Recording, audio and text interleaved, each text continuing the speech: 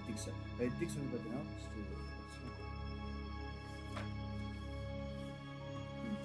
ethics. Ethics was professionalism. Stand பண்ணது பார்த்தீங்கன்னா knowledge, அப்புறம் next independence and objectivity, misrepresentation, misconduct, competence, misrepresentation, misconduct, competence, integrity of capital markets, integrity வந்து பார்த்தா material, non-public information, market manipulation.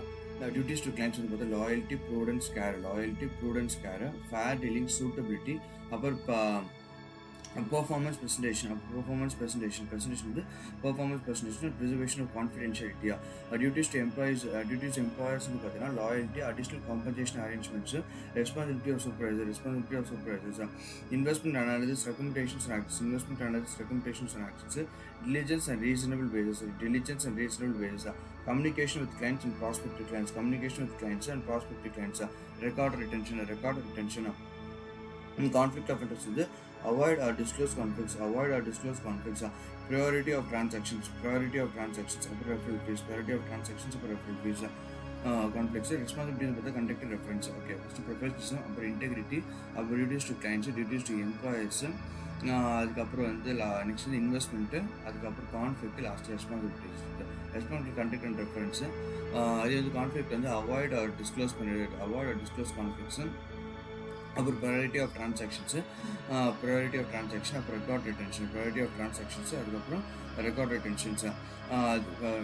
Knowledge independence and update, knowledge of the law இருக்கணும், independence of the, அப்புறம் misrepresentation, அப்புறம் misconduct, காம்படென்ஸ். அப்படின்ட்டு இது ரெண்டுமே வரும். Material non public information, ஒரு market manipulation, market manipulation. Duties to clients வந்து பார்த்தா loyalty, prudence and care, fair dealing, suitability, அதுக்கப்புறம் பெர்ஃபார்மன்ஸ் ப்ரெசன்டேஷன், அதுக்கப்புறம் கான்ஃபிடென்ஷியலிட்டி வந்து ப்ரிசர்வேஷன் ஆஃப் கான்ஃபிடென்ஷியலிட்டி, எம்ப்ளாய்ஸ் வந்து லாயல்ட்டி, அப்புறம் அரேஞ்ச்மெண்ட்ஸ் வந்து compensation arrangement, responsibility of supervisors, diligence and reasonable wages, communication with clients and prospective clients, communicate பண்ண record retentions.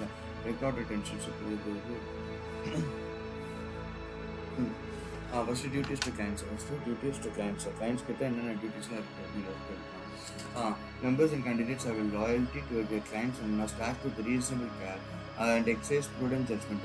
இது வந்து என்ன சொல்கிறாங்க, லாயல்ட்டி, ப்ரூடன்ஸ் அண்ட் கேர் சொல்கிறாங்க. ப்ரூடன்ஸ்க்கு தான் ஜட்ஜ்மெண்ட், கேர், ரீசனபிள் கேர் இருக்குது. லாயல்ட்டி, ப்ரூடன்ஸ், அப்புறம் care. Must act the benefit of the clients, place their interest before our own interest. Before வந்து ரெண்டு பேரோட இன்ட்ரெஸ்ட், பிஃபோர் வந்து ஒன்று எம்ப்ளாயரோட இன்ட்ரெஸ்ட்டும் சரி, அதே மாதிரி வந்து நம்மளோட ஓன் இன்ட்ரெஸ்ட், ரெண்டு பேரோடது முன்னாடி வந்து ஃபஸ்ட்டு யாருக்கு இருக்குன்னா கிளைண்ட் இருக்கும், முன்னாடி வந்து ஃபஸ்ட்டு கிளைண்ட் இருக்கும். Okay, client interest always comes first.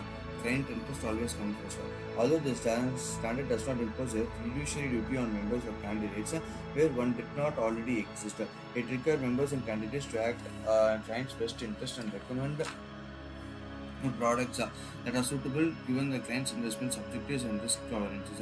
அவனோட ஆப்ஜெக்டிவ்ஸ், அவனோட ரிஸ்க் டாலரன்ஸ்க்கு ஏற்ற மாதிரி நீ வந்து ஒர்க் பண்ணணும், அதுக்கேற்ற மாதிரி அவன் இன்ட்ரெஸ்ட் புரிஞ்சுக்கணும். அது மாதிரி வந்து எப்போ என்னென்ன பண்ணணும், ஃபஸ்ட்டு ப்ரூடன்ஸ் நான் படிச்சு. Okay, first prudence, care, skill and diligence வந்து comes the person acting capacity in future. Next pool of clients assets and accords the terms governing documents such as trust documents or investment management team. அவனோட எல்லா அசெட்ஸும் வந்து கண்ட்ரோல்டாக இருக்கும். Pools of client assets.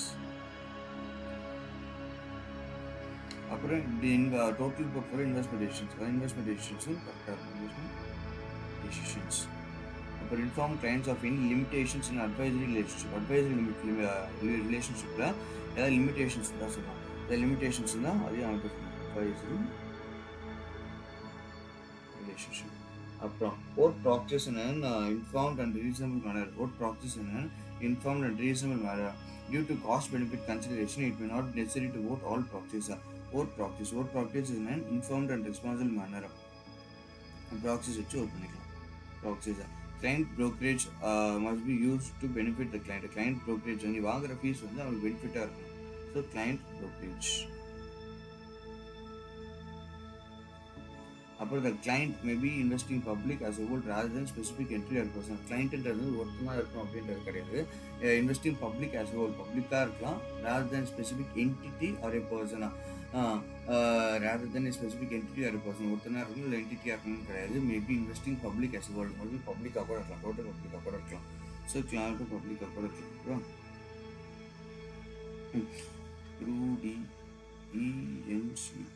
Okay.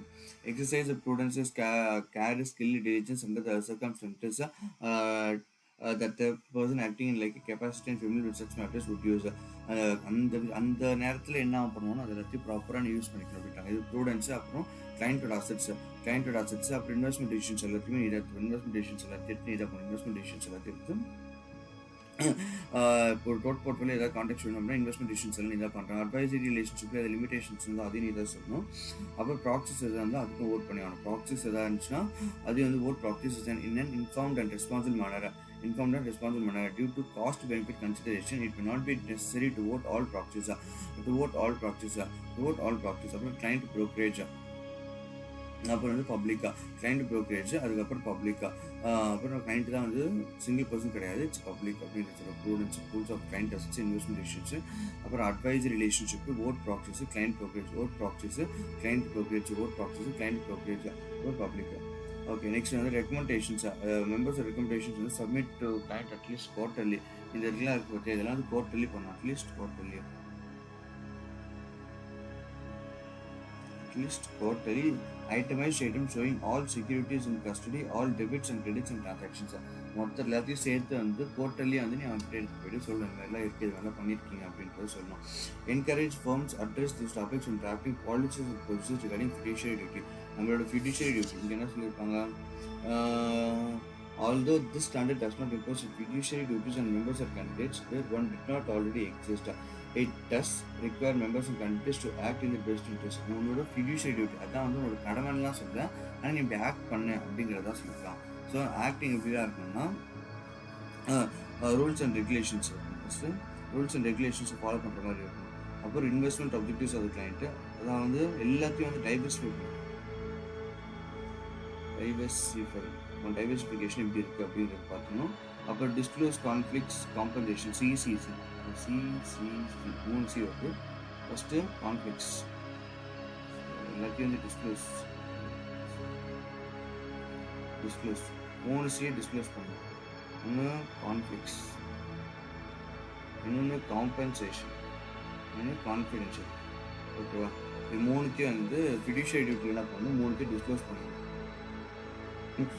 Conflicts வந்து confidentiality வந்து maintain பண்ணுற மாதிரி இருக்கும். அந்த ஞாபகம் at least quarterly submits to client வந்து எல்லா ட்ரான்சாக்ஷனும் குவார்ட்டர்லி சப்மிட் பண்ணணும். Follow rules and regulation follow பண்ணணும். எவ்வளோ முடியுதோ அந்தளவு டைவர்சிஃபை பண்ணி வச்சுருக்கணும்.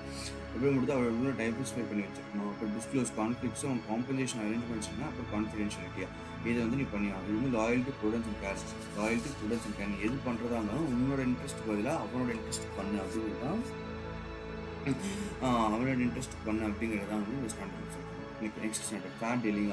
நெக்ஸ்ட் வந்து fair dealing must deal fairly and objectively with all clients, providing investment analysis, making investment recommendations, taking investment actions and engaging in other professional activities. Must deal fairly and objectively. ஃபேராக இருக்கணும். So discriminate பண்ணக்கூடாது. ஓகேவா, discriminate பண்ணக்கூடாது. Fairly and objectively. பயஸாக இருக்கும். Do not discriminate against any clients when disseminating recommendations or taking investment actions. And investment actions சரி இல்லை வந்து எதாவது நம்ம அனலைஸ் பண்ணி ரெக்கமெண்ட் பண்ண போறியா அப்படின்னு சொல்லி எந்த கிளைண்ட்டுக்கு டிஸ்கிரிமினேட் பண்ணக்கூடாது. Do not discriminate. Fairly does not mean equally. Fairlyனா ஈக்குவலி கிடையாது. Normal course of business there will be difference in the time, mails, factors and other communications. Fairly is not equal. Fairly doesn't mean fairlyனா equally அப்படின்றது கிடையாது. ஓகேவா, எல்லாரையும் ஒரே மாதிரி treat பண்ணணும் அப்படி கிடையாது. ஒரு கிளைண்ட் ஒரு விதமாக இருப்பாங்க, அதனால் வந்து எல்லாத்தையும் ஒரே மாதிரி ட்ரீட் பண்ணணும் அப்படின்றது கிடையாது. Different service levels R accepted. Because மேலே சொன்ன மாதிரி தான் ஒரு கிளைண்ட் ஒரு மாதிரி இருப்பாங்க அப்படிங்கிறதுல different service levels are acceptable, but they must not negatively affect or disadvantage any clients. So different service levels acceptable. அது வந்து டிஃப்ரெண்ட்டாக நீ சர்வீஸ் பண்ணிக்கோ, பட் ஆனால் அவங்க வந்து டிஸ்அட்வான்டேஜாக அதுக்கு எழுதக்கூடாது. Disclose the different service levels to all இது வந்து டிஸ்க்ளோஸ் பண்ணிக்கோ அப்படின்ட்டாங்க. டிஸ்க்ளோஸ் பண்ணி எத்திக்ஸை பொறுத்த வரைக்கும் நிறைய டிஸ்க்ளோஸ் பண்ணுற மாதிரி தான் இருக்கும். நான் அங்கேயே நிறைய பார்த்தேன், கான்ஃபரன்ஸ் கான்ஃபரன்ஸ் இருக்குது, டிஸ்க்ளோஸ் பண்ணுற மாதிரி தான் இருந்துச்சு. இதே டிஸ்க்ளோஸ் பண்ணிக்கலாம். Give all clients a fair opportunity to act on every recommendation. Clients who are unaware of the change in the recommendations for security should be advised of the change before an order of the security is accepted. Before the order of security எல்லாருக்கும் வந்து fair opportunity கொடுக்கணும். அதே கிளைண்ட்ஸ்க்கு வந்து பார்த்தீங்கன்னா fair opportunities கொடுக்கணும். Fair opportunities கொடுக்கணும். அப்படி client அன்அவேராக இருந்தாங்கன்னா, இன்கேஸ் அன்அவேராக இருந்தாங்கன்னா அட்வைஸ் பண்ணு. பிஃபோர் ஆர்டர் பாஸ், பிஃபோர் வந்து செக்யூரிட்டி ஆர்டர், செக்யூரிட்டி ஆர்டர் ஓகேவா. அதை அக்செப்ட் பண்ணுறதுக்கு முன்னாடி வந்து கிளைண்ட்டுக்கு வந்து ஃபேர் ஆப்பர்ச்சுனிட்டிஸ் கொடுக்கணும். எல்லா ரெக்கமெண்டேஷன்ஸும் பண்ண அப்படியே இருந்துச்சுன்னா ஃபேர் ஆப்பர்ச்சுனிட்டிஸ் கொடுத்துட்டு கிளைண்ட் ஒரு unaware of the changes recommendation for security should be advised for change before an order of security is acceptable. Okay. Treat clients fairly in the light of their investment objectives and circumstances.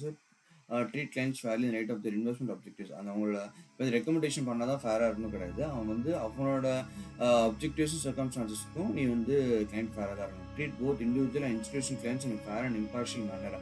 ரெண்டு யார் இண்டிவிஜுவலும் சரி இன்வெஸ்ட்மெண்ட்டும் சரி, ரெண்டு பேரும் வந்து இண்டிவிஜுவலும் சரி plus institutional clients ரெண்டுமே வந்து ஈக்குவலாக தான் ட்ரீட் பண்ணலாம். ஈக்குவல் கிடையாது, ஃபேர் அண்ட் இம்பார்ஷியல். எங்கேயுமே அவன் ஈக்குவல் யூஸ் பண்ணல. Fair and impartial manner, fair and impartial manner. Members and candidates should not take advantage of the position in industry to disadvantage clients. Disadvantages clients. Advantage எடுத்துக்கூடாது, advantage எடுத்துக்கூடாது. ஓகேவா.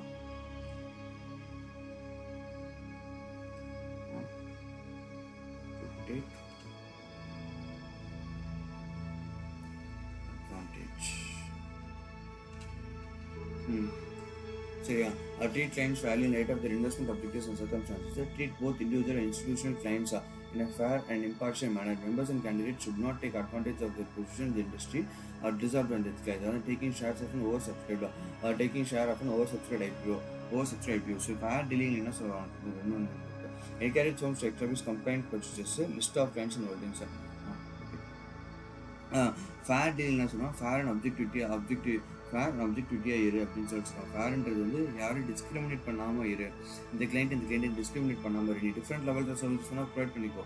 வேறு இவனுக்கு ஒரு client இவனுக்கு ஒரு சர்வீஸ் அவனுக்கு ஒரு services different client of services provide பண்ணிக்கோ. ஆனால் அந்த சர்வீசஸ் வந்து அவனுக்கு டிஸ்அட்வான்டேஜாக போயிடக்கூடாது. இந்த சர்வீஸ் பண்ணுறதுனால உனக்கு இது பண்ணுற like premium services, less premium அது மாதிரி இருக்குல்ல, அது மாதிரிலாம் நீ பண்ணக்கூடாது. எல்லாத்தையும் ஈக்குவலாக தான் ட்ரீட் பண்ணி ஆகணும் அப்படின்னு சொல்லியிருக்காங்க. என்னெல்லாம் லெவல்ஸை வந்து சர்வீசஸாக ப்ரொவைட் பண்ணுறியோ அதை எல்லாத்தையும் டிஸ்க்ளோஸ் பண்ணிவிடு.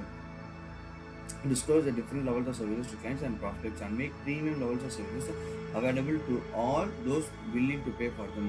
அந்த ப்ரீமியம் லெவல்ஸ் ஆஃப் சர்வீசஸ்லாம் இருக்குல்ல, அதெல்லாம் வந்து யார் அதிகமாக அவங்க பே பண்ணுறாங்களோ அதையும் வச்சு பார்த்துக்கோ. அதுக்கப்புறம் வந்து ஃபேர்லின்றது ஈக்குவலி கிடையாது.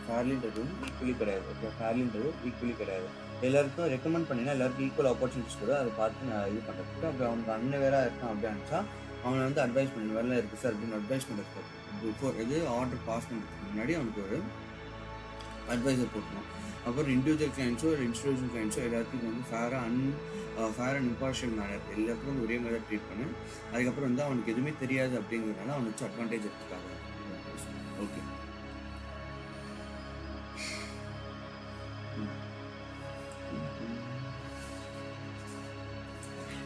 ஃபஸ்ட்டு வந்து என்ன படிச்சுன்னா ஃபஸ்ட் ஒன் வந்து loyalty, prudence and care. Second வந்து இப்போ ஃபேர் டீலிங் வந்து படிச்சு. தேர்ட் வந்து சூட்டபிலிட்டியா. Members candidates are an advisory relationship. Suitability தான் வந்து advisory relationship பற்றி பேசலாம். Suitability தான் வந்து advisory relationship பற்றி பேசலாம்.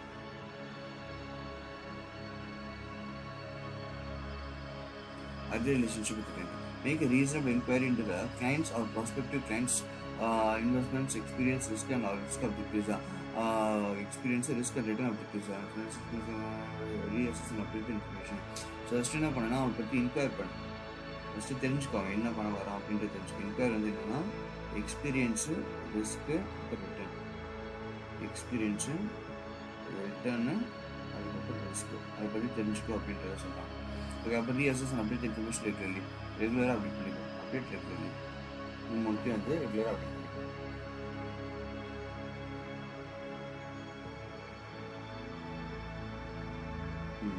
Regular. Determine that the investment is suitable for the client's financial situation and consistent with the return objectives and consistent with the return objectives. Determine that an investment is suitable to the client's financial situations and consistent with the client's return objectives. Mandates and consistent before making the investment recommendations of taking. நீ அவன் வந்து கொடுத்தான் அவனோட experience இல்லாமல் எனக்கு இவ்வளோ risk நான் இவ்வளோ ரிட்டர்ன் எடுக்கிறதுக்கு ஆசைப்படுறேன், எனக்கு இவ்வளோ ரிஸ்க் தான் நான் எடுப்பான்னு சொல்லி பண்ணிட்டு கொடுத்தானா, இதுக்கெல்லாம் அவன் சூட்டபுளாக இருப்பானா அப்படிங்கிறத நீ பார்க்கணும். இதுக்கெல்லாம் அவன் சூட்டபுளாக இருக்கானா அப்படிங்கிறத பார்க்கணும். And suitable to the client's financial situation. உன்னோட financial situation பார்க்கணும். And financial situation and consistent with the client's return objectives. உன்னோட financial situation வச்சு பார்க்கணும். இதெல்லாம் வந்து கரெக்டாக இருக்கா அப்படின்னு சூட்டபுளாக இருக்கான்னு பார்க்கணும். ஓகேவா? நீ எடுத்து கொடுத்துட்ட, பட் இதுக்கெல்லாம் வந்து நீ கரெக்டாக இருப்பீங்க. வந்து சில ரிட்டர்ன் வந்து எனக்கு 200% தேவை அப்படின்னு சொல்லி, பட் அதுக்கெல்லாம் நீ கரெக்டாக இருப்பியா, ஒரு கோடி இன்வெஸ்ட் பண்ணுறது ரெடியாக இருப்பியா அப்படிங்கிற மாதிரி ஃபினான்ஷியல் சுச்சுவேஷன் பார்க்கணும். Financial situation. Judge the suitability of investments in the context of the client's total portfolio. Suitability of investments. இதுக்கப்புறம் வந்து நீ தெரிஞ்சிச்சு, உனக்கு வந்து அவனோட ரிட்டர்ன் இவ்வளோ, அவனோட ரிஸ்க் இவ்வளோ தெரிஞ்சிச்சு, அப்புறம் அவனால் இவ்வளோ பண்ண முடியும், அவன் சூட்டபுளாக தான் இருக்கான் அப்படிங்கிறது உனக்கு தெரிஞ்சிச்சு. லேட்டராக என்ன பண்ணணும் அப்படி இருந்துச்சுன்னா, அவனுக்கு ஏற்ற மாதிரி இன்வெஸ்ட்மெண்ட்ஸ் என்னெல்லாம் சூட்டபுளாக இருக்கும். லைக் வந்து லாங் டேர்மாக போகிறானா, ஷார்ட் டேர்மாக போகிறானா, இல்லை வந்து இன்ஃப்ராஸ்ட்ரக்சர் டிஃபென்ஸ் அது மாதிரி எதுவும் இண்டஸ்ட்ரி வைஸ் போகிறானா அப்படிங்கிறது சூட்டபிலிட்டி இதான் பார்க்கணும். லாஸ்ட்டாக வந்து சூட்டபிலிட்டி பார்க்கணும். Suitability பார்க்கலாம்.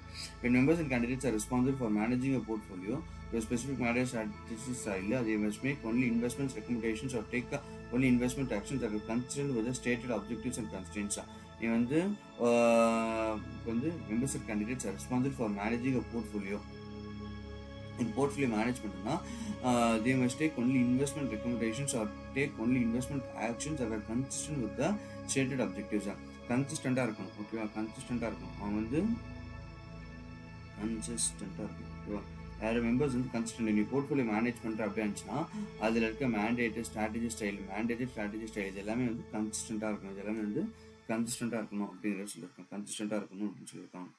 Portfolio management. In advisory relationship, members must gather client information at the beginning of the relationship. Client information வந்து முன்னாடி வாங்கிக்கணும். இது client information வந்து பிகினிங்லேயே வாங்கிக்கணும். பிகினிங் ஆஃப் ரிலேஷன்ஷிப் இந்த இதுதான் வந்து ஐபிஎஸ்ன்னு சொல்லிட்டு ஃபார்ம் ஒன்று இருக்குண்ணா இருக்கா. அந்த ஐபிஎஸ் ஃபார்மில் தான் வந்து இந்த கிளைண்டோட இன்ஃபர்மேஷன் வச்சு வாங்கிப்பாங்க. இந்த form of investments consider their needs and circumstances and thus their risk tolerance. இதுதான் வந்து மேலே எக்ஸ்பீரியன்ஸ் ரிட்டர்ன் ரிஸ்க்னு படித்தோம். அதுதான் எங்கள் நீட்ஸ் அண்ட் சர்க்கம்ஸ்டான்சஸ்ன்னு சொல்கிறாங்க. அது வந்து risk tolerance and risk tolerance. Consider whether or not use leverage is suitable for this client. Like அதை லெவரேஜ் வச்சு எனக்கு இது பண்ணலாமா, இல்லை அது சூட்டபிள் ஆகுமா ஆகாதா அப்படிங்கிறத நீங்கள் நெக்ஸ்ட் பார்க்கணும். If a member is responsible for managing a fund to an index or stated mandate, he must select only investment that are consistent with the stated mandate. இப்போ வந்து ஒரு மேண்டேட் இருக்குது, அந்த மேண்டேட் வந்து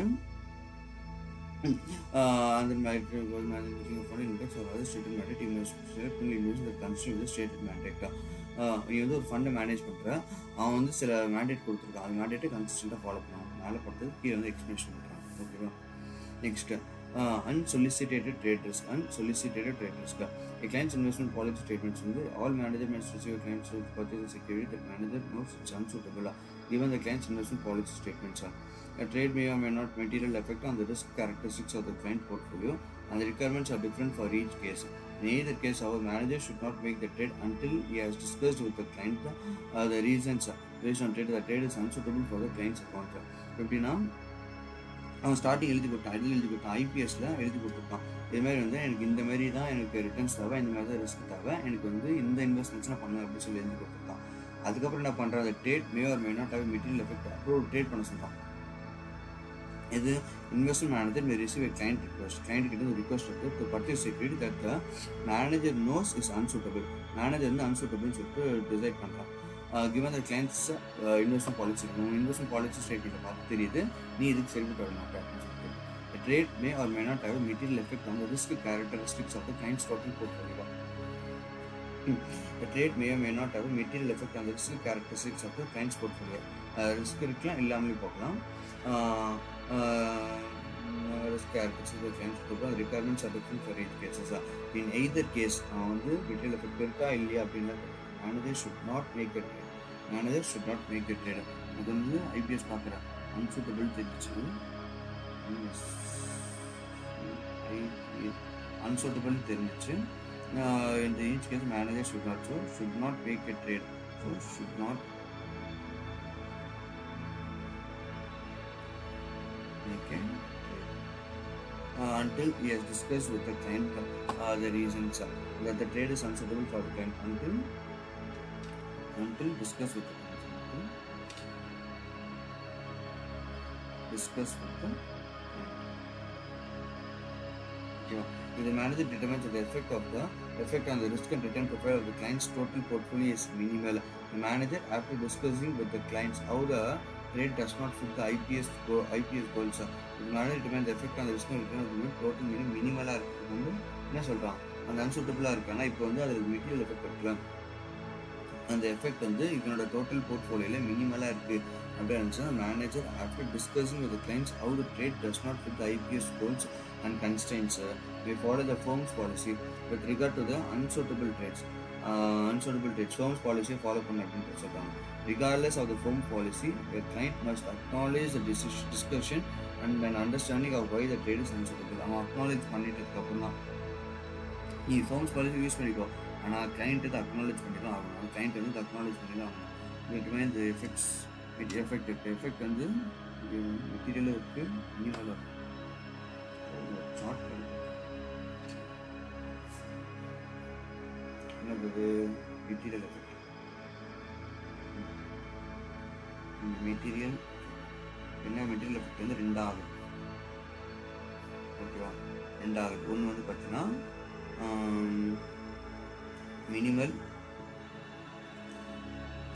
மெட்டீரியல் இம்பேக்ட் ஆகுது. Total போர்ட்ஃபோலியோவில் வந்து உங்களுக்கு மெட்டீரியல் ஆகுது. மினிமல் அப்படின்னு இருந்துச்சுன்னா என்ன பண்ணணும், follow firms policy.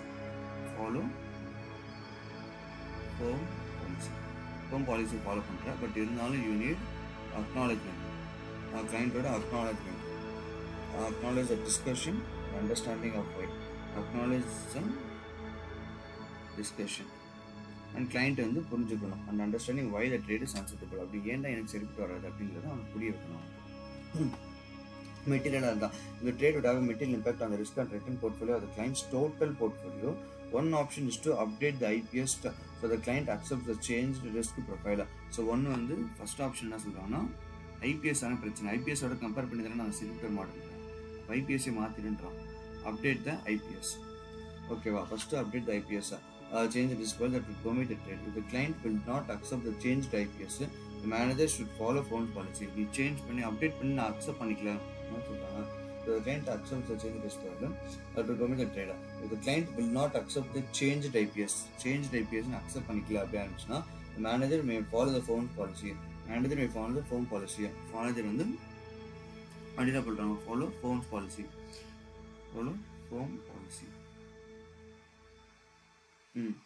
Follow firm's policy, which may allow the trade to be made in a separate client directed account. Follow firm's policy வந்து என்ன சொல்றோம்னா separate client directed accounts. The firm's policy number. The follow firm policy அப்படிங்கிறது வந்து என்ன ஆகும்னா separate client client directed account. In the absence of the other options okay, which may allow the trade to separate account வந்து நீ பண்ணிக்கோ. follow firm's policy வந்து separate account வச்சு பண்ணிக்கலாம் அப்படிங்கிறத சொல்றாங்க. In the absence of the other options, the manager may need to reconsider whether to maintain the relationship with the client. பண்றான். In the absence of the other options, வேற ஆப்ஷனே இல்லை, no other option. Last third வந்து no other option அப்படின்னா no other option அப்படின்னா manager may need to reconsider whether to maintain the relationship with the client. reconsider பண்ணணும், relationship தேவை அப்படிங்கிறது reconsider the relationship. ஓகேவா, ஒன்றும் இல்லை தர அன்சூட்டபிலிட்டி ஈஸியாக தான் இருக்கும். ஃபஸ்ட்டு நான் கிளைண்ட்டை பற்றி தெரிஞ்சுக்கோ. அது ரிவ்யூ ஆப்டேட் தெரிஞ்சுக்கணும். அவனோட எக்ஸ்பீரியன்ஸ் என்ன, அவனோட ரிஸ்க் ப்ரொஃபைல் என்ன, அவனோட நீட்ஸு, சர்க்கம்ஸ்டான்சஸ், அவனோட ரிஸ்க் டாலரன்ஸ் எல்லாத்தையும் பார்த்து அப்படின்னு சொல்கிறாங்க. அப்புறம் இதெல்லாம் பார்த்துட்டு அவனோட ஃபினான்ஷியல் சுச்சுவேஷன் என்னவா இருக்குது அப்படிங்கிறதையும் நீ தெரிஞ்சுக்கணும். அப்புறம் இதுக்கெலாம் அவன் எந்த இன்வெஸ்ட்மெண்ட்ஸ்லாம் அவன் சூட்டபுளாக இருப்பான், judge the suitability of investments இந்த context of clients total portfolio. அவன் வந்து அவனோட சூட்டபிலிட்டி பார்க்கணும். அவனோட suitability when members and candidates are responsible for managing a portfolio to a specific mandate, they must only make investment recommendations or take only investment portfolio that are consistent with the statement. அதை எடுத்தானா அதுக்கேற்ற மாதிரி கன்சிஸ்டண்ட்டாக இருக்கணும். அவன் வந்து ஏதோ ஒரு mandate கொடுத்தாலும் நீ தான் ரெஸ்பான்சிபிளாக இருக்கணும். யார் மெம்பர்ஸ் ஆர் ரெஸ்பான்சிபிள். ஏன்னா அதை தான் கீழே வந்து நீ சொல்கிற கிளைண்ட்ஸுக்கு தெரியாது, இதில் போகலாம் வேணாமான்னு தெரியாது. அவன் காசை மட்டும் தான் கொடுப்பானே தவிர அவன் வந்து இந்த இன்வெஸ்ட்மெண்ட் போட அந்த இன்வெஸ்ட்மெண்ட் பண்ணி கேட்கணும். அவன் கொடுக்குற காசு வந்து இதில் தான் போடணும்னா ஐபிஎஸ்க்கு ஏற்ற மாதிரி தான் நீ ரெஸ்பான்சிபிளாக இருக்கணும். அப்புறம் கிளைண்டோட இன்ஃபர்மேஷன் அட்வைசரி டீல் வந்து கிளைண்டோட இன்ஃபர்மேஷன் பிகினிங்லேயே தெரிஞ்சு வச்சுருக்கணும். அது ஃபார்ம் பேர் இருக்குது, அந்த ஃபார்ம் தான் IPS. Investment policy statement, investment policy statements. Consider client's needs and circumstances and thus the risk tolerance. Consider whether or not use leverage of suitable for the clients, whether or not suitable for the clients. For unsolicited trades, IPS unsuitable should not make the trade until discussed with the client. Acknowledge based on the discuss with the clients reasons that the trade is unsuitable for the client's account. உங்களுக்கு சரிப்பட்டு வராது அப்படின்றது நீ பேசணும். Okay, அது manager வந்து இப்போ சொல்கிறான் வந்து இந்த டோட்டல் போர்ட்ஃபோலியோ மினிமலாக தான் அஃபெக்ட் ஆகுதுன்னா ஃபாலோ ஃபோன்ஸ் பாலிசி. அப்புறம் நீ கிளைண்ட்டே டிஸ்கஸ் பண்ணணும். Client must acknowledge the discussion and understanding why the trade is unsuitable and understand பண்ணிக்கலாம். Acknowledge the discussion and understanding of why. Okay. அதுக்கப்புறம் funds policy separate client directed account. Separate client மினிமலாக தான் இருந்துச்சுன்னா first IPS update பண்ணிட்டு அதுக்கப்புறம் trade பண்ண permit பண்ண. அந்த ஐபிஎஸ் அப்டேட் பண்ணி ஒத்துக்கல அப்படியே இருந்தால் ஃபோன்ஸ் பாலிசி ஃபாலோ பண்ணிட்டு செப்பரேட் அக்கௌண்ட்டில் போய் அவனை ட்ரான்சாக்ஷன் பண்ணிக்கோ. அப்புறம் அது எந்த ஆப்ஷன் இல்லை அப்படின்னு சொன்னாங்கன்னா அப்போ வந்து அந்த ரிலேஷன்ஷிப்பை ரீகன்சிடர் பண்ணிக்கலாம். ஓகேவா? For each client, put the needs, circumstances, investment objectives into the written IPS தான் நம்ம பார்த்தோம். அப்புறம் consider the type of client, whether they are separate beneficiary, investor objectives, investor constraints and performance benchmarks. Review the investor objectives and constraints periodically பண்ணிக்கிறதுக்கு investor நம்ம வந்து client investor தான் clients ஒன்று தான். To reflect any changes in the client circumstances. அவன் invest பண்ணுறான், காசு மட்டும் தான் கொடுக்குறான், அவனுக்கு எந்த ஐடியாவும் இருக்காது. அந்த ஐடியா அவன் இன்வெஸ்ட் பண்ணுறான். Next performance presentation. When communicating investment performance information, members and candidates must make reasonable efforts to ensure that it is fair, accurate and complete. ஏதாவது ஒரு ப்ரெசன்டேஷன் பண்ண போகிற அப்படியே இருந்துச்சுன்னா ப்ரெசன்டேஷன் பெர்ஃபார்மன்ஸ் வந்து எதாவது நீ ப்ரெசன்டேஷன் பண்ணுற அப்படியே இருந்துச்சுன்னா communicating investment performance information. Okay, நம்மளோட பெர்ஃபார்மன்ஸ் வந்து சொல்ல போகிற அப்படியே இருந்தால் invest must take reasonable efforts to ensure that is fair, accurate and complete. Reasonable efforts இருக்கும். ஓகேவா? சும்மா அப்படியே ப்ரிப்பேர் பண்ணிட்டு போகணும் அப்படின்னு கிடையாது. ஒரு ரீசனபிள் எஃபர்ட்ஸ் இருக்கும். இதில் 3 விஷயத்தில் fair, accurate and complete. Fair, accurate, complete. ஓகேவா? Fair, accurate and complete. Members must not misstate performance and mislead clients.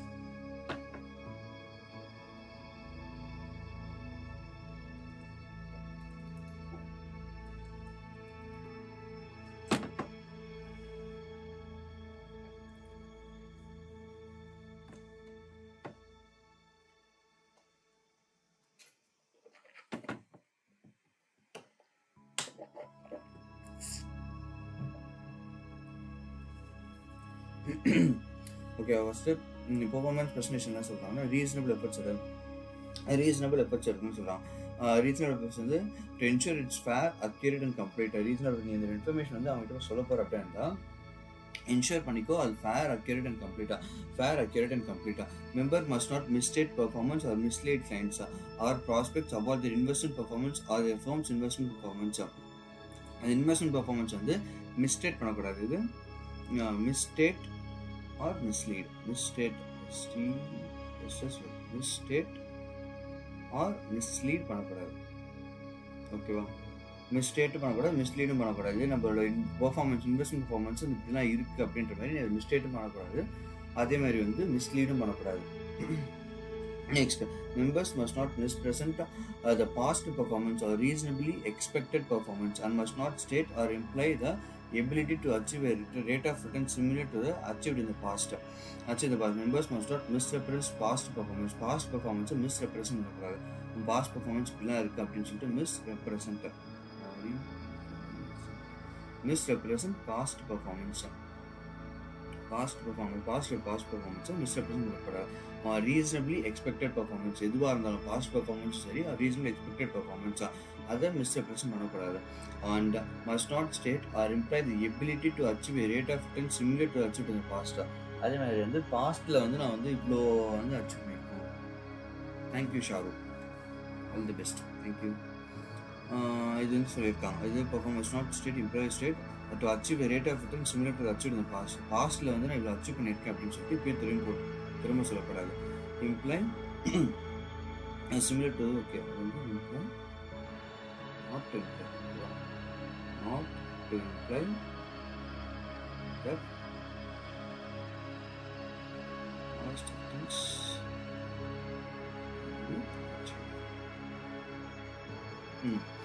For brief presentation, members must make a detailed information available on the request and indicate the presentation is offered only limited information. Presentation is offered only limited information. For brief presentation, members must make a detailed information available on the request. இப்போ வந்து brief presentation like வந்து என்னென்ன தேவை, இது தேவைன்னா வெறும் அந்த 4 slide மட்டும் வச்சுட்டு அவன்கிட்ட ப்ரெசென்ட் பண்ணிட்டு போயிடலாம். அப்புறம் டீட்டெயிலாக வந்து நீ அவங்க ரிக்வெஸ்ட் பண்ணனா டீட்டெயில் இன்ஃபர்மேஷன் வந்து சொல்லலாம். பட் ப்ரீஃப் ப்ரெசன்டேஷன் பொறுத்த வரைக்கும் வெறும் டிஸ்க்ளோஸ் எவ்வளோ குவான்டிட்டி, எவ்வளோ ரிட்டர்ன்ஸ் ஆகிருக்கு அப்படின்றது மட்டும் தான் இருக்கணும். ஸோ ஒன்லி லிமிட்டட் இன்ஃபர்மேஷன் மட்டும் தான் இருக்கும். அது indicate the presentation as only indicate பண்ணும். இண்டிகேட் வந்து the presentation is limited information indicate பண்ணலாம். இண்டிகேட் லிமிட்டட் இன்ஃபர்மேஷன் தான் இருக்கும். ரிக்வெஸ்ட் பண்ணால் தான் உங்களுக்கு டீட்டெயில் இன்ஃபர்மேஷன் கொடுக்கும். ஓகேவா? ரிக்வெஸ்ட் பண்ணால் தான் டீட்டெயில் இன்ஃபர்மேஷன் கொடுக்கும். வேறு என்ன சொல்லிடுவாங்க, பர்ஃபார்மன்ஸ் ப்ரெசன்டேஷன் மொத்தம் டீல் இருக்கும். இது வந்து பார்த்தீங்கன்னா த்ரீ வந்து client duties to client first loyalty, prudence and care. அப்புறம் லாயல்ட்டி, ப்ரூடன்ஸ் அண்ட் கேர் அதுதான் வந்து பேஸு. அது லாயல்ட்டி வந்து எப்படி லாயலாக இருக்கும், உன்னோட ஓன் இன்ட்ரெஸ்ட் பதில் அவனோட ஓன் இன்ட்ரெஸ்ட்டாக எப்படி இருக்கணும் அப்படிங்கிறத பார்த்து தான் நீங்கள் இருப்பேன். ஸோ லாயலாக இருந்தீங்கன்னா நான் ஃபேர் டீலிங், லாயலாக இருந்தீங்கன்னா ஃபேராக இருக்கணும், லாயலாக இருக்குது அப்புறம் ஃபேராக இருக்குது, ரெண்டுமே இருந்ததுன்னா அவன் சூப்பராக இருக்கானா அப்படிங்கிறத பார்த்துட்டு நெக்ஸ்ட் வந்து பர்ஃபார்மன்ஸ் ப்ரெசன்டேஷன். லாஸ்ட்டாக confidentiality, preservation of confidential presentation சும்மா நார்மல் ப்ரெசன்டேஷன் கிடையாது. It's a performance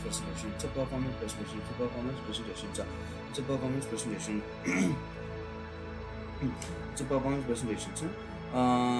Members and candidates must keep information about current, former and prospective clients.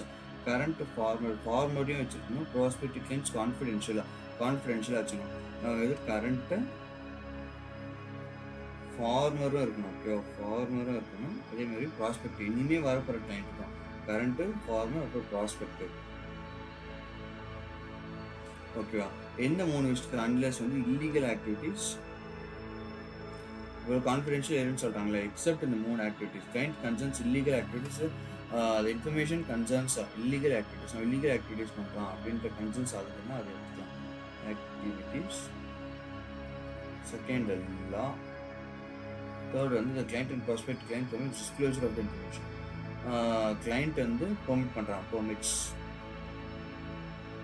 Disclosure. கிளைண்ட்டே வந்து சொல்கிறான், கிளைண்ட் பெர்மிட்ஸ் டிஸ்க்ளோஷர். ஓகேவா? ஃபஸ்ட்டு இல்லீகல் ஆக்டிவிட்டிஸ் பண்ணுறான், லாவே சொல்லுது disclosure required by law. Disclose illegal activities பண்ணுறான், லாவில் வந்து டிஸ்க்ளோஸ் பண்ண சொல்கிறான், அதேமாதிரி கிளைண்ட்டே பெர்மிட் பண்ணுறான், அதேமாதிரி கிளைண்ட்டே பெர்மிட் பண்ணுறான், அதுமாதிரி பண்ணாங்கன்னா இருந்துச்சுன்னா இது யூஸ் பண்ணும். ஓகேவா? If illegal activities of clients were involved, illegal ஆக்டிவிட்டீஸில் கிளைண்ட்ஸ் இன்வால்வ் ஆகிறாங்க அப்படியாது member may have applications to report activities to கிளைண்ட்ஸா. இல்லீகல் ஆக்டிவிட்டீஸ்னால் applications to report. Illegal activities பண்ணுறான் அப்படின்னுச்சுன்னா உனக்கு அது ஆப்ளிகேஷன்ஸ். ஓகேவா? இந்த confidential standard extends to the former clients as well. இந்த கான்ஃபிடென்ஷியல் ஸ்டாண்டர்ட்ஸ் வந்து ஃபார்மர் கிளைண்ட்ஸ்க்கும் போகும். ஏன்னா அதான் சொல்லியிருக்காங்க, current, former and prospective clients. Prospective பற்றி எதுவுமே தெரியாது, அதுக்கும் அப்ளை ஆகும் அப்படின்னு. The recommended standards are intended to prevent members and candidates from cooperating with a professional conduct program. இது வந்து அது அவங்க வந்து யார் PCD அப்படின்னு ஒரு டிபார்ட்மெண்ட் இருக்குது. ஓகே, இன்வெஸ்டிகேஷன் டிபார்ட்மெண்ட்டு, அது CFAக்குள்ளேயே இருக்குது. அவனுங்க வந்து இவனை பற்றி விசாரிக்கிறாங்க. விசாரிக்கும் போது நீ கொடுக்கணும் வேணாமா அப்படிங்கிறத வந்து இதில் சொல்லலை, பண்ணணும்னா சொல்லலை. ஆனால் ரெக்குவயர்மெண்ட் என்ன சொல்கிறாங்கன்னா, not intended to prevent members from candidates from cooperating with CFA. அப்போ கோஆப்ரேட் பண்ணு அப்படிங்கிறத சொல்கிறாங்க. ஓகேவா? Members should avoid disclosing information received from a client except to authorized co-workers. authorized co-workers கொடுக்கலாமான்னு கேட்டால் கொடுக்கலாம். authorized co-workersக்கு சொல்லலாம். Members should not follow phones policy for storage of electronic data. Members should follow phones policy for storage of electronic data and recommend adoption of such procedures if they are not in place. And recommend adoption of such services and recommend adoption of such procedures if they are not in place. Storage of electronic data. Storage.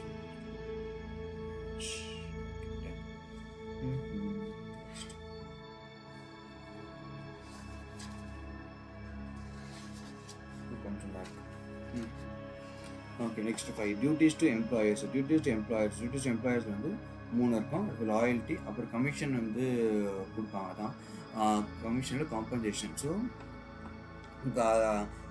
Additional compensation அதிகம். Additional compensation responsibilities to supervisors.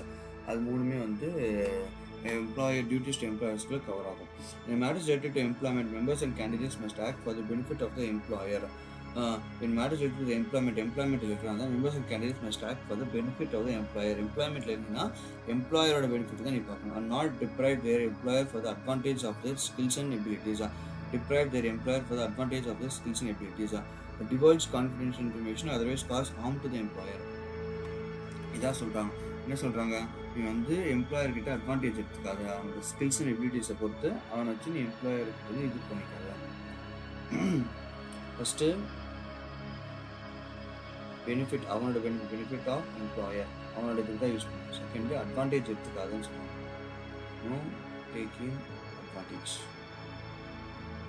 எம்ப்ளாயர்கிட்ட அவன் தான் நம்மகிட்ட இருப்பான், அவன் மட்டும் இருக்கக்கூடாது இருப்பாங்க.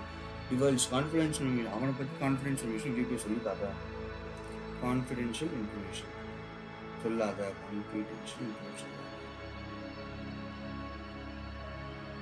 Fourth, harm to the employer. அவனுக்கு வந்து எந்த ஒரு harm பண்ணாத. ஓகே, ஃபஸ்ட்டு அவனுக்கு பெனிஃபிட்டாக இரு, அவனுக்கு வந்து எந்த ஒரு ஹார்மும் கொண்டு வராது. இது 2 பாயிண்ட் முக்கியம். அப்புறம் வந்து கான்ஃபிடென்ஸ் இன்ஃபர்மேஷன் எதுவுமே வெளியே போய் சொல்லாது. அப்புறம் அவனை வச்சு அட்வான்டேஜ் எடுத்துக்காது அப்படின்னு சொல்லுவாங்க. This standard is applicable to employees if members are independent contractors rather than employees. This standard is applicable to employees if members are independent contractors rather than employees. They have a duty to abide by the terms of their agreements. This standard is applicable to employees if members are independent contractors rather than employees. They have a duty to abide by the terms of their agreements. இப்போ எப்படின்னா, நீ வந்து practice பண்ணுற அப்படியா இருந்துச்சுன்னா அந்த contract அவங்க நீங்கள் ஒரு அக்ரிமெண்ட் போட்டுருக்கீங்க, அதுக்கேற்ற மாதிரி ஃபாலோ பண்ணிப்போம். ஆனால் இவங்க வந்து ப்ராக்டிஸ் அப்படிங்கிறது என்ன சொல்கிறாங்கன்னா, இண்டிபெண்டன்ட் கான்ட்ராக்டர்ஸ் சொல்கிறாங்க. அப்படி ப்ராக்டிஸ் எம்ப்ளாய்மெண்ட்னு பேசுவாங்க. அதுமாரி இண்டிபெண்டன்ட் கான்ட்ராக்டர்ஸ் ஆர் இண்டிபெண்டன்ட் ப்ராக்டிஷனர்ஸ்னு சொல்கிறாங்க. இண்டிபெண்டன்ற வார்த்தை ஆட் பண்ணிக்கிறாங்க. இது வந்து வெறும் எம்ப்ளாயிஸ்க்கு மட்டும் தான் அப்ளிகபிள். ஸ்டாண்டர்ட்ஸ் அப்ளிகபிள் டு எம்ப்ளாயிஸ்க்கு மட்டும் தான் அப்ளிகபிள் டு எம்ப்ளாயிஸ் தான். ஓகே, நீ தனியாக ப்ராக்டிஸ் பண்ணுறதுனா இதுக்கு வந்து சம்மந்தமே கிடையாது. Members must not engage in any activity that will injure the firm, deprive it of profit or deprive it of advantage of employees skills and abilities. Company firm வந்து எது டேமேஜ் ஆகாமல் பார்த்துக்காத. டெர்மேஜ்க்கு வந்து எங்கேஜ் இன் ஆக்டிவிட்டீஸ், அந்த activities ஃபோமுக்கு injure ஆகிற மாதிரி இது பண்ணாத, இன்ஜூர் ஆகிற மாதிரி நாட் எங்கேஜ், இன்ஜூர் ஆகிற மாதிரி இதுவும் பண்ணிக்காத. இன்ஜூர் பற்றி சொல்கிறேன். Members should always place a client's interest above interest of their employer, but consider the effects of their actions of firm's integrity and sustainability. எப்பவுமே வந்து எம்ப்ளாயருக்கு மேலே வச்சுக்கோ, எம்ப்ளாயருக்கு மேலே கிளைண்ட். ஆனால் consider the effect of their actions on firm's integrity and sustainability. Integrity and sustainability மேலே ஒரு கண் இருக்கணும் அவனுக்கு. அதோட எஃபெக்ட் என்ன ஆகும்? ஏன்னா எம்ப்ளாயர் தாண்டி நீ கிளைண்ட்டு தான் ஃபஸ்ட்டு ப்ரிஃபரன்ஸ் கொடுக்கணும். அதனால் வந்து சொல்கிறாங்க, there is no requirement that the employee put employer interest ahead of their family and other personal obligations. It is expected that the employer and employees will discuss such matters and balance its obligations with work obligations. எப்படி சொல்கிறான், இந்த standard வந்து எதுவுமே சொல்லலை. Like உன்னோட personal லீவ்லாம் எடுத்துகிட்டு அதுக்கப்புறம் வந்து ஃபஸ்ட்டு எம்ப்ளாயர் அவன் சொல்கிற வேலையை தான் நீ பண்ணணும் அப்படின்றது எல்லாம் இதில் சொல்லலை. அது வந்து உங்கள் 2 பேருக்கு அந்த லீவ் ஆப்ளிகேஷன்ஸ், ஒர்க் ஆப்ளிகேஷன்ஸ்க்கு ஏற்ற மாதிரி நீங்களே பேசி லீவ் எடுத்துக்கோங்க அப்படின்றத சொல்கிறாங்க. ஸோ அதான் இப்போ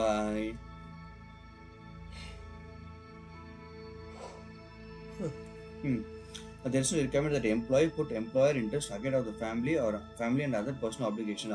It is expected that employer and employees will discuss such matters and balance these obligations with work obligations.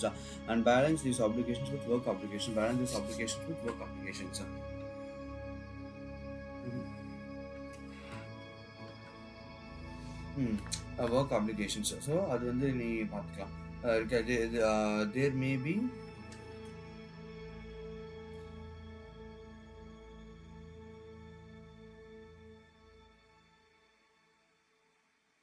so first family தான். Okay. There may be isolated cases where a duty to one employer may be violated in order to protect clients or integrity. One's employer may be violated in order to protect client or the integrity of the market, and the actions are not for the personal gain. Some firms are required to have whistleblower. Okay, இப்போ வந்து என்ன சொல்கிறாங்கன்னா, there may be isolated, சில கேசஸில் என்ன ஆகும்னா employer வந்து maybe violated in order to protect கிளைண்ட்டை protect பண்ணுறதுக்கோசம் சில விஷயங்கள்லாம் பண்ணுவேன். அந்த விஷயங்கள் பண்ணுறதுனால எம்ப்ளாயருக்கு வந்து எம்ப்ளாயரோட ரூல்ஸை வைலேட் பண்ணுற மாதிரி இருக்கும். அது பண்ணால் பிரச்சனை கிடையாது. எப்போ கிடையாதுன்னா உன்னோட பர்சனல் கெயின் கோசம் பண்ணினா அடி. நீ பர்சனல் கெயின் கோசம் பண்ணாது, கிளைண்ட்டோட இன்ட்ரெஸ்ட்டோ ஒரு இன்டெகிரிட்டி ஆஃப் த மார்க்கெட், இது 2த்துக்கோசம் பண்ணினா ஒன்றும் இஷ்யூஸ் கிடையாது. வைலேட் ஆனால் இஷ்யூ கிடையாது. எம்ப்ளாயர் வைலேட்டட் ஆனாலுமே எப்போல்லாம் பிரச்சனை கிடையாதுன்னா கிளைண்ட்டு அப்புறம் integrity of the market.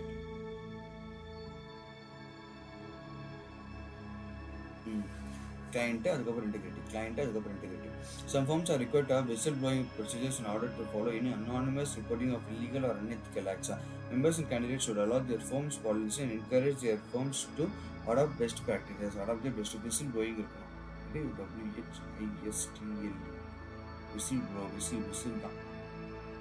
whistleblowing. Independent practice. இப்போ நான் சொன்ன பற்றி மேலே இண்டிபெண்டன்ட் கான்ட்ராக்டர் சொன்னாங்க, இங்கே இண்டிபெண்டன்ட் ப்ராக்டிஸ் டேர்ம்ஸ் யூஸ் பண்ணுறாங்க. For compensation is allowed if notification is provided to employer fully describing all aspects of the services including compensation, duration, nature of the services, and employer consents to all the terms of the proposed independent practice before it begins. So independent practice like compensation is allowed if notification is provided to the employer describing all aspects of the services, including compensation, duration, and nature of the activities. And employer consist of all எல்லாமே வந்து consist கொடுத்துருக்கான். ஓகேவா? Independent ப்ராக்டிஸில் வந்து compensation எல்லா services காம்ப் அதுக்கப்புறம் duration, nature.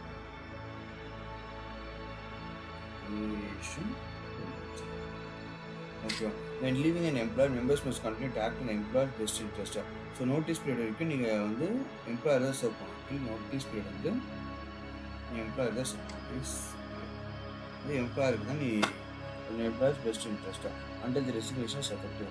அது வரைக்கும் நீ வந்து அவனுக்கு தான் ஒர்க் பண்ணியாகணும். அப்புறம் activities that may const violation. என்னால் ஆக்டிவிட்டிஸ் வந்து வைலேஷனை கன்ஸ்ட் ஆகுன்னு misappropriation of trade secrets, confidential information, misappropriation. ரெண்டு misappropriation இருக்கு.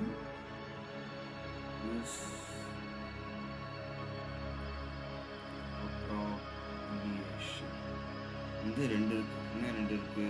ஒண்ணு வந்து கிளையண்ட் லிஸ்ட். அது வந்து மிஸ் ஆஃபர் அப்டேட் பண்ணக்கூடாது. அதுக்கப்புறம் வந்து miss offer trade secrets.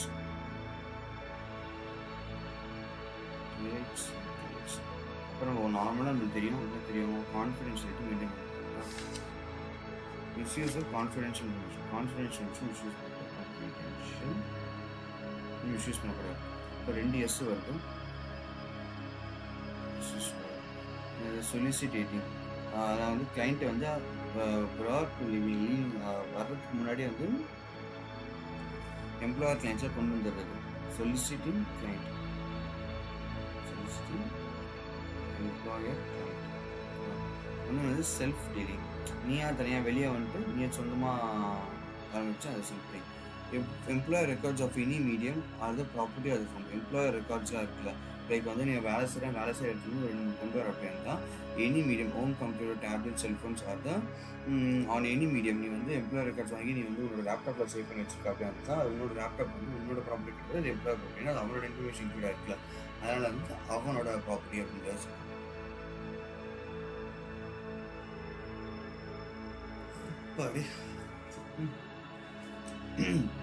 When an employee has left the firm, simple knowledge of names and existence of former clients is generally not confidential. வெறும் பேர் மட்டும்தான் கான்ஃபிடென்ஷியலாக கேட்டால் அப்படிலாம் கிடையாது, பேர்லாம் நீ சொல்லிக்கலாம். There is no prohibition on the use of the experience or knowledge gained with the former employer. நீ வந்து ஃபார்மர் எம்ப்ளாயர் ஒரு 4 வருஷம் ஒருத்தக்கிட்ட வேலை பண்ணியிருக்கேன், அந்த எக்ஸ்பீரியன்ஸ்லாம் வந்து ப்ரோஹிபிட்டடான்னு கேட்டால் அதெல்லாம் கிடையாது. Pro prohibition of use of experience and knowledge gained by the former employer. If an agreement exists among employers that permits brokers to take certain client information when leaving a firm, a member may act within the terms of the agreement without violating the standards. இப்போ நீங்கள் இங்கேருந்து போகும்போது வெறும் கிளைண்ட்டோட பேர் மட்டும்தான் நீ வெளியே சொல்லிக்க முடியும். கிளைண்ட்டோட பேரை தவிர நீ அவனை என்ன பண்ண, எவ்வளோ ஷேர்ஸ் விற்று, எவ்வளோ ஷேர் வாங்கின, எவ்வளோ ரூபாய்க்குலாம் நீ வந்து இன்வெஸ்ட் பண்ணியிருக்க அப்படின்ற வார்த்தையை நீ மூச்சு கூட விடக்கூடாது. அப்படின்ற மாதிரி அக்ரிமெண்ட் போட்டோம்னா அந்த அக்ரிமெண்ட்டை நீ ஃபாலோ பண்ணிடலாம், அந்த அக்ரிமெண்ட்டை தான் ஃபாலோ பண்ணிடலாம். ஓகேவா? நேம்ஸ்லாம் இருக்கு. ப்ரொஹிபிஷன் வந்து ஒரு எக்ஸ்பீரியன்ஸ் நாலேஜை யூஸ் பண்ணிக்கலாம், எக்ஸ்பீரியன்ஸ் ப்ளஸ் நாலேஜை யூஸ் பண்ணிக்கலாம், அதில் எந்த ப்ரொஹிபிஷனும் கிடையாது.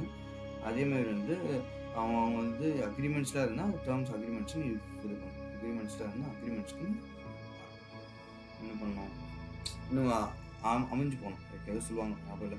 Members and candidate must adhere to their employees policies concerning social media. must adhere to their employees concerning social media. When planning to leave the employer, members and candidates must ensure that their social media use complies with their employer's policy for notifying clients about employee separations. எப்படி இருக்குன்னா social media page for example LinkedIn இருக்குங்க. இப்போ லிங்க்டின்ல வந்து நம்ம வந்து இந்த கம்பெனியில் work பண்ணுறோம் அப்படின்னு சொல்லி லிங்க்டின்ல போட்டு வச்சிருக்கோம். பட் ஆனால் நீ வந்து அங்கே இடத்த விட்டு வெளியே வர அப்படி இருந்துச்சுன்னா இன்னும் நீ வந்து லிங்க்டின்ல அப்படியே அப்டேட் பண்ணாமல் பார்க்லேஸ்லேயே போட்டு வச்சிருக்கூடாது. நீ அங்கே வெளியே வந்துட்டு அப்படியே இருந்துச்சுன்னா நீ வெளியே வந்துட்டு அப்படின்றத நீ அதில் அப்டேட் பண்ணி ஆகணும். ஓகேவா? அதான் சொல்கிறாங்க.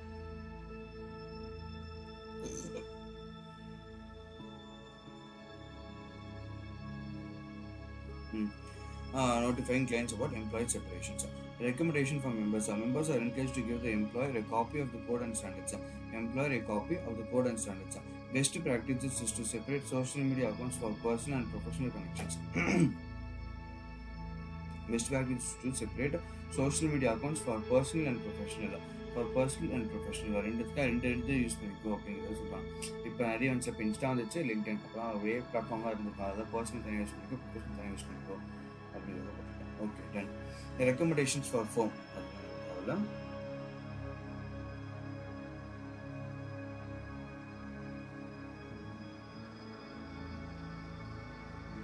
Okay. Next additional compensation.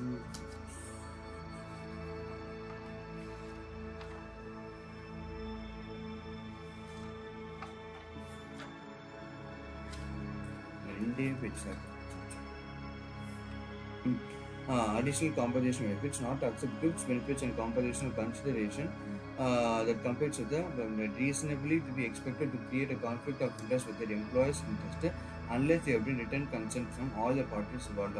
Unless they put in consent from all the parties.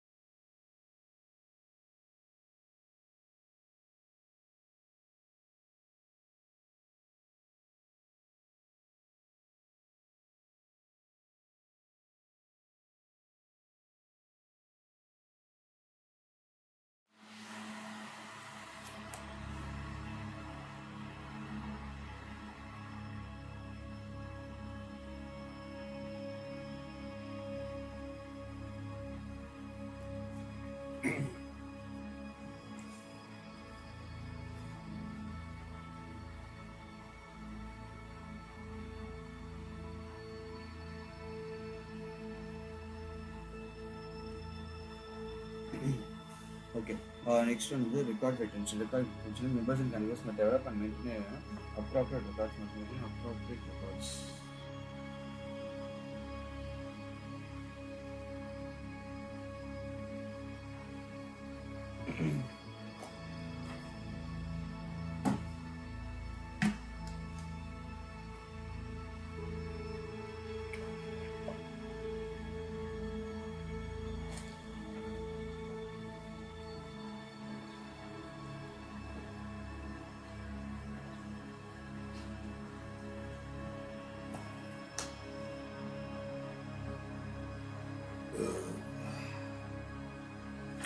Sorry. Okay.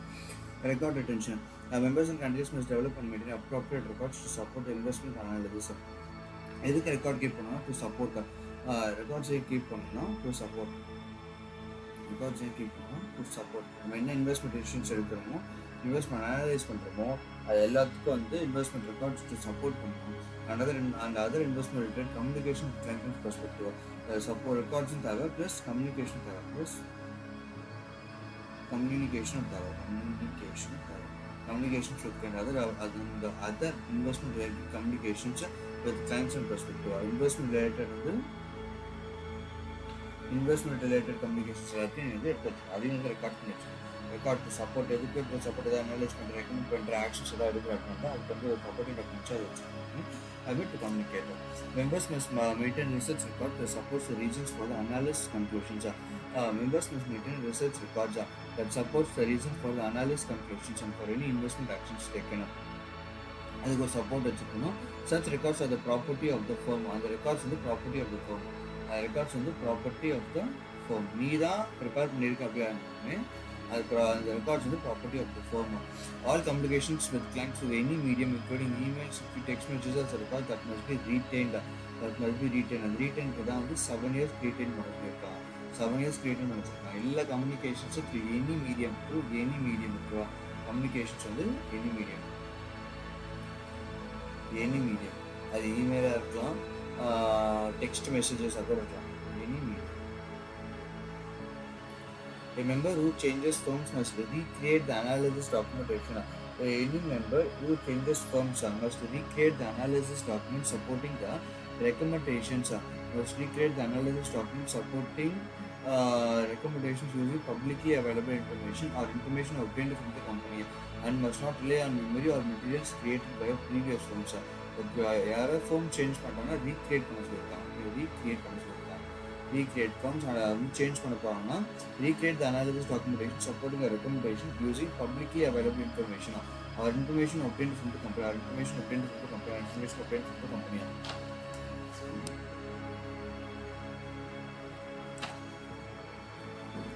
Okay. Information obtained from the company. Documentation or recommendation is publicly available. Recreate publicly information நீ create பண்ணிடணும். நீ வந்து must not rely on memory or materials created at a previous firms. மெமரியை use பண்ணி create பண்ணக்கூடாது, information வச்சு தான் create பண்ணி ஆகணும் அப்படின்னு சொல்லியிருக்காங்க. If regulatory standards are in place, the standards recommendations 7 years minimum holding period. 7 years minimum holding period இருக்கணும் அப்படிங்கிறத சொல்கிறாங்க. ஓகேவா? இது வந்து என்ன சொல்கிறாங்க, ரெக்கார்ட் ரிட்டென்ஷன் தான். ரெக்கார்ட் ரிட்டென்ஷன் என்ன ரெக்கார்டு இருக்குது, நீ என்ன கம்யூனிகேட் பண்ணுறியோ அதை ரெக்கார்ட் வச்சுக்கணும். நீ ஒரு அனலைஸ் பண்ணுறோம் அதுக்கான சப்போர்ட்டிங் டாக்குமெண்ட்ஸ் வச்சுக்கணும். Okay. Communications with clients and prospective clients. Communication with clients and prospective clients. Members and candidates must disclose to clients and prospective clients the nature of the services provided along with the cost. So nature and cost. இன்னத்து first communicate exclusive for communication. அது என்ன record retention. நீங்கள் record பண்ணுறதுக்கு அது investment கூட நீங்கள் வந்து communicate பண்ணுற லைக் இமெயில்ஸு மெயில் அது மூலிமா நீ கம்யூனிகேட் பண்ணுன்னா அதை ரெக்கார்ட் பண்ணி பண்ணுறாங்க. அந்த கம்யூனிகேஷன் வேறு. இங்கே என்ன சொல்கிறாங்க, இது வந்து நேச்சரு காஸ்ட்டு இது எல்லாத்தையும் வந்து நேச்சர் ஆஃப் சர்வீசஸ், அதுக்கப்புறம் காஸ்ட் இருக்குங்க. Disclose to clients and prospective clients the basic format and general principles of the investment processes they use to analyze information, select securities and construct portfolios, and must promptly disclose any changes that might materially affect those processes. So வந்து ஃபார்மேட்டும் ப்ராசஸும் கரெக்டாக இருக்கும். Format அப்புறம் process, அதில் ஏதாவது changes இருந்துச்சுன்னா disclose. Okay. Disclose to clients a significant limitations and risk. Limitation process like limitations சொல்லணும். Process இருக்க limitations and risk. இது வந்து நம்ம சொல்ற மாதிரி இருக்கும். Reasonable judgment in identifying factors important to the investment analysis, factors, communication with clients. Judgment இருக்கும். இதுதான் வந்து நம்ம இதில் படித்தோம். லாயல்ட்டியில் வந்து ஜட்ஜ்மெண்ட்டாக இருக்கணும் கிளைண்ட்ஸ்க்கு. இங்கே என்ன சொல்கிறேன், இங்கே கம்யூனிகேஷன் வரணும், இங்கே சேர்த்து ஆக்ட் பண்ணிடுறாங்க. ஜட்ஜ்மெண்டல் ஆக்ட், ரீசனபிள் ஜட்ஜ்மெண்ட் இருக்கும். Identify what factors are important, எது வந்து இம்பார்ட்டன்ட் எது இம்பார்ட்டன்ட்ன்றது ஒரு reason judgment. Distinguish between fact and opinion இந்த presentation of investment analysis and recommendation. இது வந்து presentation of investment analysis இங்கே வரும், அது performance presentation. ஓகே, அது வேற. இங்கே வந்து ஃபேக்ட்ஸ் அண்ட் ஒப்பீனியன், இங்கே வந்து ஃபேக்ட்ஸ் அண்ட் ஒப்பீனியன், இங்கே investment analysis. Facts and opinions. ஓகேவா? ஃபர்ஸ்ட் நேச்சர் என்ன கம்யூனிகேட் பண்ண முடிஞ்சா முடிச்சு. ஃபர்ஸ்ட் என்ன சொல்கிறாங்க, நேச்சர் அண்ட் சர்வீசஸ் அப்புறம் காஸ்ட் அதை வந்து டிஸ்க்ளோஸ் பண்ண அப்படின்றாங்க. எல்லாத்தையும் டிஸ்க்ளோஸ் தான், எல்லாமே டிஸ்க்ளோஸ். கம்யூனிகேஷனாலே டிஸ்க்ளோஸ் பண்ண சொல்கிறாங்க. நேச்சர் ஆஃப் சர்வீசஸ், காஸ்ட், அப்புறம் டிஸ்க்ளோஸ் வந்து என்னோட பேசிக் ஃபார்மெட்ஸ், என்னோட ஃபார்மெட் இப்படி தான்ப்பா இருக்கும், என்னோட ப்ராசஸ் தான் அப்படின்றத அவன்ட்டு டிஸ்க்ளோஸ் பண்ணிவிட்டு, இது ஏதாவது சேஞ்சஸ் இருந்துச்சுன்னா அது கண்டிப்பாக அவன்கிட்ட சொல்லட்டும். Any changes that might material affect those process, சும்மா ஒரு நீ வந்து ஃபார்மேட்டில் ஒரு லைனை போடுற, அந்த லைனெல்லாம் நீ சொல்லணும்னு கேட்டால் அந்த லைன்லாம் நீ சொல்லணும் அவசியம் கிடையாது.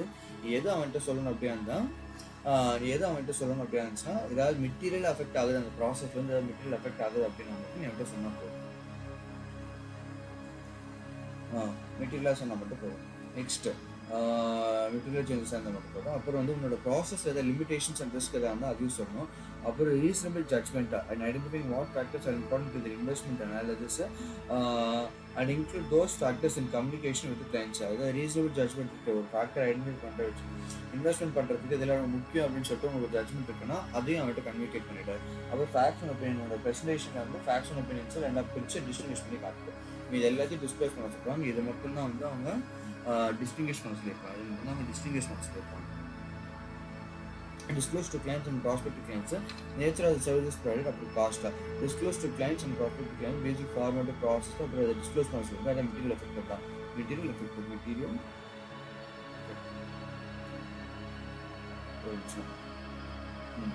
ஓகேவா? அதுக்கப்புறம் அந்த ப்ராசஸ் இருக்குது, அந்த ப்ராசஸில் அதை லிமிடேஷன்ஸ் ரிஸ்க் இருந்தாலும் சொல்லுவாங்க. அப்புறம் ஜட்ஜ்மெண்ட் ஏதாவது ஃபேக்டர்ஸ் இருந்ததுன்னா அதையும் கம்யூனிகேட் பண்ண சொல்லுவாங்க. ஃபேக்ட்ஸ் அண்ட் ஒப்பீனியன்ஸ் இருந்தால் அதையும் all means and types of communication with clients are covered by these standards and not this research reports. All means and types of communications, not just research reports and other written communications. So it's இந்த communications மட்டும் தான் இல்லை, எல்லா கம்யூனிகேஷன்ஸுமே இதில் cover ஆகும், அப்படின்றத சொல்லுவாங்க. ஓகேவா? Client facing members and candidates must describe to clients and prospects the nature of the services and the cost to the client of the services, both at the initiation of the relationship and on ongoing basis. The services or the cost change. ஓகேவா? இனிஷியலாக first என்ன பண்ணுவாங்க, நேச்சரையும் காஸ்ட்டும் சொல்கிறாங்க. சேஞ்சஸ்னால் அதையும் வந்து intimate பண்ணிருக்காங்க.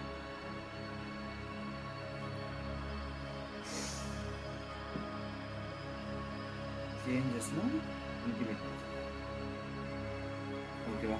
While the standard does not require to disclose a specific money amounts, that this may not always be possible as in the case of percentage of fees. It does not require members and candidates who provide reasonably detailed information about cost, including cost that may arise from using the service from the third party.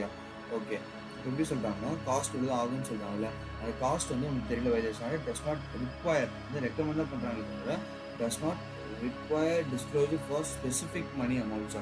This may not always be possible as in the case of percentage of fees. Percentage of fees இருந்துச்சுன்னா எப்படி தெரியும்? ஏன்னா இப்போ investment சொல்கிறேன், இதுலேருந்து உங்களுக்கு return வந்துச்சுன்னா ரிட்டர்னில் எனக்கு ஒரு காசு அப்படின்னு சொல்கிறேன். அப்போது அது எப்படி சொல்கிறேன், ஏன்னா ரிட்டர்னே தெரியாதுல்ல, அதில் தானே ஒரு காசு தரும். ஸோ ஸ்பெசிஃபிக் அமௌண்ட்ஸ் தெரியல, டிஸ்க்ளோசராக ஸ்பெசிஃபிக் அமௌண்ட் வேணான்றான். லைக் நீ வந்து அப்ராக்சிமேட் அமௌண்ட் சொல்லிக்கலாம். இப்போ நேச்சர் உங்களுக்கு காஸ்ட் ஆகுது ஒரு 1 lakh ஆகும், ஏன்னா உங்களுக்கு ரிட்டர்ன் நீங்கள் எக்ஸ்பெக்ட் பண்ணுறீங்க, அது இவ்வளோ ரிட்டர்ன் உங்களுக்கு ஆக்சுவலாக வந்துச்சுன்னா நீங்கள் அதை மட்டும் நீங்கள் என்கிட்ட காஸ்ட்டாக கொடுத்துருங்க.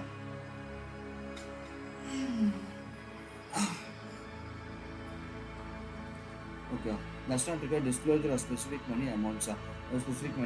Okay.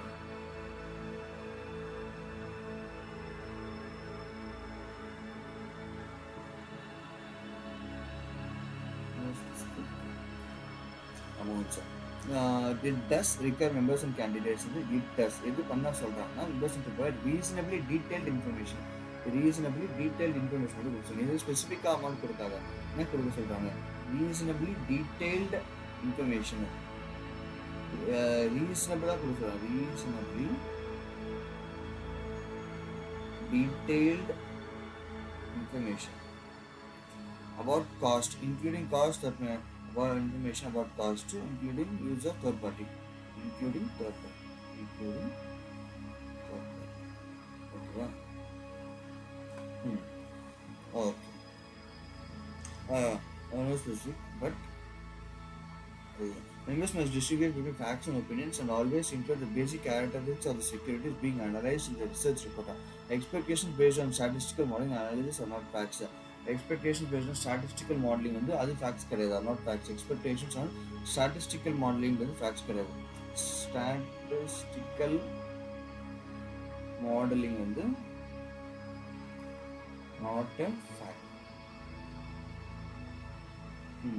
Members must explain their clients and prospects or decision making process using the process வந்து அவன்கிட்ட explain பண்ணணும். Explain the process. Okay.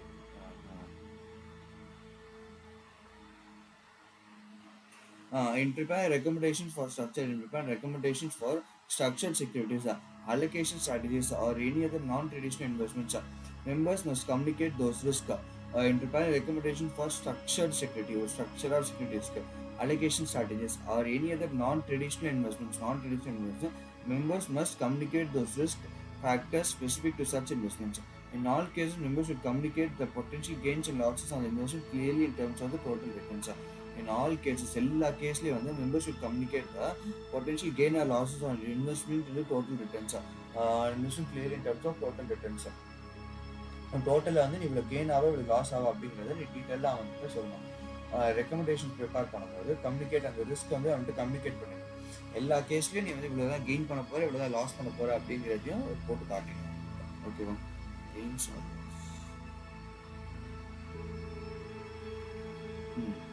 members must communicate significant changes in the risk characteristics of the investment. ஏதாவது வந்து risk கேரக்டரிஸ்டிக்ஸில் ஏதாவது changes ஆச்சுன்னா அந்த changes நம்ம வந்து கம்யூனிகேட் பண்ணிடணும். Significant changes. Members must update clients regularly about any changes in the investment process.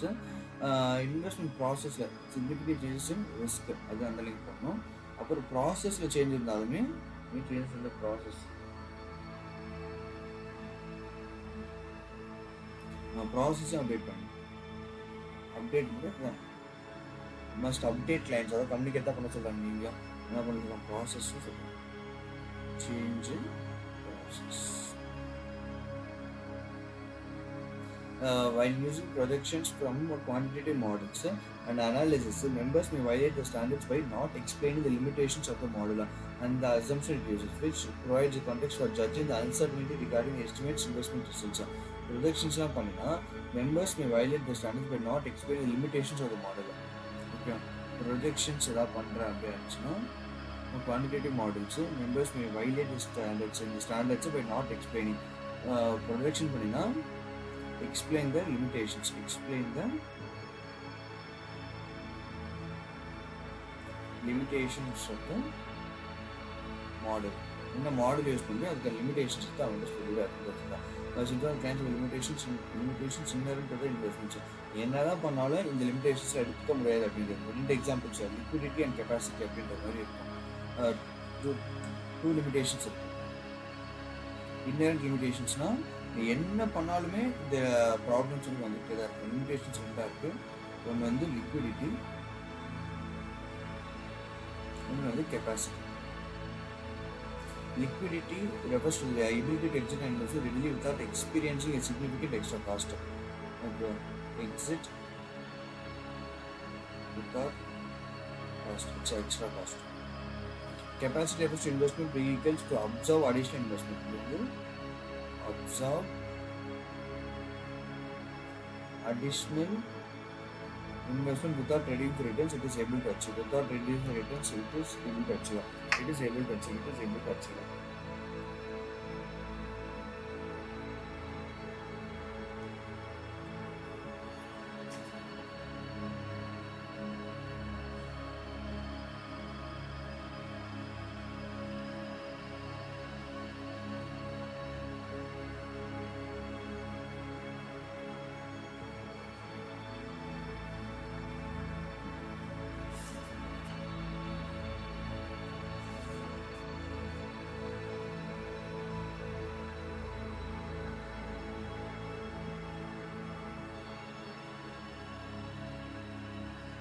நீ ஏதாவது சாப்பிட்றதுக்குள்ள காஃபி ஏதாவது போட்டுக்கோ. சரி.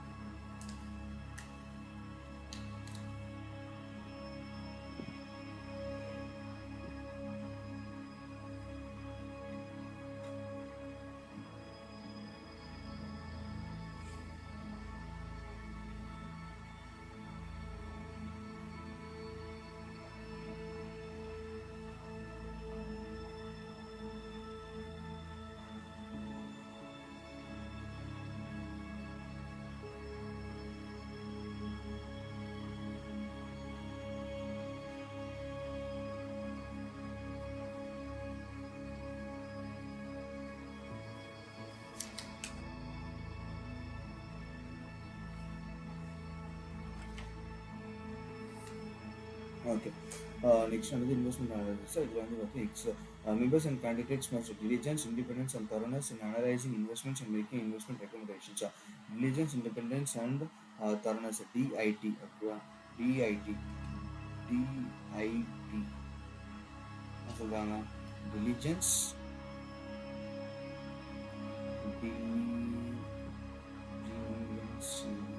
diligence, independence, thoroughness, which ORUGHNPSS, thoroughness, மூணுமே இருக்கும். Have a reasonable and adequate bias supported by appropriate research and investigation for any investment analysis recommendations or analysis. Supported by appropriate research and investigations. Exercise diligence, independence, thoroughness in analyzing investments. Analyze பண்ணுறதுக்கு வந்து இதை use பண்ணுறது. Analyse பண்ணுறதுக்கு எப்படி analyse பண்ணால் diligence, independence, thoroughness இப்படி analyse பண்ணுவேன். டிலிஜென்ட்டாக இருக்கணும், இண்டிபெண்ட்டாக இருக்கணும், தரோவாக இருக்கணும். டோட்டலாக எல்லாமே தெரிஞ்சுக்கணும். அதுவே reasonable and adequate basis supported by appropriate research investigation. Reasonable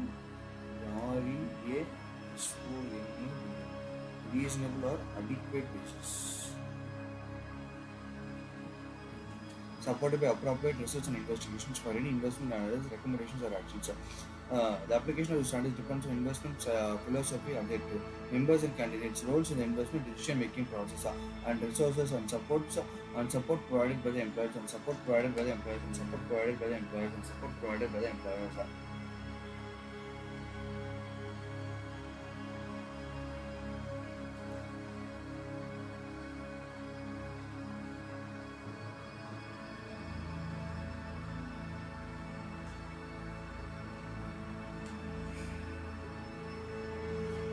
The application depends on investment philosophy, objective, members and candidates, roles in investment decision making, and resources and supports provided by the employers. These factors dictate the degree of diligence, thoroughness of research, and the proper level of investigation required. Investment philosophy, objective, members and candidates, roles in investment decision making process, and thoroughness of them, and thorough and those dictate the degree. Factors these factors dictate the degree of thorough diligence and thoroughness of research and a proper level of investigation is required. The level of research needed to satisfy the requirements of due diligence will differ depending on the products and services offered. The level of research needed to satisfy the requirement levels will differ. Research differ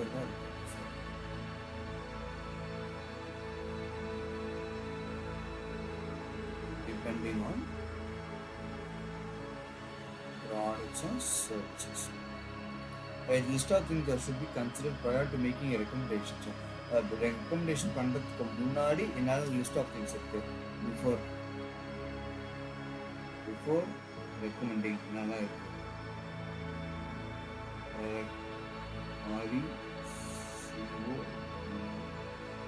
recommending என்னெல்லாம் பண்ணணும் அப்படின்னா ஒரு 5 விஷயம் பண்ணணும். என்ன 5 விஷயம் பார்த்தா global and national economic conditions. Global and national economic conditions வச்சு உங்களுக்கு economic conditions தெரிஞ்சுக்கணும். இப்போ நான் வந்து conditions தெரிஞ்சுக்கணும். A firm's financial results and operating history and business cycle stage and business cycle stage. A firm's financial results and operating history and business cycle stage and business cycle stage. A firm's financial results அப்புறம் வந்து அவங்களோட operating history business cycle state அவங்களோட வந்து financial results தெரிஞ்சுக்கணும். ஓகேவா? Financial results தெரிஞ்சுக்கணும். Third fees and historical results of mutual ஃபண்டோட fees அது தெரிஞ்சுக்கணும்.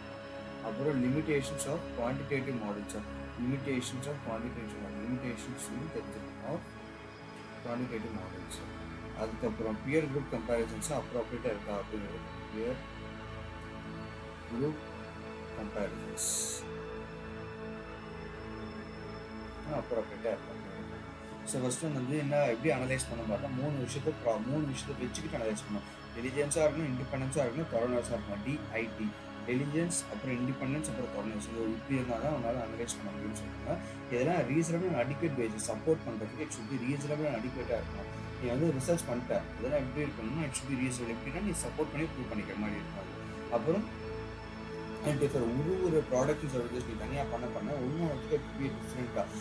ஒன்றுக்கு டிஃபர் அப்படின்றத சொல்லியிருக்காங்க. டியூ டெலிஜென்ஸ் வந்து எல்லாத்துக்கும் ஒன்றா இருக்குது, எல்லாமே டிஃப்ரெண்ட்டாக இருக்கும் ஒரு ப்ராடக்ட் சர்வீஸ்க்கு ஏற்ற மாதிரி. அப்புறம் சில லிஸ்ட் ஆஃப் திங்ஸ்னால் நீ மைண்டில் வச்சுக்கணும். ரெக்கமெண்டேஷன் பண்ணுறதுக்கு முன்னாடி ஒரு சில விஷயத்தை ஞாபகம் வச்சுக்கணும். ஒன்று அவனை பற்றி ஃபுல்லாக தெரிஞ்சிருக்கணும். அதான் வந்து ஃபினான்ஷியல் ரிசல்ட்ஸ் அவனை பற்றி ஃபுல்லாக தெரிஞ்சு வச்சுக்கணும். அவனோட ஃபினான்ஷியல் ரிசல்ட்ஸ் ஆப்ரேட்டிங் ஹிஸ்ட்ரி என்ன பிஸ்னஸ் இருக்குது அவனை பற்றி தெரிஞ்சுட்டா. இப்போ அவனை போய் தெரிஞ்சுட்டு கொஞ்சம் வெளியே வரணும். அப்புறம் எக்கனாமிக் கண்டிஷன்ஸ் குளோபலாக என்ன எக்கனாமிக் கண்டிஷன்ஸாக போயிட்டுருக்கு, வெளியே என்ன பண்ணுறாங்க, என்ன நடக்குதுன்றது குளோபலாக நீங்கள் தெரிஞ்சு வச்சுருக்கீங்க. ஓகே. அப்புறம் பியர் கம்பேரிசன்ஸ் அப்ராப்ரியேட்டாக இருக்கான்.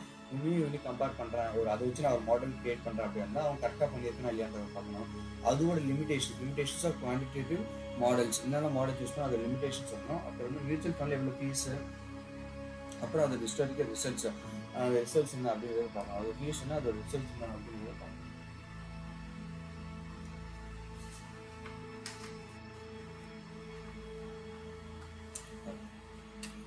Members and candidates must not accept gift, benefits and compensation or considerations. அவங்க வந்து gift, benefits and compensation இப்போ வந்து additional compensation arrangements இருக்கு. யார்கிட்ட that competes with or might reasonably be expected to create a conflict of interest with their employer's interest unless they obtain a written consent with their employer's interest. Employer interest ஓட conflict ஆடக்கூடாது. யார்கிட்ட இருந்து unless they obtain written consent from all the parties involved. From all parties must not accept groups of this that competes with or might reasonably be expected to create a conflict of interest with their employer's interest unless they have been written consent from all parties involved. Client கிட்ட நீ கிஃப்ட்டோ பெனிஃபிட்டோ காம்பன்சேஷனோ வாங்கக்கூடாது. அப்படி வாங்கினா என்ன ஆகும் அப்படின்னா consideration மூணுமே இருக்கு. Gift, benefits, compensation or consideration that competes with or might reasonably be expected to create a conflict of interest or be expected to create a conflict of interest. Create the conflict create conflict create பண்ணி யாரோட employer interest unless written consent unless written consent from all the from all the parties ரொம்ப முக்கியம். ஏன்னா வெறும் நீ employer கிட்ட மட்டும் வாங்கினா போதாது, நீ வந்து கிளைண்ட் கிட்ட இருந்து வாங்கணும். ஓகேவா? இப்போ என்ன சொல்றாங்க, must not accept gifts, benefits, compensation or considerations that competes with or might reasonably be expected to create a conflict of interest with the employer's interest unless you have written representation. அதுக்கு வந்து நீ client கிட்ட இருந்து காசு வாங்க எதாவது gift வாங்கினா அது எம்ப்ளாயருக்கு வந்து மாதிரி அவனோட கான்ஃப்ளிக்ட் ரெடி ஆகாத மாதிரி வச்சுக்கணும். இப்போ வந்து கிளைண்ட் வந்து உனக்கு கார் வாங்கி கொடுக்குறான், ஆனால் அவன் எம்ப்ளாயரே வந்து அவனே சைக்கிளில் தான் வரான் அப்படின்னும் போது நீ அப்போ போய் கிளைண்ட் கிட்ட இருந்து கார் கிஃப்டாக வந்துச்சுன்னா அது தப்பு தானே. அப்போ அது கான்ஃப்ளிக்ட் வந்து உருவாகும். அந்த மாதிரி கான்ஃப்ளிக்ட்ஸை நீ வாங்கிக்க கூடாது. அன்லெஸ் ரிட்டன் கன்சர்ன் வாங்கிக்கலாம். என்ன பண்ண போயிட்டு சார் எம்ப்ளாயர் சார் இந்த மாதிரி எனக்கு கிளைண்ட் வந்து அந்த கார் கொடுக்குன்னு சொல்லிட்டு நீங்கள் சைன் பண்ணி கொடுங்க, ரிட்டன் கன்சர்ன் வாங்கி வச்சுக்கலாம். ஓகேவா? காம்பன்சேஷன் இன்ட்ரெஸ்ட் மேலே வந்து நான் குட்ஸ் பெனிஃபிட்ஸ் காம்பன்சேஷன் படிச்சுமா ஜிபிசி படிச்சிருக்கோம். பிக்கு அப்புறம் சி தான் பெனிஃபிட்ஸ் காம்பன்சேஷன் கன்சிடரேஷன். அந்த காம்பன்சேஷன் எப்படி இருக்காங்கன்னா டைரக்ட் அண்ட் இன்டைரக்டாக இருக்கலாம். ஓகே, காம்பன்சேஷன் வந்து டைரக்டாகவும் இருக்கலாம் ப்ளஸ் இன்டைரக்டாகவும் இருக்கலாம். From a client and other benefits received from a third party. Third parties கிட்ட அந்த காம்பன்சேஷன் வந்து டைரக்டாகவும் இருக்கலாம் இன்டைரக்டாகவும் இருக்கலாம். Written consent from members employees email communication. Written கன்சென்ட்ல வந்து இமெயில் கம்யூனிகேஷன்ஸ் கூட வச்சுக்கலாம். வெறும் எழுதி பேப்பரில் தான் போட்டு சைன் பண்ணணும் கிடையாது. இப்போ இமெயில் கன்ஃபர்மேஷன் நான் வந்து இமெயில் இதுமாதிரி கிளைண்ட்டுக்கு இருந்து வாங்குற மெயில் போட்டால் ஓகே வாங்கிக்கோப்பா அப்படின்னு நான் சொல்கிறேன். That is the email confirmation. Understand the difference between additional compensation arrangements and gift from a client. அந்த அடிஷ்னல் காம்பன்சேஷன் இருக்குல்ல, அதையும் கிஃப்ட்டுக்கும் என்ன சம்மந்தம் இருக்குது, என்ன வந்து ரிலேஷன்ஸ் இருக்குது அப்படின்றத பார்க்கலாம். The client offers a bonus that depends on the future performance of our account. That this is an additional compensation arrangement that requires written consent in advance. Bonus that depends on future performance. Okay. If a client offers a bonus to reward a member of the concern of past performance, that requires disclosure and comply with I-Code. ரெண்டு இருக்குது. ஒன்று வந்து additional காம்பன்சேஷனுக்கும் கிஃப்ட்டுக்கும் உள்ள என்ன difference. Additional compensation arrangement process gift ரெண்டாக பிரியுது. ஒன்று future performance பற்றி இருக்குது, இன்னொன்று பாஸ்ட் பற்றி இருக்குது. ஃபியூச்சர் பர்ஃபார்மன்ஸ் பற்றி இருக்குது அப்படியா இருந்தால் அதுதான் வந்து அடிஷ்னல் காம்பன்சேஷன் அரேஞ்ச்மெண்ட்ஸு. இதுக்கு வந்து என்ன சொல்கிறாங்கன்னா ரிட்டன் கன்சென்ட் இன் அட்வான்ஸாக இருக்கும். Return consent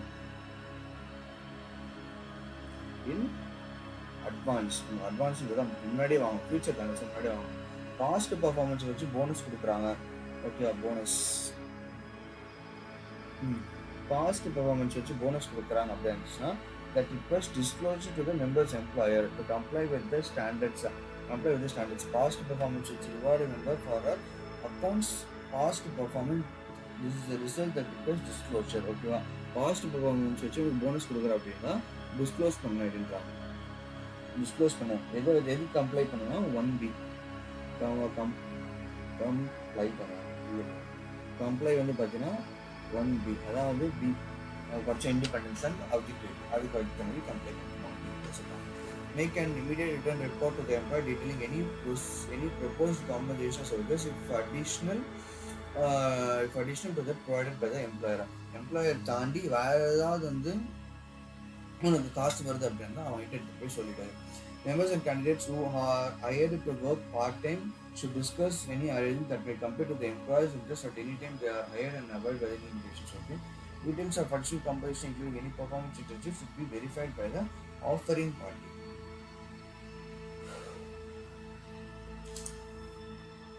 Okay.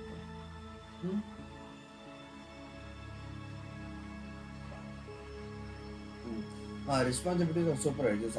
Members and candidates must make responsible efforts to ensure that anyone subject to supervision or authority complies with applicable law, rules, regulations, and code of standards.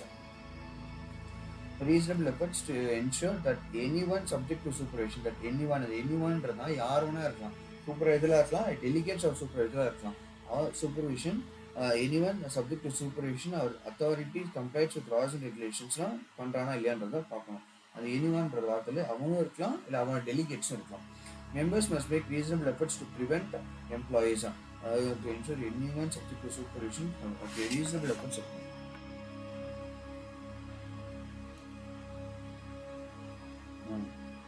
Reasonable efforts that anyone subject to the supervision or authority, with applicable laws and regulations comply with reasonable efforts. Anyone. It is supervision plus authority complies with laws and regulations. Okay. Reasonable efforts in supervision or authority, laws and regulations. The members must make reasonable efforts to prevent employees from violating laws, rules, regulations, as well as make reasonable efforts to detect violations. prevent and detect. இது என்ன சொல்றாங்க, prevent பண்ண try பண்ணோம், அதை டிடெக்டும் பண்ணோம். prevent and detect. ஓகேவா? An adequate compliance system must meet industry standards, regulatory requirements and requirements of the code of ethics. Adequate compliance system இருக்கணும்.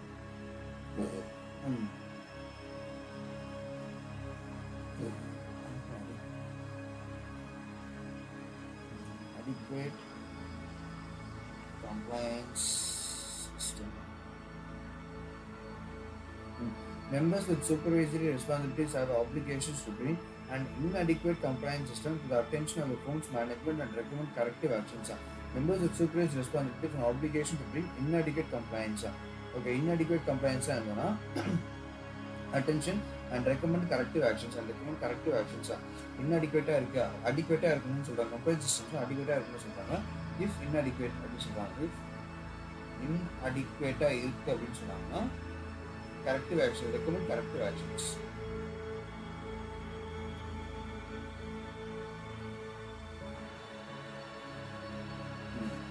A member or candidate faced with no compliance procedures or procedures he believes are inadequate.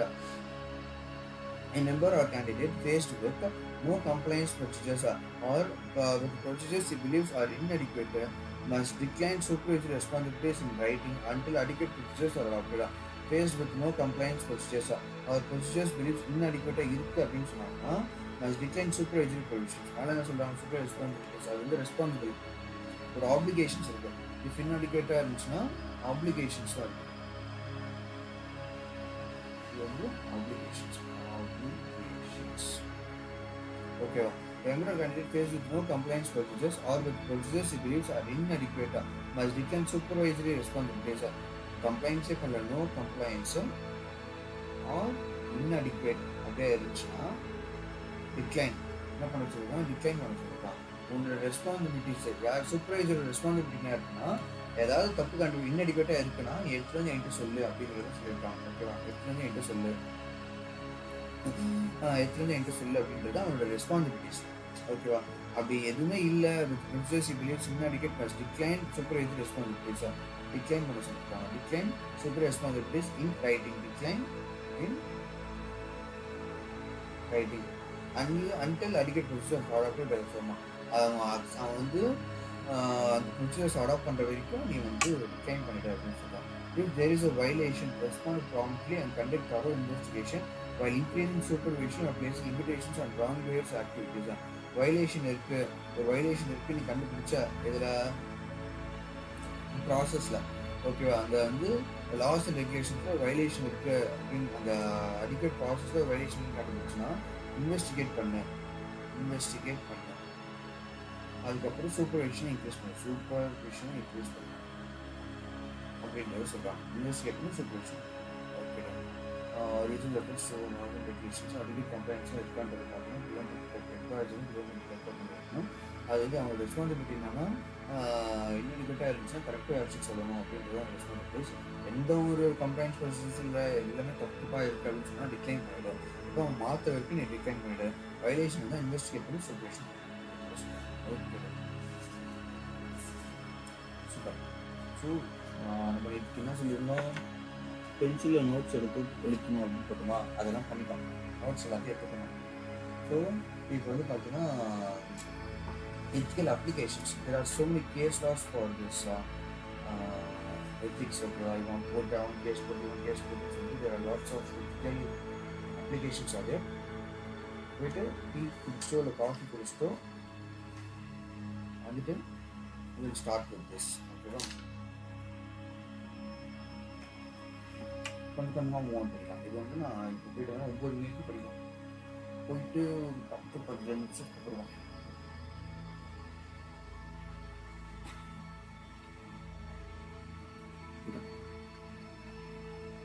pass.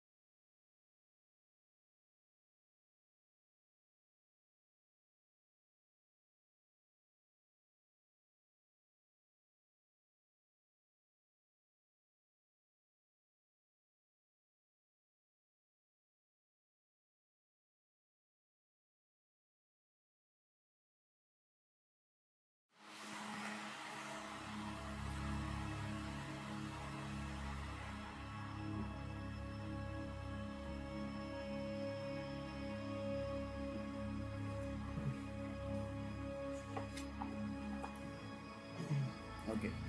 So நம்ம வந்து ethics படிச்சுட்ருக்கோம். எத்திக்ஸில் வந்து ஒரு மொத்தம் எல்லா ஸ்டாண்டர்ட்ஸும் பார்த்தியாச்சு, எல்லாத்துக்கும் நோட்ஸும் எழுதியாச்சு. சும்மா பக்காவாக ரெடி பண்ணியாச்சு எத்திக்ஸை. ஸோ இப்போ இதில் என்ன பண்ணணும்னா அவங்களே ஒன்று கேஸ் ஸ்டடி கொடுத்துருக்காங்க. ஓகேவா? கேஸ் ஸ்டடிக்கு அதான் லைக் என்ன சொல்கிறது, இந்த கேஸ் ஸ்டடிலாம் வந்து ஆன்சர்ஸ் மாதிரி வித் இன்க்ளூடிங் லைக் எப்படி சொல்கிறது, எக்ஸ்பிளைன் பண்ணுவாங்க. அந்த ப்ரொவிஷன்ஸை ஒரு கேஸ் ஸ்டடி மூலிமா எக்ஸ்பிளைன் பண்ணுறாங்க. அது மாதிரி கொடுத்துருக்காங்க. ஸோ நம்ம ஒரு ஸ்டாண்டர்ட்ஸாக படிச்சுக்கலாம். சரியா? ஒரே நாளில் உட்காந்து எல்லாத்தையும் படிச்சோன்னா வேலைக்கே ஆகாது. அது நம்மளோட கோலே கிடையாது. ஸோ எதெல்லாம் ஈஸி அப்படின்னு பார்த்தீங்கன்னா மொத்தம் 7 ஸ்டாண்டர்ட்ஸ் இருக்குது. அதாவது ஃபஸ்ட்டு 5 இருக்குது. அப்புறம் வந்து 23 இன்றைக்கி 12 படிக்கலாம், நாளைக்கு 12 படிக்கலாம். ஒரு படிச்சோன்னா இன்றைக்கி நாளைக்கு முடிச்சிடலாம். அப்புறம் நெக்ஸ்ட் டே ரிவைஸ் பண்ணுறதுக்கு இன்னும் கொஞ்சம் ஈஸியாக இருக்கும். ஸோ 12 படிக்கலாமா? ஸோ 12 படித்தோன்னா 5 6 7 7 + ஃபஸ்ட் 12 வருது. ஓகே, அப்படி வந்து ஷெட்யூல் 1 2 3 3க்கு சேர்த்தா 12 வருது. ஸோ ஷெட்யூல் 1 2 3 முடிச்சுட்டு அதுக்கப்புறம் அந்த கொஷின் பேங்க் ப்ராக்டிஸ் கொஷின்ஸ் அந்த 1 2 3 ரிலேட்டடாக இருக்கிற எல்லாத்தையும் நம்ம பார்த்துட்டோம்னா அப்படியே 1 2 3 முடிக்கிறோம். நாளைக்கு போடும்போது அப்படியே 1லேருந்து 7 வரைக்கும் எல்லாத்தையும் படிச்சுட்டு ரிமைண்டர் இருக்க 12 முடிச்சிட்டோம்னா அதுவும் ஒரு பட்டம் வந்துடும். அப்படி 2மே முடிச்சிட்டோம்னா ஓகேவா? ஃபஸ்ட்டு ப்ரொஃபஷனலிசம், அது வந்து knowledge of the law, independence and objectivity, misrepresentation, misconduct, அப்புறம் கம்பிடன்ஸா. அப்புறம் இன்டெகிரிட்டி வந்து material and non public informations, market manipulations, loyalty, prudence and care, fair dealing, suitability, performance presentation, preservation of கான்ஃபிடென்ஷியலிட்டியா தான் படிக்க போகிறாங்க. நாலேஜ் தேவை. அப்புறம் இண்டிபெண்டன்ஸ் தான் மிஸ் ரெப்ரசன்டேஷன், மிஸ் கண்டக்ட், எதாவது பண்ணாமல் இருந்தால் கொஞ்சம் அறிவு வரும். அதுக்கு தான் வந்து கம்பிடன்ஸ் அப்படின்றத சொல்கிறாங்க. இன்டெகிரிட்டி ஆஃப் கேபிட்டல் மார்க்கெட்ஸ் 2 வரும். மார்க்கெட் நான் பப்ளிக் இன்ஃபர்மேஷன், இன்னொரு மார்க்கெட் மேனிப்புலேஷன் தான். டியூட்டிஸ் டு கிளைண்ட்ஸ் கிட்ட லாயலாக இருக்கும். லாயலாக இருந்தால் ஃபேர் டெலி, அவன் சூட்டபிளாக ஆவானா மாட்டாங்கன்ற பார்த்து பெர்ஃபார்மன்ஸ் ப்ரெசன்டேஷன், அப்புறம் preservation of confidentiality. Knowledge of the law என்ன சொல்கிறாங்க, டோன்ட் வயலேட் எனி லா, எந்த லாவும் வயலேட் பண்ணாத அப்படிங்கிறத நாலேஜ் ஆஃப் த லா. எல்லாமே தெரிஞ்சு வச்சுக்கோ, எல்லா லாவையும் தெரிஞ்சு வச்சுக்கோ, அந்த லா எதுவுமே வயலேட் பண்ணாது அப்படின்றத சொல்கிறாங்க. ஸோ வந்து நீ ஒரு கண்ட்ரியில் இருக்க, அந்த கண்ட்ரியில் வேறு லா இருக்குது. நீ ஒரு ஸ்டேட்டில் இருக்க, அந்த ஸ்டேட்டில் வேறு லா சொல்கிறாங்க. அப்புறம் வந்து நம்ம கோட் ஆஃப் எத்திக்ஸில் ஒரு லா இருக்குது, அதெல்லாம் இருக்குது. ஸோ இந்த லாஸ்லாம் இருக்குது. இதெல்லாம் வந்து நீ எது ஃபாலோ பண்ணணும்னா எந்த லாவில் ஸ்ட்ரிக்டஸ்ட் இருக்கோ அந்த லா தான் யூஸ் பண்ண சொல்கிறாங்க. ஸ்ட்ரிக்டஸ்ட் ஆஃப் ஆல் தீஸ் அதான் யூஸ் பண்ண சொல்லியிருக்காங்க. ஓகேவா? அதுக்கப்புறம் உங்களோட கோவர்க்கர்ஸ்லாம் வந்து கோவர்க்கர்ஸ் ஆர் கிளைண்ட்ஸ், சூப்பர்வைசர்ஸ் வந்து பார்த்தீங்கன்னா complaints department or remedial situation if they cannot like கோவர்ஸ் தப்பு பண்ணுறாங்க அப்படின்னு சொல்லிட்டு நீ போய் சூப்பர்வைசர் சொல்கிறேன். சூப்பர்வைசர் என்ன பண்ணுறாங்க, எல்லாத்தையும் பார்க்குறாங்க. ஆனால் அவங்களால முடிவு எடுக்க முடியல. தென் என்ன பண்ணு, நீ அந்த ஆக்டிவிட்டி வந்து டிசோசியேட் பண்ணிவிடு. டிசோசியேட் பண்ணினா அதுக்கான ப்ரூஃபோட வெளியே வந்துடு. டிசோசியேட் பண்ணிக்கோ, அதுக்கான ப்ரூஃபையும் எடுத்து வச்சுக்கோ அப்படின்னு சொல்கிறாங்க. இட் திஸ் கேனாட் பி உன்னால் டிசோசியேட் பண்ண முடியல அப்படின்ற ஒரு எக்ஸ்ட்ரீம் கேஸில் தான் ரிசைன் பண்ண சொல்கிறாங்க. எக்ஸ்ட்ரீம் கேஸில் தான் வந்து ரிசைன் பண்ண சொல்கிறாங்க. எக்ஸ்ட்ரீம் கேஸில் தான்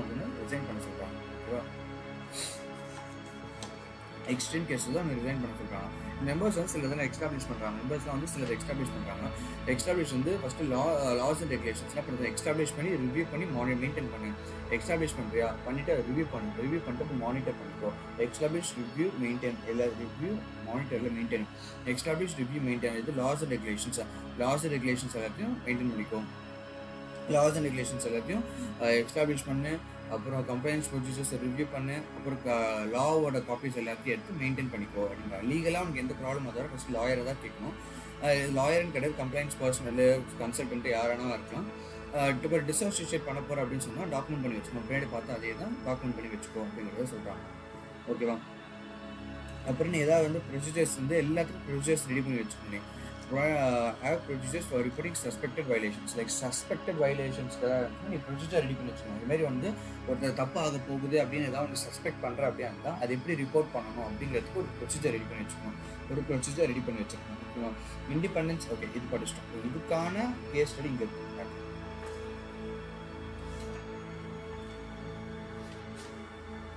இதுக்கான கேஸ் ஸ்டடி இங்கே இருக்குது. ஸோ அது மாதிரி நம்ம என்ன பண்ணோம், ஒரு ஸ்டாண்டர்ட் படிச்சுட்டு அதுக்கான கேஸ் ஸ்டடி, அப்படி படிச்சுட்டே வந்தோம்னா நம்மளுக்கு போகிறதே தெரியாது. நான் ஒரே ஐடியா எல்லாத்தையும் படிச்சுட்டு ஞாபகம் வச்சுட்டு திரும்ப இதெல்லாம் படிக்கிறதுக்கு அவ்வளோலாம் நம்மளுக்கு எனர்ஜி இல்லை.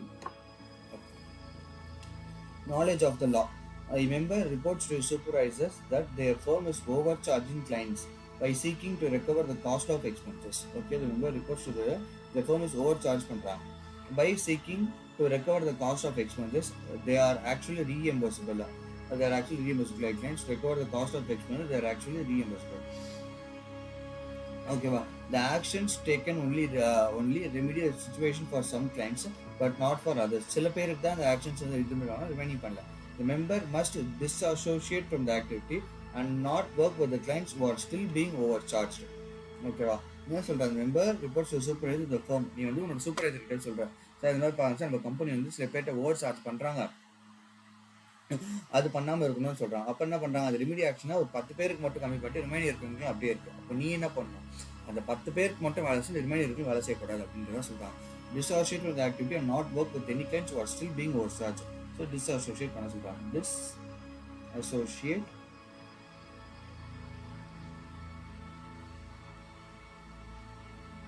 who are being overcharged. அவங்க கிட்ட மட்டும் நீ டிஸ்அசோசியேட் பண்ணிட்டு ரிமைண்ட் இருக்கலாம் அந்த activity. Not work with any clients who are still being overcharged. ஓகேவா? அது மஸ்ட் டிஸ்அசோசியேட் தான், கண்டிப்பாக டிஸ்அசோசியேட் பண்ணிக்கலாம். Next case 2. A member violates the standards by failing to investigate transactions in an account that appear to be high risk of violating money laundering laws because it was long-standing client who was in relationship with board members. Okay, because it was long-standing client who was board members ஓட ரிலேஷன்ஷிப்ல இருக்கான், அதனால வந்து member வந்து investigate பண்ணல அப்படின்றத சொல்றான். இது வந்து it's violation of this law. It's violation of this law தான் சொல்றாங்க. Member violates the standards by failing to investigate transactions in an account that appear to be high risk of violating money laundering. Money laundry violate பண்றதுக்கு அதிகமா இருக்கு. Money laundering high risk of money laundering இருக்கு. ஆனால் ஏன்னு பார்த்தா board of டைரக்டர்ஸோட ரிலேஷன்ஷிப்ல இருக்கான், அதனால பண்ணது அப்படின்னா இட்ஸ் a violation. ஓகேவா? The member violates the standards by forging customer signature for expediency. Okay. The member violates the standards by forging customer signature எதுக்கு, எக்ஸ்பீடியன்சி ஃபாஸ்ட்டாக முடிக்கணும் அப்படின்றதுக்கோசம் forging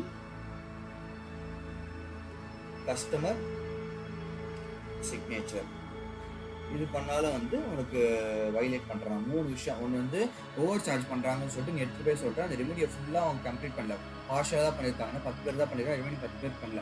அது ரிமைனிங் பண்ணாத 10 பேருக்கு மட்டும்தான், ரிமைனிங் பண்ணாத 10 பேரோட ஆக்டிவிட்டி எதுவும் பண்ணாது, அது வந்து டிஸ்அசோசியேட் பண்ணிக்கோ அப்படின்றத சொல்கிறாங்க. கேஸ் 2ல என்ன சொல்கிறாங்கன்னா, இன்வெஸ்டிகேட் டிரான்சாக்ஷன்ஸ். இப்போ சில வந்து சில டிரான்சாக்ஷன் இன்வெஸ்டிகேட்டே பண்ணல, ஏன்னா அவன் வந்து போர்ட் மெம்பர்ஸோட ரிலேஷன்ஷிப்பில் இருக்கான். மெம்பர் வைலேட்ஸ் வந்து நீ சீக்கிரம் முடிக்கணும் அப்படிங்கிறதுக்கோசம் சிக்னேச்சர் ஃபோர்ஜரி பண்ணிக்கணும், அது தப்பு. இது 3 வந்து லாக் ஆப்போசிட்டாக இருக்குது அப்படிங்கிறதுனால அது ஓகேவா? Next independence and objectivity. Independence and objectivity என்னெல்லாம் வரும் பார்த்தா, gift, benefit, compensation or consideration. ஓகேவா? or consideration, not to offer, solicit or accept. நீயும் கொடுக்கக்கூடாது, மற்றவங்க கொடுக்குறதையும் அக்செப்ட் பண்ணிக்கூடாது. Or solicit, gift, benefit or compensation or considerations could be expected to compromise your own independence and objectivity. உன்னோட independence effect ஆகிற மாதிரி நீ அதுக்கேற்ற மாதிரி காம்பன்சேஷன் அக்செப்ட் பண்ணிக்கூடாது அப்படிங்கிறத சொல்கிறாங்க. ஓகேவா? ஏதாவது நீ வந்து இன்வெஸ்ட்மெண்ட் பண்ணுற, அது வந்து இன்ஃப்ளூயன்ஸ் பண்ணுற மாதிரி இருக்கு அப்படின்னு சொல்கிறாங்கன்னா, by such pressure induced will be violated the requirements to use such reasonable care and maintain independence and objectivity.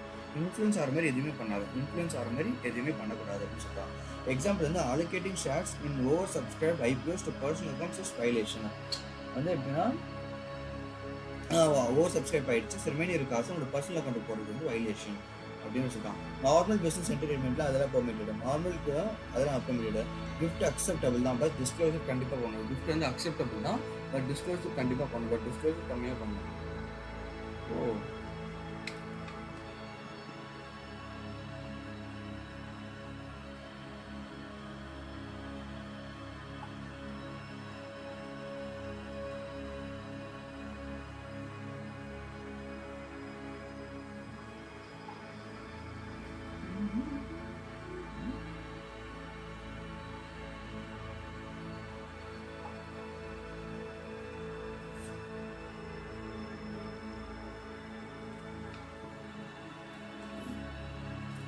Okay.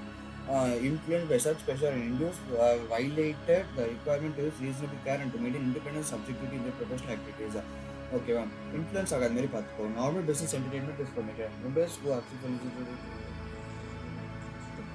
okay. No, this is a value that could be expected to influence. ஏதாவது நீ accept பண்ற அது வந்து influence ஆகக்கூடிய வாய்ப்பு இருக்கு அப்படின்னு சொன்னா அதெல்லாம் வந்து ஸ்டாண்டர்ட்ஸ் வந்து வயலேட் பண்ணுற மாதிரி ஆகிடும். Gift from clients are considered less likely to compromise independence and objectivity than gift from other parties. Clients கிட்டேருந்து கூட நீ வாங்கிக்கலாம், மற்றபடி அதர் பார்ட்டிஸ் கிட்டேருந்து வாங்கினா அது கம்பேரிட்டிவ்லி பண்ணினா கிளைண்ட் கிட்டேருந்து வாங்குறத விட அதர் பார்ட்டிஸ் கிட்ட வாங்கினா உனக்கு வந்து காம்ப்ரமைஸ் பண்ணுறதுக்கு அதிகமாக சான்சஸ் இருக்குது அப்படின்னு சொல்லலாம். Clients gifts must be disclose to the members employer prior to acceptance. Prior to accept gift acceptable தான், பட் டிஸ்க்ளோஸ் பண்ணலாம். இப்போ prior to acceptance, prior to acceptance if possible, but after acceptance if not. Acceptance but after acceptance if not. Prior to acceptance if possible, but after acceptance பண்ணிட்டப்ப கூட சொல்லலாம், but முடிஞ்ச அளவுக்கு வந்து முன்னாடியே சொல்லு அப்படின்ற சொல்றாங்க. Members may prepare reports paid for the subject firma. If compensation வந்து flat rate இருக்குன்னா ஒன்றும் விஷயம் இல்லை, அதை அப்படியே பிடிக்கலாம். டிபெண்ட் ஆன் த கன்க்ளூஷனா இட்ஸ் வயலேஷனா, டிபெண்ட் ஆன் த கன்க்ளூஷன் அப்படியே இருந்துச்சுன்னா இட்ஸ் வந்து வயலேஷன் அப்படின்றத சொல்கிறாங்க. அது வந்து யாருனால இருக்குது accepting compensation that is dependent on the conclusions இல்லை recommendations, market impact and failure to disclose the research report is issue or paid அப்படின்னா are violations of the standards. Accepting compensation that is dependent on the conclusions or recommendations. நீ கடைசியாக final result வச்சு தான் உன்னோட fees உன்னோட compensation fix ஆகிருக்குன்னா அது மாதிரி பண்ணக்கூடாது அப்படிங்கிறத சொல்கிறாங்க. ஓகேவா? அதேமாரி மெம்பர்ஸ் ஆர் தேர் ஃபர்ம்ஸ், மெம்பருள்ள firms should pay for their own travel to company events or tours. அது கிளைண்ட் கம்பெனிக்கு போகிற அப்படின்னா அந்த ஈவெண்ட்ஸோ டூர்ஸ்க்கோ when practicable and limit use of corporate aircraft to trips for which commercial travel is not alternative. Commercial travel வந்து ஆல்டர்னேட்டிவா இல்லை அப்படியா இருந்தால் நீ வந்து ஓகே இதுக்கு யூஸ் பண்ணிக்கலாம். Limit gifts other than from clients to token items ஒன்லியா. கிளைண்ட்ஸ் கிட்ட தவிர மீது எல்லாருக்கிட்டே வந்து ஒரு டோக்கன் ஐட்டம்ஸை மட்டும் வாங்கிக்கலாம். Like papers, pen, key chains அந்த மாதிரி நான் மட்டும் மற்றவங்கிட்ட வாங்கிக்கலாம். மற்றபடி கிளைண்ட் கிட்ட இருந்து வாங்குறதுனா நீ அதை டிஸ்க்ளோஸ் பண்ணி அக்செப்டன்ஸ் பண்ணுறதுக்கு முன்னாடி டிஸ்க்ளோஸ் பண்ணிட்டு அப்படின்னா okay. Disassociating next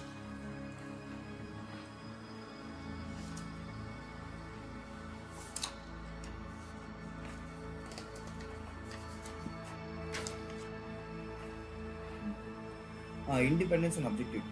A member violates standards by contributing to a political campaign. நான் படிச்சதுக்கு இதுக்கு சம்மந்தமே இல்லை பத்தியா. Political campaign believing that it may lead to preferential treatment with regard to receiving management contracts for government pension fund money. ஓகேவா?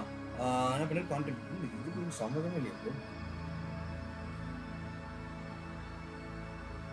Okay, நான் என்ன சொல்றாங்க, member violates the standards by contributing to political campaign. Political கேம்பெயினில் contribute offer பண்ணுறாங்கல்ல, இங்கே என்ன சொல்லியிருக்காங்க, ஆஃபரே பண்ணக்கூடாதுன்னு சொல்லியிருக்காங்க. Political campaign believing that it may lead to preferential treatment with regard to receiving management contracts. Political கேம்பெயினுக்கு believe it may lead to preferential treatment with regard to அதை வந்து நீ இன்ஃப்ளூயன்ஸ் பண்ணுற.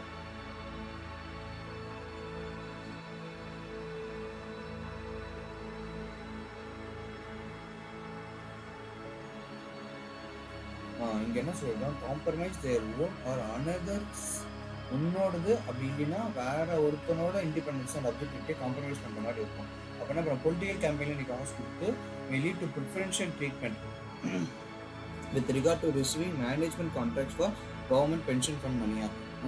government pension fund member violates standard to contributing political campaign, believing that it may lead to preferential treatment with regard to receiving management contracts. Preferential treatment political வந்து contributing political preferential lead to preferential into preferential.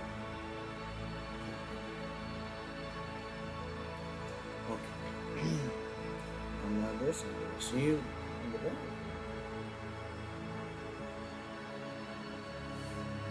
Okay.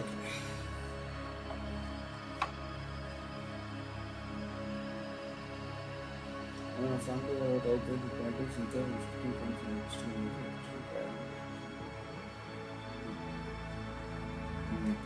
misrepresentation எப்படி misrepresentations misrepresentation பண்ணக்கூடாது எப்படின்னா தெரிஞ்சோ like knowingly or plagiarism or crediting the source தெரிஞ்சே நீ தப்பு பண்ணக்கூடாது பிளேகரிசம்ன்றது கிரெடிட் சோர்ஸ் வந்து கிரெடிட் பண்ணாமல் விட்டுறது அப்புறம் கிரெடிட்டிங் த சோர்ஸ் வந்து இன்கேஸ் வந்து ஏதாவது ஃபினான்ஷியலாக நீ வந்து பப்ளிக்காக எல்லாருக்கும் தெரிஞ்ச மாதிரி இருந்துச்சுன்னா அந்த சோர்ஸ் நீ கிரெடிட் பண்ணணும் அப்படிங்கிறது அவசியம் கிடையாது.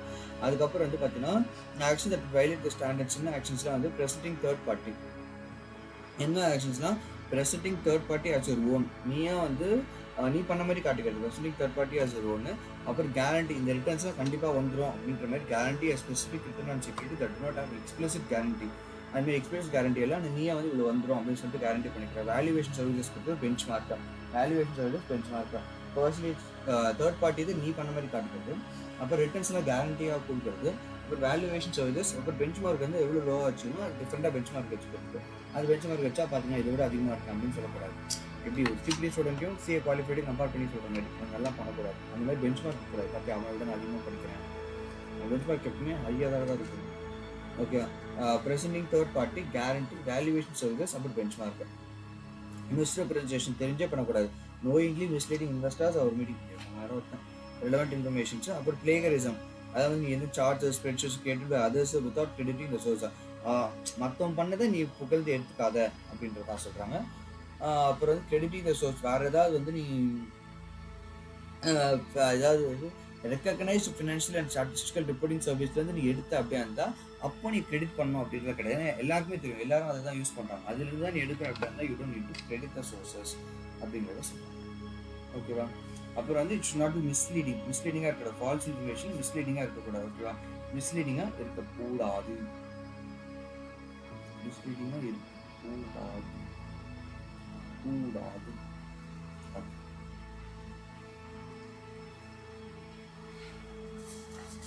அதான் அவங்க சொல்ல வந்திருக்காங்க பொலிட்டிக்கல்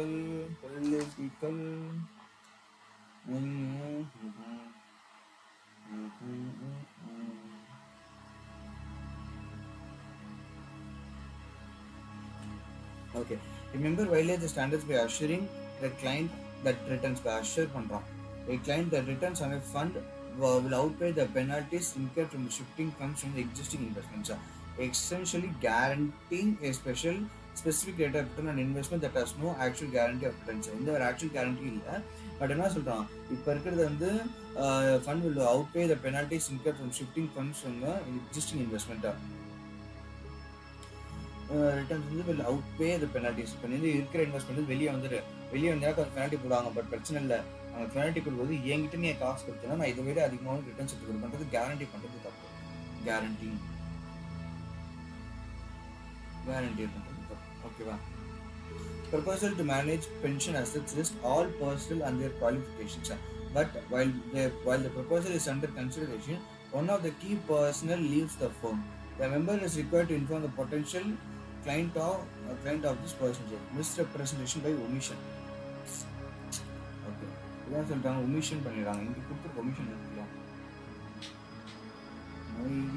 omitting relevant information அதுவும் இருக்கு ஒரு வார்த்தையில் ஒரு இதே இருக்கலாம் படிக்கணும் ஆக்சுவலாக பட் நம்மளோட இதுக்கு எவ்வளோ முடியும் misrepresentation by omission.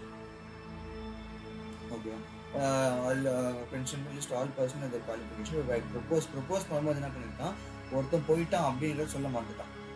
So misrepresentation by omission representation by omission.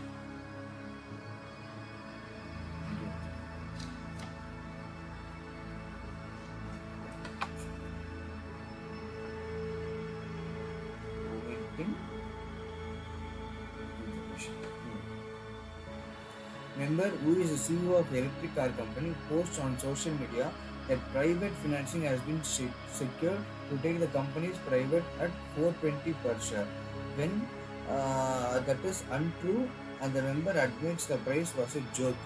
This is clearly a violation of standards regarding misrepresentation.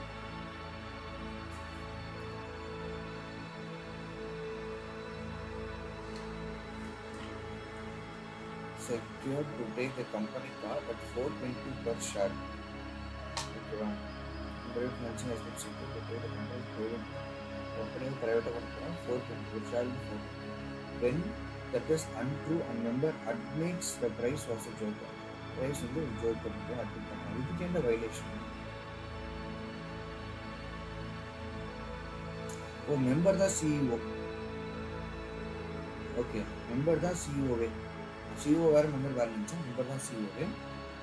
அப்போ electric car company post on social media, மெம்பரையும் சோஷியல் மீடியா போஸ்ட் பண்ணுறோம். அதுமாதிரி ப்ரைவேட் ஃபைனான்ஸுக்கு இப்போ to be secure protect company private ஏதோ ஒரு கம்பெனியில் நம்மளோட கம்பெனி வந்து ப்ரைவேட் ஆகிறதுக்கு 420 per share. when that is untrue and the member admits the price was a joke, this is clearly a violation. அது வந்து ஜோக் அப்போ மிஸ்டர் பிரச்சனை பண்ணுறாங்க. கம்பெனி ப்ரைவேட் $420 போகுது அப்படின்றது மிஸ்டர் பிரச்சனை பண்ணுறாரு. அதனால் வந்து ப்ரைவேட்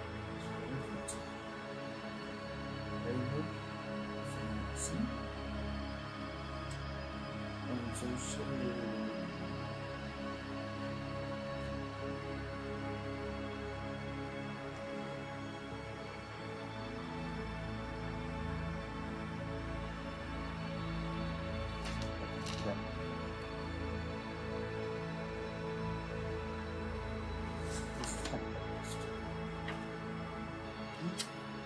மிஸ்கண்டக்ட் வந்து பார்த்தீங்கன்னா ஒன்று டிஎஃப்டிசி என்ன சொல்லலாம், டிஸ்ஆனஸ்டி ஃப்ராடு டெசிட் ஆர் கமிட்டா. டிஸ்ஆனஸ்டி ஃப்ராடு டெசிட் ஆர் கமிட்டா அட்வர்ஸ்லி இதில் ரெப்புடேஷன் இன்டெகிரிட்டி அண்ட் காம்பிடன்ஸா. இதில் reputation integrity and competence, reputation integrity and காம்பிடன்ஸா.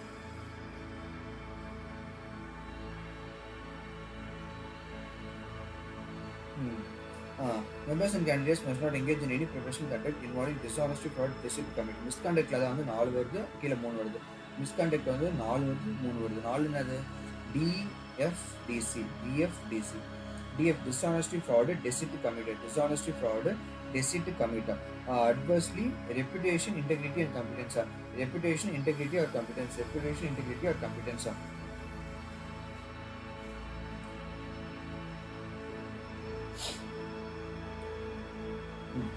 Dishonesty, fraud, deceit or commit. Adversely, reputation, integrity or competence. Reputation, integrity or competence. Reputation, RIC. Then RCI person. RCI. Reputation, competence and integrity. Reputation, competence and integrity. Misconduct வந்து dishonesty, fraud, deceit. Reputation, integrity, competence. இதான் என்ன சொல்றாங்க, member to member துரோகம் பண்ணக்கூடாது. Like எப்படி சொல்றது, no dishonesty, fraud. Second part வந்து all conduct specially adverse proposing reputation கொடுத்து நம்மளோட ப்ரொஃபஷனலாக எதுவுமே ரெப்புடேஷன் இன்டெகிரிட்டி கம்பெனி எஃபெக்ட் ஆகிற மாதிரி இருக்கக்கூடாது. அதேமாதிரி இந்த member must not try to use enforcement of the standards against another member. ஒரு மெம்பர் இன்னொரு மெம்பர் மேலே போட்டு கொடுக்காது. ஒரு மெம்பர் வந்து இன்னொரு மெம்பர் மேலே இவங்க எதாவது பண்ணுறான் அப்படின்ற மாதிரி போய் போட்டு கொடுக்கக்கூடாது. A member is arrested for minor criminal offences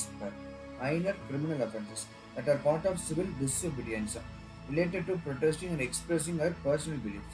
This is not necessarily a violation of the standards regarding misconduct, which states in part members are prohibited from engaging in any professional conduct involving dishonesty, fraud, deceit, committing an act that reflects adversely on the professional reputation, integrity.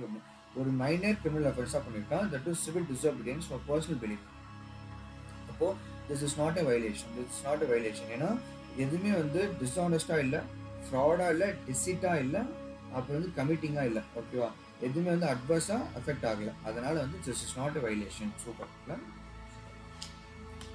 Next, a member violates the standard by using the firm's error correction policy to effectively give his own money to the client's account in order to make this management of the account look better.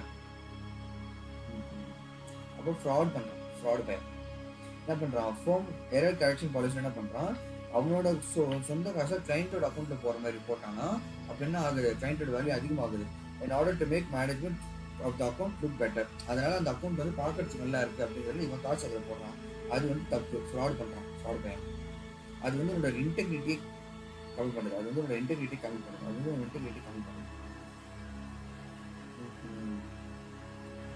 Okay, members and candidates must start with and maintain the competence.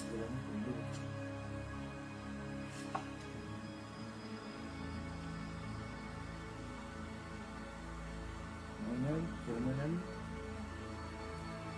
845. misdemeanor criminal offenses, personal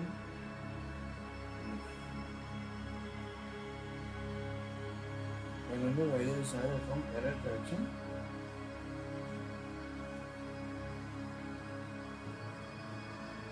okay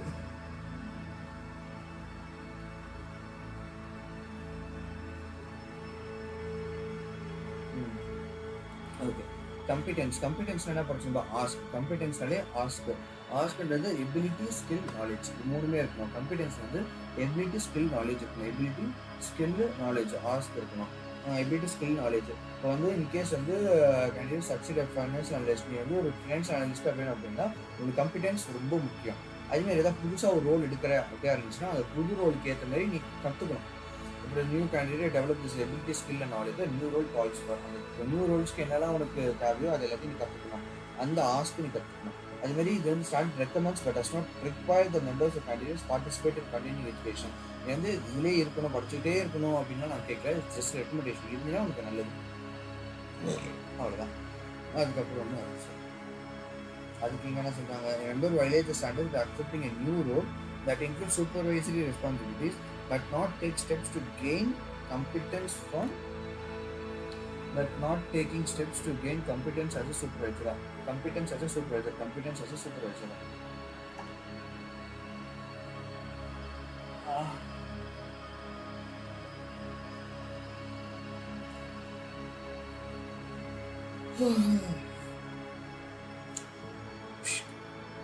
Spider-Man.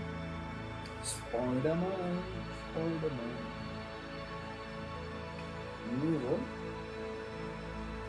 not taking ask.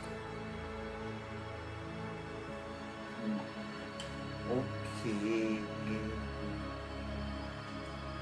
Next வந்து integrity of capital markets. Material non public informations. மெட்டீரியலாக எப்போ இது மெட்டீரியல்னு சொல்லுவாங்கன்னா அவங்களோட ப்ரைஸையும் அப்போ எதை வச்சு அதை டிசைட் பண்ணுறான் அப்படின்னா அந்த இன்ஃபர்மேஷன் வந்து மெட்டீரியல்னு சொல்லுவாங்க. அதுக்கப்புறம் மியூச்சுவல் ஃபண்ட்ஸ் இல்லை அது மியூச்சுவல் ஃபண்ட்ஸ் கண்டெய்னிங் வந்து swaps and options. Provision goes again material non public information. இந்த இது வரைக்கும் போகுதுன்னு பார்த்தா மியூச்சுவல் ஃபண்டுக்கும் போகும். அதுக்கப்புறம் ஸ்வாப்ஸ் அண்ட் ஆப்ஷன்ஸ் அது வரைக்கும் கூட இது போகும். ஓகேவா? Next mosaic theory. Some members candidate involve in transaction material non informations. Like வந்து எப்படி சொல்றது,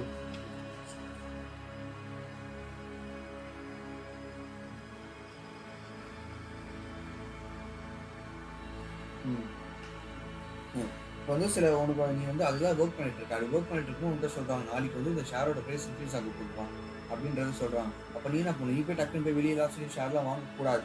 ஆனால் இட்ஸ் நான் பப்ளிக் இன்ஃபர்மேஷன். போனஸ் வச்சுருக்காங்க. போனஸ் தான் சம் எக்ஸாம்பிள். ஆனால் 2 மாதத்துக்கு அப்புறம் ஒரு கம்பெனியில் போனஸ் கொடுக்குறாங்க அப்படின்னு யாராவது சொன்னாங்கன்னா நீ போய் ஷேர் வாங்கி வச்சுட்டு 2 மாதத்துக்கு வந்து போனஸ் வருது அப்படின்னா அதுதான் தப்பு. நீ தான் வேலையே செய்கிற, நீ தான் அந்த போனஸை இஷ்யூ பண்ண போகிற. அப்போ நீயே வந்து போனஸ் இஷ்யூ பண்ணுறதுக்கு வேலை செய்கிற. அப்போ நீயே வந்து போய் இந்த மாதிரி தப்புறேன். என்னைக்கு பப்ளிக்காக போனஸ் இஷ்யூ பண்ண போகிறாங்க அப்படின்னு சொன்னதான் அப்போ நீ வந்து சரியா.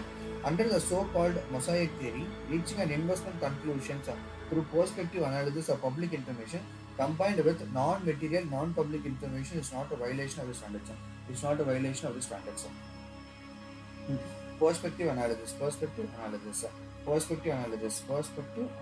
non-material, non-public. மொசாயிக் தியரி வந்து பெர்ஸ்பெக்டிவ். நீ உன்னோட பெர்ஸ்பெக்டிவ் வச்சு உன்னை அனலைஸ் பண்ணி அதை வாங்குற அப்படின்னா combined with non-material, non-public information is not a violation of the standards.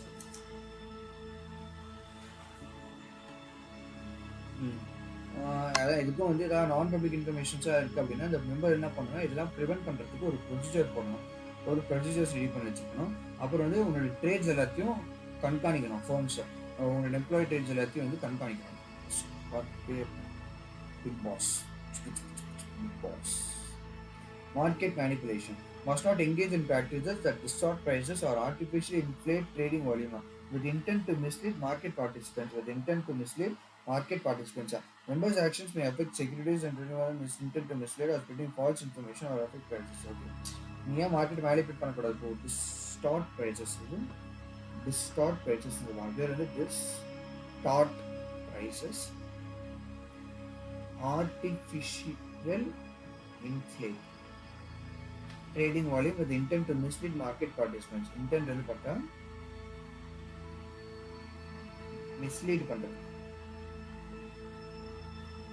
market participants. Okay.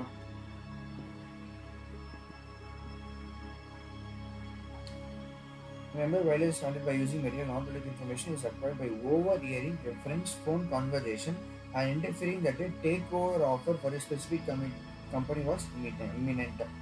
Okay அவன் என்ன பண்ணுறான் நான் யூஸிங் மெட்டீரியல் நான் இன்ஃபர்மேஷன் வேற ஒரு கம்பெனி எடுக்க போகுதுன்றது அவன் ஃப்ரெண்டு பேசிட்டு இருக்கான் அது ஒட்டுக்கா அது கேட்டுட்டு போயிட்டு இந்த மாதிரி பண்ண போகிறாங்கன்னு சொல்லி பண்ணாலும் அது தப்பு it's violation member violates standard by sharing information with clients about regulator positive response to trials of a company's new drug that we learned for during meeting and analysis with company management. ஒரு புதுசாக ஒரு drug ஒன்று வரப்போகுது அப்படிங்கிறத அவங்க கண்டுபிடிச்சிட்டாங்க. This information is considered non-public because sharing it with a specific group of analysts was selective sharing of information and cannot be considered public disclosure. இது meeting வந்து உனக்கு தான் தெரியும், சில அனாலிஸ்ட் மட்டும் தெரியும், உனக்கு தெரிஞ்ச ஒரு 4 பேர் தெரிஞ்சனால எல்லாருக்கும் தெரியும்னா கிடையாது. It's not public information. அது பண்ணாலும் இட்ஸ் வயலேஷன் தான். அதை பண்ணாலும் இட்ஸ் வயலேஷன் தான். Member violates standards will fraudulently including the names of the people who do not own shares or to meet the minimum required number of shareholders for a firm to be listed on exchange. Misleading market participants about the potential liquidity of the shares. Like 4 பேர் தான் இருக்காங்க, ஆனால் அது 10 பேர் இருக்க மாதிரி காட்டிக்கிறான். அப்போ mislead பண்ணுறான், ஃபால்ஸ் இன்ஃபர்மேஷன் கொடுக்குறான். ஓகேவா? ஸோ இது நம்ம இது படிச்சாச்சு. இப்போ நம்ம கொஷின் பேங்க் பார்த்துட்டு இதை எடுத்து வச்சுருக்கோம். அதுக்கப்புறம் நம்ம முக்கியமான டாபிக் படிக்கணும், financial statements and equity instruments.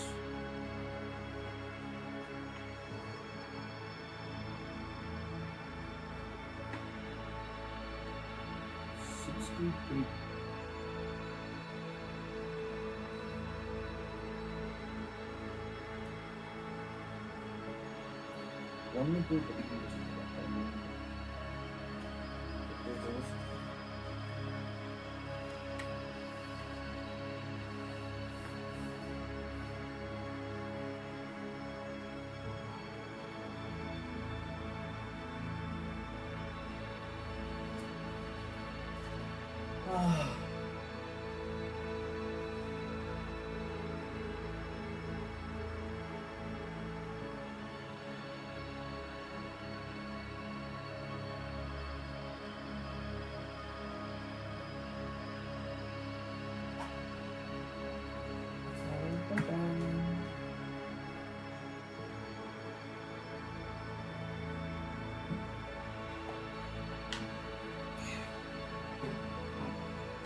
Okay.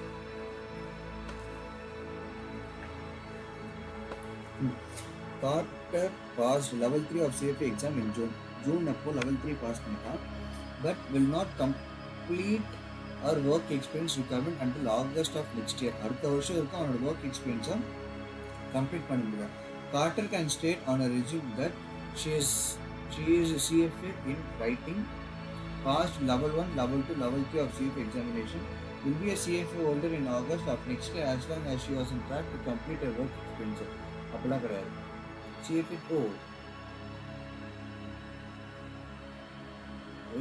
வெயிட்டிங்லாம் போட முடியாது. 3க்கு பாஸ் பண்ணிட்டுன்றதுனால போடலாம்.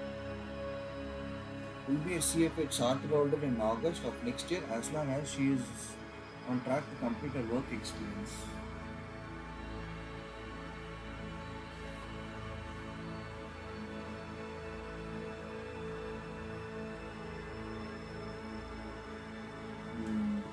will be a charter holder தான் இருக்கும். அவ்வளோ ஸ்ட்ரிக்டாக இருக்க மாட்டோம்ல, ஒர்க் எக்ஸ்பீரியன்ஸ் எக்ஸாம்லாம் பாஸ் பண்ணல. Okay, which of the following action is least likely to prevent the misuse of insider information? least likely to prevent பண்ணுறதுக்கு எது லீஸ்ட்டாக இருக்குன்னு கேட்குறாங்க. controlling relevant interdepartmental information, அதான் most. Okay, monitoring all the phone calls made by the brokers, placing security on a restricted list when the RM is in possession of material non-public information. அந்த restricted list இந்த ஆரம் எல்லா phone கால்ஸும் monitor பண்ணியிருந்தா என்ன பண்ண முடியும்? அப்படி ஒன்றும் பண்ண முடியாது. மானிட்டரில் தான் செகண்ட் அதாவது least likely and restricted list கேட்க முடியும். Kimly is a research analyst at superior investments. ஓகேவா, அவன் ரிசர்ச் அனலிஸ்டாக இருக்கான் superior investments and researching a biotech firm that is developing a treatment for a brain disease. While touring company facilities and meeting the management, She learns that they believe they may have found a way to reverse the disease. Moreover, one manager so suppose that we receive the disease in someone who didn't even have it, we may then be able to boost that individual IQ into stratosphere. அந்த மாதிரி வேற வேற மாதிரி ஒரு drug ready பண்ணிட்டு இருந்தாங்க. After returning to our office, Lee issues a research report describing a treatment of an IQ booster with a huge potential. IQ booster in this context occurred in this statement is reasonable given the information she was provided by the company, lacks a reasonable and adequate basis, is allowed only if quoted verbatim from her conversation with management. Reasonable basis இல்லையா அப்படின்னா ஒரு டெஸ்டே பண்ணி பார்க்கல. Company சொன்னா போட்டுருவாங்களா? தப்பு. Is allowable only if quoted verbatim from our conversation with management. That's the reasonable justice இல்லை reasonable adequate basis கிடையாது. Johnson CFA, analyst of New York brokerage firm, suspects that the Bob Boatman, a CFA, another analyst at the same firm, has violated a state securities law. ஒரு law violation. According to the CFA Institute of Standard Professional, Dawson is required to report the suspected violation to the appropriate state regulatory authority. Required to report the suspected violation to CFA Institute. யார்கிட்டையும் பண்ணாத அப்படின்னு சொல்லிட்டாங்க. Analyst suspect இருப்பாங்க, another analyst suspect பண்ணுறாங்க. அப்போ கண்டிப்பாக சொல்லணும் suspicion report பண்ணணும் தான் படித்த தவிர யார் பண்ணணும்னு சொல்லிப்பாங்க. Let's say regulatory authority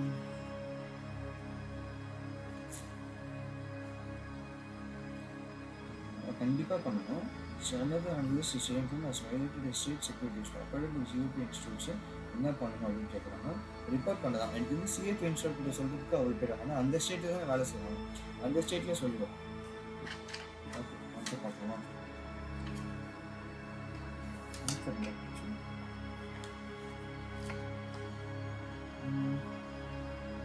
63 129.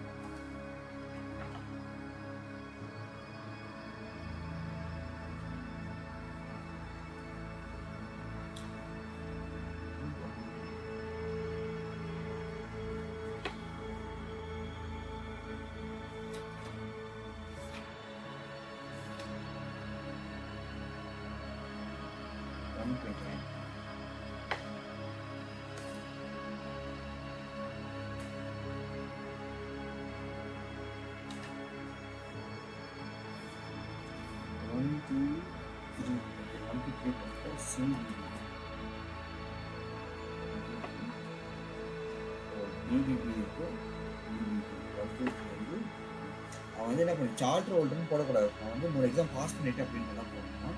Monetary phone calls அது கரெக்டாக போட்டோம். லேப் சீசன் வெரிஃபிகேஷன்ஸும் போடலாம். 3 கரெக்டாக இருக்கும். அப்புறம் 6th வந்து சி சொல்கிறாங்க. Court does not require the to report legal violations to the appropriate government or regulatory authority, but such disclosure must be prudent in certain circumstances. Caution should consult legal counsel and disassociate in activity.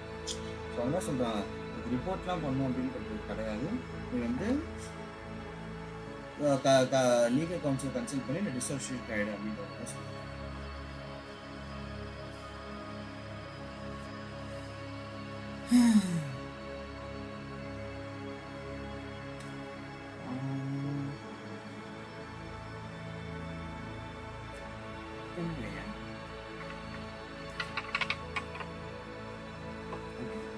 Next,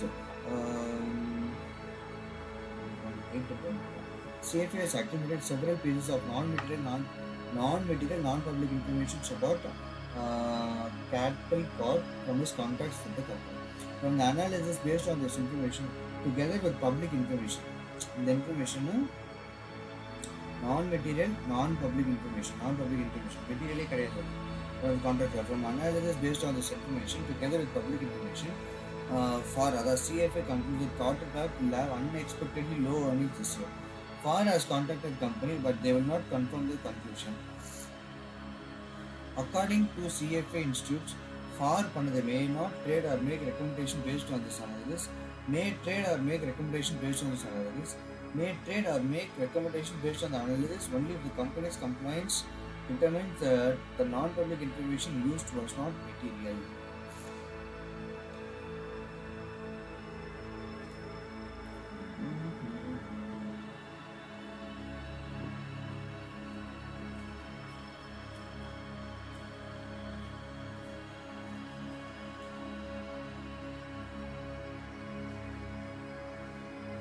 trade பண்ணலாம் தப்பு.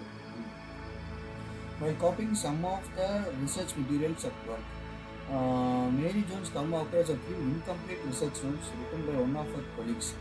As a result of reading the notes and without further review, Jones immediately changes one of her stock recommendations from sell to buy. Which of the following CFA standards violate பண்ணிருக்காங்க? Loyalty வராது, independence and objectivity, diligence and reasonableness basis ஆன கேட்குறாங்க. Independence and objectivity அது ஒன்றும் கிடையாது. First chapter தான் படிக்கிறேன். அதனால் ஃபர்ஸ்ட் சாப்டர் ஒரு கேள்வி கேட்டால் ஃபர்ஸ்ட் சாப்டரில் இருக்க ஆன்சராக தான் இருக்கும். அதனால தான் நான் ஃபர்ஸ்ட்னு போட்டேன். ஸோ வந்து கண்டிப்பாக அதை தான் இருக்கும். அது ஃபர்ஸ்ட் சாப்டர் வச்சுட்டு லாஸ்ட் சாப்டருக்கான கொஷின் கேட்கும். தப்பு தானே? ஓகே, 8th ஒன்று பார்த்தா பி. ஓகே, ஸோ இப்போ ட்ரேட் ஆர் மேக் ரெக்கமெண்டேஷன்ஸ் பண்ணிக்கலாம் அப்படின்னு போட்டுட்டு 10 இல்லை ப்ரோ, ஃபஸ்ட்டு சாப்டராக இருந்தால் ஃபஸ்ட்டு சாப்டரோட ஆன்சர் தான் கொடுக்கணும் கிடையாது. ஃபஸ்ட் சாப்டர் வந்து லாஸ்ட் சாப்டருக்கு ஆன்சர் தான் கொடுக்குறாங்க. டிலிஜென்ஸ் அண்ட் ரீசனபிள்னஸ் பேஸ் தாரு அதான் தோணுச்சு. பட் ஆனால் ஃபஸ்ட்டு அந்த லாஜிக்கில் போய்ட்டேன். ஓகே ப்ரோ, இதுக்கு மேலே நல்ல எத்திக்ஸ் பார்க்க முடியல, ரொம்ப கஷ்டமாக இருக்கு. அப்பாடே, கொஞ்சம் கொஞ்சமாக பார்த்துக்கலாம். அது திரும்ப கொஞ்சம் படிச்சுன்னா ஓரளவு பண்ணுறோம்.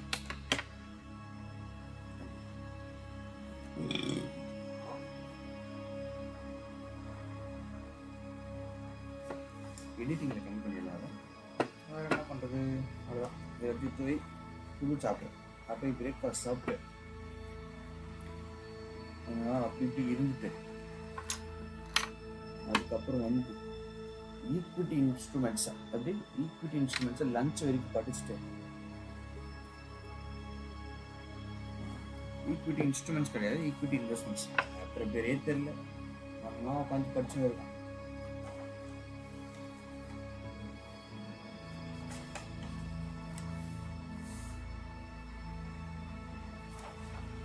One, 2, 3, 4, 5, 6, 7, 8 சாப்டர் இருக்கு. Proud of you. Thank you, Sophia.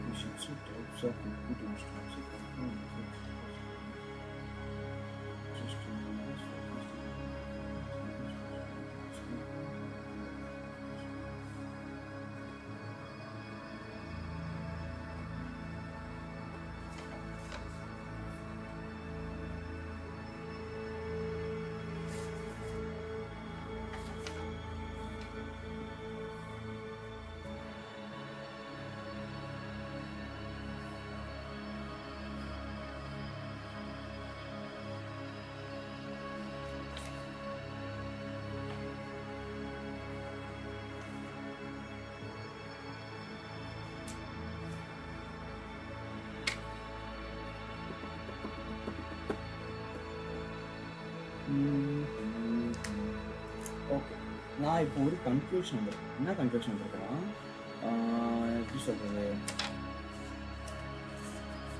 அதாவது 27 to 38, 27னா 38, 27 to 38னா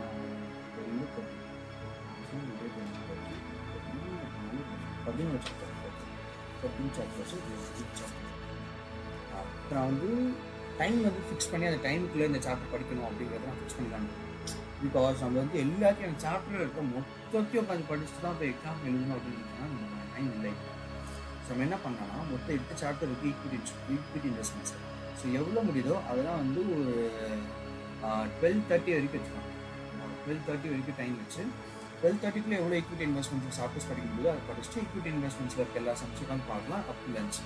ஸோ சம்மும் பார்த்த மாதிரி இருக்கும், எம்சிக்யூஸும் பார்த்த மாதிரி இருக்கும். அதே மாதிரி வந்து நீ கொஞ்சம் கான்செப்ட் படித்த மாதிரி இருக்கும், கொஞ்சம் தெளிவு இருக்கும். அப்புறம் லஞ்சில் முடிச்சா அதே தான் ஃபினான்ஷியல் ஸ்டேட்மெண்ட்ஸுக்கும் அதே தான். ஏன்னா ஃபுல்லாக முடிச்சுட்டு தான் நான் அடுத்த சாப்டர் போவேன் அப்படின்னா கிடச்சிட்டு போக மாட்டேங்குது. அதே சாப்டர் தான் படிச்சுட்டே இருக்கும். ஸோ நம்மளே ஒரு டைம் பார் வச்சு அது வரைக்கும் எவ்வளோ படிச்சு முடிக்க முடியுதோ அது வரைக்கும் படிச்சு முடிச்சு எடுத்து வச்சுட்டு சமைச்சு பார்த்துட்டு அப்புறம் மதியம் ஃபினான்ஸ் ஸ்டேட்மெண்ட்ஸ் எவ்வளோ படிச்சு முடிக்க முடியுதோ அது வரைக்கும் படிச்சு முடிச்சு எடுத்து வச்சு இன்கேஸ் நம்மளுக்கு ரிவைஸ் பண்ணும்போது டைம் இருந்துச்சு அப்படின்னா இருந்தால் அப்போ வந்து மேபி ஏதாவது மேலோட்டமாக ஓகே தாண்டா this is what I'm going to follow. So இதுலேயே வந்து 8 இருக்குது. ஃபஸ்ட் என்ன பண்ணலாம்னா செலக்டிவாக படிக்கலாம், அப்படியே மேலோட்டமாக போகலாம். Page number 271.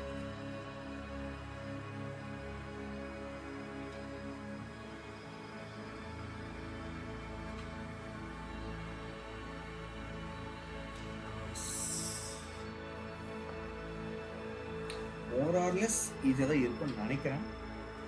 ஈஸியாக இருந்துச்சுன்னா நல்லது.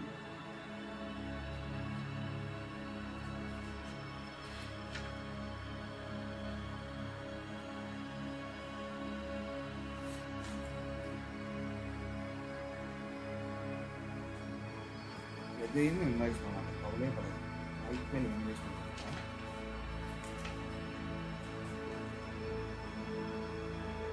உள்ள இருக்க எக்ஸாம்பிள்ஸ்லாம் கண்டிப்பாக படிக்கணும். அந்த எக்ஸாம்பிள்ஸ்லாம் நிறைய கற்றுக் கொடுக்குது. Examples is must.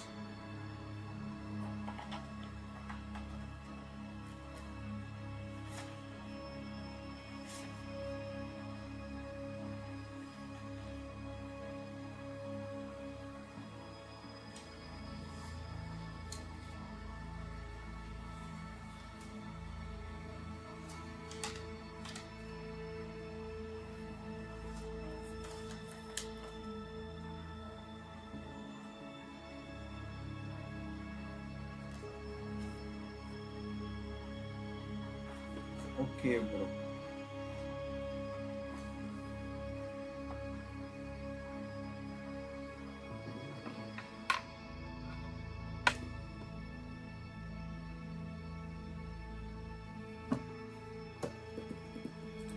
Names are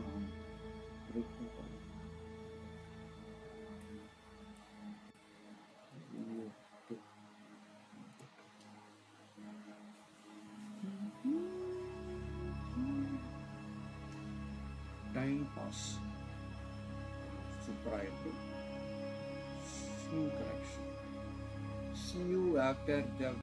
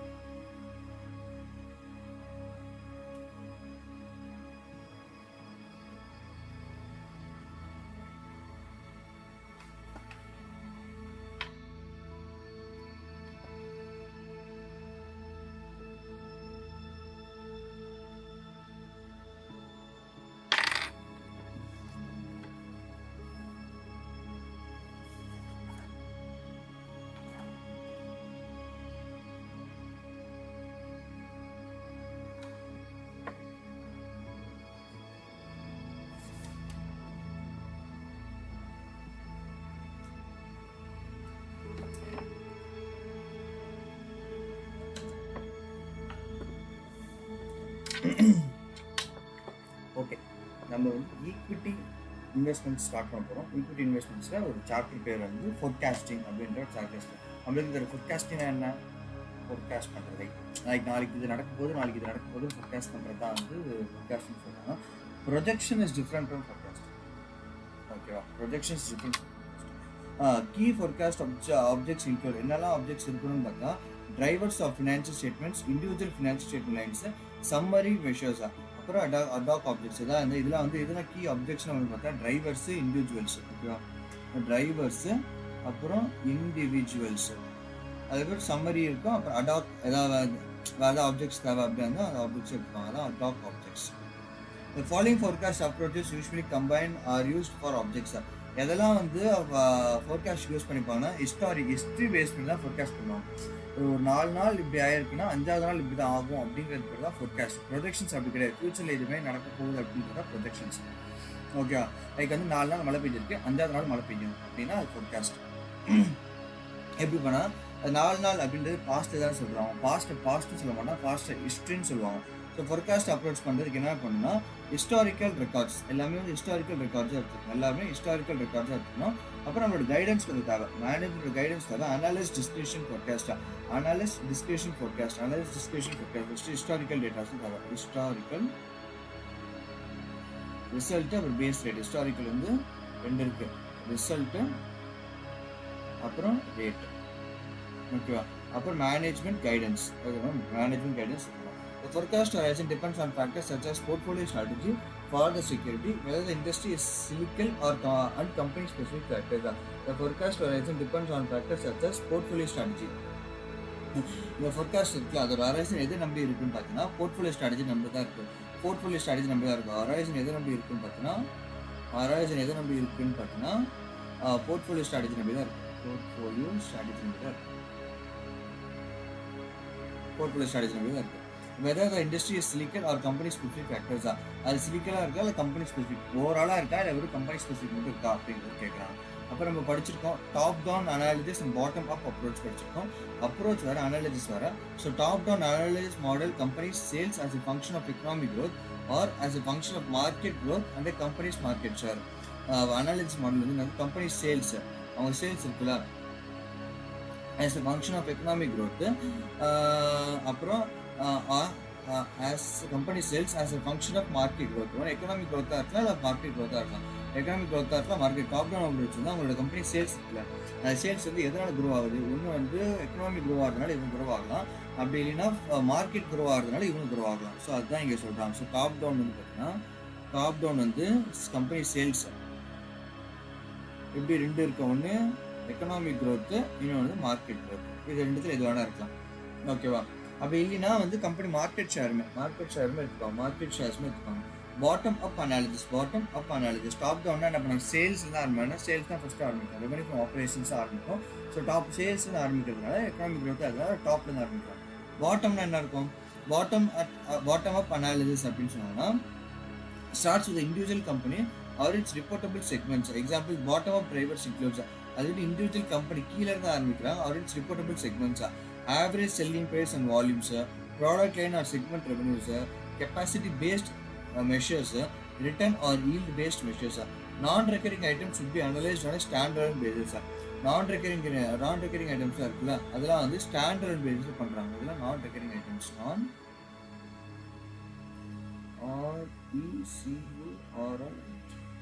Non-recurring items. Average selling price வச்சு இருப்பாங்க. அதுக்கு product line or segment revenue வச்சிருப்பாங்க. செக்மெண்ட் ரெவன்யூ அப்புறம் செல்லிங் ப்ரைஸ், இது 2 எடுத்து எடுப்பாங்க. ஓகே, 2 மெஷர்ஸ் இருக்குது. ஒன்று வந்து கெப்பாசிட்டி பேஸ்டு மெஷர்ஸ், ஒன்று ஈல்டு பேஸ்ட் மெஷர்ஸ். ஓகேவா? பாட்டம் அப் அனாலிசிஸ் வந்து ஃபஸ்ட்டு எஸ் ஸ்கொயர் சொல்கிறாங்க. இன்னும் எஸ் ஸ்கொயரு 2 எஸ் இருக்குது. ஒன்று செல்லிங் ப்ரைஸ் எடுப்பாங்க, இன்னொன்று செக்மெண்ட் ரெவன்யூ வச்சு எடுப்பாங்க. அப்படி இல்லைன்னா ஈல்டுமே 2 பேஸ்டு மெஷர்ஸ். ஓகேவா? மெஷர்ஸ் வந்து 2 மெஷர்ஸ் இருக்குது. ஒன்று கெப்பாசிட்டி பேஸ்டு, ஒன்று வந்து ஈல்டு பேஸ்டு. கெப்பாசிட்டி பேஸ்டு இருக்குது, ஈல்டு பேஸ்டு இருக்குது. 2 மெஷர்ஸ் வச்சுப்பாங்க. அதுமாதிரி 2 எஸ் இருக்குது. ஒன்று செல்லிங் ப்ரைஸ் வச்சு எடுப்பாங்க, ஒன்று செக்மெண்ட் ரெவன்யூ வச்சு எடுப்பாங்க. இது bottom up analysis starts with individual company or its reportable செக்மெண்ட்ஸா. டாப் டவுன் வந்து கம்பெனி சேல்ஸ் எடுத்து அது எக்கனாமி அவுட் சைடு வச்சு பார்ப்பாங்க. எக்கனாமி சேல்ஸ் மார்க்கெட்டை வச்சு பார்க்கறது தான் வந்து top down. Bottom up approach பார்த்தா கம்பெனியோட இண்டிவிஜுவல் கம்பெனி அங்கே ஆரிட்ஸ் ரிப்போர்ட்டபிள் செக்மெண்ட்ஸ் வச்சு பார்ப்பாங்க. அந்த கம்பெனி மட்டும் வச்சு அந்த கம்பெனிலேருந்து என்னென்னலாம் சேஞ்ச் ஆகும், எப்படி ஆவரேஜ் செல்லிங் ப்ரைஸ் வச்சு எடுக்கலாம், இல்லை செக்மெண்ட் ரெவன்யூ வச்சு எடுக்கலாம், அப்படின்னா வந்து ஈல்டு பேஸ் பண்ணி எடுக்கலாம். அப்புறம் வந்து கெப்பாசிட்டி பேஸ் பண்ணி கூட எடுத்துக்கலாம். ஓகே, நெக்ஸ்ட் காக்ஸ்னா நமக்கு எல்லாருக்கும் தெரியும், cost of goods sold. And gross margin are usually estimated as a percentage of ரெவன்யூவா. ஏன்னா காஸ்ட் ஆஃப் குட்ஸ் சோல்டு ஃபார்ம்ல வந்து டிவைட் பை சேல்ஸ் தான் போடுவேன். Sales divided by cost of goods sold, sales divided by gross profit அப்படின்றத நம்ம ஃபார்முலாஸே படிப்போம். அதனால வந்து cost of goods sold gross margin வந்து எப்பவுமே பர்சன்டேஜ் ஆஃப் ரெவன்யூன்னு சொல்றாங்க. கரெக்ட் தான், அதில் எந்த ஒரு இதுவுமே கிடையாது. அது percentage of revenue. The fixed cost component of SG&A expenses, selling goods and administration expenses, selling general and administration expenses, okay, it's generally larger than its variable cost component. It's generally the fixed cost component வந்து பார்த்தீங்கன்னா இது selling அப்புறம் general admin இதோட is generally larger than fixed cost is greater than variable cost னு சொல்றாங்க. And might be model using a fixed growth rate and might be model using a fixed growth rate. Selling and distribution cost might be more directly linked to sales volume. The selling and distribution cost இருக்குல்ல, selling cost வந்து directly linked to sales volume சொல்றாங்க. So selling cost வந்து linked to sales volume சொல்றாங்க. Sales volume. Fixed cost is larger than, so more than variable cost. Fixed cost is SGA, selling general administration expenses. இது என்ன பண்ணுவாங்கன்னா fixed growth model use பண்ணுவாங்க. Fixed growth model use பண்ணுவாங்க. இன் forecasting working capital formula என்ன படிச்சோம்? Current assets minus current liabilities. Current assets minus current liabilities. Net working capital என்ன படிச்சோம்? நம்ம short term low cash and marketable securities அதுன்னு தெரியும் போனால் ஷார்ட் டேர்ம் வந்து கொடுக்கணும். அதுக்கான நெட் ஒர்க்கிங் கேபிட்டல் கிடைக்கும்.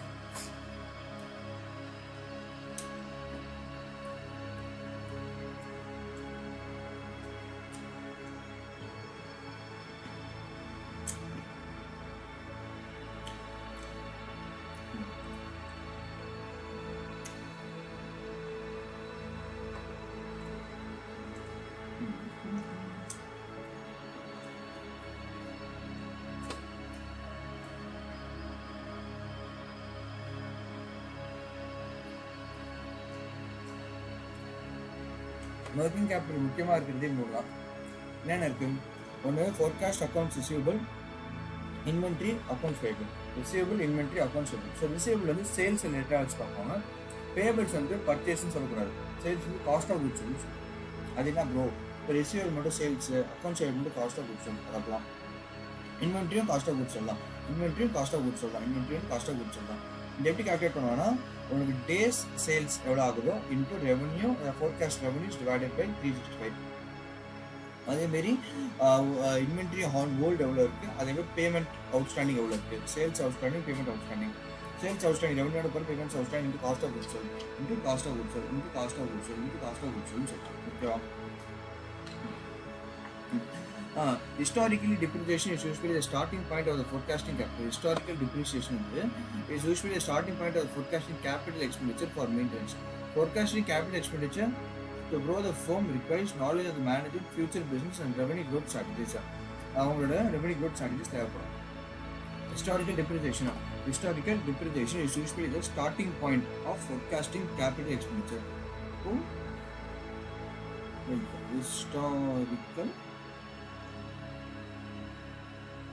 Historical depreciation வந்து பார்த்தீங்கன்னா forecasting capital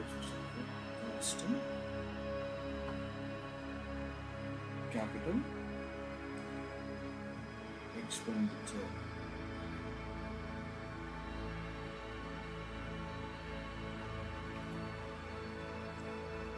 Historical depreciation வந்து பார்த்தா forecasting capital expenditure அதான் வந்து starting point. Forecasting capital expenditures to grow. அது forecasting capital expenditure வந்து பண்ணுறதுக்கு என்ன தேவைன்னா ரெண்டு விஷயம் தேவை. ஒன்று ஃபியூச்சர் பிஸ்னஸ் என்ன பண்ண போகிறாங்க அப்படிங்கிறது தேவை, ஃபியூச்சரில் என்ன பிஸ்னஸ் பண்ண போகிறாங்க அப்படிங்கிறது தேவை. ரெண்டாவது வந்து ரெவன்யூ க்ரோ பண்ணுறதுக்கு என்ன ஸ்ட்ராட்டஜி வச்சுருக்கீங்க. So revenue growth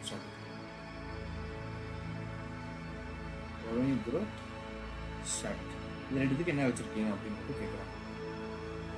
Forecasting the firm's capital structure. இப்போ வந்து மேலே forecasting capital expenditure பார்த்தியா, இது capital structure may be based on analysis of leverage ratios while considering any borrowings requirements caused by planned capital expenditure as well as management guidance about its target capital structure. எல்லாம் management கிட்ட கேட்டு தான் பண்ண முடியும். ஏன்னா management கிட்ட தான் அவன் தான் சொல்லுவான், நீ எப்படி forecast பண்ண முடியும், அதை பண்ண முடியாது. ஸோ கேபிட்டல் ஸ்ட்ரக்சர் வந்து பார்த்தீங்கன்னா கேபிட்டல் எக்ஸ்பெண்டிச்சர் மேலே பார்த்தீங்கன்னா ஃபியூச்சர் பிஸ்னஸ் தெரியணும், ரெவன்யூ க்ரோத் ஸ்ட்ராட்டஜி தெரியணும். அதேமாரி forecasting capital structure is nothing but வந்து டெட் வச்சுக்கலாம், ஈக்விட்டி வச்சுக்கலாம் அப்படின்றது போயிருப்பாங்க. அது எப்படி வச்சுப்போனா ஒன் லெவரேஜ் ரேஷியோஸ் கூட கண்டுபிடிச்சலாம். லெவரேஜ் ரேஷியோஸ் தான் ஆப்ரேட்டிங்காக ஃபினான்ஸா, அப்புறம் இன்னும் ஓஎஃப்எல் சம்திங் இருக்கும், அப்புறம் இஎஃப்எல் இருக்கும், இபிஐடி டிவைட் பை இபிடி, அப்புறம் இபிஐடி டிவைட் பை கான்ட்ரிபியூஷன், அந்த மாதிரி ஃபார்ம்லாம் நம்ம கேள்விப்பட்டிருக்கோம்ல, அது வந்து லெவரேஜ் ரேஷியோஸ். அது படிப்போம், போக படிப்போம். Leverage while considering any borrowing requirements caused by planned capital expenditure as well as management guidance about this management guidance வேணும். அவங்களோட டார்கெட் கேபிட்டல் ஸ்ட்ரக்சர் மேனேஜ்மெண்ட்டோட கைடன்ஸ் வேணும். மேனேஜ்மெண்ட்டு அவங்களோட டார்கெட் என்ன, லைக் ஈக்விட்டியாக போகிறீங்களா டெட்டாக போகிறீங்களான்றது அவங்களோட டார்கெட் என்னன்றது தெரிஞ்சுக்கணும். An analyst should perform scenario analysis with multiple alternative assumptions to examine the sensitivity of the net income to changes in this assumption. The result is to develop the range of estimates. ஓகேவா, அவங்க என்ன பண்ண ஒரு scenario analysis வரையணும். Scenario analysis with multiple alternative outcomes, with multiple alternative assumptions to examine the sensitivity of the scenario analysis. Same பண்றாங்க, sensitivity of income. ஓகேவா, sensitivity அப்படின்னு பார்த்தீங்கன்னா லைக் வந்து ஏதாவது இப்போ லைக் வந்து செல்லிங் ப்ரைஸ் வந்து நான் எக்ஸ்ட்ரா ₹2 இன்க்ரீஸ் பண்ணலான்னு இருக்கேன் அப்படின்னா, ₹2 செல்லிங் ப்ரைஸ் இன்க்ரீஸ் பண்ணனா என் ப்ராஃபிட் எந்த அளவுக்கு இன்க்ரீஸ் ஆகும், ₹2 இன்க்ரீஸ் பண்ணால் வேரியபிள் காஸ்ட் எந்த அளவுக்கு இன்க்ரீஸ் ஆகும், ஃபிக்ஸட் காஸ்ட் எந்த அளவுக்கு அடி வாங்கும், கான்ட்ரிபியூஷன் எந்த அளவுக்கு அடி வாங்கும், இபிடி எந்த அளவுக்கு அடி வாங்கும், அந்த சென்சிட்டிவிட்டியை பார்த்தா கண்டுபிடிக்கும். அது can be any times. Variable காஸ்ட்டை கூட இது சென்சிட்டிவிட்டியாக யூஸ் பண்ணிக்கலாம். எப்படி எது இன்க்ரீஸ் ஆனால் எது டிக்ரீஸ் ஆனால் அடி வாங்காது அப்படிங்கிறது கண்டுபிடிக்கிறது தான் சென்சிட்டிவிட்டி அப்படின்றத யூஸ் பண்ணுவாங்க. ஓகேவா, ஸோ என்ன சொல்கிறேன், ஃபஸ்ட்டு கீ ஃபோர்காஸ்ட் ஆப்ஜெக்ட்ஸ் வந்து டிரைவர்ஸ் தேவை, அப்புறம் இண்டிவிஜுவல் ஃபினான்ஷியல் ஸ்டேட்மெண்ட் லைன்ஸாக எது வந்து ஃபினான்ஷியல் ஸ்டேட்மெண்ட்ஸை தாக்கி பிடிச்சிட்ருக்கு. லைக் சில டைம் வந்து ஃபோர்காஸ்ட் பண்ணுறதுக்கு சேலரி தான் ஒருத்தருக்கு மெயினாக இருக்கும். ஆனால் சில டைம் சேலரியாக இருக்காது, வெறும் சர்வீஸ் ஆர்கனைசேஷன்ஸாக இருந்துச்சுன்னா சேலரிலாம் பெரிய லெவலில் இருக்காது.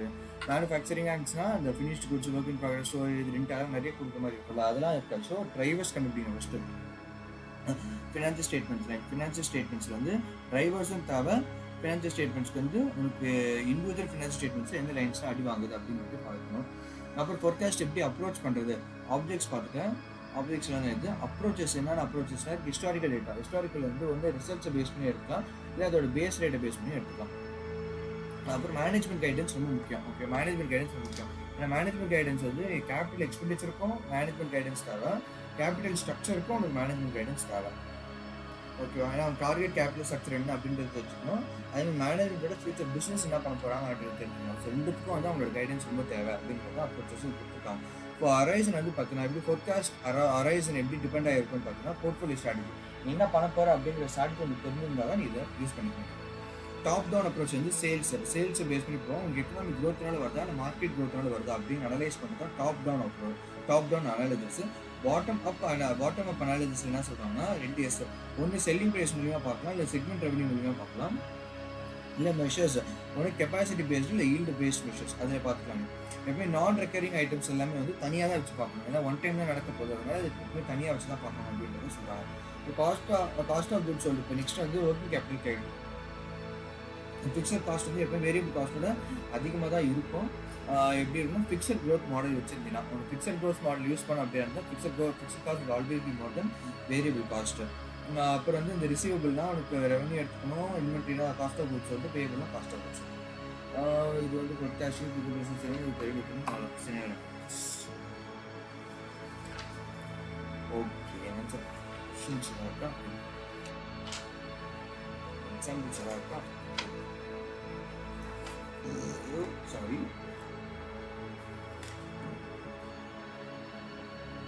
ஆக்சுவலி இப்போ குட் சி நான் புக்குக்குள்ளே படித்தேன், லைக் அதான் ஃபுல்லாக லைன் உட்காந்து படிச்சிருந்தேன்னா இன்னமும் நிறைய கற்றுக்கலாம். ஆக்சுவலாக நிறைய சின்ன விஷயத்த நிறைய சொல்கிறாங்க, பட் இதெல்லாம் ப்ராக்டிக்கலாக யூஸ் ஆகுமான்னு கேட்டால் ரொம்ப கஷ்டம். பட் ஆனால் நாலேஜ் வைஸ் நிறைய இருக்கு, நிறைய தெரிஞ்சுக்கலாம். நம்ம எக்ஸாம் பெர்ஸ்பெக்டிவ்ல தான் படிக்கிறோம் அப்படிங்கிறதுனால நம்ம உள்ள இன்டெப்த்தாக போயிட்டு okay. Cost of sales and gross margins. forecast cost of goods sold வந்து historical cost of goods sold divided by revenue into estimated future revenue into estimated future revenue. Forecast cost of goods sold equal to 1 minus gross margin 1 minus cost margin into estimated future revenue. One historical COGS divided by revenue. COGS divided by revenue தான் gross margin. ரெண்டு formula கொடுத்துருப்பாங்க, this or this. ஒன்று வந்து cost of goods sold, historical cost of goods sold divided by revenue, அப்படி இல்லைனா 1 minus gross margin into estimated ரெண்டு formulas கொடுத்துருக்காங்க. அதில் இது இருக்கான்னு பார்த்தோன்னா இனிமேல் அதை அப்டேட் பண்ணிடுறேன். இனிமேல் வந்து ஃபார்முலாஸும்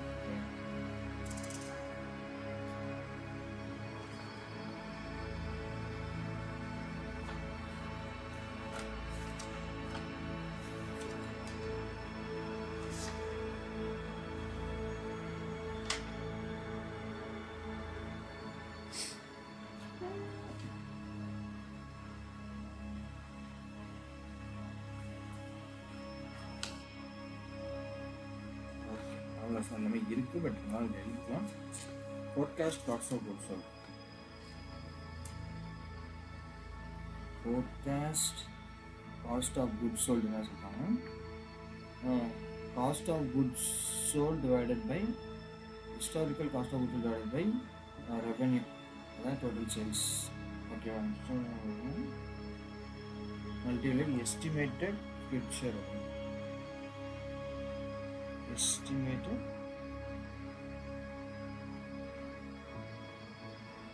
future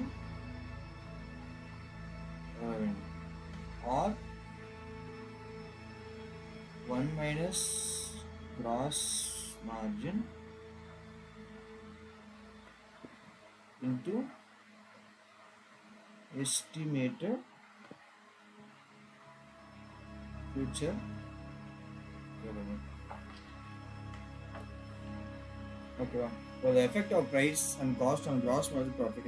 Assume the company's cost of goods sold as a percentage of sales is 25%. Estimated cost of goods sold as a percentage of sales. Sales 25% கொடுத்துருக்காங்க. Sales cost of goods sold sales கொடுத்துருக்காங்க. வந்து அது படிப்பேன் 1/4 on sales வந்து 1/3 on cost நினைக்கிறேன். 4னா 3 ஆமா. 1/4 on salesனா 1/3 on cost. And the quantity sold for the entire period in period 2 as in period 1. That the quantity sold is the same in period 2 as in same period 1. ரெண்டுத்துல ஒரே quantity தான் sale பண்ணிருக்காங்க வச்சுக்கோங்க. If input cost doubles in period 2, the company can pass the entire increase on its customers through a 25% price increase. Price increase 25% increase பண்ணிருக்காங்க. Cost of goods sold as a percentage of sales will increase to 40%. அதே sales 25% இருக்குல்ல, அது 40% increase ஆகிடும் to 40%. So to 40% ஆயிடுச்சு. Because an equal absolute amount has been added to the numerator and to the denominator. Okay. ஒரு வருஷத்துக்கு என்ன தெரியாது, sales தெரியாது. ஸோ நார்மலாக சேல்ஸ் பீரியட் வந்து 100 rupees வச்சுக்கோ. அவன் தான் சில பீரியட் வந்து 25% காஸ்ட் ஆஃப் குட்ஸ் சொல்லி சொல்கிறாங்க. ஸோ ஆன் சேல்ஸ் பார்த்தா 25% பார்த்தா 100 rupees வரும். ஸோ கிராஸ் ப்ராஃபிட் வந்து 75 rupees. COGS as a percentage of sales வந்து 20%, கிராஸ் ப்ராஃபிட் 75%. ஓகேவா?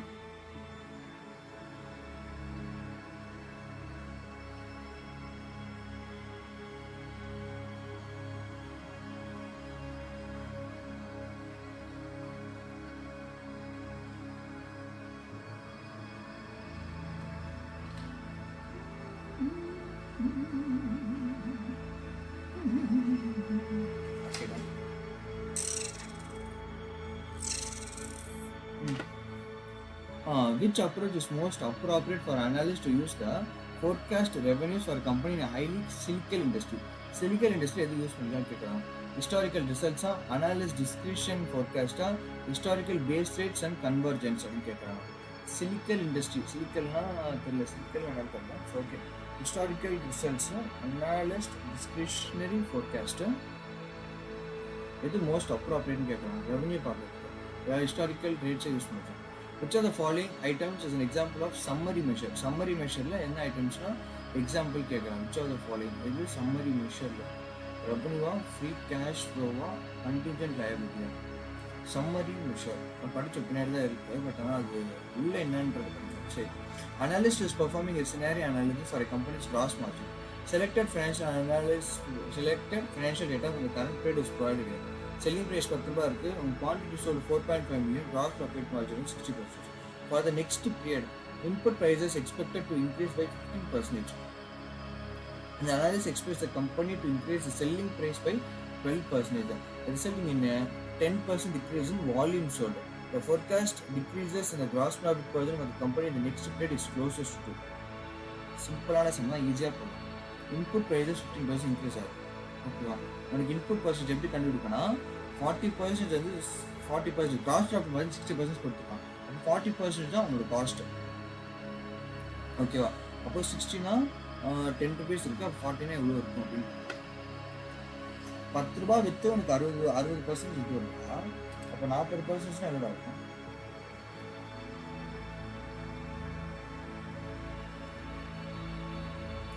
வந்து 60% 40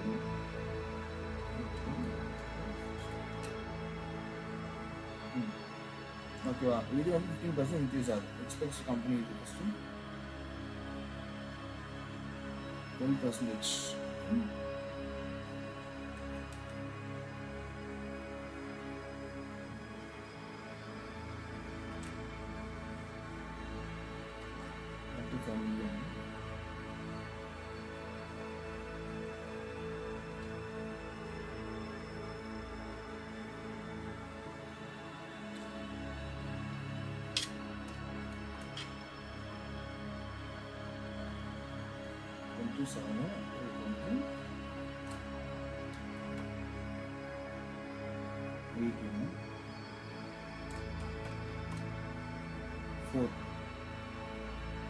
ஸோ உனக்கு வந்து வேரியபிள் காஸ்ட் வந்து 4, செல்லிங் ப்ரைஸ் வந்து 10. ஓகேவா? அப்போது செல்லிங் ப்ரைஸ் வந்து 12% இன்க்ரீஸ் ஆகுது. ஸோ 10 + 12% போட்டோன்னா 11.2. வேரியபிள் காஸ்ட்டுக்கு 4, அதுலேருந்து அவனுக்கு எவ்வளோ 15% இன்க்ரீஸ் ஆகுது. அப்போது செல்லிங் 15% வந்து இன்க்ரீஸ் ஆகுது. அப்போ 4 + 15% போட்டால் 4.6. இப்படி மைனஸ் பண்ண எவ்வளோ 11.2 minus 4.6 போட்டோம்னா 6.6 தான் உங்களோட கிராஸ் ப்ராஃபிட் வருது. ஓகேவா?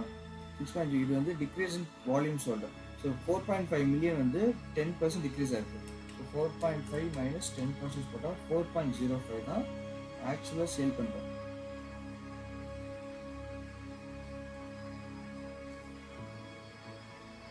சரியா? அப்போது into 6.6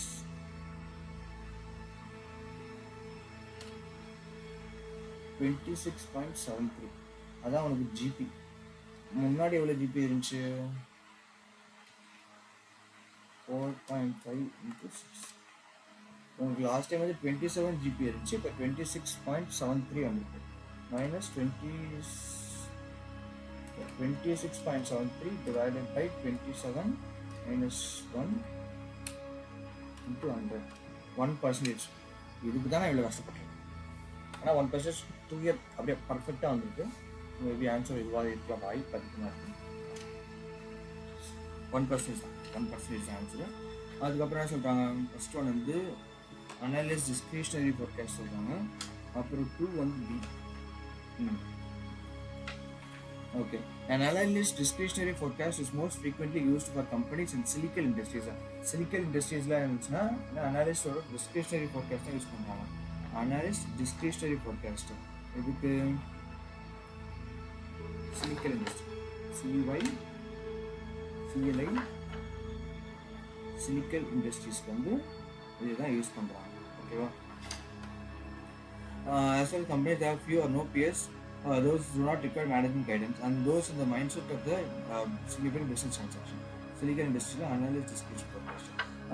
The historical result approaches is not appropriate for companies in cyclical industry because a future period is probably going to be at the dissimilar point in the business cycle compared to the current or past period. Future எப்படின்னா மாறலாம். Historical results cyclical industry வந்து எப்படி வேணா இருக்கலாம், past present எப்படின்னா மாறலாம். So the result would be not comparable. The historical base rate and convergence approach is not appropriate company in highly cyclical industries because a smooth convergence to a long-term base rate would hide the annual volatility. So அதுவும் பண்ணிடும். cyclical industries வந்து ரெண்டு use பண்ணாதீங்க. Okay. Free cash flow is example of summary measure. Free cash flows. Example, as it combines several measures into one: net income, depreciation, fixed capital, revenue is an individual financial statement line, contingent liability is not talk. Okay, not talk on particular contingent liability. Like other one time contingent liability and get liability. Individual line items on the revenues, revenue from operations. Okay. So 8 out of 1.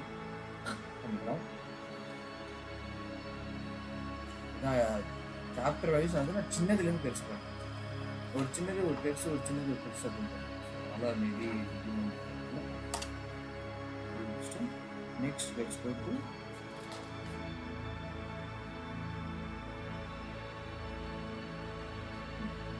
Security market index. அதான் பெருசாக. Okay, page number 291.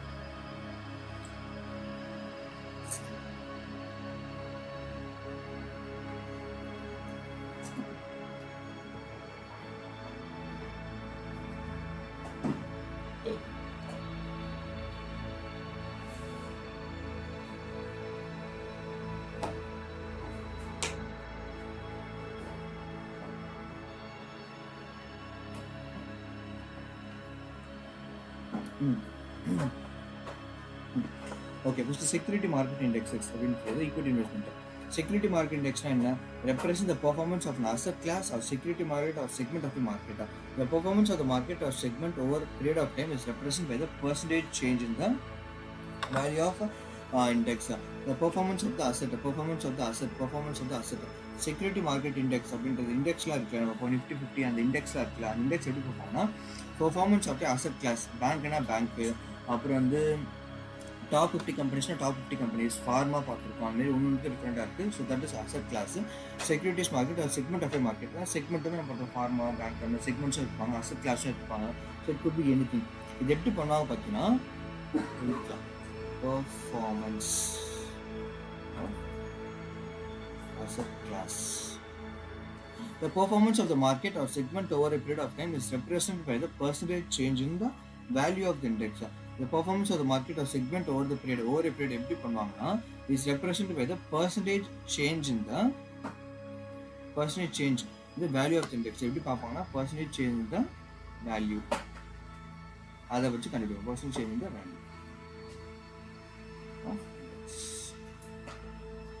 Security market index வந்து performance அந்த asset கிளாஸோட பெர்ஃபார்மன்ஸாக பார்ப்போம்.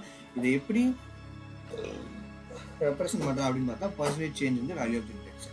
A price index uses the prices of the constituent securities in the return calculation. The rate of return is called price return. The price index இருக்கா, இப்போ security market index பார்த்துருக்கா, அதே மாதிரி price index ஒன்று இருக்குது. uses only the prices of the constituent securities. prices மட்டும் தான் use பண்ணி கண்டுபிடிப்பாங்க இந்த ரிட்டர்ன் கால்குலேஷன். அதுக்கு ஏதாவது ப்ரைஸ் ரிட்டர்ன் சொல்கிறாங்க. இது rate of return, price return சொல்கிறாங்க. ஓகேவா, ப்ரைஸ் ரிட்டர்ன்றது சொல்கிறாங்க. இது prices of constituent securities.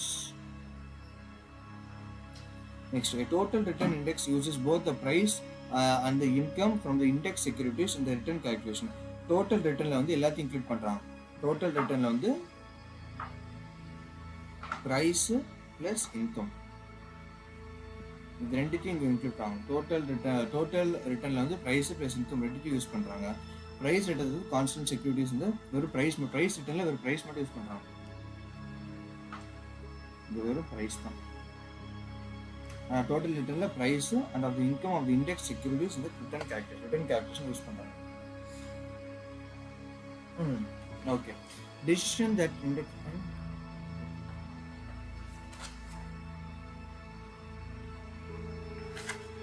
Okay. Decision that index providers must make while constructing and managing indexes. Decision that index providers இருக்காங்கல்ல, அந்த இண்டெக்ஸ் ப்ரொவைடர்ஸ் வந்து நல்லா டிசிஷன் எடுப்பாங்க while constructing. இந்த இண்டெக்ஸ் 50 கண்டுபிடிக்கும் போது 50 கண்டுபிடிக்கும் போது என்னெல்லாம் மைண்டில் வச்சுப்பாங்க அப்படின்னு பார்த்தோம்னா, first the target market the index will measure. The target market the index will measure. The target market first எது நான் டார்கெட் பண்றேன் அப்படிங்கிறது டார்கெட் மார்க்கெட் ரொம்ப முக்கியம். டார்கெட் மார்க்கெட் வந்து யாரை பிடிக்க போறேன் அப்படின்றது முக்கியம். which securities on the target market to include, அதான் which securities இன்க்ளூட் பண்ணிக்கலாம் அப்படிங்கிறது கேட்குறாங்க. செக்யூரிட்டிஸ் ஏன்னா இப்போ எது டாப் 50 டாப் 100 இருக்கணும்னா டாப் 100ல யாரெல்லாம் இருக்கணும் அப்படிங்கிறது டிசைட் பண்ணுறது எந்த செக்யூரிட்டிஸ்லாம் இருக்கட்டும். இந்த appropriate waiting methods like equities மூலியமாக போகலாமா, டெட் மூலியமாக போகலாமான்றதையும் யூஸ் பண்ணுவோம். Waiting methods. how frequently to rebalance index to its target weights. எப்படி ரீபேலன்ஸ் பண்ணுறதுன்னு பார்க்கணும். Rebalance how frequently is to re-examine. ரீபேலன்ஸுக்கு ரீஎக்ஸாமின் நம்ம பண்ண செலெக்ஷன் எல்லாமே கரெக்டாக தான் இருக்கா அப்படின்றது எவ்வளோ ஃப்ரீக்வெண்ட்டாக பார்க்கணும் அப்படின்றத பார்க்கணும். ரீஎக்ஸாமின் ரெண்டுமே வந்து how frequently கேட்குறாங்க. ஃப்ரீக்வெண்ட்லி ஓகேவா. இப்போ வந்து இண்டெக்ஸ் ப்ரொவைடர்ஸ் இருக்கான், அவன் வந்து ஒரு இண்டெக்ஸை சூஸ் பண்ண நினச்சா ஃபஸ்ட்டு எந்த டார்கெட்டை சூஸ் பண்ணலாம், எந்த இண்டஸ்ட்ரிக்கு போகலாம். ஃபஸ்ட்டு டார்கெட் மார்க்கெட்டை சூஸ் பண்ணுவோம். ஓகே நான் வந்து இந்த மார்க்கெட் தான் எடுக்கிறேன் அப்படின்னு சூஸ் பண்ணுறேன்னா அதுலேருந்து என்னென்ன செக்யூரிட்டிஸ்லாம் இன்க்ளூட் பண்ணிக்கலாம் அப்படின்றது. விச் செக்யூரிட்டிஸ் உங்கள் டார்கெட் மார்க்கெட் இன்க்ளூட், எந்த செக்யூரிட்டிஸ்லாம் இன்க்ளூட் பண்ணிக்கலாம் அப்படின்றது கேட்பாங்க. சரி இன்க்ளூட் பண்ணிக்கலாம், அதை எப்படி வெயிட்டேஜாக பிரிக்கலாம், என்ன வெயிட் மெத்தட் யூஸ் பண்ண போகிறேன்றது கேட்குறாங்க. அப்புறம் how frequently ரெண்டு விஷயத்த, ஒன்று எப்போ how frequently you will re-examine, how frequently you will rebalance it அப்படின்ட்டு போகலாம். ஃபஸ்ட்டு டார்கெட் மார்க்கெட்டை சூஸ் பண்ணி அதில் என்ன செக்யூரிட்டிஸ் இருக்குன்றது தேடு. செக்யூரிட்டி சைடு கண்டுபிடிச்சிட்டேன். அப்போ நெக்ஸ்ட் என்ன பண்ணி how frequently, நெக்ஸ்ட் வெயிட்டிங் வருது. அதுக்கப்புறம் how frequently you will examine, how frequently you will re-examine. re-examine target market அது வந்து என்ன செக்யூரிட்டிஸ் எடுக்கலாம், செக்யூரிட்டிஸ் எடுத்துட்டு அப்புறம் வெயிட்டிங் மெத்தட்ஸ், அப்புறம் ரீபேலன்ஸ் அப்புறம் ரீஎக்ஸாமின். மேலே வந்து வெயிட்டிங் மெத்தட்ஸ் பார்த்தோமா, அதோட இண்டெக்ஸைசேஷன் பார்க்கலாம். A price weighted index is arithmetic mean of the prices of the index securities. arithmetic mean அவங்களோட ஆவரேஜ். ஓகேவா, arithmetic meanன்றது ஆவரேஜ். இது price weighted index வந்து average of the index securities.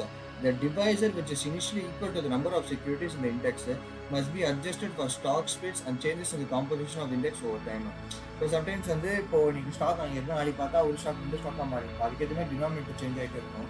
But நார்மலாக வந்து ஆவரேஜாக எடுத்துப்பாங்க. Average of the prices of the index securities.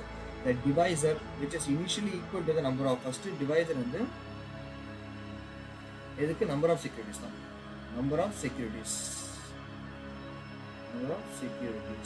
ஓகேவா. The equal weighted index assigns the same weight to each of the constituent securities.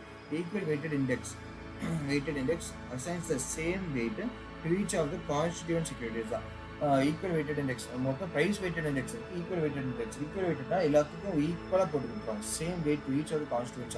ஒரு 100க்கு 100க்கு ஒரே வெயிட்ஸை கொடுத்துருவாங்க. ப்ரைஸ் வெயிட்டடாக இருந்தால் ப்ரைஸ் ஆவரேஜ் ப்ரைஸ் எடுத்துப்பாங்க, divide by number of securities கொடுப்பாங்க. நெக்ஸ்ட் வேற ஒன்று இருக்கு, market capitalization weight index. Price எடுத்துக்கிட்டா ஈக்குவல் மார்க்கெட், அப்போ ஃபண்டமெண்டல் இருக்கு.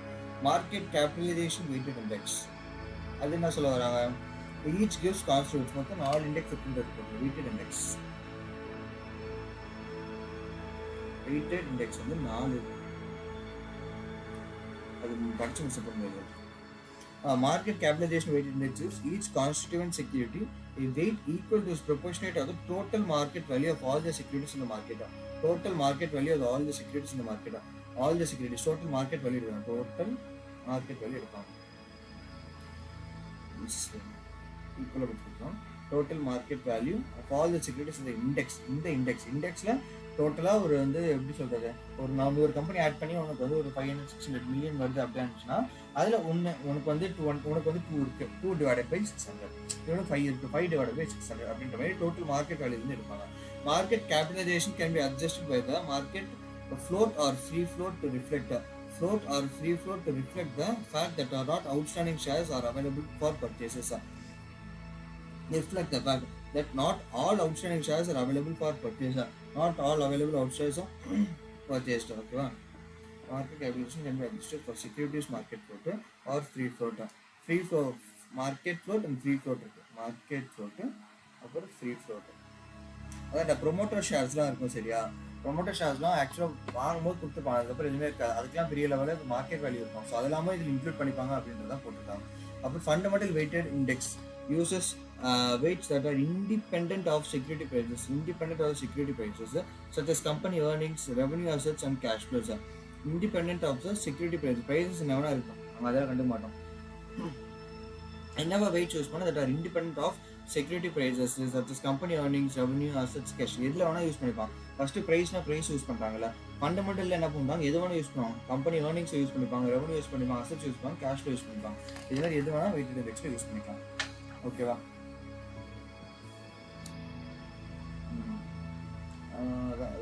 கேஷ் ஃப்ளோ, அப்புறம் கேஷ், கம்பெனி ஏர்னிங்ஸு, ரெவன்யூ, அப்புறம் அசட்ஸ், இது எது வேணால் வந்து ஃபண்டமெண்டலில் யூஸ் பண்ணிக்கலாம். பின்னாடி இருக்கு, பின்னாடி ப்ரைஸ் வெயிட்டட் இண்டெக்ஸ், அதுக்கப்புறம் வந்து equal weighted index, market weighted index, fundamental weighted index. ப்ரைஸில் வந்து ப்ரைஸ் தான் யூஸ் பண்ணுறாங்க, ஒரு price of all the securities. ஈக்குவலாக வந்து ஈக்குவல் பிட்ஸ் கொடுத்துருவாங்க. மார்க்கெட்டில் வந்து மார்க்கெட் டோட்டல் மார்க்கெட் வேல்யூ எடுத்துருக்காங்க. அப்புறம் வந்து ஃபண்டமெண்டல் வெயிட்டட் இண்டெக்ஸ் வந்து கேஷ் ஃப்ளோஸு, அப்புறம் ரெவன்யூ அதெல்லாம் எடுத்துக்கலாம். அசட்ஸ் கூட எடுத்துக்கலாம். ஓகே, இப்போ நான் படித்தா ப்ரைஸ் வெயிட்டட் இண்டெக்ஸோட ஃபார்முலா என்ன எழுதுனா, சம் ஆஃப் ஸ்டாக் ப்ரைஸஸ், மொத்த ஸ்டாக் ப்ரைஸோட சம் ஆஃப் ஸ்டாக் ப்ரைஸ், அதாவது கம்பெனி ஏன்னா கம்பெனியோடு இருக்கும். Number of stocks in index adjusted for splits.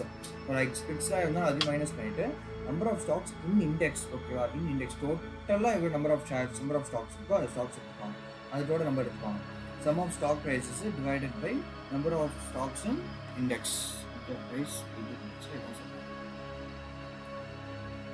அதே மாதிரி மார்க்கெட் கேபிட்டலைசேஷன் வந்து current total market value of the index ஸ்டாக்ஸோட கரண்ட் மார்க்கெட் வேல்யூ எடுத்துட்டு divided by base year total market value of index stocks. Base இயர்ல into base year index value into base year index value.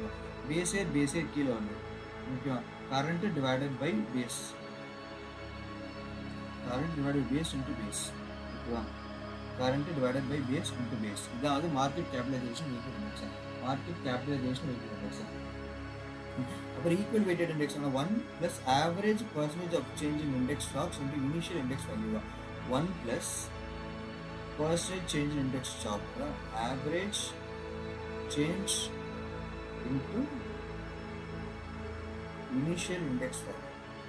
Okay, initial index value. Price weighted sum of stock prices எல்லாத்தையும் sum பண்ணி அவங்கள்ட்ட ஒரு 50 company இருக்குன்னா 50 கம்பெனியோட stock add பண்ணிவிட்டு divide by number of stocks index, total number of stocks index போட்டு divide பண்ணால் price weighted index கண்டுபிடிச்சலாம். ஒரு price weighted index கண்டுபிடிச்சலாம்.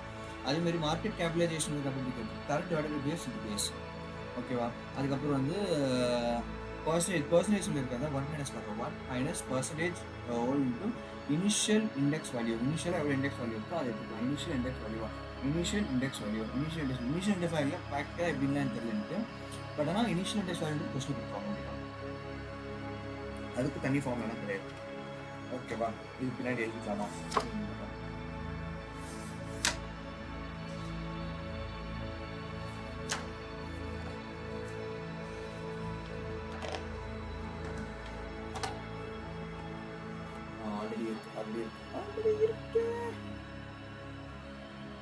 Sum of stocks weighted, price market equal weighted. 1 plus average percentage change into initial index value, current divided by base into base. அதுக்கப்புறம் sum of stocks number of stocks in index adjusted for splits adjust பண்ணி வந்து okay.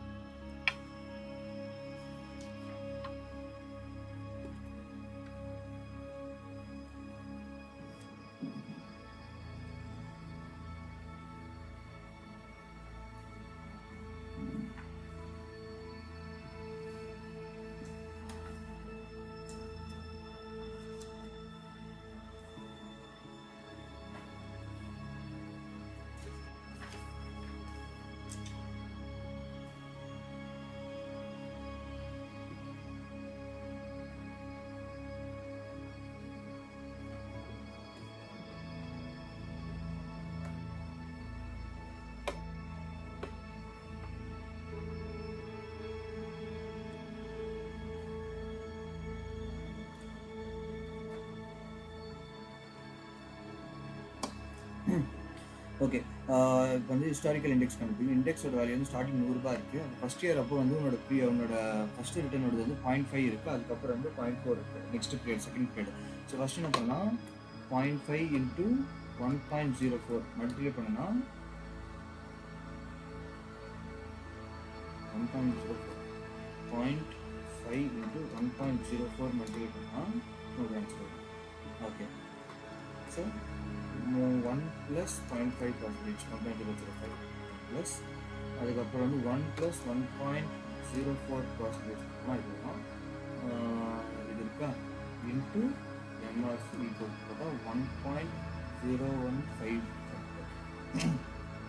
இது வந்து -1 into 100 1.55% சொல்லுவோம் plus 100% கொடுத்தோம்னா okay done. So formula வந்து பார்த்தீங்கன்னா நமக்கு இண்டெக்ஸ்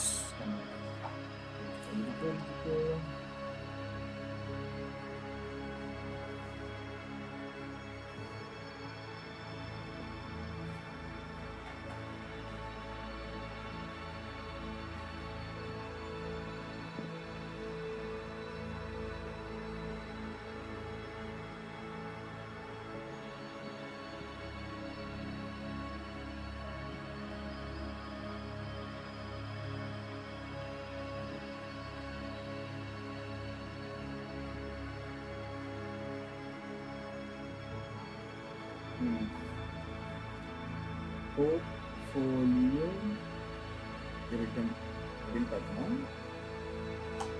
1 ப்ளஸ் வந்து RT 1 plus R plus 1 into 1 plus R plus 2 multiply 1 plus R plus 3 இப்படியே போயிட்டே இருக்கும். இதில் வர ஆன்சர் தான் வந்து உங்களுக்கு இண்டெக்ஸ் சொல்யூஷன். ஓகே.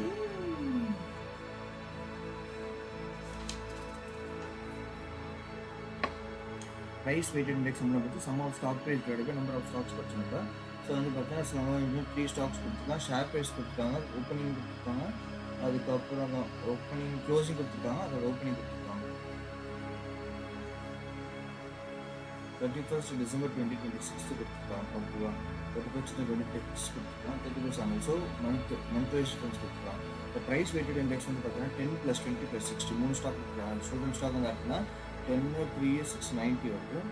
20 40 60 60 75 rupees வருது. சரியா, நம்பர் ஆஃப் ஸ்டாக்ஸ் வந்து 3, இது நம்பர் ஆஃப் ஸ்டாக்ஸ் வந்து 3.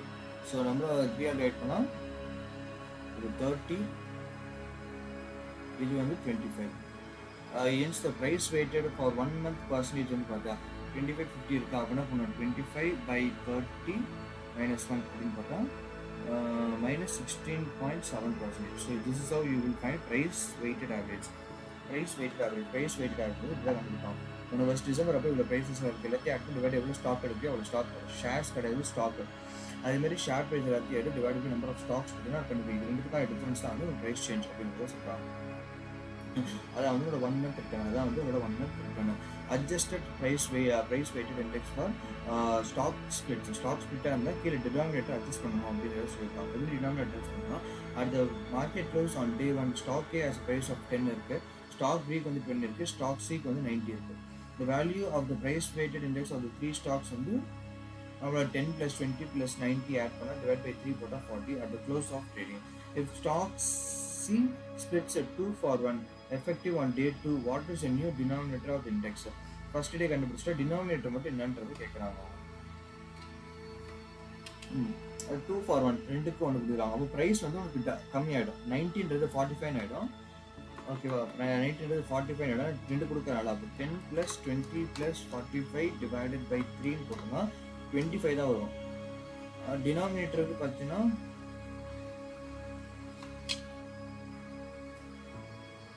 அதான் இவங்க போட்டிருக்காங்க.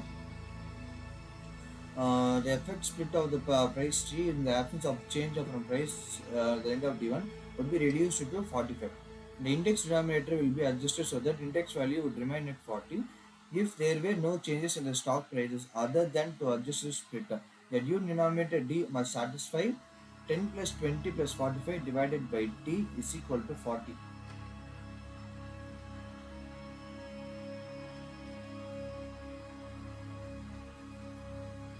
ஏன்னா ஸ்டாக் ஸ்பிட் தான், அது ப்ரைஸில் வந்து எந்த சேஞ்சஸுமே இல்லை. அப்போ என்ன பண்ணுவாங்க, ஸ்டார்டிங் வந்து உங்களுக்கு 40 ரூபா வந்து இருந்துச்சு. இப்போ ஸ்டாக் ஸ்பிட்னால அந்த ப்ரைஸ் வந்து நீங்கள் என்ன பண்ணியிருக்க, சேஞ்ச் பண்ணியிருக்க. ஸோ 10 + 20 + 45 டிவைடட் பை என்ன டினாமினேட்டர் உங்களுக்கு தெரியாது, ஆனால் எல்லா ப்ரைஸும் சேர்த்து உங்களுக்கு 40 ரூபா இருக்கும். ஏன்னா அதுதான் வந்து என்னோட வெயிட்டட் இண்டெக்ஸ். ஸ்டாக் ஸ்பிட் ஆகிறதுனால வெயிட்டட் இண்டெக்ஸோட ஃபார்ம்ல மாறாது. ஓகேவா, ஸ்டாக்கு ஸ்பிட்டாக ஆகிறதுனால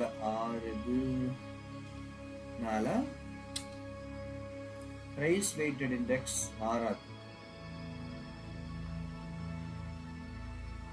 ஸோ டினாமினேட்டர் சேஞ்ச் ஆகும். ஸோ டினாமினேட்டர் தெரியாது அப்படிங்கிறதுனால நீ வந்து அதை டீன் வச்சு கால்குலேட் பண்ணி கண்டுபிடிச்சிடும். So 10 + 20 30 75 divided by 40 1.8. Super. Okay, next market capitalization weighting. மார்க்கெட்டோட கேபிட்டலைசேஷன் வெயிட்டிங். ஃபார் எக்ஸாம்பிள் இப்போ total market value of index value 31st இது வந்து 80 இருக்குது. அதுக்கப்புறம் 31 ஜனவரி 95 இருக்குது. Index value end of January கேட்குறாங்க அவங்க. ஸோ கரண்ட் இண்டெக்ஸ் வேல்யூ வந்து பார்த்தீங்கன்னா current total market divided by base year total market into base year index value. உனக்கு பேஸ் இயர் தெரியாது அப்படின்னா இண்டெக்ஸ் வேல்யூ 100 அச்சீவ் பண்ணிட்டாங்க. கரண்ட்டாக இப்போ வந்து 95 ஜான்வரியில் இருக்குது, டிசம்பர் வந்து ப்ரீவியஸ். ஸோ பேஸ் இயர் வந்து 80 இருக்குது. 95 / 80 கணக்கு போட்டால் உனக்கு வர்றது தான் வந்து கேபிட்டலைசேஷன் மார்க்கெட். பர்சன்டேஜில் கேட்டாங்கன்னா ஒன்றும் கிடையாது, அது 100லேருந்து 180 கன்வெர்ட் ஆயிருக்கு. ஸோ 100 கரண்ட்டாக இருக்கா. So 118.5.75 divided by 100 - 1 × 100 18.75. சூப்பரா, சூப்பர் சூப்பரே.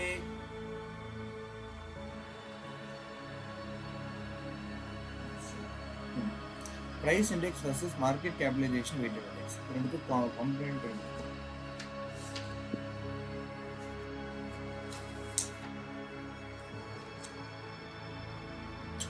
ரெண்டு கம்பெனி பேர்லாம் இருக்கு பாருங்க. Barclays Capital Global Aggregation Bond Index reflect global investment grade bonds. Number of constitutions மாறிட்டே இருக்கும். வெயிட்டிங் மெத்தட் கேபிட்டல் மார்க்கெட்டைசேஷன் யூஸ் பண்றாங்க. யார் கொண்டு வந்திருக்குமா, லேமன் பிரதர்ஸ் அவங்க தான் கண்டுபிடிச்சிருக்காங்க. Layman brothers. price weighted versus market capitalization weighted index. Consider 3 firms ஒரு கம்பெனி இருக்கு.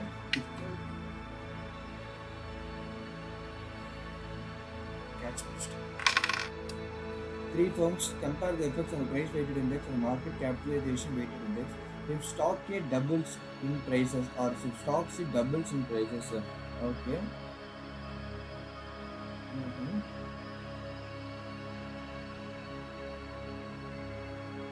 Stock C doubles in prices. And compare the period shown in the table of the base period and the market capitalization is 100 times. The first number of shares is stock price. So stock price is 100 10 1 மடக்கி add பண்ணா வந்து உங்களுக்கு 111 divided by 3 போட்டோம்னா அது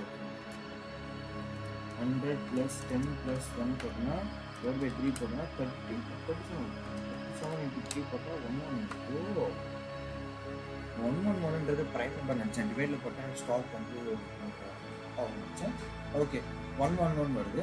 அதேமாதிரி ஸ்டாக்கே வந்து doubles in prices and or stock stay doubles in prices. A double ஆகுது, அதேமாரி சி டபுள் ஆனால் என்ன ஆகும் அப்படின்னு கேட்குறாங்க. ஏ டபுள் ஆச்சு அப்படியே இருந்துச்சுன்னா இந்த ப்ரைஸ் weighted index வந்து 100 200 இருக்கும், அதாவது மாறும். சி டபுள் ஆச்சுன்னா 1 rupees and 2 rupees மாறும், 37 rupees மாறும். If stock A doubles index goes up by 33.33 points. ஆமாம். அண்ட் இஃப் ஸ்டாக் பாயிண்ட்ஸ் ஏன்னா பாயிண்ட்ஸ் வந்து பார்த்தீங்கன்னா டேரெக்டாக ஆட் பண்ணுறது தான் points. Stocks doubles, index value goes up by 0.33. Changes in the value of the firm is highest stock with a disproportionately large influence. A large influence எப்படி இருக்கோ அதுதான் மாறும் அப்படின்னு. ஓகே, ஃபார் மார்க்கெட் கேபிட்டலைசேஷன் கொடுத்துருக்காங்க. Market capitalisation எல்லாத்தையும் add பண்ணுன்னா 10 + 10 + 20. ஓகேவா, 20னா 40ன்றது வந்து ஒரு market capitalisation. The base period of the market capitalization is 100 into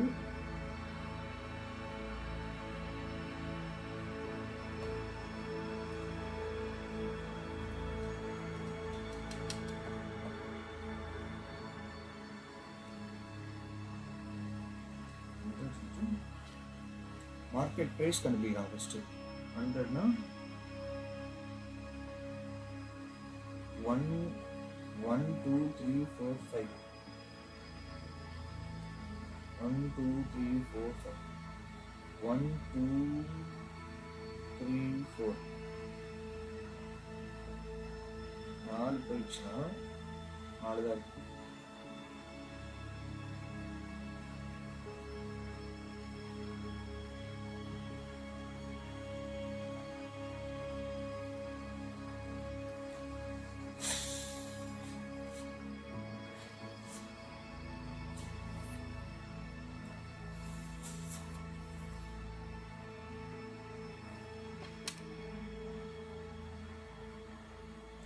எனக்கு பேஸ் மார்க்கெட் வந்து பார்த்தீங்கன்னா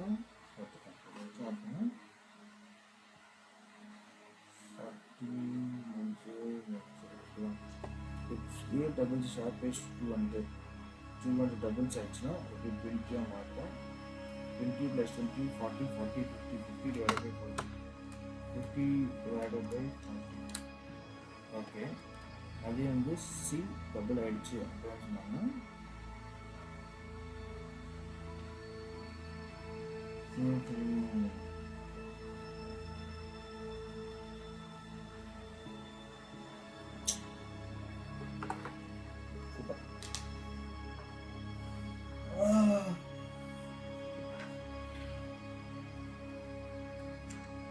equal weighting and equal weighting index equals weight equal weights இருக்கும். ஸோ வந்து எக்ஸாம்பிள் வந்து பார்த்துக்கலாம். ஏபிசி இனிஷியல் ப்ரைஸ் வந்து 12 to 38 15 48 45 இதான் சொல்லிட்டேன். இனிஷியல் ப்ரைஸ் 1 மைனஸ் அந்த change 1 minus percentage of change, எவ்வளோ பர்சன்டேஜ் ஆஃப் சேஞ்ச் இருக்குது இன்ட்டு இனிஷியல் ப்ரைஸ் இன்ட்டு வந்து இனிஷியல் ப்ரைஸ். ஓகேவா, இனிஷியல் ப்ரைஸ் கொடுத்துட்டாங்க, கரண்ட் ப்ரைஸுக்கு ப்ரைஸ் சேஞ்ச் கொடுத்துட்டாங்க. இது 1 மைனஸ் பண்ணிவிட்டு இன்ட்டு இனிஷியல் மல்டிப்ளை பண்ணால் அது ஆன்சர் கொடுத்துட்டாங்க.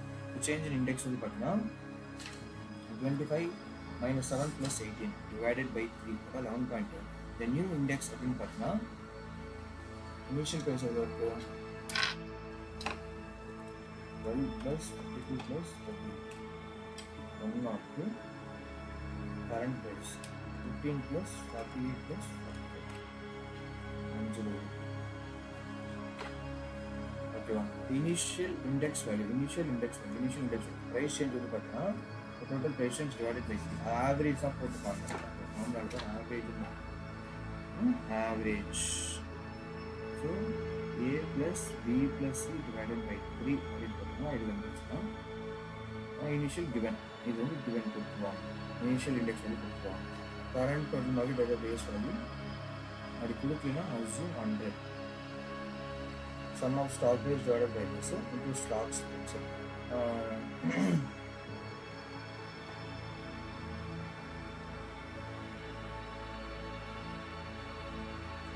split on PWA is equal to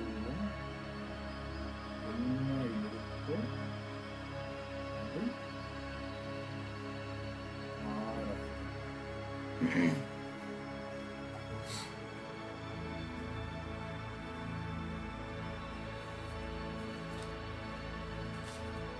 page number வந்து 281 பேஜ் நம்பர் 2.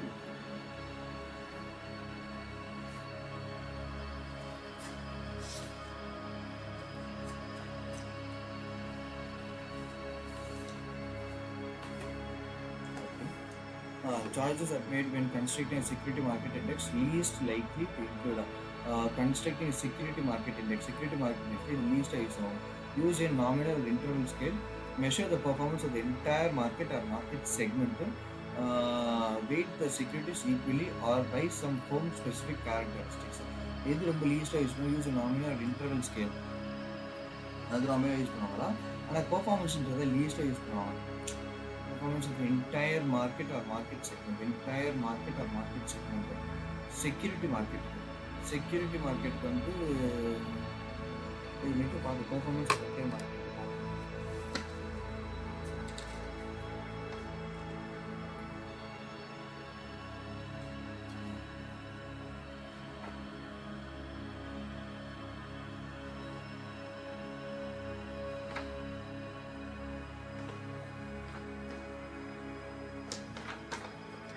இன்டர்வல் ஸ்கேலிங் தான் பண்ணணும். ஸோ சிஆர் வாய்ப்பு ஜான்வரி அண்ட் டிசம்பர் வந்து கொடுத்துருக்காங்க. Share number of shares outstanding இருக்குது, share price number of shares outstanding இருக்குது. என்ன கொடுத்துருக்காங்க, ஜிஎஸ்டி சூப்பராக ஷேர் ப்ரைஸ் இருக்குது. 1 year return on the price index of the 1 year return on a price weighted index ப்ரைஸில் கேட்குறாங்க. these 3 stocks is closest to ப்ரைஸில் தான் கேட்குறாங்க. இது க்ளோசஸ்டாக இருக்குன்னு சொல்கிறோம். நம்பர் ஆஃப் ஷேர்ஸ் தேவையில்லை. ஸோ இது அது 22 + 40 + 34 22 + 40 + 34 26 divided by 3 அதாவது 32 ஜான்ல வந்து 32 டிசம்பரில் வந்து 28 + 50 + 30 பார்த்தீங்கன்னா 108 divided by 3 போட்டோம்னா 36 வரும். டிசம்பரில் 36 வரும். 1 year ரிட்டர்ன் வந்து பார்த்தீங்கன்னா 36 இருக்குது, 32 36 divided by 32 - 1 into 100 12.5%. A. The 1 year return on equal weighted index of these 3 stocks is closest to இந்த 3 ஸ்டாக்ஸ்னா ப்ரைஸ் எவ்வளோ சேஞ்ச் ஆகுது அப்படிங்கிறத நீங்கள் பண்ணலாம். ஸோ 22 28 இருக்கா, எவ்வளோ சேஞ்ச் ஆகுது 28 divided by 22 - 1 into 100 27.27 இன்ட்ரெஸ்ட் கொடுத்துருக்கோம். 50 divided by 40 - 1 into 100 பார்த்தோன்னா இது வந்து 25% இன்க்ரீஸ் ஆகிருக்கு. ப்ளஸ் அப்புறம் 30 divided by 34 - 1 into 100 ப்ளஸ் கொடுத்துருக்கோம். 11.76 நெகட்டிவ் இருக்குது. அப்போது எம்ஆர்சி கொடுத்தோன்னா 67 இங்கே வரக்கூடாது, ஏன்னா -7 இருக்குது. 27.27 + 25 - 11.76 40.51 divided by 3 about 13.5% வந்து ஈக்குவல் வெயிட்டட் வந்து 1 year வந்துட்டு அவங்க இண்டெக்ஸ் கொடுக்குறாங்க. அது 13.5. ஓகே, 1 year return on market capitalization weighted index வந்து கேட்குறாங்க. மார்க்கெட் கேபிட்டலைசேஷன் கேட்குறாங்க. ஃபஸ்ட்டு ஜான்வரி டிசம்பர் இது எது கரண்ட்னே சொல்லி ஆகும். கொஸ்டினில் ஒரு பிழை இருக்கு. நம்ம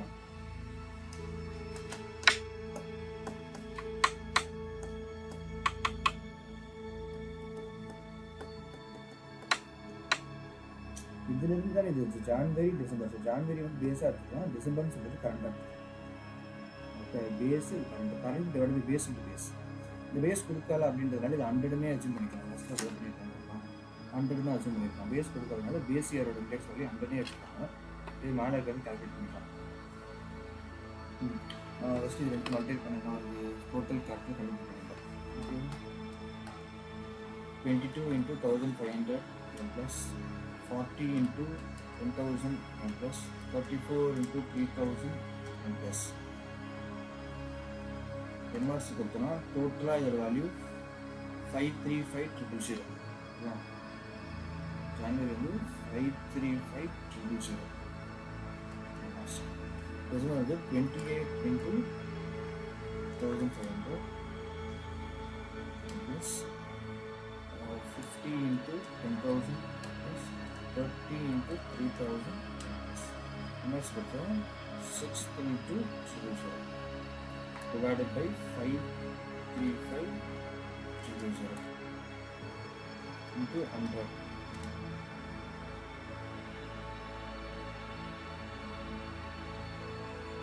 நான் பேஸ் தெரியாதுங்க into 100 கொடுத்தேன் 18%.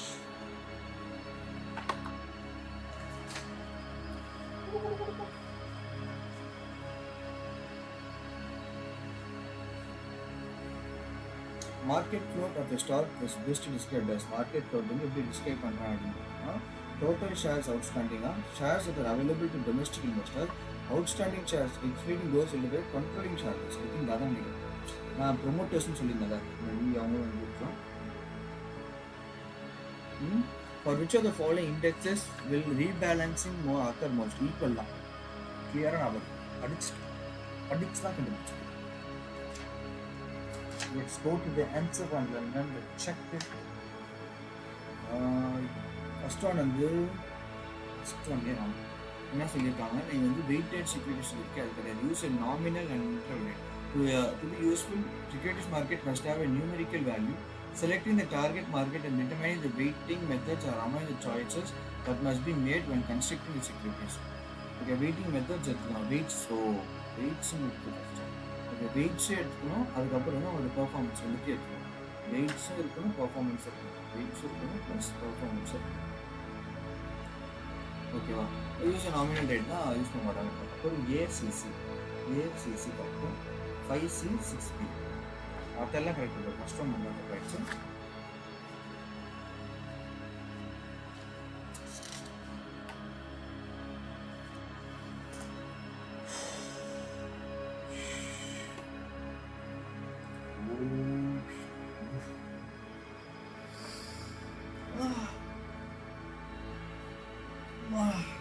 Five-day challenge.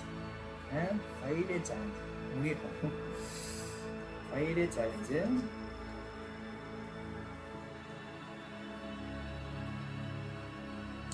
ரொம்ப கஷ்டமாக தான் இருக்கும். It's not so easy. Plus இவ்வளோ நாள் ஒரு மாதிரி கொஞ்சம் ஜாலியாக இருந்துமா, சடனாக வந்து 5 நாள் 12 மணி நேரம் மெயினாக உட்காந்து படிக்கணும்னா ஒரு மாதிரி ரொம்ப டிஃபிகல்ட்டாக இருக்கும். The publisher of the index that includes 50 corporate bonds removes from the index 3 bonds. Okay, எவ்வளோ இருக்குது? publisher of the index bond 50 corporate bonds இருக்குது, அதில் 3 பாண்டை ரிமூவ் பண்ணிட்டான். அது எவ்வளோ இருக்குது? 47 இருக்குது. 5 apples in the hand, 1 apple removed, 4 apples that are nearing maturity, and one whose issuer has defaulted and selects 4 actively traded bonds to replace them in the index. The bond is said to have been reconstituted. Super. Which of the following would most likely represent an inappropriate use of index? Inappropriate use as a reflection of market segment. Compare a small cap manager against a broad market using a CAPM to determine the expected return and beta. Return and beta படிச்சிருக்கேன், அப்புறம் வந்து reflection படித்தேன், ஆனால் small cap வந்து படிக்கல. So it's 2D. The index of 200 mid cap growth stocks is best described as 200 mid cap growth, mid capital growth. Sector கிடையாது, so அது sector wise போகல. அவங்க கேபிட்டல் வைஸ் போயிருக்காங்க. ஸ்டைல்லாம் ஒன்று படிச்சு எது ஒன்று high constitution to the board message market capitalization value கண்டிப்பாக இருக்காது. Board market index majority of stocks correct. Broad market index the majority of stocks. Which of the following is the least accurate regarding fixed income indexes? Fixed income indexes. Replicating the return on a fixed income security index is difficult for investors. There is a great deal of heterogeneity in the composition of fixed income security index. Due to the large universe of fixed income security issues, data for fixed income securities are relatively easy to obtain. Easier, it's a difficult. See, which of the following indexes of alternative investments is most likely to be calculated from derivatives basis? Alternative investments most likely to be calculated. இது ஈஸியாக calculate பண்ண அப்படின்னு கேட்டாங்கன்னா ரெண்டுமே commodity கஷ்டம், edge கஷ்டம். Real estate தான் ஓரளவுக்கு easy. Most of the widely used global security indexes are. ஐயோ ரொம்ப ஜென்ரலாக இருக்கு. குளோபலாக எது அதிகமாக யூஸ் பண்ண பார்த்தா மார்க்கெட்ஸ் வந்து மார்க்கெட் தான் யூஸ் பண்ணுறாங்க. லெட்ஸ் யூஸ் மார்க்கெட் பார்க்கணுமா? ஃபர்ஸ்ட் CBO கார்டு ஏ கொடுத்துருக்காங்க. மிட் கேப் வந்து ஸ்டைல் இண்டெக்ஸ் கொடுத்துருக்காங்க, அது என்ன பண்ணிப்போம். அப்புறம் CBC அது ரியல் எஸ்டேட் கிடையாது, ப்ரொமோட். ஸோ 4 out of 6 எவ்வளோ இருக்குது? 4 divided by 6 minus 1 into 100.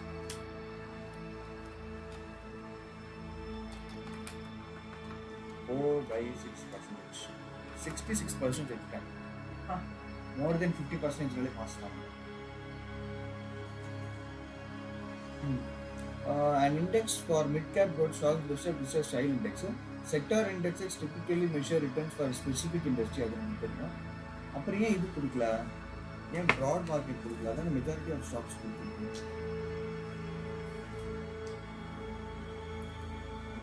Measure இருக்குன்னா மார்க்கெட் கேபிட்டலைசேஷன் வேல்யூ பண்ணுறது. Sector things to first index higher cost to turn over பண்ணி இதான் வந்து எக்ஸாம்பிள் மிட் 200. அடுத்து commodity indexes are typically calculated for prices of commodity fixed knowledge. என்ன question கேட்குறாங்க? Most likely to be calculated from derivative prices. Oh, shit. ரொம்ப ஈஸியாக இருக்கிறா கேள்வி. நான் தானே அது பூஸ்ட் பண்ணிக்கிறேன். commodity எங்கே எழுதி வச்சு derivatives. ஓகே, சாப்பிட்டு போகலாமா?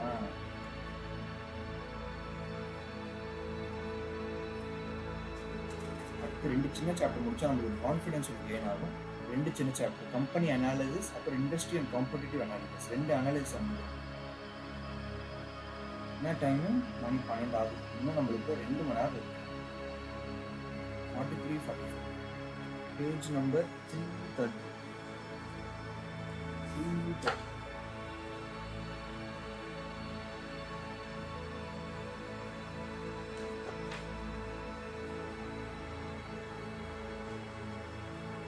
ஒக்க நிமிஷம் வைக்கிறேன்.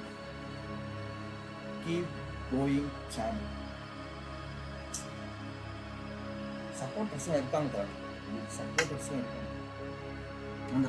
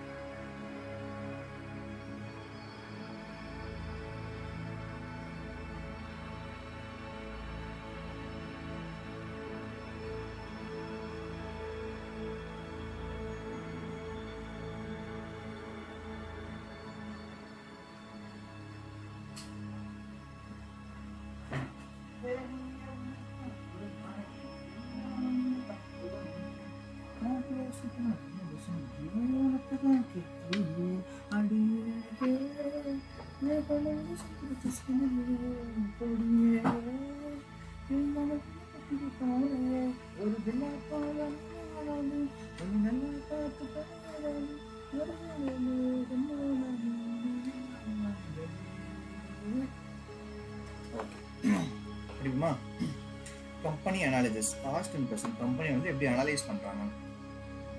Key terms, key items typically included in initial company research reports. அதாவது இனிஷியல் ரிப்போர்ட்ஸ் பற்றி நல்லா இன்க்ளூட் பண்ணுவாங்க. பார்த்தீங்கன்னா ஃபஸ்ட்டு ரெக்கமெண்டேஷன்ஸ், இந்த ரெக்கமெண்டேஷன்ஸ்க்கு என்ன ரேஷனல்ஸ்லாம் இருக்குன்றதை போடுவாங்க. கம்பெனியை பற்றி போடுவாங்க. காம்படிட்டிவ் பொசிஷனிங், அப்புறம் financial analysis, valuation, ESG, risk and their valuation impact. Risk and their valuation இம்பாக்டா ஓகேவா? இது எல்லாத்தையும் இதில் போடுவாங்க. ஃப்ரண்ட் மேட்ரிக்ஸ், ரேஷனல், கம்பெனியோட டிஸ்கிரிப்ஷனு, காம்படிட்டிவ் பொசிஷனிங், அப்புறம் ஃபினான்ஷியல் அனாலிசிஸ், வேல்யூவேஷன், இஎஸ்ஜி ஃபேக்டர்ஸும் போடுவாங்க. Key items typically included in subsequent company report. இனிஷியலாக வந்து இதெல்லாம் இன்க்ளூட் பண்ணுவாங்க. சப்சிக்வெண்ட்டாக வந்து 4 ரிப்போர்ட் தான். சப்சிக்வெண்ட்டாக 4 தான் போடுறாங்க. இதுலேயும் வந்து ஃப்ரண்ட் மேட் 2 காமனாக இருக்கும். இதுலேயும் வந்து சேஞ்சஸ் தான் போடுவாங்க. சப்சிக்வெண்ட்டாக வந்து வெறும் சேஞ்சஸ் தான் இருக்கும். இது சேஞ்சஸ் தான் இருக்கும். இது சேஞ்சஸ் 2 இருக்கும். ஒன்று வேல்யூவேஷன் ப்ளஸ் ரிஸ்க், இன்னொன்று வந்து ரெக்கமெண்டேஷன். எந்த கம்பெனி ரெக்கமெண்ட் பண்ணுறியோ அதில் எதாவது சேஞ்சஸ் சப்சிக்வெண்ட்டாக சொல்லு. அதுக்கப்புறம் வந்து அனாலிஸ், ஏதாவது நியூ இன்ஃபர்மேஷன் ஏதாவது வந்துச்சுன்னா அதையும் எடுத்து சொல்லு. நியூ இன்ஃபர்மேஷனையும் சொல்கிற மாதிரி இருக்கும். ஓகேவா? நியூ இன்ஃபர்மேஷன் சொல்கிற மாதிரி இருக்கும். Industry overview and competitive positioning, financial analysis, valuation, ESG factors, risk அந்த வேல்யூவேஷன் ஃபேக்டர், ரிஸ்க் அந்த எழுதியாச்சு. Competitive positioning. ஸோ உனக்கு இது தேவைன்னா ஃபினான்ஷியல் அனாலிசிஸ் அப்படி வச்சுக்கோ. ஃபினான்ஸ் அனலைஸ் பண்ணுறது எப்படி, வேல்யூவேஷன் பண்ண தெரிஞ்சுக்கணும். இது எல்லாமே பண்ணுறதுக்கு இஎஸ்ஜி ஃபேக்டர்ஸ் அப்படின்ட்டு சொல்லுவாங்க. இஎஸ்ஜி ஃபேக்டர்ஸ் அப்படின்ட்டு சொல்லுவாங்க. ஓகேவா? A business model considers a company's products and services, customers, sales channels, pricing, payment terms, and reliance on key suppliers. ஒரு பிஸ்னஸ் மாடல் என்னெல்லாம் இருக்குன்னு பார்த்தா ப்ராடக்ட்ஸ் அண்ட் சர்வீசஸ் தான். அதை ஞாபகம் வச்சுக்கோ. யார் வாங்குவா? கஸ்டமர்ஸ் தான் வாங்குவாங்க. ஓகேவா? நீ சேல் பண்ணும். சேல்ஸ்க்கு எது முக்கியம்? ப்ரைஸிங் தான் முக்கியம். ப்ரைஸிங் அப்புறம் பேமெண்ட் டர்ம்ஸ். ஓகே, இதுதான் முக்கியம். இதெல்லாம் தான் நீ பார்க்கணும். சரி. Revenue drivers can be analyzed bottom up based on financial statements or top down based on economic and industry factors. Revenue drivers வந்து ரெண்டா இருக்கும். Bottom up based on financial statements or top down on economic industry. ஏன்னா நம்ம bottom up படிச்சோம். அப்போ top down வந்து sales and economic growth இந்த growth வச்சு படிச்சோம்னா bottom up வந்து அதுலேயும் ரெவன்யூ டிரைவர்ஸ் இருக்கு. ரெவன்யூ டிரைவர்ஸ் வந்து பார்த்தீங்கன்னா revenue drivers bottom up top down BUTD. இது வந்து பார்த்தீங்கன்னா ஃபினான்ஸ் பாட்டம் அப் வந்து ஃபினான்ஸ் ஸ்டேட்மெண்ட்ஸ், டாப் டவுன் வந்து economy or industry factors. Pricing power is a function of market structure and a company's competitive position in the market. So pricing power தான் ரொம்ப முக்கியம். Companies in a highly competitive markets have low pricing power. Companies in a highly competitive market have low pricing power. ஓகேவா? ரொம்ப competitive market இருந்தாங்கன்னா அவங்களோட pricing power கம்மியாக இருக்கும். ஏன்னா நீ காம்படிட்டிவ் மார்க்கெட்டில் இருக்க அப்படின்னா நீ வந்து உன் ப்ரைஸ் இன்க்ரீஸ் பண்ண அப்படின்னா உன்னோட யாருன்னா காம்படிட்டாக இருக்காங்க, அவனும் அதுக்கேற்ற மாதிரி ப்ரைஸ் ஈக்குவலாக வச்சு அவனை போட்டு அடிச்சிடும். ஸோ ப்ரைஸை கம்மி பண்ணும்போது ப்ரைஸ் ஏற்றவும் முடியாது. ஸோ அதனால் அங்கே மாட்டின்னு இருக்கேன். Pricing power of companies is less competitive markets may result from greater product differentiation. Companies in less competitive markets may result from greater product differentiation. Less competitive இருந்துச்சுன்னா greater product differentiation. So product PD differentiation higher. Lacks good substitutes.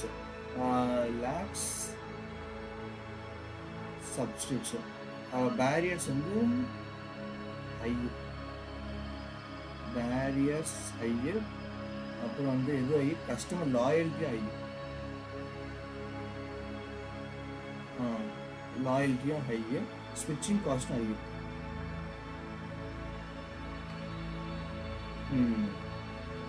Okay. Pricing power அப்போ வந்து அப்படியே ஆப்போசிட்டாக எழுதிட்டா நம்ம ஈஸியாக இருக்கும். So pricing power அப்படின்னு பார்த்தீங்கன்னா யாருக்கு? less competitive markets.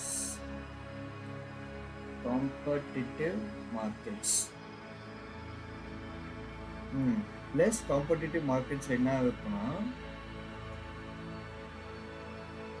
மூணா பிரிச்சுக்கலாம். ஓகேவா? ஃபர்ஸ்ட் ஒன் வந்து greater product differentiation. So greater product differentiation. ஓகேவா? செகண்ட் வந்து lack of good substitutes. அதானே உண்மை. ஏன்னா நீ வந்து காம்படிஷனே இல்லை, அப்போ உனக்கு வந்து யார் சப்ஸ்டியூட் போவாங்க? யாருமே போக மாட்டாங்க. அதனால வந்து அது அப்படியே ஆயிடுச்சு. தேர்ட் ஒன் வந்து எல்லாமே ஹை. இந்த ஹை வந்து மூணா பிரிச்சிருப்பாங்க. என்ன மூணு? ஒன்று வந்து பேரியர்ஸ் டு என்ட்ரி. இன்னும் என்ன ஹையா இருக்கும்? Loyalty, customer loyalty. இன்னும் என்னவா இருக்கும்? லேக் ஆஃப் குட் சப்ஸ்டிடியூட்ஸ், ஸ்விட்சிங் காஸ்ட்டும் ஹையா இருக்கும். ஏன்னா நீ மட்டும் தானே இந்த ப்ராடக்ட்ல இருக்க. உங்க ப்ராடக்ட் தாண்டி வேற ஒருத்தர் போனோம் அப்படின்னா அவனோட ஸ்விட்சிங் காஸ்ட்டும் அதிகமாக தான் இருக்கும். So greater product differentiation, lack of good substitutes, high வந்து barriers to entry, customer loyalty, ஸ்விட்சிங் காஸ்ட்.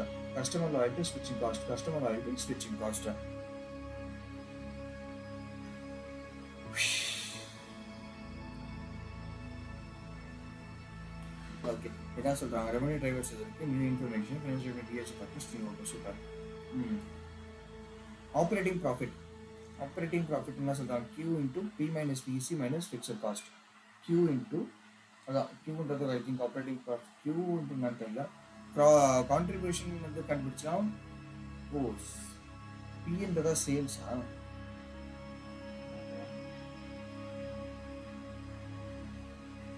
ஓகே, அப்போ வந்து P minus FC, sales minus variable cost தான் contribution. Sales minus variable cost contribution, sales minus variable cost into கியூன்னு கொடுத்துருக்காங்க. Q நட்டு பார்ப்போம்.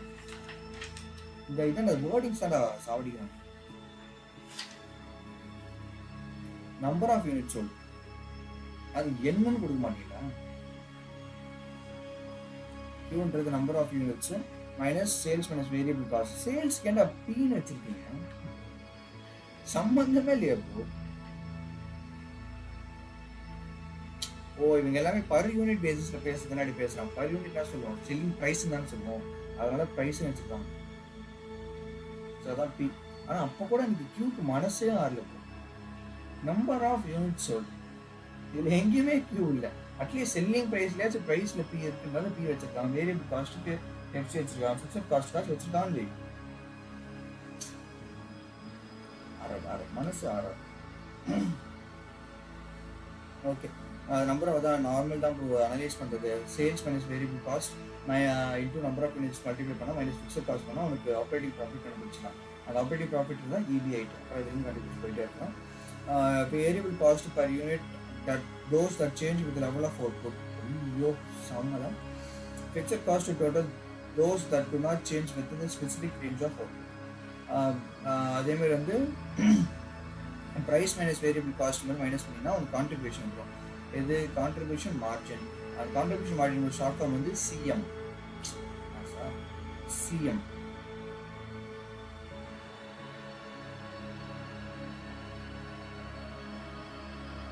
Okay.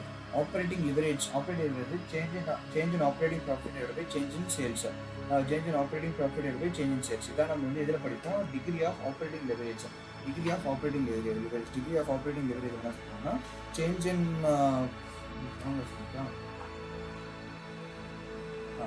Operating leverage வந்து change in operating profit divided by change in sales. அதே percentage எல்லாமே percentage change in operating profit divided by percentage change in sales. அப்புறம் வந்து degree of financial leverage என்ன சொல்கிறேன், percentage change in net income divided by percentage change in operating income. Net income divided by percentage change in operating income. Okay, இது ரெண்டும் பேசலாம். வேறு என்ன இருக்குது, டிஎஃப்எல் வந்து okay.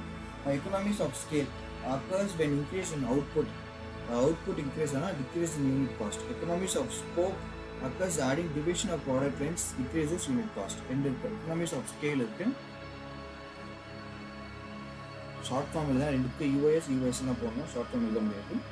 So economics of scale, economics of scale, economics of scale, அப்புறம் economics of scope. ஓகேவா? Economics of scale வந்து when output increases in output வந்து இன்க்ரீஸ் ஆச்சுன்னா decreases unit cost. Unit cost வந்து டிக்ரீஸ் ஆகும். Economics of scope occur adding division or product lines, adding products products unit cost decreases. ரெண்டுத்துலையுமே எக்கனாமிக்ஸ்னாலே unit cost decreases தான். ஸ்கேலாக இருந்தால் output, ஸ்கோப்பாக இருந்தால் adding products. ஏன்னா ஸ்கோப்பாக add பண்ணிக்கலாம், ஸ்கேலை வந்து அவுட்புட் பண்ணிக்கலாம். இப்போ ஸ்கேலாக இருந்தால் அவுட்புட் ரெண்டு எக்கனாமிக்ஸ்லேயும் யூனிட் காஸ்ட் கம்மி ஆகுது. ஸ்கேலாக இருந்தால் அவுட்புட்டு, ஸ்கோப்பாக இருந்தால் adding products. In assessing capital structure risk, degree of financial leverage is often used. Percentage of change in net income divided by percentage change in operating income. Unlevered returns are expressed as returns on asset or return on invested capital. Leveraged returns are expressed as return on equity. Okay, unlevered அப்படின்னா return on asset, இல்லை return on invested capital. Levered அப்படின்னு சொன்னாங்கன்னா equity மட்டும் தான் வரும். Correct, return on equity. இப்போ வந்து ஒரே ஒரு ப்ராப்ளம், EBITDA வந்து ஆப்பரேட்டிங் எக்ஸ்பென்சஸ். இங்கே EBITDA தான் யூஸ் பண்ணுறாங்க, அது பிரச்சனை இல்லை. Common metrics use for operating profitability include gross profit, EBT, அப்புறம் EBIT, EBITDA, அப்புறம் earnings, EBIT எப்படி கொடுத்துருக்காங்க. Gross profit வந்து revenue minus cost of sales, revenue minus cost of sales. அப்புறம் போட்டால் உனக்கு எபிட்டா வந்துடும். அதான் அந்த ஃபிக்ஸட் காஸ்ட்டில் மைனஸ் பண்ணால் எபிட்டா வரும். எபிட்டாலேருந்து டிப்ரிசியேஷன் அமார்டைசேஷன் மைனஸ் பண்ணிட்டா அப்படி வந்து எபிட் வந்துடும். டிப்ரிசியேஷன் அமார்டைசேஷன் மைனஸ் பண்ணிட்டா எபிட் வந்துடும். உங்களுக்கு எபிட்டா வந்து கால்குலேட் பண்ணுறது gross profit minus operating expenses. Gross profit minus operating expenses. Gross profit minus operating expenses. We may divide each of these measures by revenue to prove the ratio gross margin, EBITDA margin, EBITDA or operating margin. எதுவாக இருந்தாலும் எபிட்ன்றது operating margin, எபிட்ன்றது தான் operating margin. Operating expenses minus பண்ணி வரது தான் operating margin. ஓகேவா? அது எதோட நீ வந்து சேல்ஸை டிவைட் பண்ணாலும், சேல்ஸ் ரெவன்யூ டிவைட் பண்ணாலும் உங்களுக்கு மார்ஜின் தான். Gross margin, EBITDA margin, EBIT margin, operating margin அப்படின்றதா சொல்கிறாங்க. ஓகேவா? Although functional cost classification is not the same for many companies, எல்லா வளன்னு கொடுப்பாங்க. டிராவல் முடிச்சு ஒர்க்கிங் எடுத்துருவாங்க.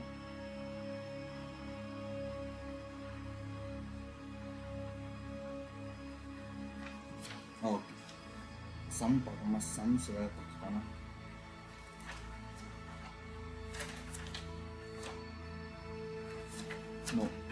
சம் தான். MCQs. Which of the following statements regarding company research reports subsequent to initiating coverage is most accurate? Which of the following statements regarding company research reports subsequent to கேட்குறாங்க. The report updates the recommendations in light of new information about the company. Okay, the primary audience is those who are not already knowledgeable about the company. The report provides information such as industry. First, new information படிச்ச ஞாபகம் இருக்கா? அந்த new information எனக்கு இருக்கலாம்.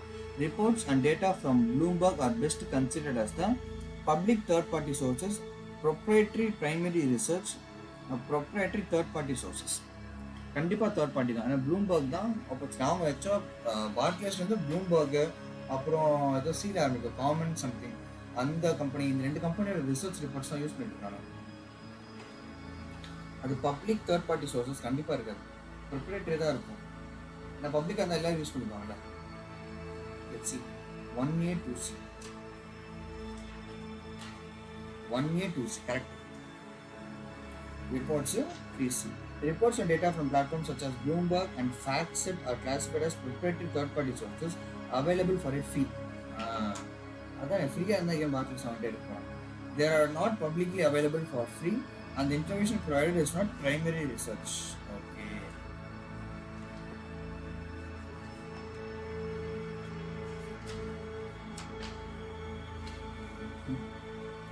A pet food company earned 500 million in revenue in the current year. Based on the estimate market share 10%, what is the market?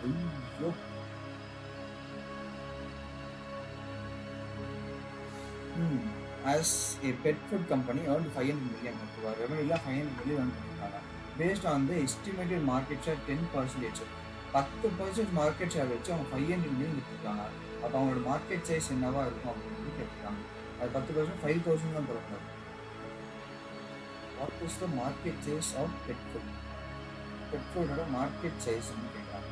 Pet food company earned 500 million in revenue first வருங்க. இவங்க market share 10%. இவங்களோட market size எவ்வளோ இருக்கும் அப்படிங்கிறது அது எப்படி இருக்கும் தெரியுமா?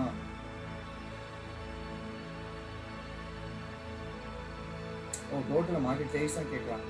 ஸோ வந்து உனக்கு வந்து 500 divided by 10% போட்டால் 5 billion.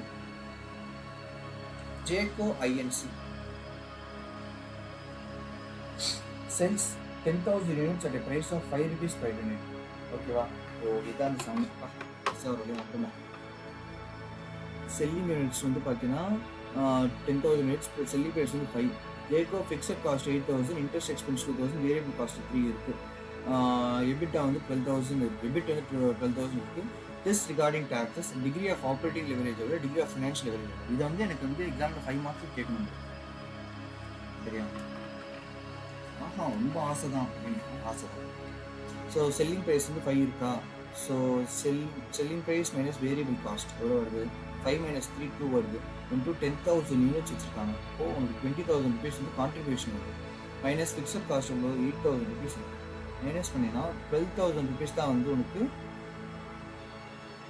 EBITDA அப்படின்றது வரும். ஓகே, இதுலேருந்து வந்து நீ டிப்ரிசியேஷன் இல்லை அமார்டைசேஷன் இல்லை இதுலேருந்து வந்து EBITDA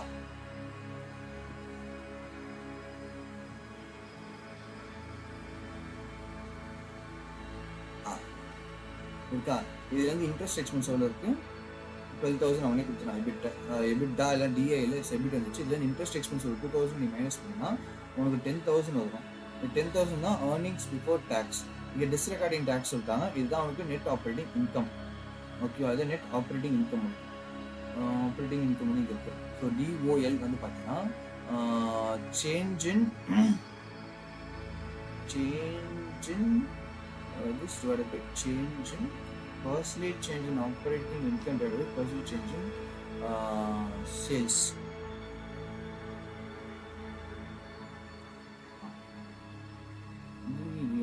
EBITDA divided by 12,000 divided by 8,000, 1.5. Okay, 12,000 divided by 20,000.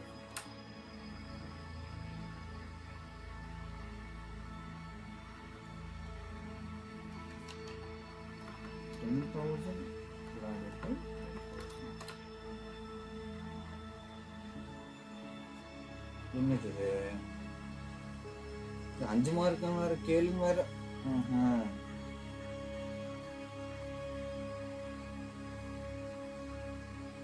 ஓ, நான் டைரக்டா போடுறது ஆன்சர். கான்ட்ரிபியூஷன் 12,000 கிட்ட கான்ட்ரிபியூஷன் வந்து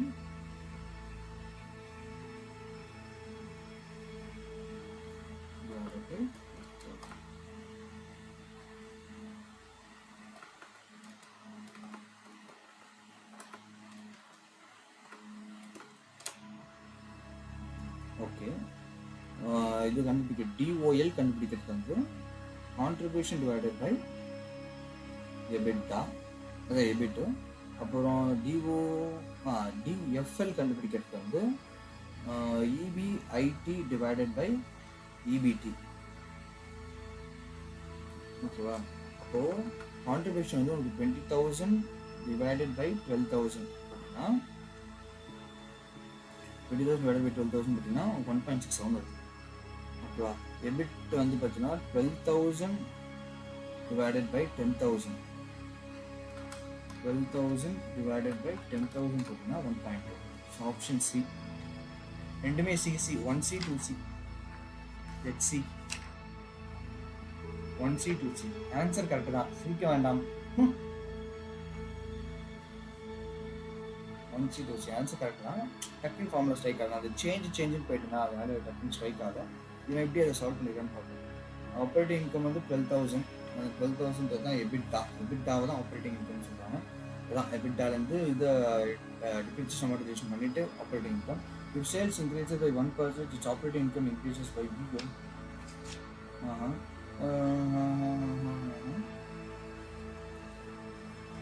நெட் இன்கம்ன்றது 10,000, அதான் EBT அப்படின்றத நெட் இன்கம் சொல்கிறாங்க.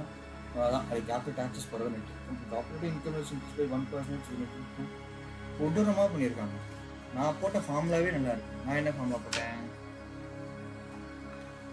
டிஓஎல் வந்து பார்த்தீங்கன்னா கான்ட்ரிபியூஷன் டிவைடட் பை இபிஐடி. அதே வந்து இபிஐடி ஃபினான்ஷியல் லெவரேஜ் பார்த்தா EBIT divided by EBD.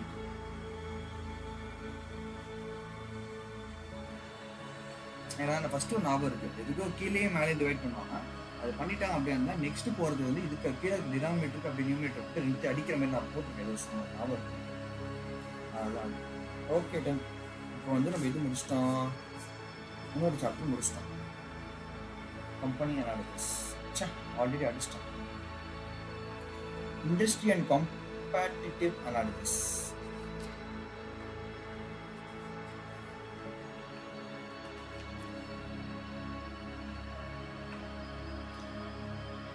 O my God, எது பார்க்க போனாதான் நினச்சோம் அது பார்க்கணும்.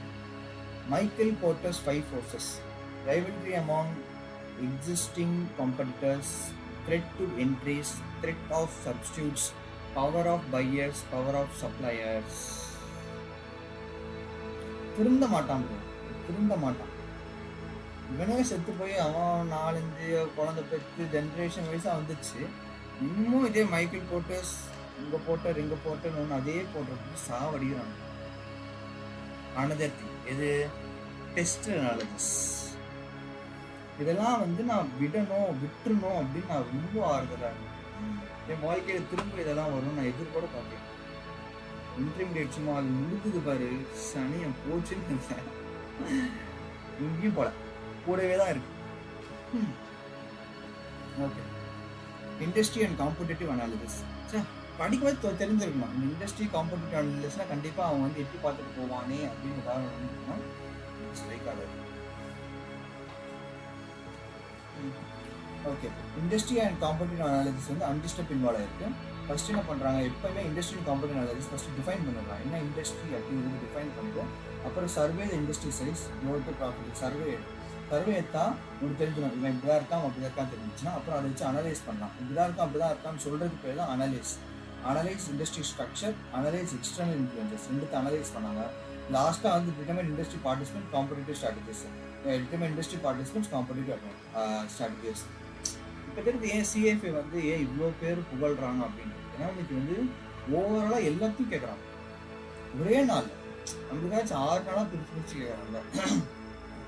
ஒரே நாளில் ஒரே டெஸ்ட்டில் they are including all. Like இப்போ ஐடிஎஸ்எம் இருக்குது, அதுக்கப்புறம் வந்து நம்மளுக்கு எஃப்எம் இருக்குது, அக்கௌண்ட்ஸ் எஃப்ஆர் இருக்குது,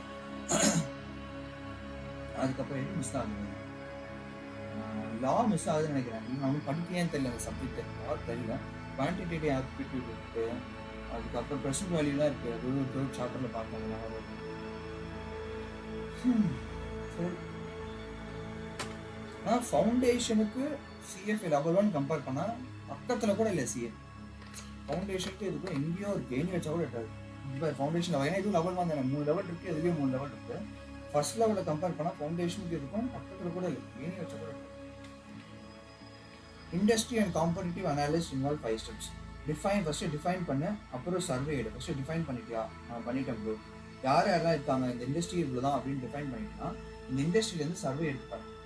ஓகே, சர்வே எடுத்துட்டேன் ப்ரோ, சர்வே எடுத்துட்டு வந்துட்டியா, அனலைஸ் பண்ணு. இது அனலைஸ் பண்ணு. எதை ப்ரோ அனலைஸ் பண்ணுறதுன்னா ஃபஸ்ட்டு ஸ்ட்ரக்சர் அனலைஸ் பண்ணு. அப்புறம் எக்ஸ்டர்னலில் யாரெல்லாம் இருக்காங்க, எக்ஸ்டர்னல் இன்ஃப்ளூயன்சஸ்லாம் என்ன இருக்குது அப்படின்றது அனலைஸ் பண்ணு. எல்லாத்தையும் முடிச்சுட்டு டிட்டர்மைன் பண்ணு, யாரோட சண்டை போட போகிறோம் அப்படிங்கிறத டிட்டர்மைன் பண்ணு. சண்டை போட போகிறோம்ல எது காம்படிட்டிவ் ஸ்ட்ராட்டஜி யூஸ் பண்ணலாம் அப்படிங்கிறத சண்டை போடுறோம். டிஃபைன் பண்ணு, சர்வே, அப்புறம் அனலைஸ் காப்பரிஸ்ட்டு. அனலைஸ் 2 ஸ்ட்ரக்சரையும் எக்ஸ்டர்னல் இன்ஃப்ளூயன்சஸும் காம்படிட்டிவ் ஸ்ட்ரக்சர். 3 கிளாசிஃபிகேஷன் சிஸ்டம், அதாவது ஹையரார்கிக்கல் ஸ்ட்ரக்சர். 3 கிளாசிஃபிகேஷன் சிஸ்டம் வர சொல்லுங்கள். GICS, ICB, TRBC. என்ன சொல்ல வராங்க?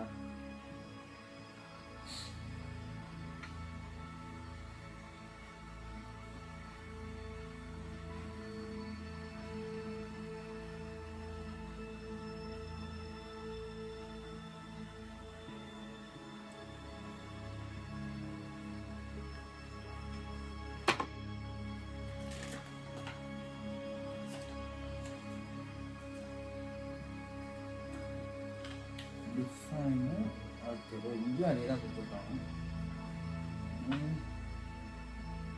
Global Industry Classification Standard, which are developed by SMP, Dow and Jones Indices, and MSCI, and ICB Industry Classification Network, which was developed by someone. அப்புறம் Refinitiv Business Classification, அதான் TRBC, includes public companies, private companies based on hierarchical structure. 4 or 5 tiers for these classification systems are.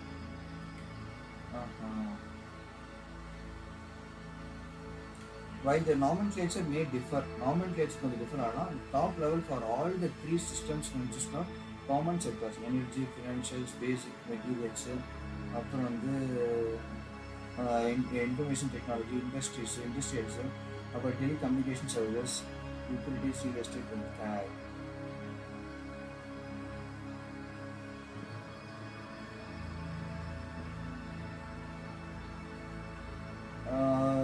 a firm with one business line is classified in that business line. A firm with multiple business line is classified in one of the comprise is in the one that comprises more than 60% of total revenue. Okay, இப்போ வந்து ஒருத்தர் real estate வச்சுருக்கான், health care வச்சுருக்கான், industries வச்சுருக்கான், finance வச்சுருக்கான்னா எது வந்து அவனுக்கு 60% வருதோ அதான் எடுத்துப்பாங்க. ஓகே, 60% டெஸ்ட் எங்கள் கொடுக்கவே இல்லை. 60% test. Okay, wow. If no business line meets 60%, just classify the firm by the business line that accounts for more than 50% of total revenue assets. 60% வரலையா, 50% இருக்கு. If no business line meets 50%, 50 வரல அப்படின்னா use judgment to select most appropriate business line to classify the firm as a conglomerate அப்படின்றத போட்டு வச்சுருக்காங்க. So அதை சொல்லி விட்டாதீங்க, எதாவது ஒரு கேட்டகரியில் போட்டுகிட்டே இருங்கன்றாங்க. 60 பாரு வரலையா, 50 பாரு, 50 வரலையா, அப்போ உங்களோட ஜட்மெண்ட் யூஸ் பண்ணிக்கோ அப்படின்றாங்க. Or 50 test or judgement. ஓகேவா? GICS, ICB, TRB. G வந்து பார்த்தா global industry classification standards, ICB industry classification benchmark, அது TRBC வந்து definitive business classification. Okay, industry subsectors, economic sectors, business sectors, industry sectors. Potential limitations of classification systems include inappropriate groupings. என்ன பண்ண படிச்சு நான் பார்த்தேன், ஏன்னா லைக் சம்டைம்ஸ் வரல அப்படி இருந்துச்சுன்னா அது டெஸ்ட்டுக்குள்ளே வரலைன்னா டக்குனு அதுலேயே சேர்த்து வைக்கலாம். So inappropriate groupings limitations. One, inappropriate groupings. Third, inaccurate classification of companies using multiple products, inability to deal with the products offered in local and national markets only, and grouping changes over time. And grouping changes over inaccurate classification. Inappropriate grouping, or inaccurate classification.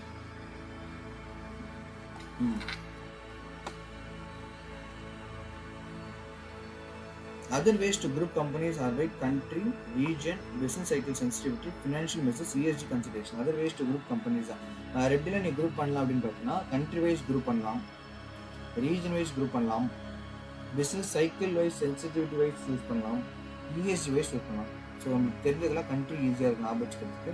Region wise பண்ணலாம், அப்புறம் ESG wise பண்ணலாம். ஓகேவா? இதை வச்சு நீ பண்ணலாம். Industry size is a total annual sales of the company, which is not always the same as total annual sales of all the companies in industry. Industry size is the total annual sales of the product. Okay, total annual sales of the product. Annual sales of the product. Which is not always the same as total annual sales of all the companies in the industry. Now, annual sales வந்து வெறும் அதை மட்டும் விற்க மாட்டான்ல. ஒரு product எடுத்துக்கிட்டா இப்போ steel மட்டும் விற்கிறான், steel விற்கிறான், கூடவே சேர்ந்து வேறு எதுவும் விற்பான், அவனோட ரெவன்யூவில் அதுவும் இன்க்ளூட் ஆகிருக்கும். ஆனால் இண்டஸ்ட்ரி வைஸ் போயிட்டீங்கன்னா வெறும் வந்து அந்த ப்ராடக்டான டோட்டல் சேல்ஸ் மட்டும் தான் அதில் இருக்கும். ப்ராடக்டான டோட்டல் சேல்ஸ் மட்டும் தான் இருக்கும். ஸோ ப்ராடக்ட் சேல்ஸ் மட்டும் தான் இருக்கும். டோட்டல் ப்ராடக்ட் சேல்ஸ் மட்டும்தான். Growth industry are those that have considerable growth potential, which is usually related to new technology. Okay, growth வந்து new technology wise வச்சிருக்காங்க. New technology. Mature industries have growth rates in line with general economy or decreasing as industry faces threat from substitute products. அது okay. Mature இண்டஸ்ட்ரீஸ்லாம் என்ன ஆகும், new technology எடுப்பாங்க. மெச்சூரான இண்டஸ்ட்ரீஸ்லாம் ஒன்று substitutes கிட்ட இருந்து பயப்படுவானுங்க, இந்த மார்க்கெட்டில் இவ்வளோ தான், இதுக்கு மேலே இந்த ப்ராடக்ட் வரத்தே இல்லை அப்படின்னு முடிவு பண்ணுவாங்க. அப்புறம் cyclical industries involve sales of less essential items for consumers, while defensive industries involve sales of more essential items. Okay, ரெண்டு இருக்கு. ஒன்று வந்து cyclical, ஒன்று defensive. cyclical அப்படின்னா CYC இல்லை cyclical, ஏதோ ஒன்று cyclicalனே படிக்கும். cyclical industries அப்படின்னா less essential இல்லை அவன் எப்படி ஞாபகம் வச்சுக்கிறதுன்னு ஒரு செம்ம ஃபன்னான்னு சொல்கிறேன். சிலிக்கல்னா less essential, டிஃபென்சிவ்னா more essential.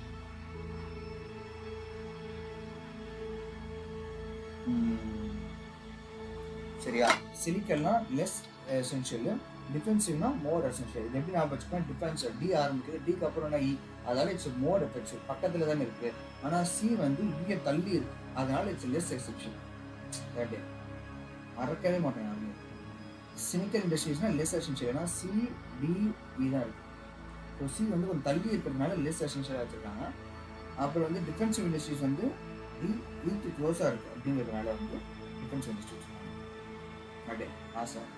Okay, market share in a company's annual revenue as a percentage of industry size.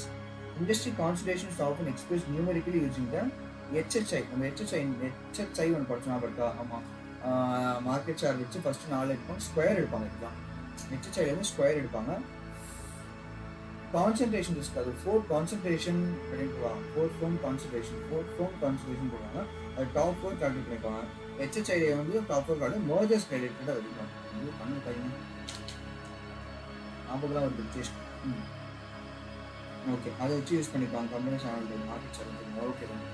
Michael Porter's 5 forces.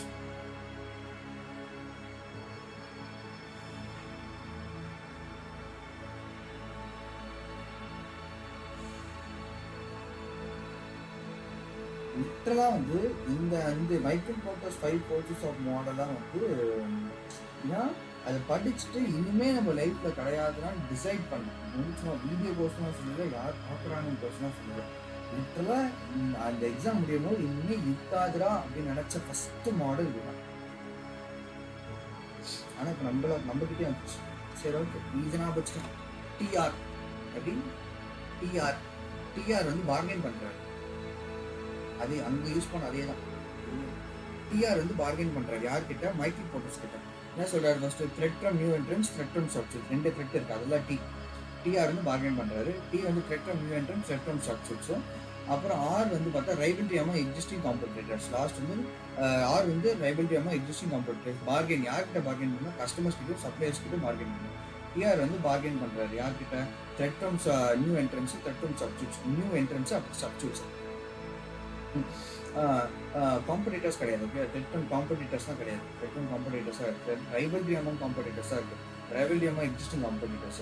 So threat from new entrants, threat from substitutes, அப்புறம் rivalry among competitors. 2 பேர்கிட்ட bargaining, customers கிட்டே bargaining பண்ணுவோம், suppliers கிட்டே bargaining, 2 bargaining. Okay, PESTEL analysis. PESTEL analysis starting அவங்களே வந்து mnemonics கொடுக்குறாங்க. அதான் PESTEL. Political, economical, social, technological, legal and environmental. Political, economical, social, technical, legal and environmental. ரெண்டு E இருக்கிறதுனால கன்ஃபியூஸ் ஆகிக்காத. First E economic, last E environmental. PESTEL political, economic, social, technological, legal, அப்புறம் environmental. ஓகேவா? உள்ள என்ன இருக்குன்னு சொல்லி சும்மா ரெடி பார்த்துக்கலாம் என்ன இருக்குன்னு சொல்லி. நான் கண்டிப்பாக இந்த ஆர்த்தர் கேட்க மாட்டான். வாட் ஆர் பெஸ்ட் அனாலிசிஸ் அப்படின்னு சொல்லி ஏபிசிலாம் கேட்க மாட்டான். கண்டிப்பாக உள்ளதான் கேட்பாங்க. ஏதாவது ஒரு ஃப்ரேம் சென்டென்ஸ் ஃப்ரேம் பண்ணிட்டு it this comes under PESTEL which is most likely to be under this 6 category அப்படின்னு தான் கேட்பாங்க. So we need to know what is inside this.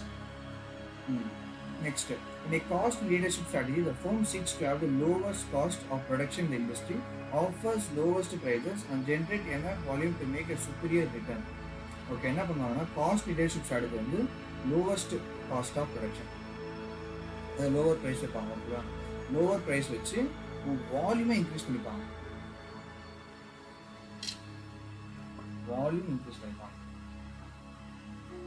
ஓகேவா? லோவர் ப்ரைஸ் வச்சு வால்யூமை இன்க்ரீஸ் பண்ணிப்பாங்க. இன் டிஃபரன்சியேஷன் ஸ்ட்ராட்டஜி அப்படின்றத பார்த்தீங்கன்னா வால்யூம் இன்க்ரீஸ் பண்ண அப்படின்னா ப்ரைஸை கம்மியாக வச்சு வால்யூம் இன்க்ரீஸ் பண்ணிட்டீங்கன்னா உன் ஃபிக்ஸட் காஸ்ட் கம்மியாக இருந்துச்சு அப்படின்னா ஒரு ரிட்டர்ன் அதிகமாகிடும். அதனால இல்லை என்ன பண்ணுவாங்க, மோஸ்ட்டாக சொந்த வீடு வச்சுருக்கவங்க அப்படியா இருந்தால் அவங்க சொந்த வீட்டிலே பிஸ்னஸ் பண்ணாங்கன்னா அவங்களுக்கு வந்து ரிட்டர்ன்ஸ் அதிகம். பிகாஸ் உனக்கு sales minus variable cost minus fixed காஸ்ட்டே இல்லை. டேரெக்டாக உனக்கு கான்ட்ரிபியூஷனே தானே உனக்கு சேல்ஸ். ₹100 வாங்கி 200 ₹100 வாங்கி 150 கொடுத்தீங்கன்னா 50 rupees உனக்கு கெயின் தான்.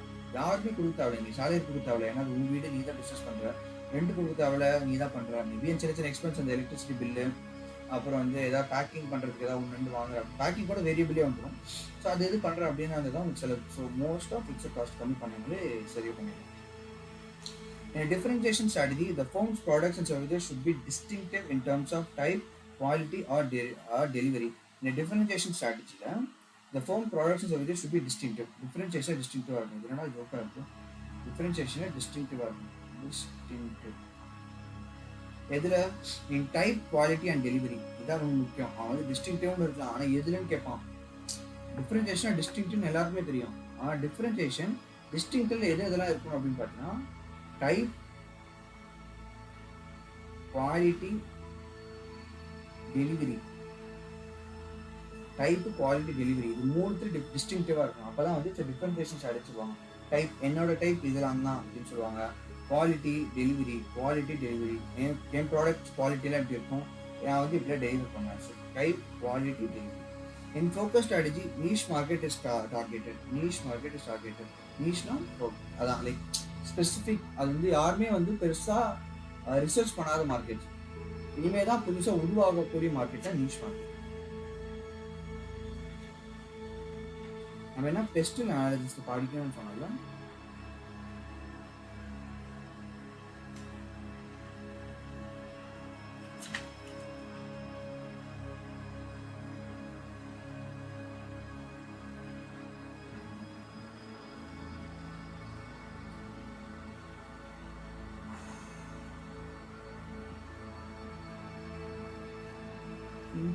சும்மா தான், அது ரொம்பலாம் கிடையாது. என்னோட வேலை தான் பார்த்துருக்கோம்.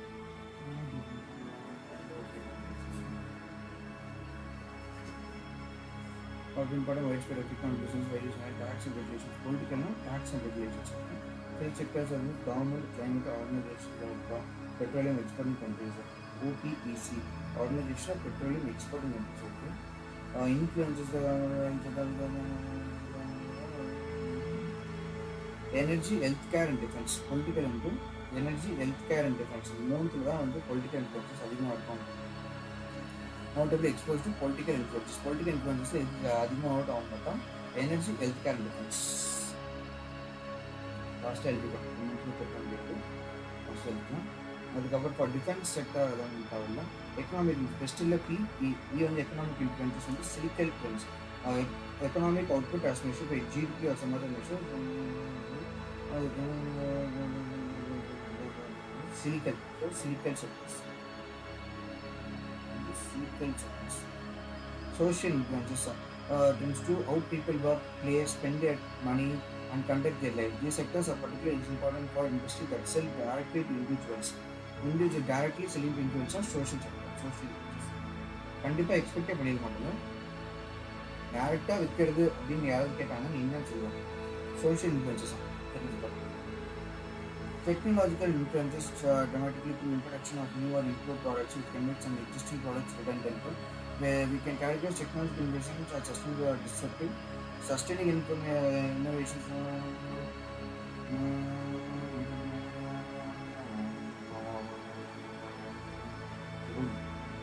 Sustaining or disruptive. அதாவது இப்போ தான் ஒரு புதுசாக ஒரு product, new products services, new R improve products. Legal changes in laws and regulations. இது கொடுத்தாலும் எழுதலாம். Laws and regulations. Environment வந்து climate change.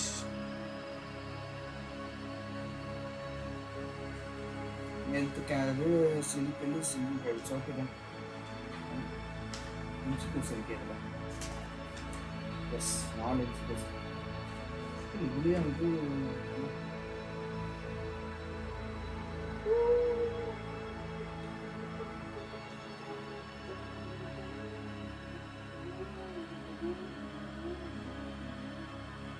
மைக்கேல் போட்ட 5 கோர்சஸ்க்கும் அப்புறம் ஜென்ரிக் காம்படிட்டிவ் ஸ்ட்ராட்டஜிஸ் அதுக்கும் என்ன லிங்க் இருக்குன்றதை போட்டிருக்காங்க. Threat of new entrants, bargaining power, industries. ஓகேவா, அது 3 இதில் இருக்கும். Threat of new entrants and substitutes இது இருக்கும். Bargaining power custom, bargaining power supplies. அப்போ வந்து டைவர்சிஃபிகேஷன் வந்து உங்களுக்கு ரைவல்ரி அமௌண்ட் காம்படிட்டர்ஸ் கிடையாது. ஏன்னா டிஃப்ரென்சியேஷன் தானே, டிஃப்ரெண்டாக தானே இருக்காது. ஸோ உங்களுக்கு வராது. ஃபோக்கஸ் வந்து threat of new entrants and substitutes bargaining power of customers மட்டும்தான் இருக்குது. சப்ளையர் நீஷ் சப்ளையரே இருக்க மாட்டோம். நீஷ் கம்பெனிங்க ஒரு சப்ளையரே இருக்க மாட்டோம். இப்போ எல்லாத்துலேயும் எது காமனாக இருக்குது? த்ரெட் ஃப்ரம் என்ட்ரன்ஸ் எல்லாத்துலேயும் காமனாக இருக்குது. அப்புறம் பார்கெனிங் பவர் ஆஃப் கஸ்டமர்ஸ் எல்லாத்துலேயும் காமனாக இருக்குது. ஸோ த்ரெட் ஃப்ரம் கஸ்டமர்ஸ் காமனாக இருக்குது. டி காமனாக இருக்குது. சரியா? காஸ்ட் லீடர்ஷிப்பில் வந்து பார்த்தீங்கன்னா பார்கெனிங் பவர் ஆஃப் கஸ்டமர்ஸ் வந்து வருது. கஸ்டமர்ஸ் வரும், பார்கெனிங் ஆஃப் கஸ்டமர்ஸ் வரும்.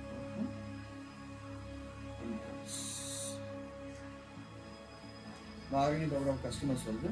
இங்கே வந்து பார்கெனிங் பவர் ஆஃப் கஸ்டமர்ஸ் வருது, இங்கேயும் பார்கெனிங் பவர் ஆஃப் கஸ்டமர்ஸ் வருது. ஸோ இதெல்லாம் டிபி வந்து காமனாக இருக்குது. அப்புறம் இண்டஸ்ட்ரி ரைவல்ஸ், இந்த ரைவல்ரி வருது. இதில் வந்து பார்கெனிங் பவர் ஆஃப் சப்ளையர் வருது. இங்கே வந்து எதுவுமே வரல. ஓகே,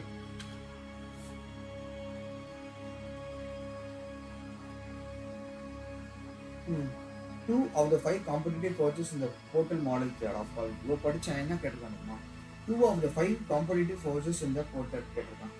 இந்த ரெண்டு வந்து portal model, threat of entry and barriers to exit தான். Power of suppliers and threat of subscription, rivalry among competitors and power of regulators. Regulatorsலாம் மைக்ரோ ப்ராடக்ட்ஸில் வருமா? என்ன ப்ரோ கேள்வி? Power of suppliers and threat of subscription. Which of the following best describes the cost leadership strategy? Volume sold can range from modest to high. Okay, அதான் பெஸ்ட்டாக இருக்கும். Managerial incentives promote operational efficiency. Success depends heavily on investments in customer services and training. இன்னும் வளர்றாங்க. Volume தான் அதிகமாக, நம்ம படிச்சு நான் இருக்கா வால்யூம்ஸ் தான் அதிகமாக இருக்கும். நான் வந்து அப்பர் கொஸ்டின் வர இது பண்ணலாம். இது வந்து டிபி. ஓகே, காஸ்ட் லீடர்ஷிப் ஸ்ட்ராட்டஜி வந்து நம்ம வால்யூம் ரேஞ்ச் வந்து மாடஸ்ட் டு ஹைன்னு படிச்சோம், அது வெறும் ஹை மட்டும் தானே. ஓகேவா? Firms that use cost leadership should have managerial incentives to create efficient operations. In a cost leadership strategy, the firm seeks to generate high enough sales volume to make a superior returns. High enough, அது வந்து high sales தான் இருக்கும், modest கூட கூடாது, ஹையாக தான் இருக்கணும். Investments in customer service and proprietary distribution channels are key elements in differentiation strategy.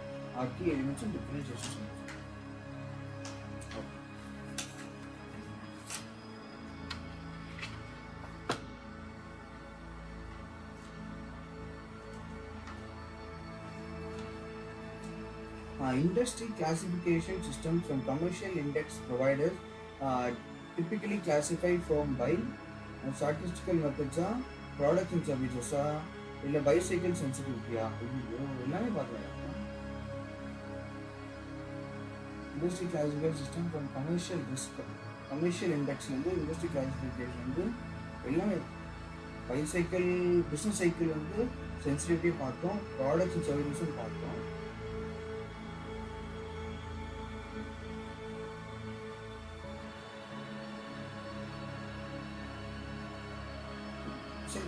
Industry products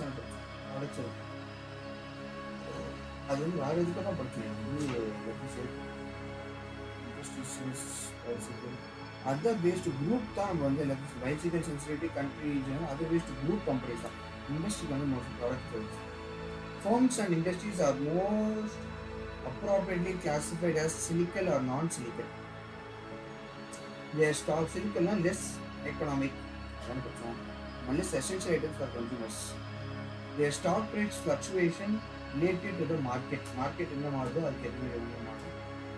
The sensitivity of the earnings to the business cycle, volatility of the earnings related to the competitors.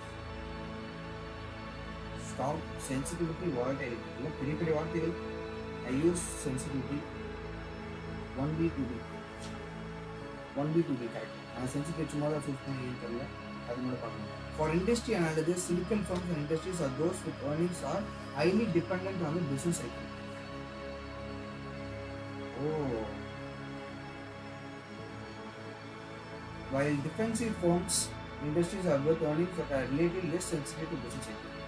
Oh, the more essential, less essential person okay. அது மாதிரி ஒன்றும் add பண்ணிப்போம். என்னென்ன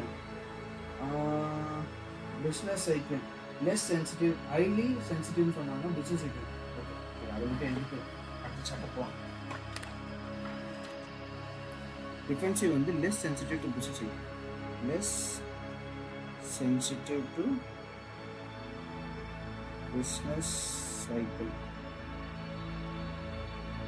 இது is high sensitive to business cycle. highly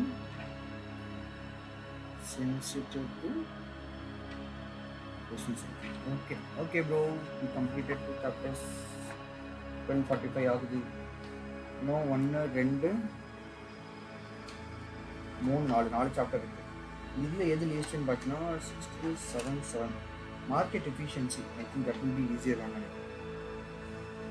market efficiency முடிச்சுக்கலாம். Page number 306.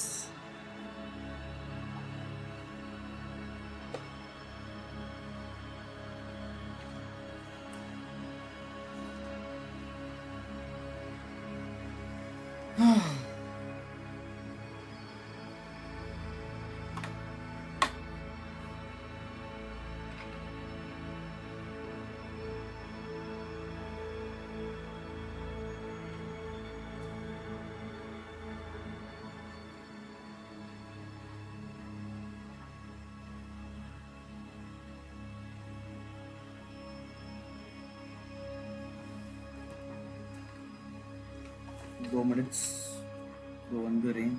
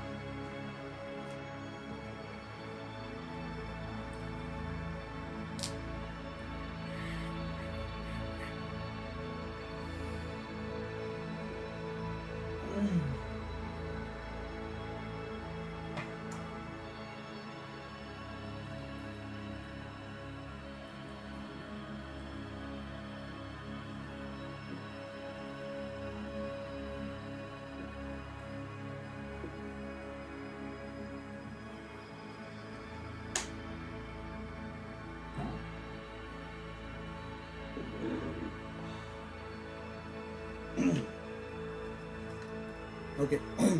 Margin transactions. Margin transaction வந்து the leverage ratio of margin investment is the value of the asset divided by the equity position. Value of the asset divided by the value of equity position. For example, an investor who satisfies the initial margin requirement of 50% and equity has a 2-in-1 leverage ratio. 2-in-1 leverage ratio. So that 10% increase or decrease in the price of an asset results in 20% increase or decrease in the equity's amount. Okay, so value of the asset divided by value of equity. ஓகேவா? இப்போ என்ன சொல்கிறாங்க, initial margin requirement 50% of 50% equity as 2:1 2:1 leverage இருந்துச்சுன்னா 2:1 leverage இருந்துச்சுன்னா அவங்க வந்து வேரிய change பண்ணிக்கலாம் அப்படின்னு சொல்கிறாங்க. ஸோ ஷேர்ஸ் பர்ச்சேஸ் வந்து 1000 இருக்குது, பர்ச்சேஸ் ப்ரைஸ் வந்து 1000 இருக்குது, ஷேர் பர்ச்சேஸ் 1000 நம்பர்ஸ் இருக்குது. ஓகேவா? அப்புறம் பர்ச்சேஸ் ப்ரைஸ் வந்து 100 இருக்குது, ஆனுவல் டிவிடெண்ட் வந்து 2, இனிஷியல் மார்ஜின் ரிக்வயர்மெண்ட் 40 இருக்குது, கால் மணி ரேட் 4%, கமிஷன் பர் ஷேர் வந்து 0.5, ஸ்டாக் ப்ரைஸ் ஆஃப்டர் 1 year 1 வருஷத்துக்கு அப்புறம் எண்டிங் ப்ரைஸ் கொடுத்துட்டாங்க. ஸோ பர்ச்சேஸ் ப்ரைஸ் வந்து இருக்குது, எண்டிங்கும் இருக்குது. The leverage ratio first leverage ratio கண்டுபிடிக்கணும். அதுக்கப்புறம் வந்து investors return on the margin transaction, return on equity, stock is sold at end of 1 year. End of 1 yearல கொடுத்தா உன்னோட எவ்வளோ இருக்குது அப்படின்றது கேட்குறாங்க. ஃபஸ்ட்டு லெவரேஜ் ரேஷியோ அப்படியே இருந்துச்சுன்னா margin ரிக்வயர்மெண்ட்டா.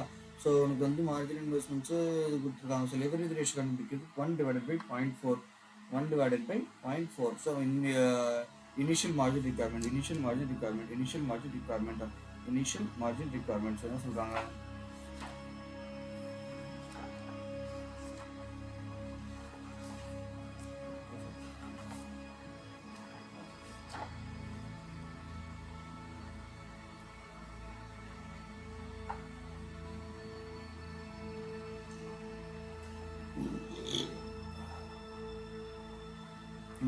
leverage ratio 1/by initial margin requirement.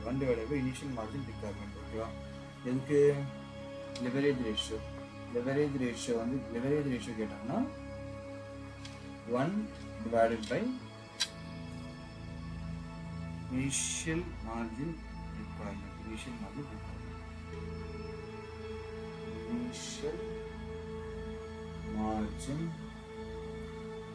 requirement. சரியா? இதுதான் வந்து லெவரேஜ் ரேஷியோ. அப்புறம் வந்து நான் டோட்டல் பர்ச்சேஸ் ப்ரைஸ் கண்டுபிடிக்கிறதுக்கு வந்து 1000 × 1 மாட்டிருக்கேன். டோட்டல் பர்ச்சேஸ் பண்ணிச்சுன்னா இதுதான் வந்து இன்வெஸ்டட். அப்போ இனிஷியலாக மார்ஜின் வந்து 40% சொல்லியிருக்காங்க. ஸோ இன்வெஸ்டட் வந்து 1 lakh இருந்துச்சுன்னா இது 40% தான் உன்னோட வந்து இனிஷியல் மார்ஜின் வந்து 40,000 rupees.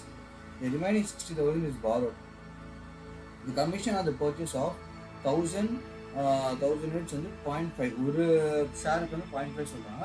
ஸோ டோட்டலாக 50. That's initial equity investments. பார்த்தீங்கன்னா 4,050. 40,050. ஓகேவா? ஒன்றும் கிடையாது. டோட்டலாக வந்து எவ்வளோ மார்ஜினுக்காக பே பண்ணியிருக்கேன் அப்படின்றத கொடுக்கலாம். ஸோ 40% மார்ஜின் அப்படியே இருந்தால் தென் 60% வந்து borrowed. ஸோ 40% வந்து எடுத்துக்கிட்டோம், 40% மல்டிப்ளை பண்ணாலும் 60% வந்து borrowed. ஓகேவா? 60% வந்து borrowed. அப்போது 60% கைவேறு தேவை. ஏன்னா மார்ஜின் வந்து உங்களுக்கு என்ன சொல்லியிருக்கோம், ஈக்விட்டி தான் தேவை.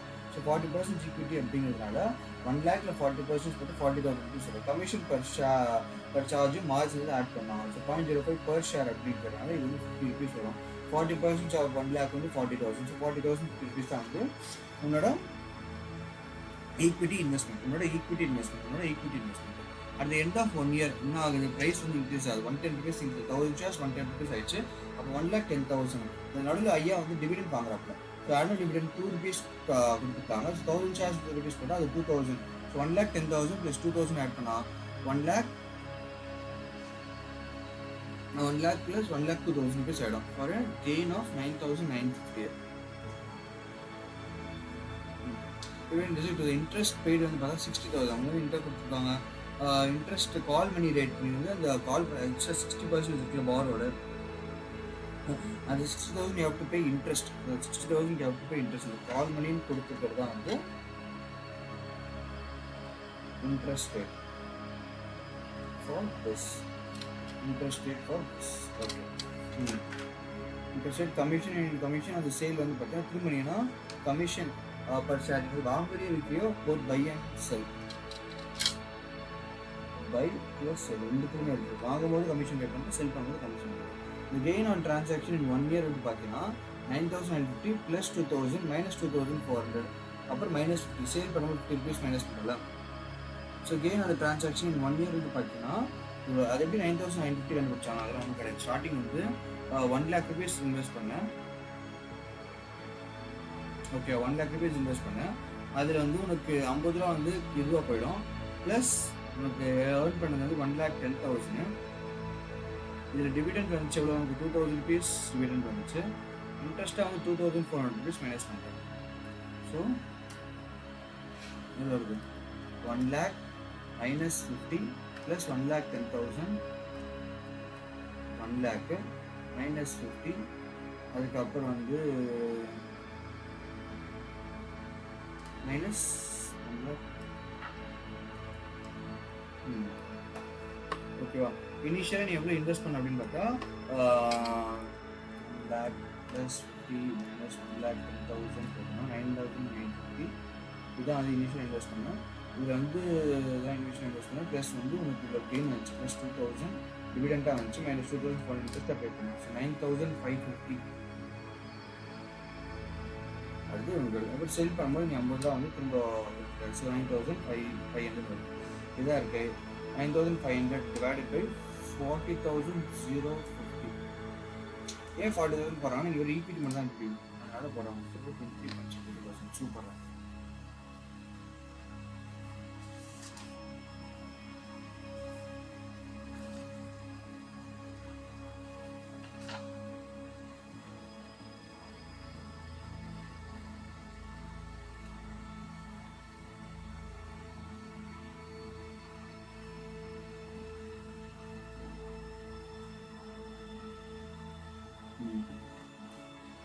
Liquid investments and total value invested total is less than asset total. 10% of innovation plus 2%, 10% of activity also 10% because of loan interest and options. You can also solve this problem by cash flow controls on initial cash flow. Initial cash outflow of it's a 40,000 initial margin plus 50%. Initial inflow வந்து பார்த்தோம்னா எந்த after 1 year into 150,000 plus 20,000 discount இருக்கும்.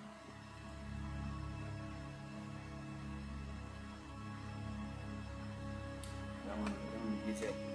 So என்ன சொல்கிறாங்க 1 year வந்து உங்களுக்கு. So இதோட take away மட்டும் பார்த்தீங்கன்னா 40,000 இனிஷியலாக இன்வெஸ்ட் பண்ணும்போது பார்த்தா 40,000 வந்து கமிஷன் வந்து அந்த பர்ச்சேஸ் வந்து பார்த்து இனிஷியல் ஸ்டார்டிங் இன்வெஸ்ட் பண்ணுறது அவ்வளோ.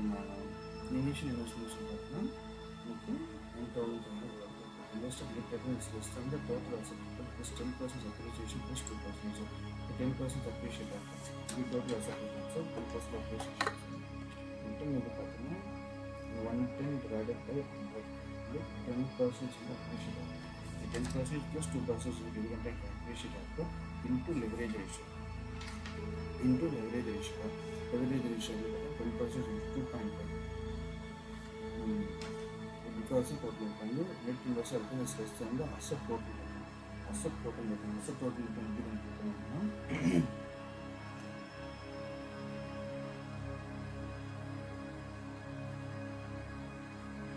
return is less than asset return. So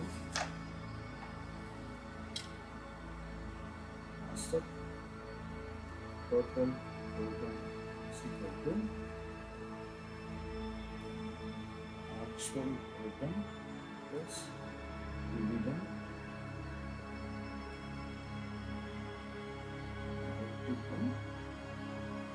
leverage ratio. அப்போ அங்கே ஒரு விஷயம் போடுறோம். அதேமாதிரி வந்து மார்ஜின் காலாக பார்த்தீங்கன்னா ஒரு மார்ஜின் மட்டும் கன்சிடர் பண்ணுறோம்.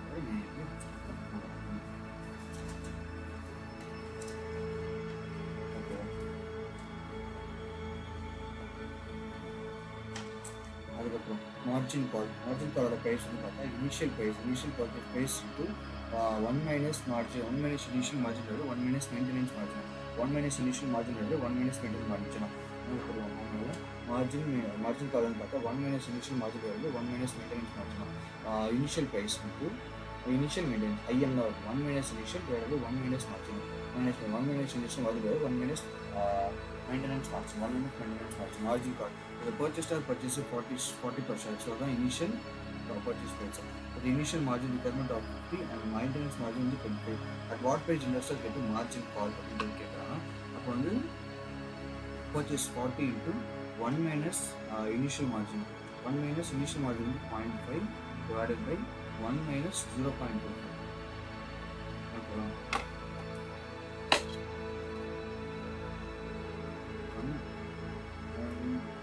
1 minus 0.5 divided by 0.75 into 26.67. Down to 26.67. Margin call is figured at the price of 26.67. So margin call and the price was initial level purchase price 1 minus initial margin divided by 1 minus maintenance margin. 1 minus maintenance margin. 1 minus maintenance margin. The investor buys 1000 shares of stock market on margin price of 50 per share. 1000 shares வந்து 50 rupees வாங்குறாங்க. Initial margin requirement 40. Sum of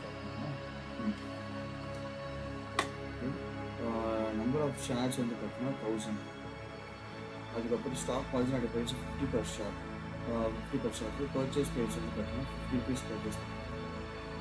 அப்போ total purchase price வந்து பார்த்தீங்கன்னா 510. 5 into initial margin requirement 40%. Margin lending rate 3%. So call money 3%. Investor brokerage charges commission வந்து பார்த்தா commission on buying and selling. Buy பண்ணும்போது 1000 தான் பண்ணியிருக்கேன், செல்ஸும் 1000 தான் இருக்குது. ஓகேவா? அப்போ ஷேர் பர்ச்சேஸ் அண்ட் சேல்ஸ் ரெண்டுமே சொல்லியிருக்கோம். பையிங்கு செல்லிங். ஸோ பை வந்து பார்த்தீங்கன்னா 1000 shares into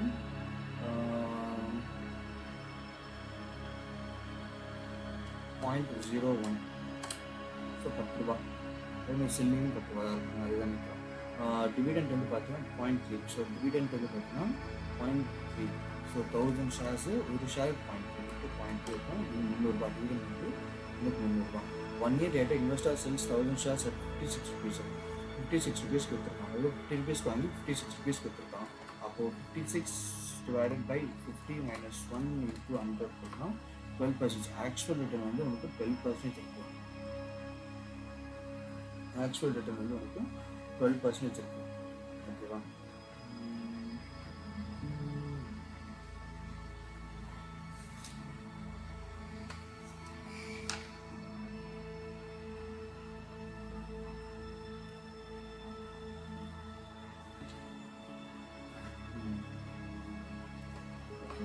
Here 0.3 divided by 50% 0.6 plus 0.6% தான் வந்து டிவிடெண்ட் ஆகும். 2% divided by 1000 is 2 divided by 100%. Okay, அதுதான் இது பார்த்துக்காங்க. 12.6% வருது. சரியா? இதே வந்து இது கண்டுபிடிக்கிறது investor rate of investor rate of capital.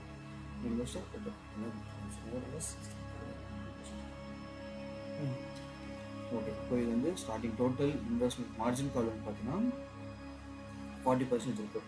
So 40% into 50,000. 50,000 into 40% calculate பண்ணால் 20,000 வந்து ஈக்விட்டி 20,000. இதில் கமிஷன் பை வந்து பார்த்தீங்கன்னா 10 ரூபா இருக்குது. ஸோ 20010 இதான் வந்து ஆக்சுவலாக நீ இன்வெஸ்ட்மெண்ட்டாக இது கொடுத்துருக்கேன். ரிட்டர்னாக உனக்கு எவ்வளோ வந்து பார்த்தீங்கன்னா 56 rupees கொடுத்துருக்கேன். 56 into 1000 பண்ணிக்கலாம், 56,000 வந்துருக்கு. இது மட்டும் உனக்கு கூட வரல, ப்ளஸ் அரணா கூட வந்துருக்கு.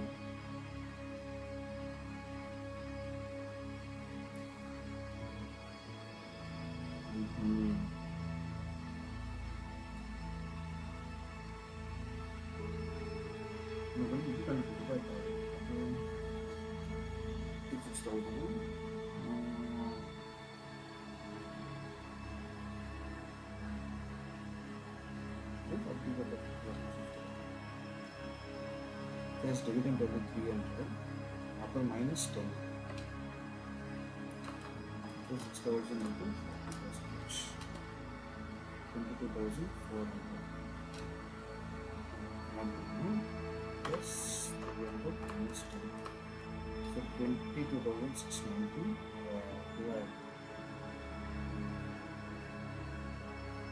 Then here we have to minus 2,680 divided by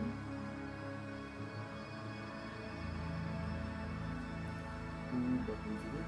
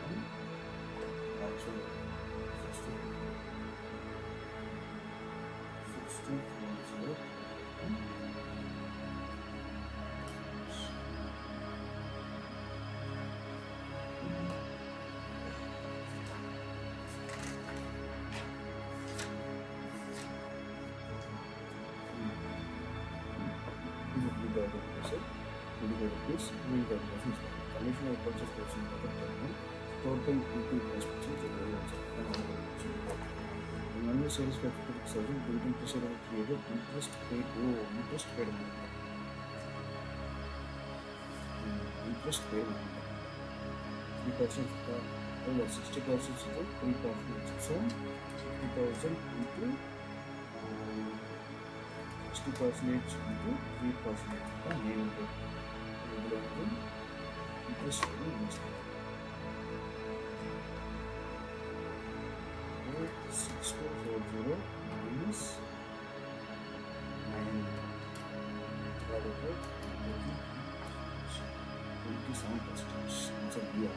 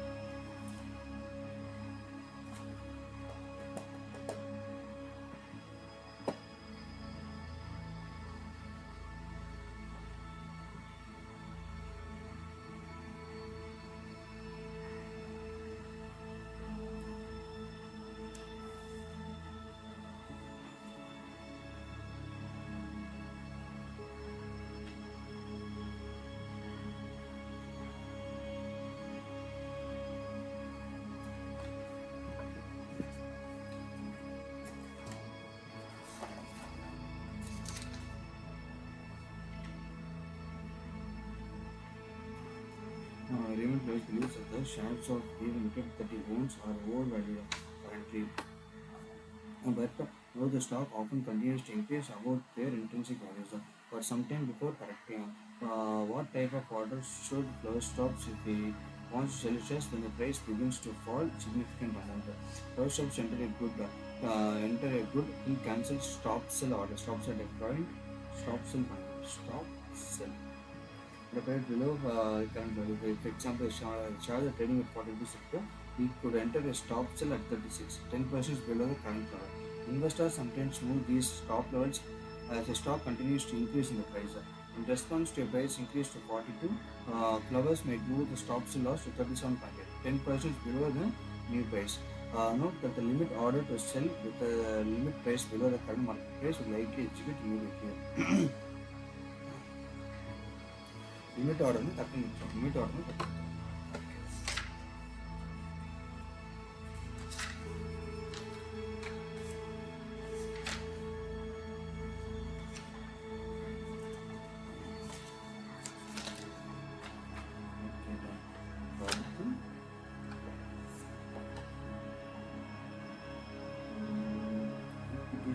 space user.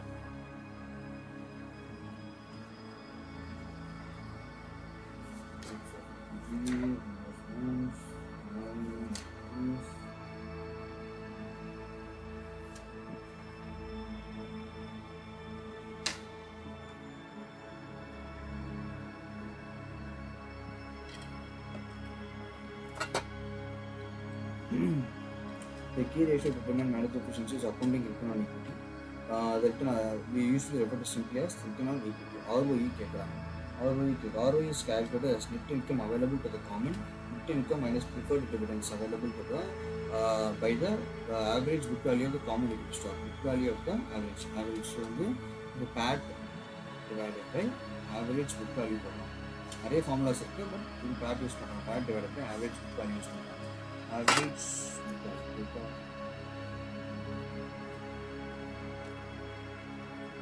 ROE is equal to PAT divided by average book value.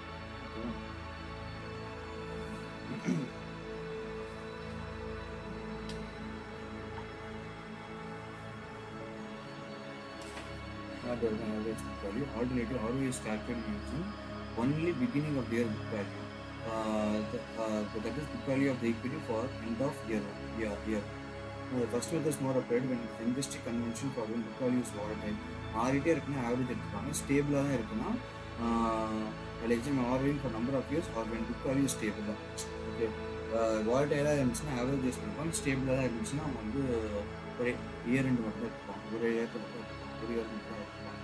Higher ROE is generally viewed as fast profit, but the reason for increase is exam. For example, book value is decreasing more rapidly than net income. ROE will increase. This is not, however, a positive for the firm. The firm can also issue debt for repurchase equity, thereby decreasing the book value of the equity. This will increase ROE, but also make the firm share riskier due to the increased financial attention. புரியுது. அவன் வந்து இப்போ income increase பண்ணுறது என்ன பண்ணால் equity வாங்கி தான் காசை வச்சு சேல்ஸ் பண்ணணும் அப்படின்னு அவசியம் கிடையாது. நீ டெட் வாங்கி பண்ணிருந்தீங்கன்னா புக் வேல்யூ அப்படியே தான் இருக்கும், ஆனால் உனக்கு வந்து இன்கம் இன்க்ரீஸ் ஆகும். அப்போ பார்த்தா பாசிட்டிவாக இருக்குது, சூப்பராக இருக்குது போன்ற மாதிரி கிடையாது. அப்போ இன்னும் அனலைஸ் பண்ணி அவங்க டெட் இருக்கா இல்லையா அப்படிங்கிறது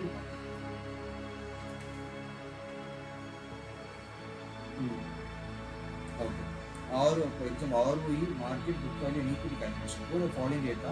Calculate the return on average equity of 2019, the total market value of the equity, and the book value per share and price to book ratio at the end of 2019. Total stockholders equity இருக்கு, net income available to common PAT கொடுத்துட்டாங்க, stock price இருக்கு, number of shares கொடுத்துட்டாங்க, net income, total stockholders equity கொடுத்துட்டாங்க. Okay, stock price கொடுத்துட்டாங்க, இது கொடுத்தாங்க. Plus இதுதான் equity நான் புக் வேல்யூ பண்ணணும். புக் வேல்யூ உனக்கு எவ்வளோ தெரியாதுல்ல, புக் வேல்யூ கண்டுபிடிக்கிறது இங்கே டிவைட் பண்ணணும். ஸோ எவ்வளோ 18,503 டிவைடட் பை 3,000 something 4.9899 பண்ணணும். இந்த டெசிமல் இருக்குன்னா 17,143 டிவைடட் பை 2790. இங்கே வந்து 17.143 divided by 2790 6.14 இதான் book value per share. So வந்து நெட் இன்கம். ஸோ ஆர்ஓஇ அப்படின்னு பார்த்தீங்கன்னா ஆர்ஓஇ வந்து பார்த்தீங்கன்னா 3056 divided by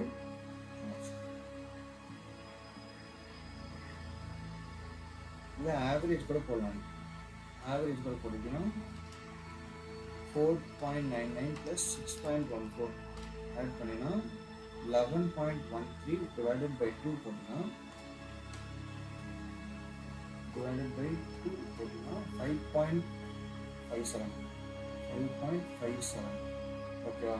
நான் புக் வேல்யூ இருக்குன்னா நீக்கிட்டு வந்து 3526 divided by 5.57 or 633 போட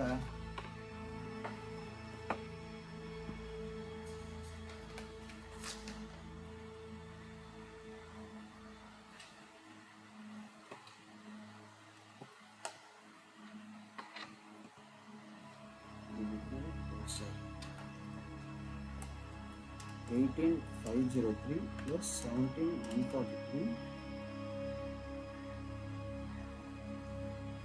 divided by 2 $17,823 okay plus 3526 divided by 19.7 19.8% ROI into 19.8% வந்து வருது. ROI கண்டுபிடிச்சிட்டேன். அப்புறம் ரிட்டர்ன் ஆன் ஆவரேஜ் ஈக்விட்டி கண்டுபிடிச்சாச்சு. Total market value of equity, டோட்டலாக அவங்களோட மார்க்கெட் வேல்யூ எவ்வளோ இருக்குது அப்படிங்கிறது கேட்டிருக்காங்க.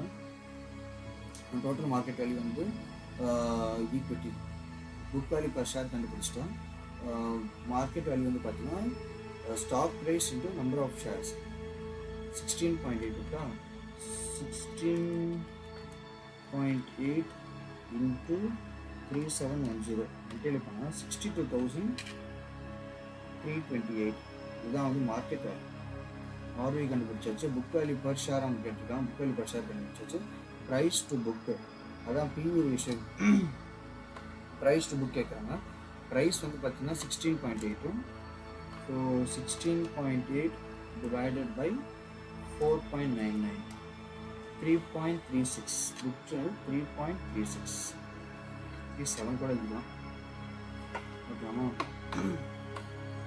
19.8 super, 62 correct, 4.99 correct, 3.37 correct. You don't need formulas to remember this, it's just try.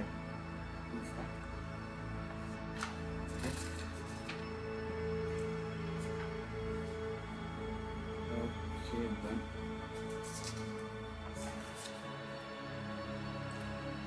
In US and often denominated in US and they are not issued in US teach. All the currencies not listed in US and are often denominated in US dollars. They are not issued in US teach.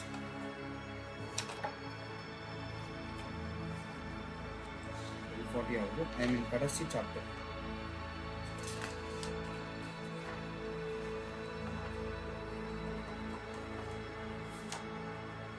Equity valuation concepts and basic tools.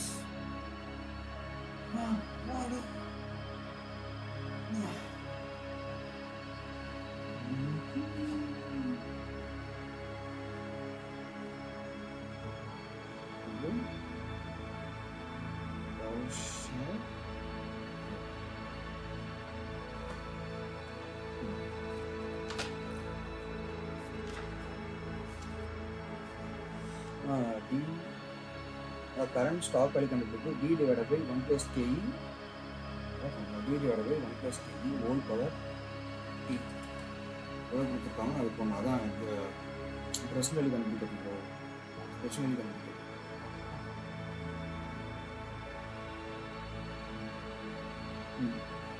Present value கண்டுபிடிக்கிறதுக்கு present value கண்டுபிடிக்க D divided by 1 plus KE the whole power T D divided by 1 plus KE whole power T என்ன D divided by 1 plus K whole power n தான் வந்து கண்டுபிடிக்கிறது.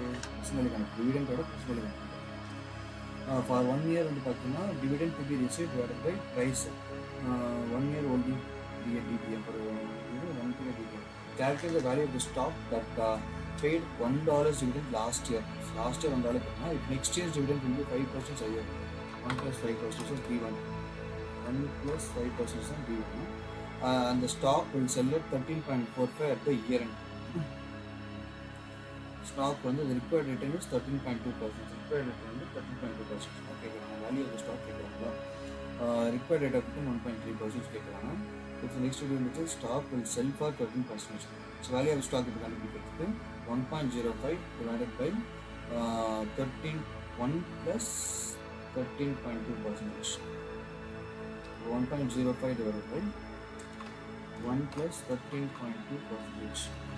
1 plus 13.2% 1.132. So இது வந்து 1 year தான் கேட்குறாங்க. அவ்வளோதான். 1.05 divided by 1.132 போட்டோம்னா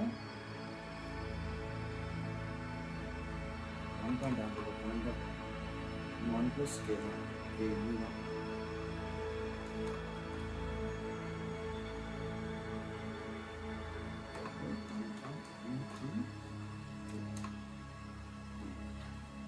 Okay, sir. 0.93 அதான் வந்து டிவிடெண்ட் வந்து D1 plus growth rate தான் dividend. D0 into 1 plus growth rate அப்படின்னா அது கண்டுபிடிச்சிட்டேன். டிவிடெண்டோட வேல்யூ இயர் அண்ட் டிவிடெண்டோட வேல்யூ இருக்குது. இயர் அண்ட் ப்ரைஸ் வந்து பார்த்தீங்கன்னா உங்கள் ப்ரைஸ் வந்து 13.45 செல் ஆகிட்டுருக்கு. ஸோ இப்போது செல் ஆகிட்டுருக்கு 13.45 divided by 1.132.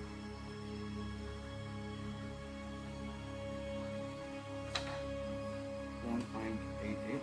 So current investors expectations வந்து பார்த்தீங்கன்னா current valuation investors expectations வந்து 2.93 into 1.8. ஓகே, இது வந்து மல்டிபிள் இயர் ஹோல்டிங்ஸ்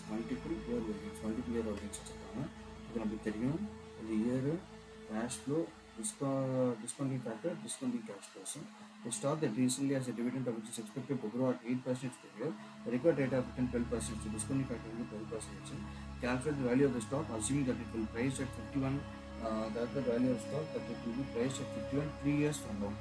3 வருஷத்துக்கு அப்புறம் 51 ரூபான்னு சொல்லிட்டு ஃபிக்ஸ் ஆகும். 3 வருஷத்துக்கு அப்புறம். ஸோ இயர் வந்து பார்த்தீங்கன்னா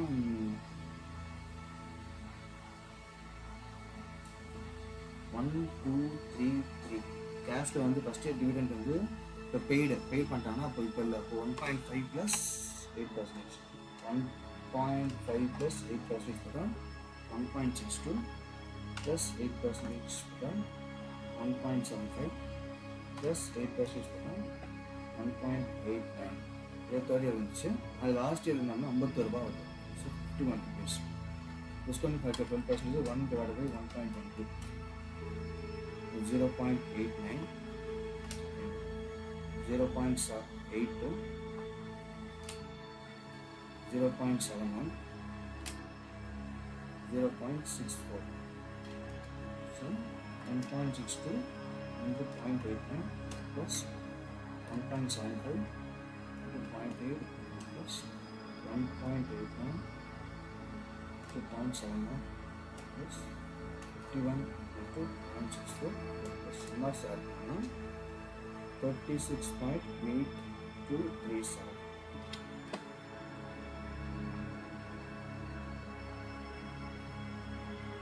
One 1.75, 1.89.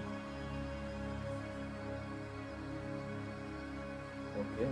Divided by this. And then month of 1.62. 0.75 into 0.8 plus 1.89 into 0.7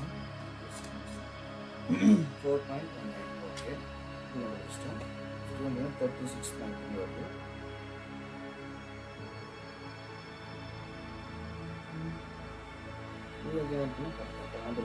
Okay, thank you.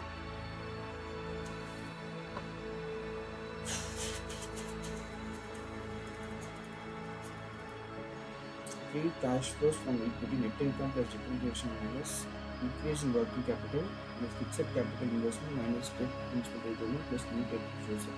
Repayment வந்து மைனஸ் பண்ணணும், இதை வந்து ஆட் பண்ணணும். It's net income plus depreciation. net income plus depreciation. Net income is the PAT. So PAT plus depreciation minus changes in working capital. Changes தான் take it working capital minus capital expenditure. அப்புறம் minus debt repayment. Debt payment plus new issues. Debt வந்து new issues. ஓகேவா?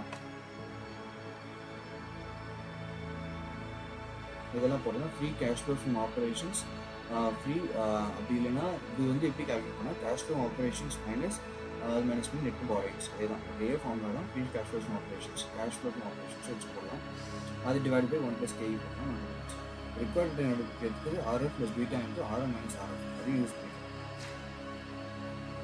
Okay இதே stock value கண்டுபிடிக்கணும்னா preferred stock value கண்டுபிடிக்கணும்னா base dividend that annually fixed and usually as indefinite maturity. When the dividend is fixed and the stream of dividends is infinite, the period வந்து பார்த்தீங்கன்னா perpetuity அதிகமாகிடும். perpetuity அதிகமாகிடும். So வந்து எப்படி கண்டுபிடிப்போம் D / K அவ்வளோதான். 1 - போட மாட்டோம் டேரெக்டாக டிவைட் பண்ணுறோம். ஏன்னா 1 - போட்டால் perpetuity அதோட ப்ரெசன்ட் வேல்யூ கண்டுபிடிக்கணும் இருக்கும். ஆனால் டேரெக்டாக டிவைட் பண்ணால் கொடுக்குறேன். For instance the company is 100 rupees per preferred stock stays 0.5 annual dividend and has required return 8%. 100 rupees இருக்கு 5%, 5 rupees போட்டோம்னா 8%. ஒன்று என்னன்னா 5 divided by 0.0 62.5 இதான் value. D1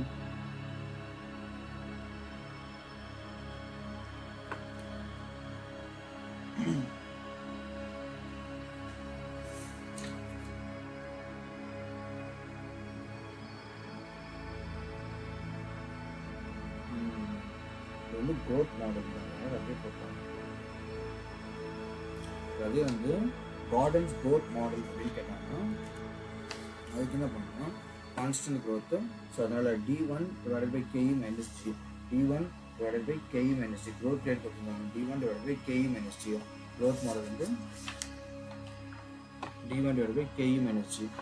Sustainable growth rate வந்து book value into return on equity, retention rate into return on equity, retention rate into return on equity, retention rate into return on equity. Retention rate எப்படி கண்டுபிடிக்கணும்னா 1 - payout ratio, 1 - payout ratio, 1 - payout ratio. Okay gardens model கேட்டாங்கன்னா dividend paid வந்து 1.5 கொடுத்துருக்காங்க. Expected to 8%. So 1.5 + 8% போட்டால் 1.5 + 8% போட்டால் 1.5 + 8% போட்டால் 1.62 divided by KE வந்து பார்த்தீங்கன்னா 4% divided by 4% போட்டோம்னா 40.5.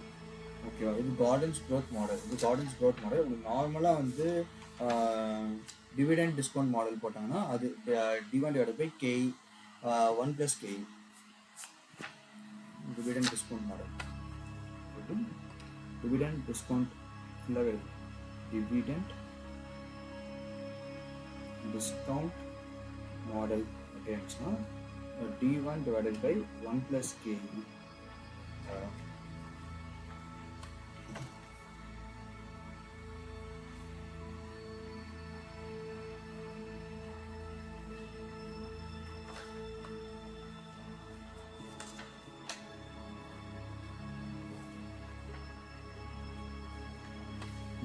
Amount of estimated stock value due to dividend growth. Using data from the previous example, calculate how much the estimated stock value is due to dividend growth. How much is the estimated stock value?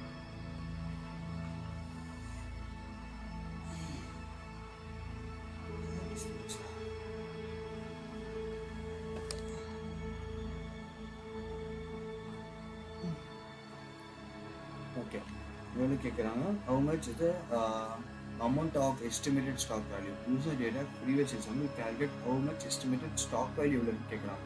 Stock value நிலை கீழே வந்து இருக்கும் due to dividend growth. Dividend க்ரோத்னால stock value எவ்வளோ கேட்குறாங்க. So 1.5 1.62 divided by 0.12.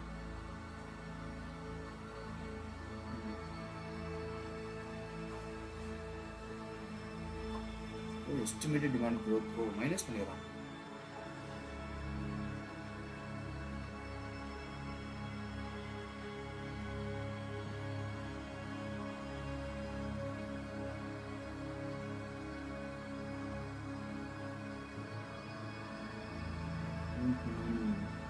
divided by k into 12.5%.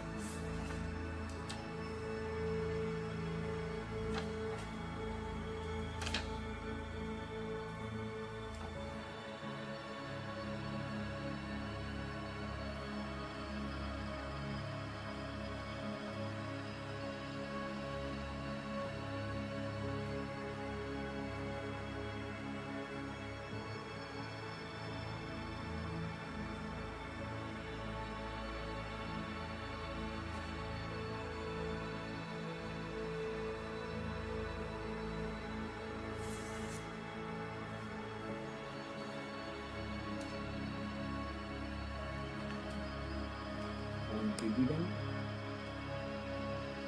growth model போட்டாங்கன்னா d divided by k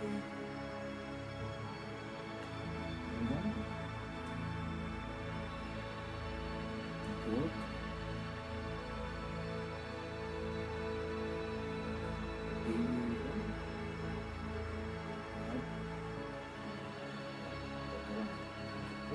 external stock credit normal modern growth model 40.4 will be about the so external stock value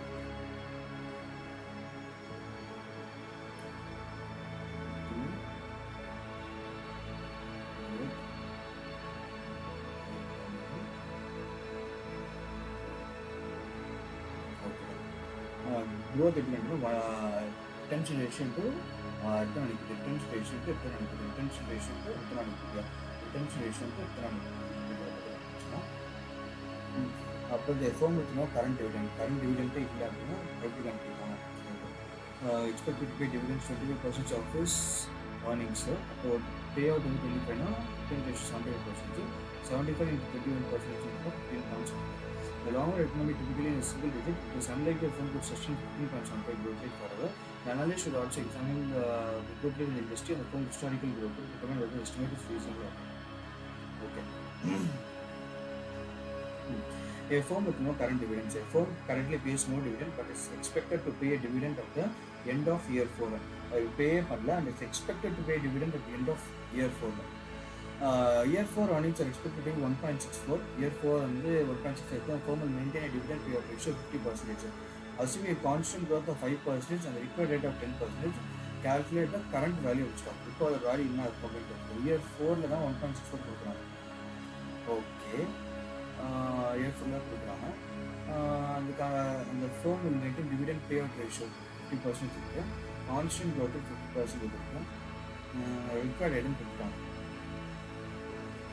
1.64 இயர்ல தான் கொடுக்குறேன். அப்போ வந்து dividend வந்து 1.64 இருக்கு. அந்த constant growth rate of 5%. Therefore, earnings are expected to be 1.64. Okay. First step is to find the value of the stock at the end of year 3. Year 3 ஓட end கண்டுபிடிக்கணும். year 4ல தான் போகுதுல. year 3 ஓட end தான் கண்டுபிடிக்கணும். year 3 எப்படி கண்டுபிடிப்பாங்க? Dividend இல்ல பிரைஸும் எப்படி கண்டுபிடிப்பாங்க? And retain the present value of dividends of year 4 to infinity through the perpetuity. Calculate the end of year 3 one paid before first dividend is paid. Year 4 1.64 pay பண்ணுவாங்க. இப்போ dividend வந்து பார்த்தீங்கன்னா payout ratio D4 வந்து பார்த்தீங்கன்னா pension. Okay, D4 வந்து பார்த்தீங்கன்னா okay P3 தான் கேட்குறாங்க.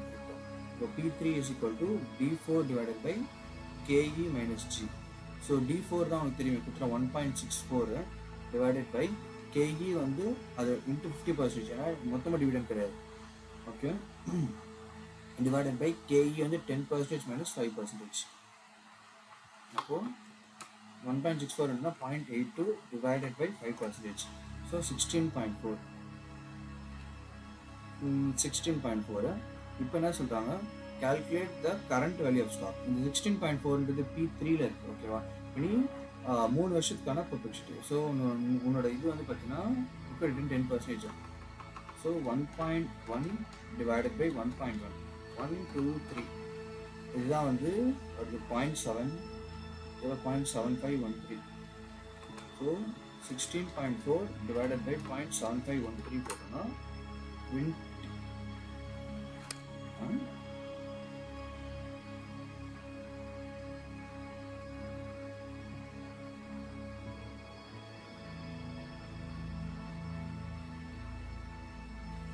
தப்பாக இருக்கேன். 1.1 into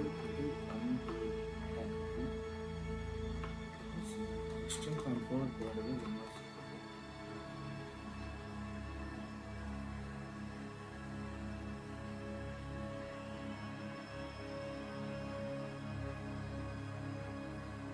We divide by okay.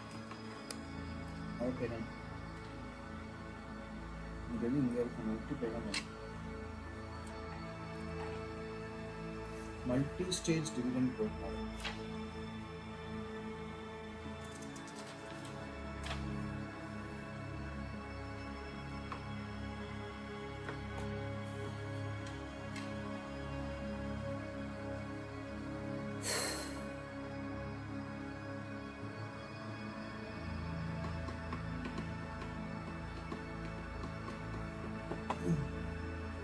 Multi-stage growth. Consider a stock with dividends that are expected to grow 15% per year for 2 years, after which they are expected to grow 5% per year indefinitely. The last dividend was paid 1 rupees and K 11%. Calculate the value of stock using multi-stage growth model. Simple. Easy sum. இதெல்லாம் வந்து MCQs கூட கேட்கக்கூடாது CFA. இந்த மாதிரி ஒரு some ஈஸியாக விட்டுறேன். Are expected to grow at 15% per year for 2 years ஆகுது. 50லேருந்து 1 டாபிக் சுற்றி ஆகுது. 3 வருஷம் எனக்கு P2 போடலாம். இப்போ P2 is equal to D3 divided by KE minus 3. நமக்கு D3 போடல. So first year cash flow discounted cash year வந்து 1 2 அப்புறம் 2 ஓகேவா.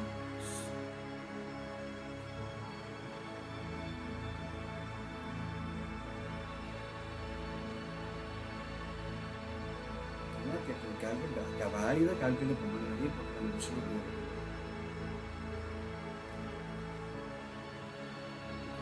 ஸோ D3 கண்டுபிடிக்கணும். ஃபஸ்ட் என்ன பண்ணுறாங்க 1 + 15% + 15% + 5%. இப்போ D3 வந்து 1.388 divided by KE 11%, growth rate வந்து 5%. 11 minus 5 போட்டோம்னா 6 divided by 6%. So answer 23.1. Use the constant growth P2, a value of all infinite different expects time with 3 onwards. Okay, இதுதான் போட்டு D1, D2, D3 கண்டுபிடிச்சிட்டாங்க.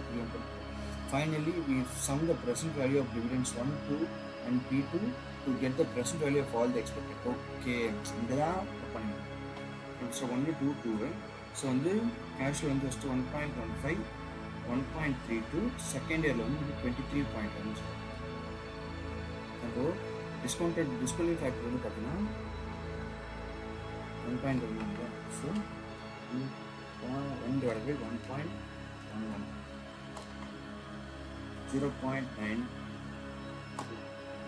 0.81, 0.81. ஓகேவா. So 1.15 into 0.9 plus 1.32 plus 23.1 into 0.81 plus inverse 20.8. only 20.8 rounding up 20.8. Super.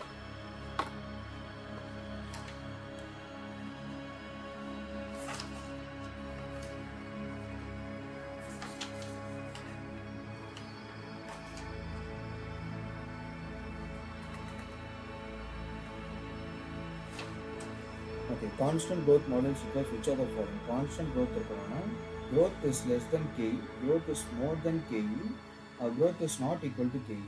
இது கிடையாது. Constant growth model grow ஆகணும்னா நம்மளோட கேஇ வந்து டினாமினேட்டரில் அதிகமாக இருக்கணும்.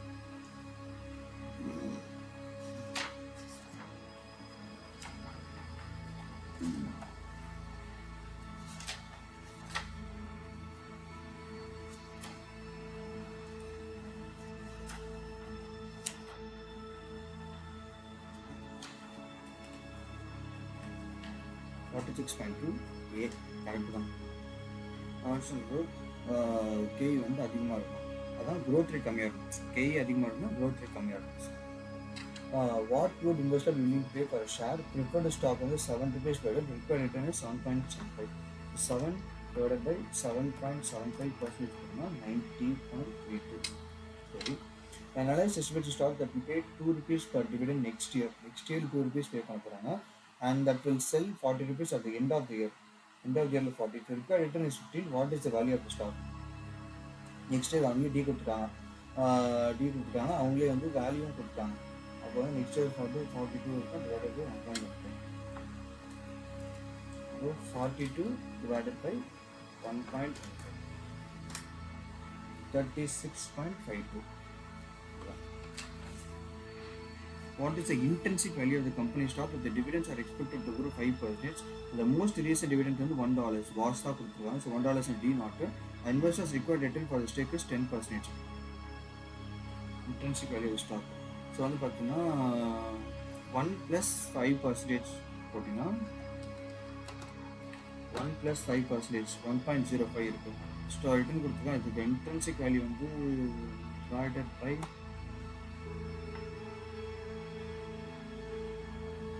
5% 21. இன்ட்ரென்சிக் வேல்யூன்னு கேட்டாங்கன்னா D1 divided by KE minus G. Okay.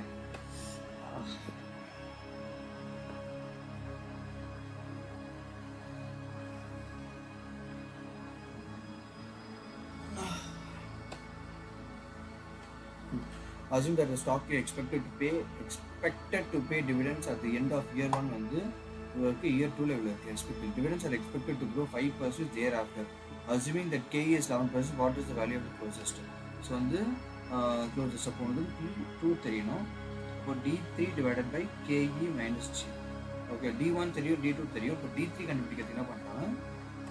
1.56 plus 5% add பண்ணா 1.638. இதுதான் வந்து D3. அப்போ here cash flow, discounted cash flow, so discounting factor, discounted cash flow. Here then 1 to 2 ஏன்னா இந்த வருஷம் கண்டுபிடிக்கிறோம். இது cash flow வந்து first வந்து 1.25 வந்து 1.56. 2க்கு வந்து கண்டுபிடிக்கிறதுக்கு D3 எவ்வளோ போட்டு வச்சோம்? 1.638 divided by KE 11% minus 6%. Divided by 6% for 27.3. அப்புறம் வந்து இதான் வந்து P2. ஆனால் உனக்கு P2 ஆனால் ப்ரெசன்ட் வேல்யூ கண்டுபிடிக்கணும். கரெக்டாக இப்போ ப்ரெசன்ட் வேல்யூ கண்டுபிடிச்சோன்னா டிஸ்கவுண்ட் ஃபேக்டர் 11% தான் போட்டுக்கோங்க. 0.9, 0.81, 0.81. So 1.25 into 0.9 plus 1.56 plus 27.3 into 0.81 plus the answer is 24.5. Answer. Analyst feels brown companies earnings and dividends will grow at 25% for 2 years. 2 வருஷத்துக்கு வந்து grow ஆகும் சொல்லியிருக்காங்க. After which growth will fall to consistent rate 6%. இந்த வருஷம் அப்போ வந்து P2 equal to D3 divided by KE minus G. If the discounted projected 10% கொடுக்குறாங்க, KE 10%, Brown's most recent paid 1%. Okay. Value of the Brown using multi-stage dividend model. ஓகேவா? So 1% இப்போ இருக்கு. So 1 இப்போ வந்து P2 கண்டுபிடிக்கிறதுக்கு என்ன பண்ணுவோம்? இதே தான். Okay, next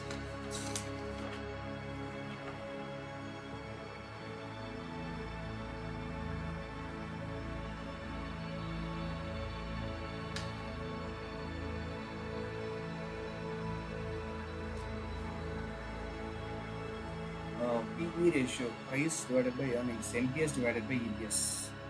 NPS divided by EPS.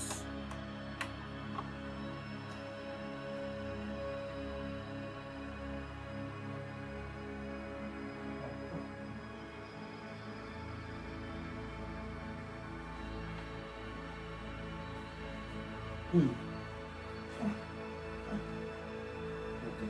The firm has expected dividend payout ratio 30%. The required rate of 13% into 30 அப்போ 70 retention ratio வந்து 70%. And growth rate 6%. Calculate the fundamental justified PE ratio கேட்கலாம். ஸோ PE ratio கண்டுபிடிக்கிறதுக்கு என்ன பண்ணணும்? Price divided by earnings தர. ஓகேவா?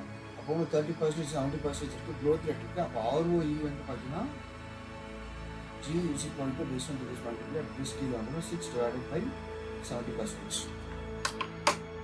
6 divided by 70%. So எனக்கு ROE வந்து 8.57%. ROE இருக்கு. அப்புறம் வந்து எனக்கு ரிப்ரசன்டேட்டிவ் KE இருக்கு.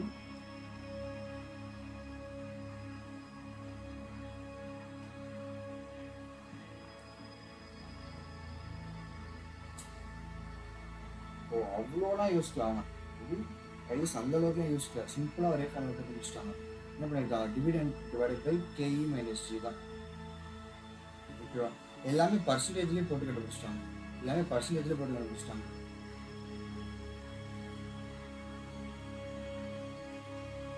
So 30% divided by 13% minus 6%. So 4.3 அப்படின்றது.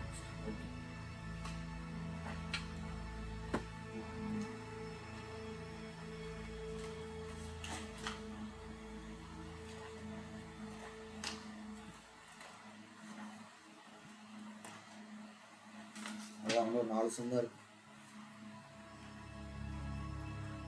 சாப்பிட்டு 3 மணிக்கு ஆஃபீஸ் ஸ்டார்ட் ஆகும். 2 மணின்னா ஒரு 1 hour எக்ஸ்ட்ரா ஆயிடுச்சு. சரி பார்த்துக்கலாம். Fundamental P ratio comparison. Dividend pay out ratio 25%, average industry 60% இருக்கு. இப்போ ரிட்டன்ஷன் ரேஷியோ வந்து சேல்ஸ் க்ரோத் 7.5% க்ரோத் கொடுத்துட்டாங்க. Total debt to equity D/E வந்து 113%, 68% இருக்கு. ஓகேவா, டெட் டு ஈக்விட்டி வந்து 113% இருக்கு. டெட் உருபானா ஈக்விட்டி அவ்வளோ இருக்குது, டெட் உருபானா இருக்குது. Which of the factors are this higher fundamental P ratio? இதில் வந்து ஃபண்டமெண்டல் பி ரேஷியோ அதிகமாக இருக்கும் அப்படின்னு கேட்குறாங்க. அப்போ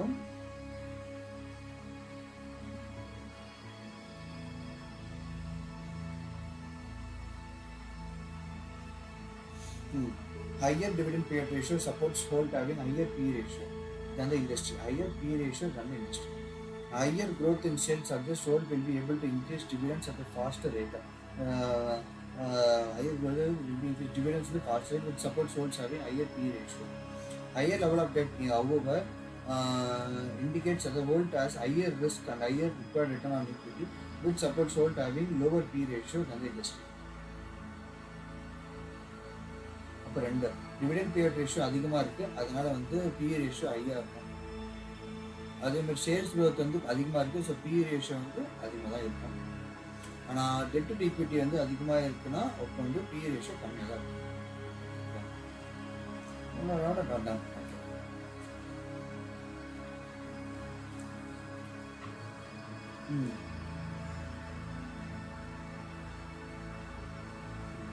Valuation using comparables.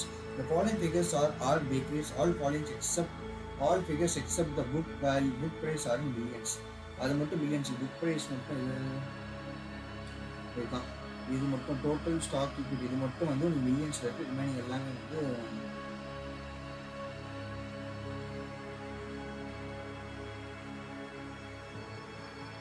Stock price தவிர இது எல்லாமே மில்லியன்ஸில் இருக்குது. இது மட்டும்தான் வந்து வந்து நம்பர்ஸில் இருக்குது. ஸ்டாக் பர் ப்ரைஸில் இருக்குது, இது கீழே இருக்கிற நம்பர்ஸில் இருக்குது. ரிமைனிங் எல்லாமே வந்து மில்லியன்ஸில் தான் இருக்குது. ஓகே, இது மட்டும் பர் ப்ரைஸில் இருக்குது. Calculate change lagging P ratio, P divided by cash flows, P divided by S, P divided by B. Price இது ப்ரைஸ் earnings இருக்குது, EPS இருக்குது, கேஷ் ஃப்ளோ இருக்குது, P divided by S.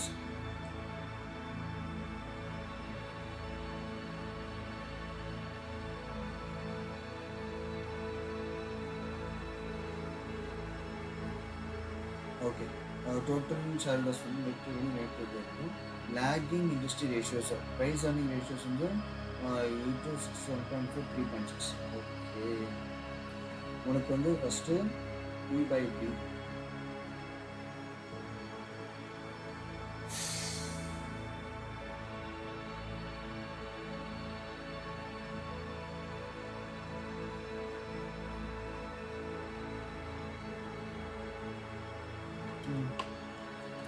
புக்காளி இருக்குது. பட் புக்காளி நமக்கு தேவையானது வந்து ப்ரைஸ் வந்து நமக்கு வந்து total equity. So total equity value இருக்கா, அப்போது 55.6 divided by 4.476. about 12.42.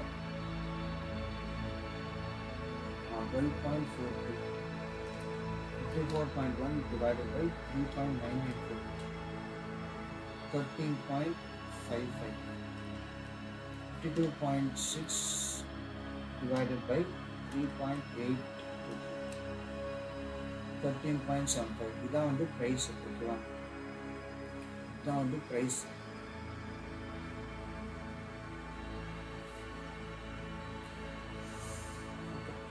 Calculating price multiple. First divide the price to sales, price to earnings, price to cash price.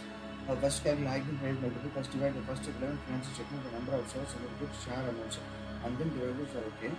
First PS price to sales. Price to sales. Price to sales is sales divided by number of shares. So sales வந்து பார்த்தீங்கன்னா 77 divided by shares போட்டு அந்த வருஷம் 23 மட்டும் தான் கேட்கலாம். Then divide the stock price by sales per share. Sales per share price வந்து பார்த்தீங்கன்னா 11.4. அது ஸ்டாக் ப்ரைஸ் கொடுக்குறாங்க. ஸ்டாக் ப்ரைஸ் தான் வந்து P. அது வந்து புக் ப்ரைஸ் கிடையாது, வச்சு ஸ்டாக் ப்ரைஸ் தான். Okay, which is net income of earnings, net cash flow from operations வந்து பார்த்தீங்கன்னா for the cash flow stockholders equity for book value ratios of decrease are divided by the price earnings.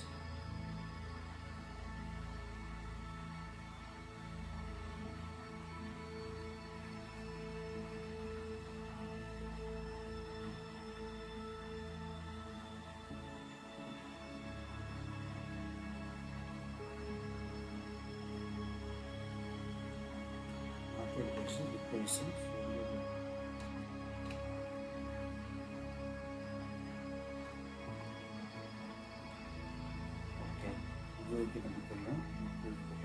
இப்போ இது வந்து நம்ம பண்ணிச்சு.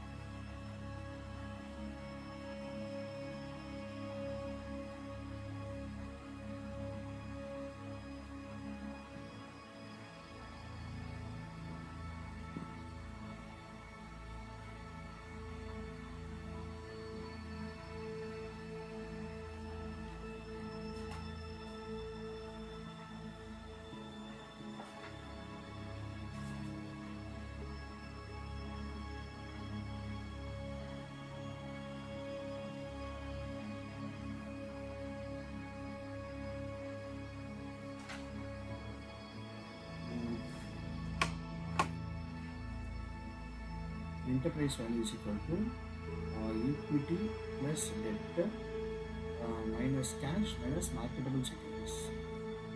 Formula. Daniel Inc. is a manufacturer of small refrigerators and other appliances. The following figures are from Daniel's most recent financial statements except for the market value of long-term debt, which has been estimated from the following market data.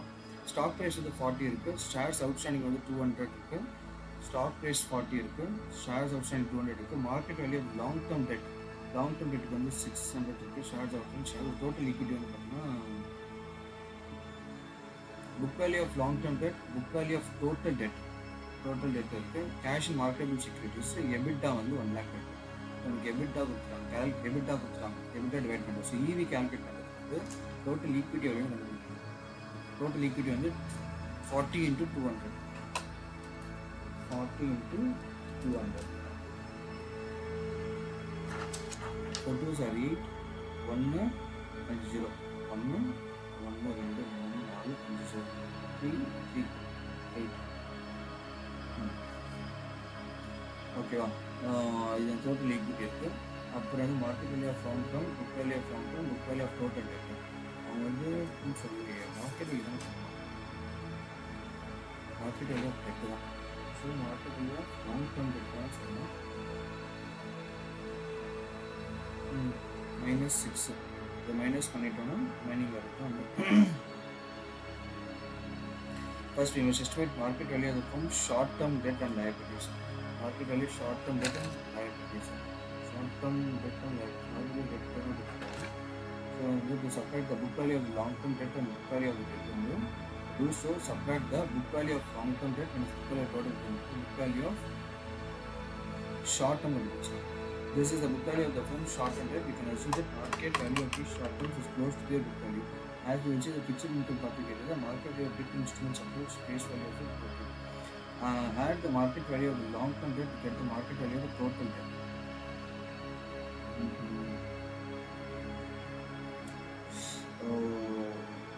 Okay. அவங்க என்ன சொல்லியிருக்காங்க, market value of TET தான் சொல்லியிருக்காங்க. So dead வந்து it should B both short term plus long term ரெண்டுமே இருக்கும். ஓகேவா? அவங்க லாங் டேர்ம் கொடுத்துருக்காங்க, ஷார்ட் டேர்ம் கொடுத்துருக்காங்க. ஷார்ட் டேர்ம்லேருந்து புக் வேல்யூ எடுத்துக்கலாம். 9 மைனஸ் பண்ண 12. So 12 plus 6 18. 80 minus 18. Enterprise value of 80 plus 80 minus 2.5 9.55 divided by 9.6. Commodity industry is 9.6. China directly undervalued. Is above 9.6. Really above 9.6 and the level is undervalued. The competitors industry is below 9.6 and level is relatively overvalued. So EBITDA வந்து அதிகமா இருந்தா overvalued, less இருந்தா undervalued.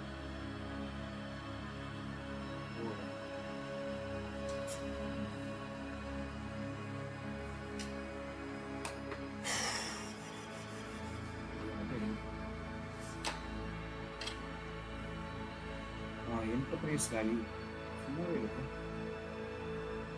Enterprise value is equal to equity plus debt.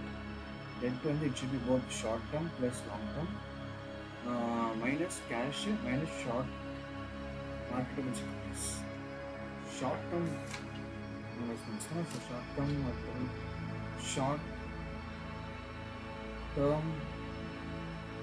Yes, வந்து shorter maybe book value கூட இருக்கும். Okay, ஆனால் long ரன்ல வந்து book value is equal to market value அப்படிங்கிற மாதிரி ஆயிடும் சொல்கிறாங்க. உண்மையா இல்லையான்னு தெரியல. We don't have time to analyze it. A firm has an expected dividend payout ratio 60% and expected future rate 7%. The firm's fundamental price earning P ratio be required the dividend stock of the required rate 15% சொல்லிருக்காங்க. உங்களோட dividend payout ratio 60 இருக்கா? So 60 divided by 16 to the 0.6 divided by 7 divided by 7 minus 5 வந்து 8 divided by 0.08 7.5. Estimate the market value cost. Asset-based model for a public firm. Public firm வச்சு கேட்குறாங்க. Williams as a publicly traded company, an analyst estimated the market value of the net fixed assets வந்து 120% of the book value. Market value of the net fixed assets. Net fixed assets வந்து 120 இருக்கு. அதோட market value. Hello Anna, hi Anna. How is the preparation going on? Super போயிட்டு இருக்கு.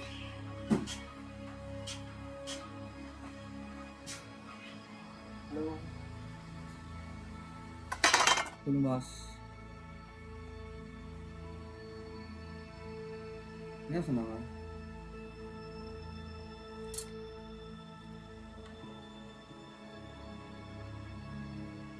ஆமா.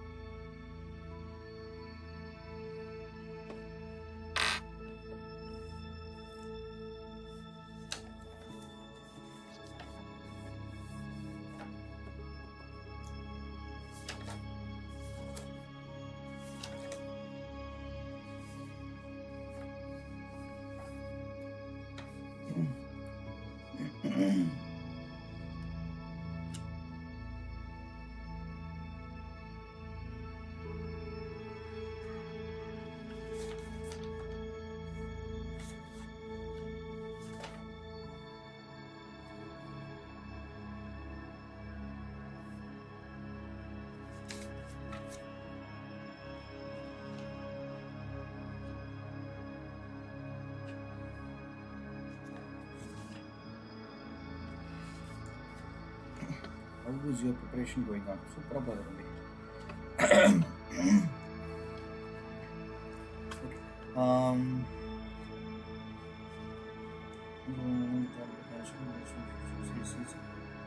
SEC என்ன சொல்றாங்க?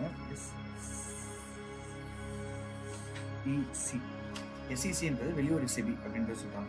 S1 வந்து ரெஜிஸ்ட்ரேஷன் ஃபைல்டு annual return வந்து registration statement filed before the sale of new securities to the public. New securities to the public statement for new securities to the public. Securities வந்து S1 தான். New securities வந்து விற்க போற அப்படின்னா அது வந்து நீ S1ல சொல்லணும். New securities வந்து S1ல சொல்லணும்.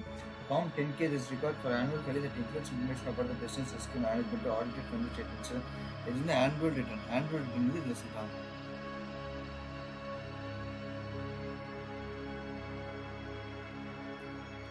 ஆனுவல் ரிட்டர்ன் வந்து 10Kன்னு சொல்கிறாங்க. ஆனுவல் ரிட்டர்ன் வந்து 10Kல சொல்கிறாங்க. ஆனுவல் ரிட்டர்ன் வந்து 10Kல சொல்கிறாங்க. ஓகேவா? ஆனுவல் ரிட்டர்ன் வந்து 10K. ஃபாரினர்ஸாக இருந்துச்சுன்னா எஃப்ல ஆரம்பிக்கும். ஃபாரினர்ஸ் வந்து எஃப்ல ஆரம்பிக்கும். அதர்ஸாக இருந்தாங்கன்னா 20. யூஎஸ்ல இருந்தால் 10K. அதுக்கப்புறம் இருக்கணும். Okay. US firms are required to file the form quarterly with updated interim financial statements. Unlike 10K, these statements do not have to be audited. Disclosures about certain events about significant legal proceeding, changes in accounting policies. Record quarterly வந்து உங்களுக்கு ஒரு form அப்படியே interim financial statements வந்து quarterly file பண்ணுவாங்க. இந்த interim financial statements வந்து quarterly interim 6 months தான். So interim financial statements வந்து quarterly ஃபார்ம் வந்து 10K. For DEF, when company prepares a proxy statement for shareholders before the annual meeting, shareholders would file the statements with SEC proxy statement. Meeting முன்னாடி வந்து கேட்குறவங்க proxy statement கொடுப்பாங்க. Okay, அவங்க வந்து 10DF 14A. 8K இருக்கு. 8K வந்து companies must file return to disclose material events including significant asset acquisition or disposal. Significant material event அதெல்லாம் எது நடந்தாலுமே 8Kல சொல்றாங்க. Form 114, company can issue securities to certain qualified buyers without registering. Form 114 is securities to qualified buyers without registering securities. Qualified buyers வந்து கொடுக்கலாம், register பண்ணாமலே. Qualified buyers 144. Form 345 involve beneficial ownership of securities. Beneficial owner 3, 4 and 5 வந்து பார்த்தா beneficial owners.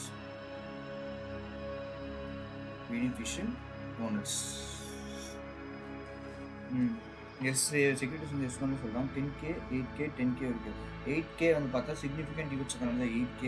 அதுக்கப்புறம் 10K வந்து பார்த்தீங்கன்னா annual returns வந்து 10K. Interim வந்து அதே 10 தான். இன்ட்ரீம் வந்து 10Qல சொல்கிறாங்க.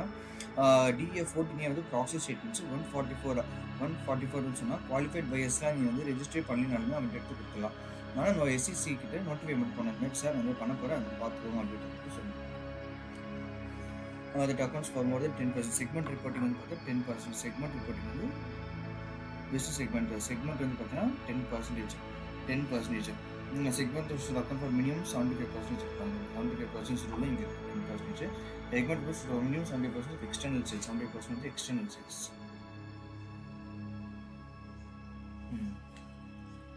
Okay. Hello bro, big fan bro, big fan. டேய் அடங்குடா. காலை இல்லையா உனக்கு இன்னைக்கு 3 மணிக்கு? என்ன நீங்க யூடியூப்ல என்ன பண்றீங்க?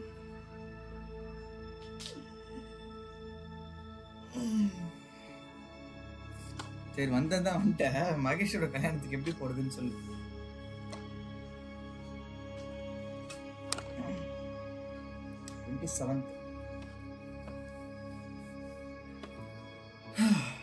Okay, next basis for comparison வந்து யூஎஸ் கேப்புக்கும் IFRSக்கும் என்ன டிஃப்ரென்ஸ் இருக்குன்னு பார்க்கலாம். யார் டெவலப் பண்ணாங்கன்னா FASB. IFRSும் ஐல தான் ஸ்டார்ட் ஆகும். IASB. FASBயோட ஃபுல் ஃபார்ம் வந்து பார்த்தீங்கன்னா FASB வந்து பார்த்தீங்கன்னா ஃபினான்ஷியல் அக்கௌண்டிங் ஸ்டாண்டர்ட்ஸ் போர்டு. என்ன ப்ரோ 12th படிக்கிறீங்க?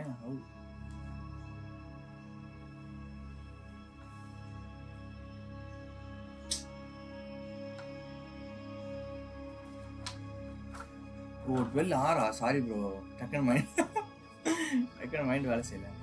12 படிக்கிறீங்க. வேறு வழி இல்லை ப்ரோ, படிச்சாதான் முடிக்க முடியாது போர்ஷன்ஸை. முன்னாடி படிக்க ஆரம்பிச்சிருக்கலாம், நம்ம தான் கொஞ்சம் ஜாலியாக இருந்தோம், அதனால் இப்போ உட்காந்து படிச்சிடலாம். FASB financial accounting standards board, IASB international accounting standards board. International IFRS வந்து இன்டர்நேஷ்னல், F வந்து financial accounting standards board. Standards board accounting standards board. F1 financial, ஐனா இன்டர்நேஷ்னல். பேஸ்ட் ஆன் இது ரூல்ஸ் படி இருக்குது. இது பிரின்சிபல்ஸ். IASB வந்து principles. இன்வென்ட்ரிலாம் valuation பண்ணுறது வந்து எல்லா மெத்தட்ஸும் US கேப்பில் இருக்கும். IFRSல ப்ரோஹிபிட்டட். ப்ராடக்ட் டெவலப்மெண்ட் காஸ்ட்டில் வந்து இங்கே எக்ஸ்பென்ஸ் பண்ணியிருப்பாங்க, இது மேபி கேபிட்டலைஸ் பண்ணியிருப்பாங்க. Interest paid, cash flow from operations, அப்புறம் cash flow from financial activities பண்ணி சேர்த்துக்கிறாங்க. Reversal of inventory write downs வந்து இங்கே ப்ரோஹிபிட்டட், இங்கே allowed.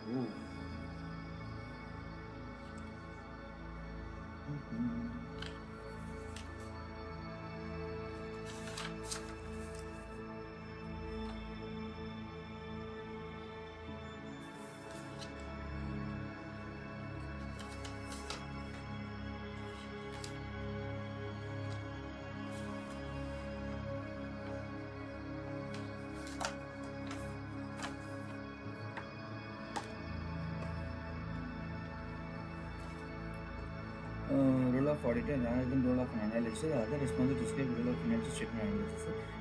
Information about accounting methods and estimates is contained in the footnotes in the finance statements. Footnotes in the finance statement. Information in the footnotes in the accounting methods and estimates. Footnotes in accounting methods and estimates. Methods and estimates. The auditor will issue qualified opinion in finance statements, make any exceptions to applicable accounting standards, and will explain the effect of these exceptions in the auditor's report. Auditor will issue qualified opinion if the finance statements make any exceptions to qualified opinion to applicable accounting standards, and will explain effects of these explanations in the auditor's report. Auditor's report exceptions. Proxy statements contain information related to matters that come before shareholders for a vote, such as elections of board members. Proxy statement எப்போ வரும்னு கேட்டீங்கன்னா related to that come before shareholders for a vote. ஓட்டுக்கு முன்னாடி வரும். Determining the suitability of investment of the client is not one of the 6 steps in the financial statements analysis framework. The analyst would only perform its function if he had an advisory relationship. நம்ம பர்சனலாக இருக்கா அந்த இதில் step சூட்டபிலிட்டியில் advisory relationship.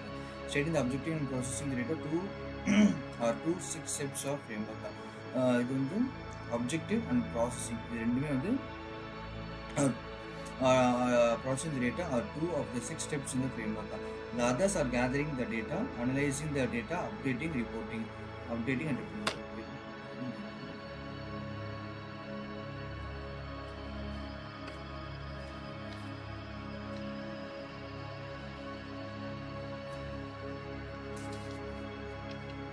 Okay,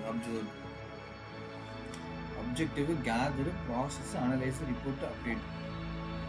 okay, first objective என்னன்றது first objective இருக்கும். அப்புறம் gather பண்ண process பண்ணி analyse, report, update.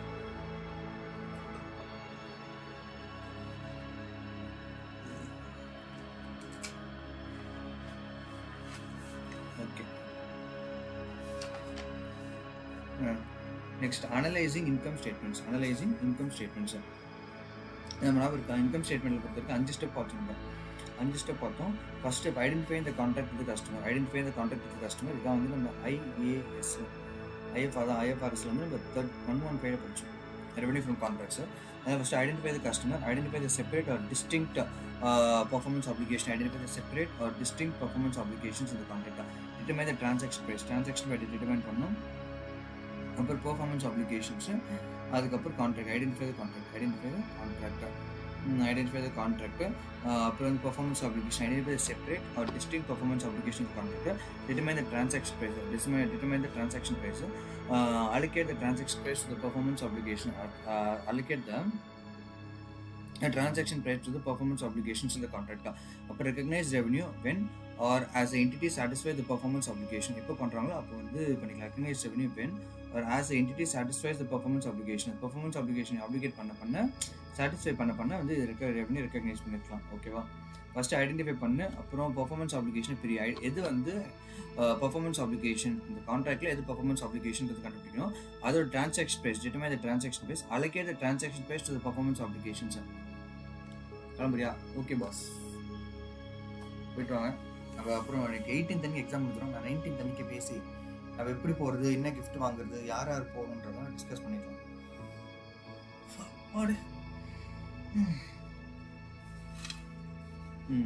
Allocate the transaction price to the performance obligation in the contract. Allocate. Okay, recognize revenue when as the entity satisfies the performance obligation. Recognize revenue as recognize இருக்கேன் bro, சூப்பரா. சரி, நான் கற்றுக் கொடுக்குறேன். Revenue recognition என்னன்னு பார்த்தீங்கன்னா, ஒரு கம்பெனியில் வந்து சேல்ஸ் வந்துச்சுன்னா அது எப்போ ரெக்கக்னைஸ் பண்ணணும், இல்லை எப்போ ரெக்கக்னைஸ் பண்ணக்கூடாது, ஏன் ரெக்கக்னைஸ் பண்ணணும், ஏன் ரெக்கக்னைஸ் பண்ணக்கூடாது, இதுதான் வந்து இந்த ஸ்டாண்டர்ட்ஸில் அதை சொல்லுவாங்க. ஸோ ஃபஸ்ட்லேருந்து போகலாம். ஃபஸ்ட்டு ரெவன்யூவை எப்படி ஐடென்டிஃபை பண்ணணும். ரெவன்யூன்றது இருக்குல்ல, அந்த காசை எப்படி ஐடென்டிஃபை பண்ணணும்னா, ஸ்டெப் 1 ஐடென்டிஃபை த கான்ட்ராக்ட். யாரோட சேல் பண்ணியிருக்குன்றது பார்க்கணும். Identify the contracts with customer. அப்புறம் பிஓ வந்து பெர்ஃபார்மன்ஸ் ஆப்ளிகேஷன். அப்புறம் அது வந்து டிரான்சாக்ஷன் ப்ரைஸ் தான் தேர்ட் ஸ்டெப். ஃபோர்த் வந்து அலோகேட் பண்ணணும். ஃபிஃப்த் வந்து ரெக்கக்னிஷன். டீட்டெயிலாக சொல்லி தர அளவுக்கு மனசில், பட் சும்மா தெரிஞ்சுக்கோ. ஐடென்டிஃபை த கான்ட்ராக்ட், அப்புறம் பெர்ஃபார்மன்ஸ் ஆப்ளிகேஷன், அப்புறம் டிரான்சாக்ஷன் ப்ரைஸ் கண்டுபிடிச்சிட்டு எல்லாத்தையும் அலோகேட் பண்ணிட்டு, அப்புறம் எப்போ முடியுது அப்பப்போ இந்த பெர்ஃபார்மன்ஸ் ஆப்ளிகேஷன் ரெக்கக்னைஸ் பண்ணிட்டு வந்தோம். சரி, பெர்ஃபார்மன்ஸ் ஆப்ளிகேஷன்ஸ் என்ன அப்படின்னு பார்த்தீங்கன்னா, promise to deliver distinct goods or services. Promise to deliver distinct goods or services. Is that one meets the following criteria. Distinct goods or services என்னன்னு பார்த்தா, the customer can benefit from the goods and services on its own or combined with other resources that are readily available. Can benefit from the goods readily available. Distinct goods na first readily available. Benefit adula வந்து readily available. Okay va. The promise to transfer the goods and services can be identified separately from any other promises. The promise to transfer the goods and services can be identified separate ஆகும் இருக்கும். Separately அப்போ readily available. ஓகேவா? Next டேரெக்டாக summer. சும்மா இது மேலோட்டமாக இருக்குது, question படித்தேன். சம்மர் IFRS 15 சொல்லியிருக்காங்க. நம்ம வந்து IAS அதை இந்தியன் அக்கௌண்டிங் ஸ்டாண்டர்ட்ஸ் வந்து என்ன சொல்லியிருக்காங்க, 115 இருக்கும். IFRS 15 சொல்லியிருக்காங்க. Revenue recognition, performance application and progress towards completion. Performance application and progress towards completion. Long-term contracts are a contractor agrees to build a warehouse for a period of 10 million. Okay, and estimates the total cost of construction 8 million. Although there are several identifiable components of the building, அதாவது site preparation, foundation, electrical components, etc. These components are not separately deliverables. அந்த difference ஏன்னா என்னதான் வந்து separate சொன்னாலுமே வெறும் electricity மட்டும் கொடுக்க முடியாது, ஒரு தண்ணி மட்டும் கனெக்ஷன் கொடுக்க முடியாது. வீடாக இருந்தால் தான் எல்லாத்தெல்லாம் பண்ண முடியும். ஸோ மொத்தம் பில்டிங்காக தான் கன்சிடர் பண்ணுவாங்க. அந்த performance application is a completed building. அப்போ ஒரே ஒரு பெர்ஃபார்மன்ஸ் ஆப்ளிகேஷன்ஸாக இருக்குது. என்னதான் நான் நிறைய டிஸ்டிங்க்டாக நிறைய வேலை இருந்தாலும் எல்லாமே சேர்த்து ஒரே வேலை தான், ஒன்றுத்துக்கு ஒன்று இன்டர்லிங்க் கிடையாது. ஸோ அதனால் இது செப்பரேட்டாலாம் கொடுக்கவே முடியாது, அதனால் இது பண்ணுறாங்க. During the first year of construction, the builder incurs 4 million of cost, 50% of estimated total cost of completion. Based on this expenditure, they believe that the percentage of completion incurred represents an appropriate measure of progress towards completion. The performance obligation, the builder recognized 5 million, that is 50% of revenue. 50% of the revenue of the contract. ஏன்னா டோட்டலாக construction பண்ணி கொடுத்தா 10 million தரேன்னு சொல்லியிருக்காங்க. இப்போதைக்கு 4 million of cost முடிச்சுட்டேன். அதனால 50% of this is completed, 50% of 10 million பார்த்தீங்கன்னா 5 million. During the second year construction, the contractor incurred an additional 2 million. Additional 2 million பண்ணிட்டாங்க. அப்போ total percentage of total cost என்ன சப்ஜெக்ட் வந்து பார்த்தீங்கன்னா அக்கௌண்ட்ஸ்.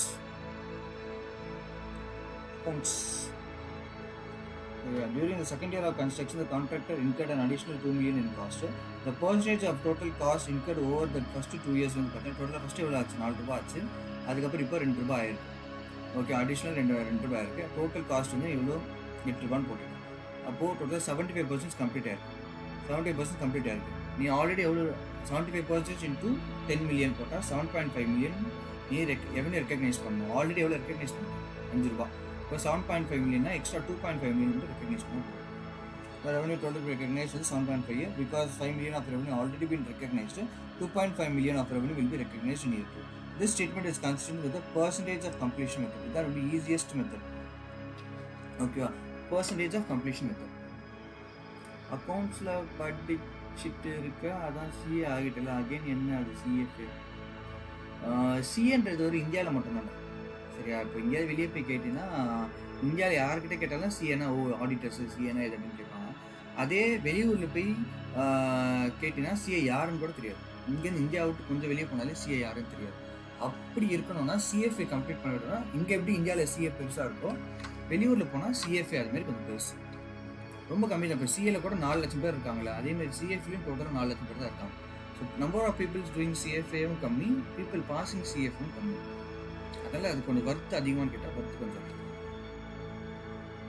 மற்றபடி போர்ஷன்ஸ்லாம் மோர் ஆர் லெஸ் சேம் தான், ரொம்பலாம் difference ஆகாது. ஏன்னா எல்லாமே அதே அக்கௌண்ட்ஸ் தானே, என்ன பெருசாக சேஞ்ச் பண்ணுற போகிறாங்க. எல்லா அக்கௌண்ட்ஸ் அதே தான், என்ன ட்ரீட்மெண்ட் பண்ணுறோம் அதே ட்ரீட்மெண்ட்ஸ் தான், என்ன கான்செப்ட்ஸ் இருக்கோ அதே கான்செப்ட்ஸ் தான், அதெல்லாம் எதுவுமே சேஞ்ச் பண்ண மாட்டாங்க. ஸோ சிஏ படிச்சுட்டா இதுக்கப்புறம் படிக்கிறதெல்லாம் கொஞ்சம் கொஞ்சம் அப்படி இதே மாதிரி தான் இருக்கும். என்ன ஒன்று அவங்க கேட்குற விதம் வேறு மாதிரி இருக்கும். அப்புறம் வந்து அவங்க இப்போ சிஏலாம் நிறைய மெமரைஸ் பண்ணுவோம், இங்கே மெமரைஸ் பண்ண தேவையில்ல, எல்லாமே எம்சிக்யூஸ் தான். அதனால் ஓகே சார், நீ பண்ணுறது தான் பண்ணு.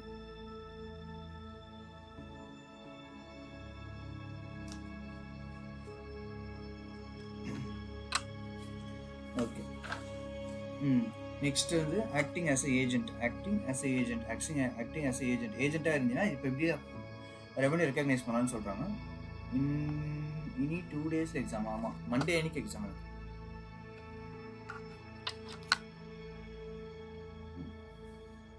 18th morning exam.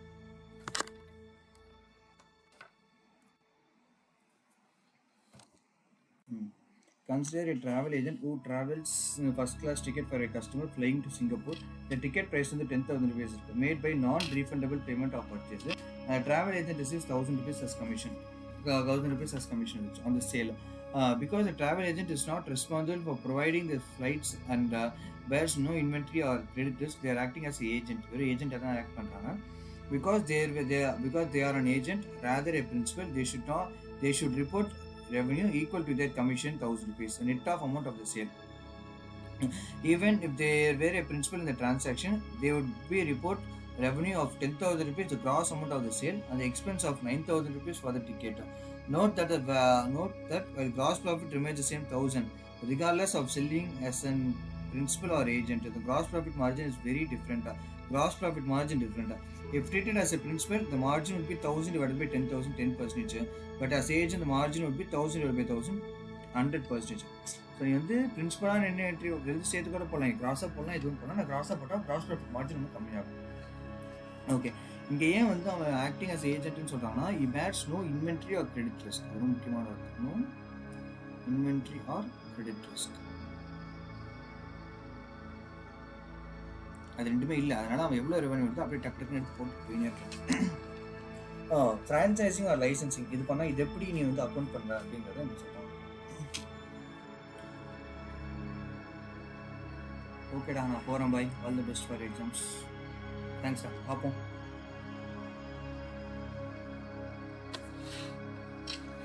Franchising and licensing. Consider a fast food company that both operates restaurants and grants franchisee.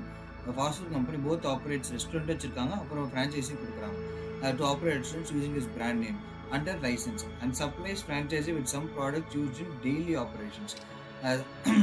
As well as charging a license fee, the company also receives a royalty fee of 2%. License fee வாங்குறாங்க, royalty fees 2% வாங்குறாங்க. The franchisee turnover. Accounting standards require revenue to be split into categories that have similar characteristics. Accounting standards require revenue to be split into categories that have similar characteristics. Nature, amount, timing, and risk factors. The fast food companies should disaggregate revenue into these categories. And the revenue is a மூணா பிரிச்சுக்கணும். ஒன்று revenue from company owned restaurants, royalties, revenue from supplies to franchise. Revenue from supplies to franchisees. First நம்மளோட own restaurant வச்சிருக்கோம், அதுலேருந்து ஒன்று வரும் revenue from royalties and fees. Licence fee நம்மளுக்கு வரும், அதுக்கப்புறம் வந்து ராயல்ட்டி ஃபீஸ் இது சேர்த்துக்கணும். ரெவன்யூ ஃப்ரம் சப்ளை, நீ தான் சப்ளையும் பண்ணுற, இதெல்லாம் டைரி ப்ராடக்ட்ஸும் நீ தான் சப்ளை பண்ணுற, அதுலேருந்து உங்களுக்கு ரெவன்யூ வரும், அந்த ரெவன்யூ போட்டுக்கணும். Okay, franchisee fee often grant the franchisee the right to operate over numerous periods and would initially be treated as deferred revenue. Okay, franchisee fee வந்து பார்த்தீங்கன்னா often grant the rights to operate over numerous franchise வந்து over a period franchisee fees அதனால வந்து இது deferred revenue போடுவாங்க. ஒன்றும் இல்லை, deferred revenue திரும்ப 2-3 வருஷத்துக்கு போனீங்கன்னா வெட்டி போட்டு ஒரு வருஷத்துக்கு வந்து போட்டுக்கலாம். ஓகேவா? deferred fees subsequently it will be amortized to revenue in the income statement over the life of the 3 வருஷம் சொன்னல அது மாதிரி 3 வருஷத்துக்கு நீ 3 வருஷத்துக்கு 3 லட்சம் கொடுத்தீங்கன்னா வருஷத்துக்கு 1 லட்சமா நீ ஃப்ரான்ச்சைஸ் ஃபீன்னு சொல்லிட்டு இன்கம்ல புக் பண்ணிட்டே போகணும். Royalty fees will be included periodically in the franchise's account and then they become contractually payable by the franchisee under the terms of the contract. அது எப்போ பே பண்ணணும்னா நம்மளுக்கு அந்த கான்ட்ராக்ட் படி டேர்ன் ஓவர் வந்து மார்ச் மாதம் வரைக்கும் பார்க்கணும். அது எவ்வளோ டேர்ன் ஓவர் ஒன்று பண்ணிருக்கோ அதுலேருந்து இன்ட்டு 2% போட்டு எனக்கு விட மார்ச் மாதம் தான் நீ வந்து ராயல்ட்டி ஃபீஸை புக் பண்ணுற மாதிரி இருக்கும். ஓகேவா? இது முடிச்சு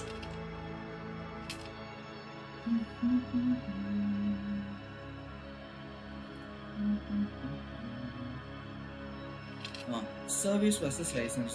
Consider a software supplier that allows customers to purchase a license and install a software on their own machines or subscribe to a cloud-based solution with access over internet.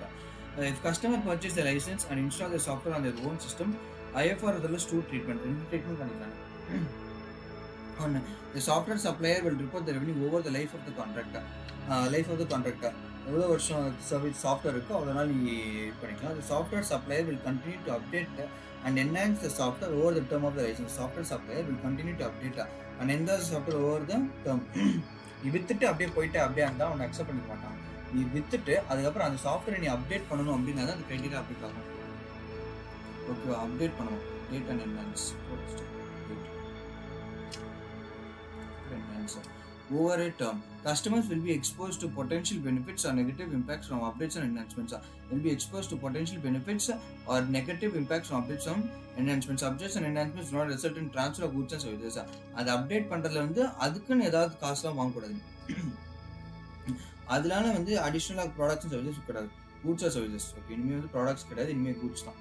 Goods or services.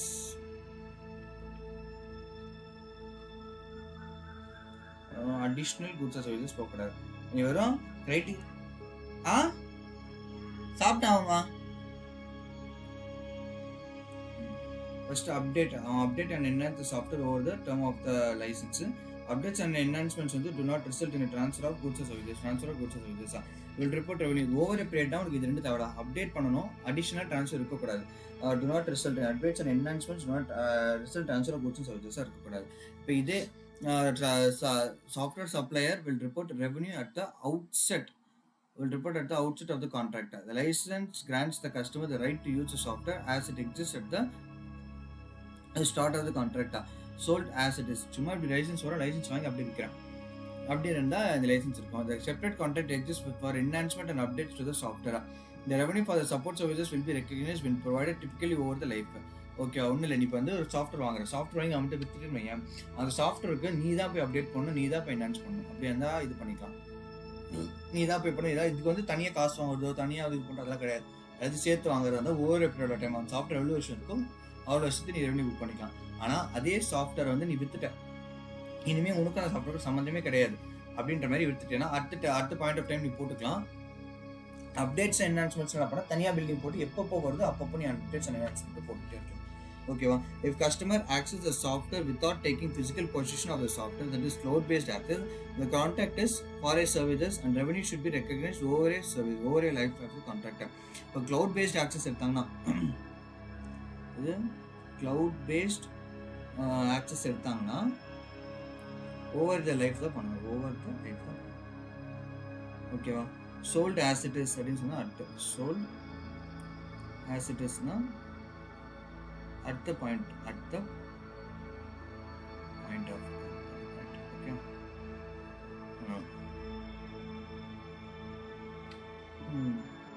Separate contract for updates.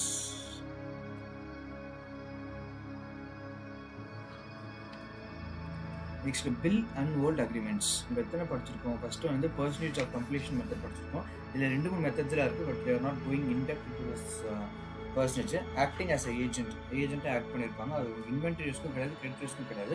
So எவ்வளோ revenue வருது அதுவும் போட்டுக்கலாம். அப்புறம் இந்த revenue வந்து நீ வந்து principal amount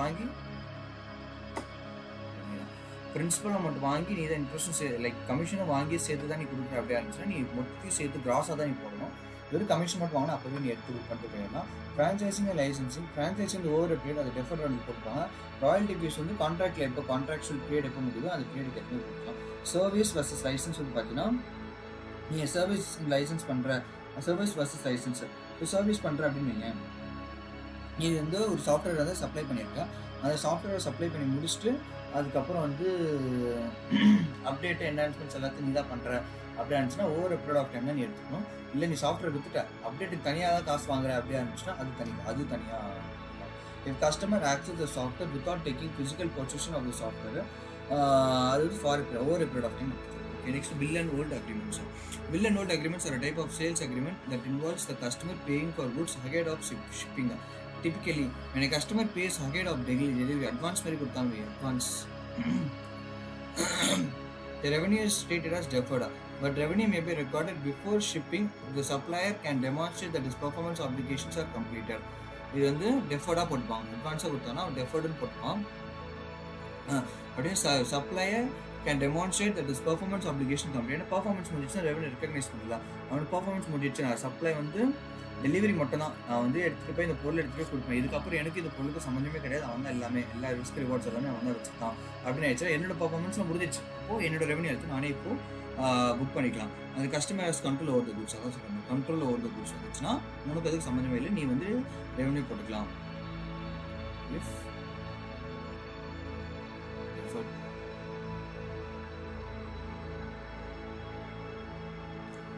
If PO is completed, book revenue. Okay. IFRS criteria include the following: the customer has the arrangements, the goods are identified as belonging to the customer, the goods are complete and ready for transfer to the customer, and the goods cannot be redirected to another customer. IFRS criteria include the following: the customer asked for the arrangements, customer கேக்குறான், the goods are identified and belonging to the customer, the goods are complete and ready for transfer to the customer, and the goods cannot be redirected to the another customer. என்ன சொல்றாங்க? First ஒன்று customer தான் கேட்டான், customer ask. அடுத்து second criteria, goods are identified belongs to the customer, belongs to the customer. அப்புறம் வந்து belonging to the goods are identified as belonging to the customer, goods are ready and ready to transfer to the customer. Goods completed, transfer to the customer, and goods cannot be redirected to goods completed. அதுக்கப்புறம் வந்து goods cannot be redirected to another customer. Goods cannot be redirected to another customer. Cannot be redirected to another customer. இவனுக்கு மட்டும் தான் another customer.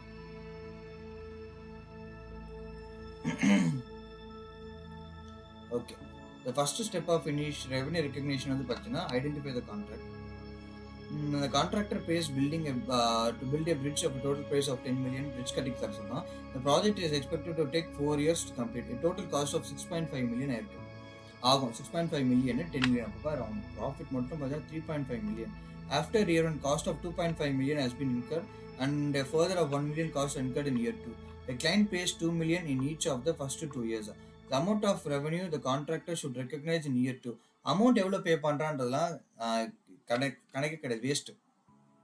Amount of revenue year 2ல எவ்வளோ பண்ணுறான்றது தான். எவ்வளோ 2.5 + 1, ஸோ 3.5 இன்கர் பண்ணியிருக்கான். டிவைடட் பை டோட்டலாக எவ்வளோ 6.5 million. 3.5 6.5% எவ்வளோ? 3.5 டிவைடட் பை 6.5 போட்டோம்னா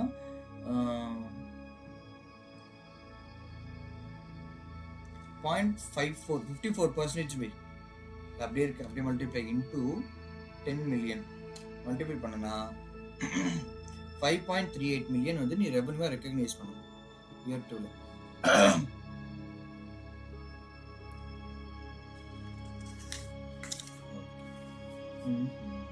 ஓ ஷிட் ப்ரோ, ஒன்னுக்கு இருக்கா? இன்கம் எக்ஸ்பென்ஸ் வேற என்ன, அப்புறம் நான் ரெக்கரிங் ஐட்டம்ஸ்.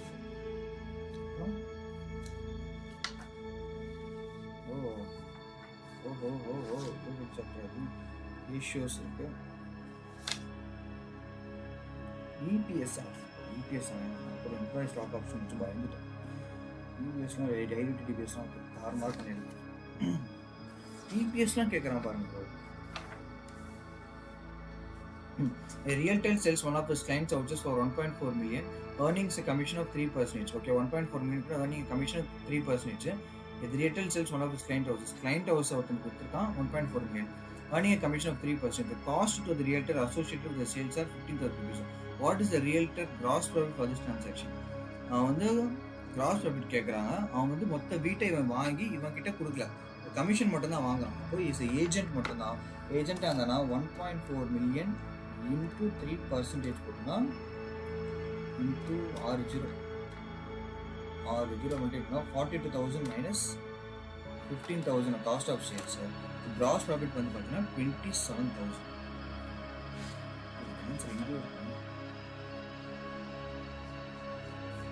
BAA எத்தனை இருந்துச்சு? BAA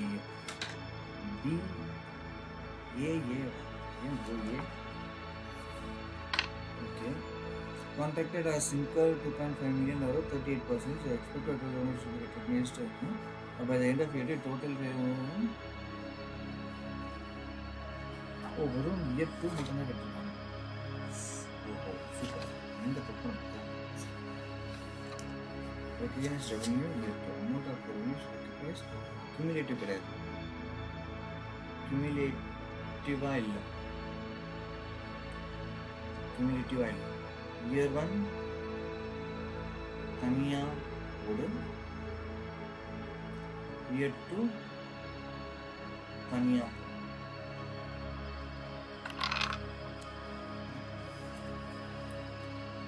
ஓகேவா? அதனால வந்து எக்ஸ்பென்ஸ் ரெக்கக்னிஷன். இப்போ ரெவன்யூ ரெக்கக்னிஷன் பார்த்தியா, அப்போ எக்ஸ்பென்ஸ் ரெக்கக்னிஷன் எப்படி ரெக்கக்னைஸ் பண்ணலாம் அப்படின்ட்டு பார்க்கலாம். Inventory and matching principle. Imagine a trading company that simply buys and resells goods. If the firm has 100 units of sale during the accounting period, you would expect to see cost of goods sold reflects 100 unit of cost. If we are applying matching principle apply பண்ணா 100 units வித்திருக்கானா 100 units sold அப்படின்னு நினச்சா 100 யூனிட்ஸ்க்கான cost இருக்கும். அதான் வந்து matching principal அப்படின்னு. If the firm had 20 units of beginning of the inventory at the start of the year and purchased a further 90 units, the total number of units available for sale would be 110. Correct? Matching concept therefore requires the company to remove 10 units that are unsold from the income statement and store them in the balance sheet, the current assets, ending inventory, closing stock. So 10 units will be closing stock. So sales 100 units, beginning 20, purchase 90, available for sale 110, ending inventory அது unsold வந்து ஒன்று conduct. அப்போ இதுக்கான formula என்ன? Cost of goods sold opening stock plus purchase minus closing stock. இதுதான் cost of goods sold. Opening stock plus purchase minus closing stock பண்ணலாம். அவனுக்கு வந்துடும். இந்த க்ளோசிங் ஸ்டாக் தான் எண்டிங் இன்வென்ட்ரி அப்படின்றாங்க. ஓப்பனிங் ஸ்டாக் வந்து பிகினிங் இன்வென்ட்ரி, க்ளோசிங் ஸ்டாக் வந்து ending inventory அப்படின்றாங்க. Assume the phone are the following transaction in the period. Purchase 2, 3, 4. Total sales made 100 units. Total units எவ்வளோ பர்ச்சேஸ் பண்ணியிருக்கேன்? 20, 10, 30. ஸோ வந்து 20, 30, 90 units purchase பண்ணியிருக்கேன். ஓகேவா? JS mat 100 units sales பண்ணியிருக்கேன். அது beginning of the interest 20 units இருக்குது. Associated with 400. இதுக்கு price கொடுத்துனா so selling ப்ரைஸும் கொடுத்துருக்கான். The company has identified that it's 10 units of the ending inventory, 8 units related to purchase 4 and 2 units related to purchase 3 அப்படின்றத சொல்கிறாங்க. என்ன கேட்குறாங்கன்னா ஃபஸ்ட்டு எண்டிங் இன்வென்ட்ரியோட காஸ்ட் கண்டுபிடிச்சிக்கலாம். இந்த company has identified 10 units of the ending inventory, 10 units of the ending 10 இருக்குல்ல, 8 units related to purchase 4, அப்போ 30 rupees இருக்குது. அப்போ 8 into 30 எவ்வளோ? 8 3 is 24, 240. 2 units related to purchase 2 and 2 units related to purchase 3. Purchase 3 ல 2 units னா 2 into 28 is equal to 2 8 are 16, 6 1 56.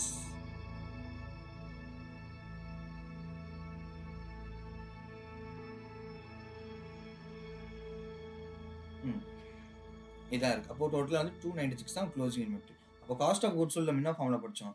Total sales யூனிட்ஸாக கேட்கலாம், இது நம்ம என்ன போடலாம்? சரி,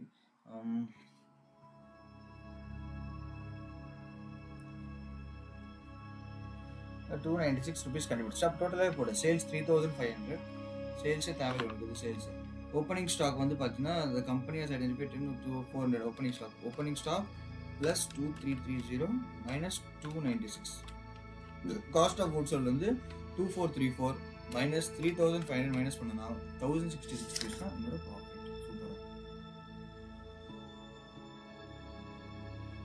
Ending inventory for the current assets and balance sheet. The example used for specific identification to compute cost of any. This method is typically used if the firms can identify exactly which items sold, which items can remain in the inventory. If the specific cost of items remaining in inventory at the period end cannot be identified, the company will rely one of its 3 cash flow methodologies: FIFO, LIFO, அப்புறம் weighted average. எல்லாம் weighted average தான் use பண்ணுவோம். ஓகேவா? உங்களுக்கு எக்ஸாம்பிளுக்கு ஈஸியாக கொடுத்துட்டான், but example வந்து உங்களுக்கு தப்பாக கொடுத்தாங்கன்னா அதுதான். Next capitalising and capitalising versus expensing. கேபிட்டலைசிங்கும் எக்ஸ்பென்சிங்கும் என்ன டிஃபரன்ஸு? தண்ணி பிரேக், வாட்டர் பிரேக் தான். அஜிஜோ கிளைமேட் மாசா இருக்கு.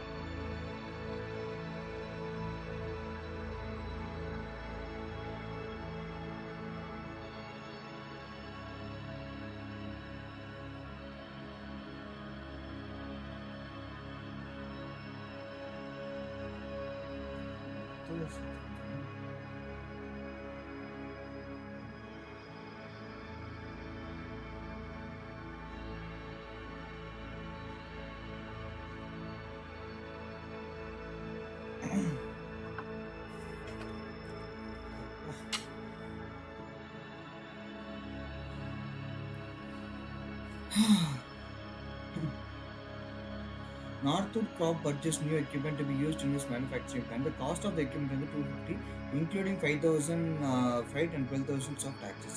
In addition to the equipment cost, Northwood paid 10,000 to install the equipment and 7,500 to train its employee to use the equipment. Over the asset side, Northwood paid 35,000 for repairs and maintenance. Repairs and maintenance expense P&L. அப்போ ட்ரைனிங்கும் P&L தான். Installation அது சேர்த்துக்கலாம், 12,000 tax சேர்த்துக்கலாம், flight சேர்த்துக்கலாம், 2,000 அதெல்லாம் சேர்த்துக்கலாம். அப்புறம் வந்து at the end of 5 years, Northwood extended the life of the asset by rebuilding. Northwood extended the life of the asset by rebuilding the equipment motors at the cost of rebuilding பண்ணிருக்காங்க. So it can be able to capitalize. What amount to be capitalized and what amounts to be expensed? Capitalized வந்து பார்த்தீங்கன்னா 250, 10, 250. அப்புறம் வந்து taxes 12 and taxes 12. In addition of the equipment cost 10 plus 85 rebuild 45,000. ஓகேவா?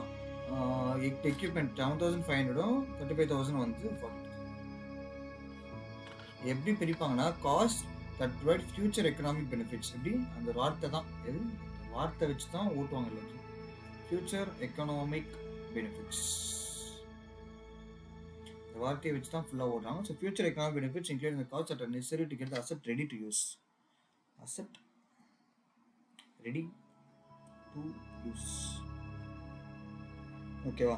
அது வந்துச்சுன்னா தான் அது பண்ணதான் பண்ணுவாங்க. That not extent right. ஓ பாடி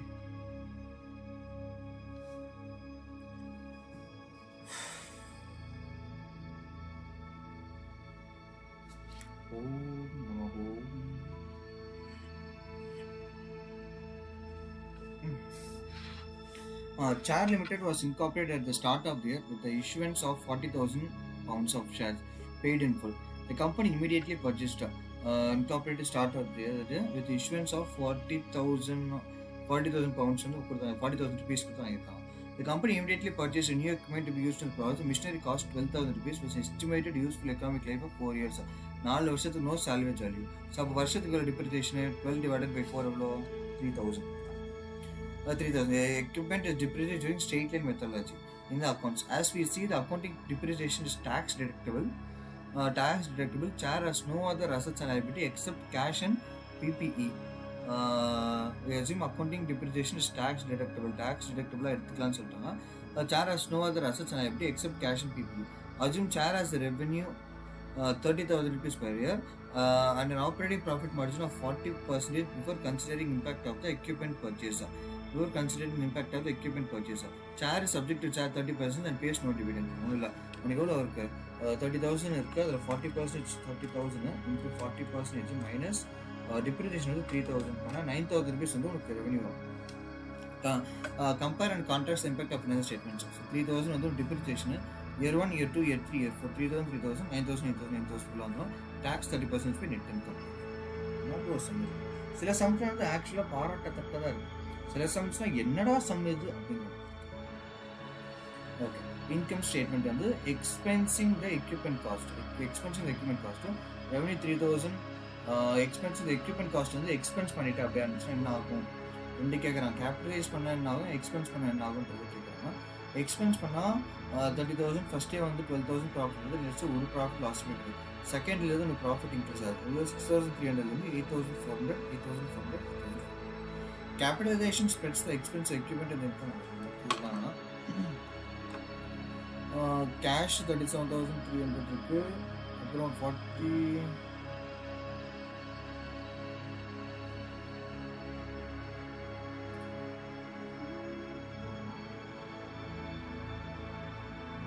46,000 9,000 பேலன்ஸ் கரெக்டாக கேஷ். இதுதான் வந்து பேலன்ஸ் கேஷ் வச்சுக்கிட்டாங்க. அதை போட்டுட்டாங்க. நெக்ஸ்ட் இயர் 6,300 இருக்குது. அடுத்த வருஷம் ப்ராஃபிட் வந்து பார்த்தீங்கன்னா அடுத்த வருஷம் ப்ராஃபிட் வந்து பார்த்தீங்கன்னா 2,000 பேலன்ஸ் ஃபிகராக வச்சுக்கிறாங்க. இவ்வளோ வந்து 6,300 + 6,300 + 6,300 + 6,300 மேலே போய் 200. இங்கே வந்து பார்த்தீங்கன்னா பிபிஏ கிடையாது. 40,000 total assets of the from capitalized cost. The result of including carrying value and therefore higher.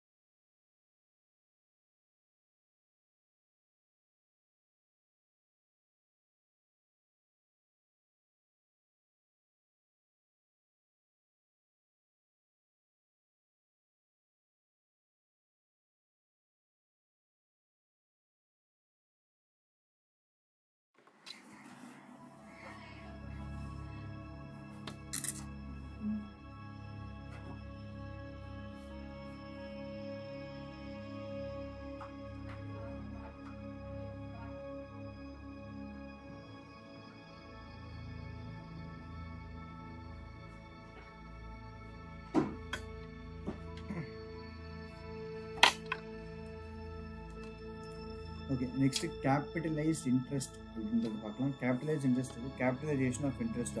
Capitalisation of interest, interest coverage ratio வந்து இன்ட்ரெஸ்ட் வந்து கவர் ஆகுதான்றது பார்ப்பாங்க. எதில் EBIT divide by interest expense, EBIT divide by interest expense, EBIT divide by interest expense.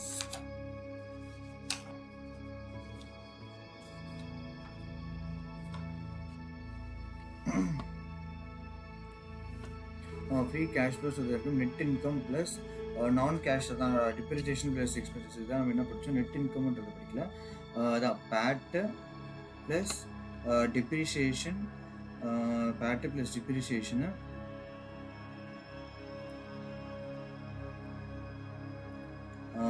Bat plus depreciation minus change in working capital minus capital expenditure.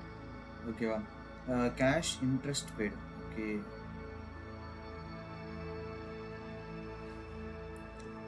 Plus cash interest 1 minus tax. ஓகேவா? அப்படி இல்லைன்னா அதே formula தான். என்னென்ன அவங்க அப்படி cash interest போய்ட்டு investment அப்படி வச்சுக்கலாம். அப்போ இதுவும் அதுக்கப்புறம் வந்து இதையும் first change in working capital 3 சேர்த்து தான் cash flow from operations. Cash free cash flow இது வந்து டு த ஃபர்ம். ஓகேவா? இது to the firm. Free cash flows ஈக்விட்டினா எல்லாமே ஈக்விட்டி பாயிண்ட் ஆஃப் வியூலேருந்து பார்க்கணும். Cash flow from operations minus this minus net borrowings. Net பாரோயிங்ஸ்னா debt issued minus debt minus issued minus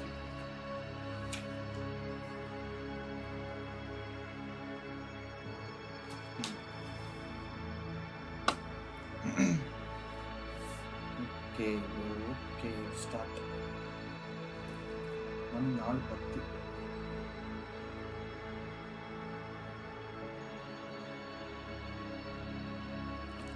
ஆனால் நீ உங்களுக்கு பார்த்தீங்கன்னா 4:10 ஆகுது, இதில் 4:12 லைக் என்னோட டைமில் ஓடிட்டுருக்கு. ரெண்டுமே ஒரே டைமில் 4:11 ஆகும்னு நினைக்கிறேன்.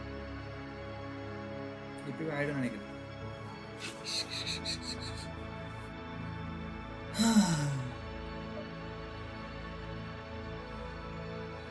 Okay, first cash flow to revenue ratio வந்து cash flow to revenue ratio வந்து cash flow from operation divide by net revenue on assets கொடுத்தா கீழே போய் ஆவரேஜ் டோட்டல் அசட்ஸா. ரெவன்யூக்கு தான் ஆவரேஜ் ரெவன்யூ எடுக்க மாட்டாங்க. எப்பவுமே ரெவன்யூக்கு வந்து ஆவரேஜ் ரெவன்யூ எடுக்க மாட்டாங்க, மற்ற எல்லாத்துக்கும் ஆவரேஜ் எடுத்துப்பாங்க. இப்போ ஈக்விட்டி ஆவரேஜ் டோட்டல் ஈக்விட்டி எடுத்துவாங்க. Cash flow to revenue ratio வந்து CFO divide by net revenue இதுக்கு ஆவரேஜ் எடுக்க மாட்டாங்க, நெட் ரெவன்யூ தான் எடுப்பாங்க.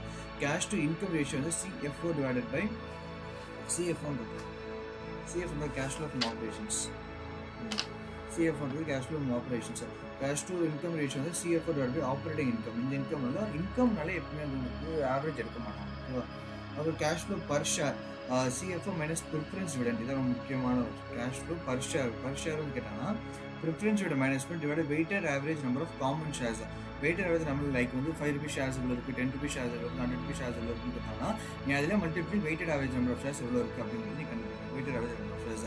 டெட் கவரேஜ் வந்து பார்த்தீங்கன்னா so CFO divide by debt coverage. CFO divide by debt coverage இவ்வளோ ஒரு பேஜ் தான், ஒரு பேஜ் ஃபார்முலா தான். நான் உங்கள்கிட்ட நிறைய எதிர்பார்க்குறேன்.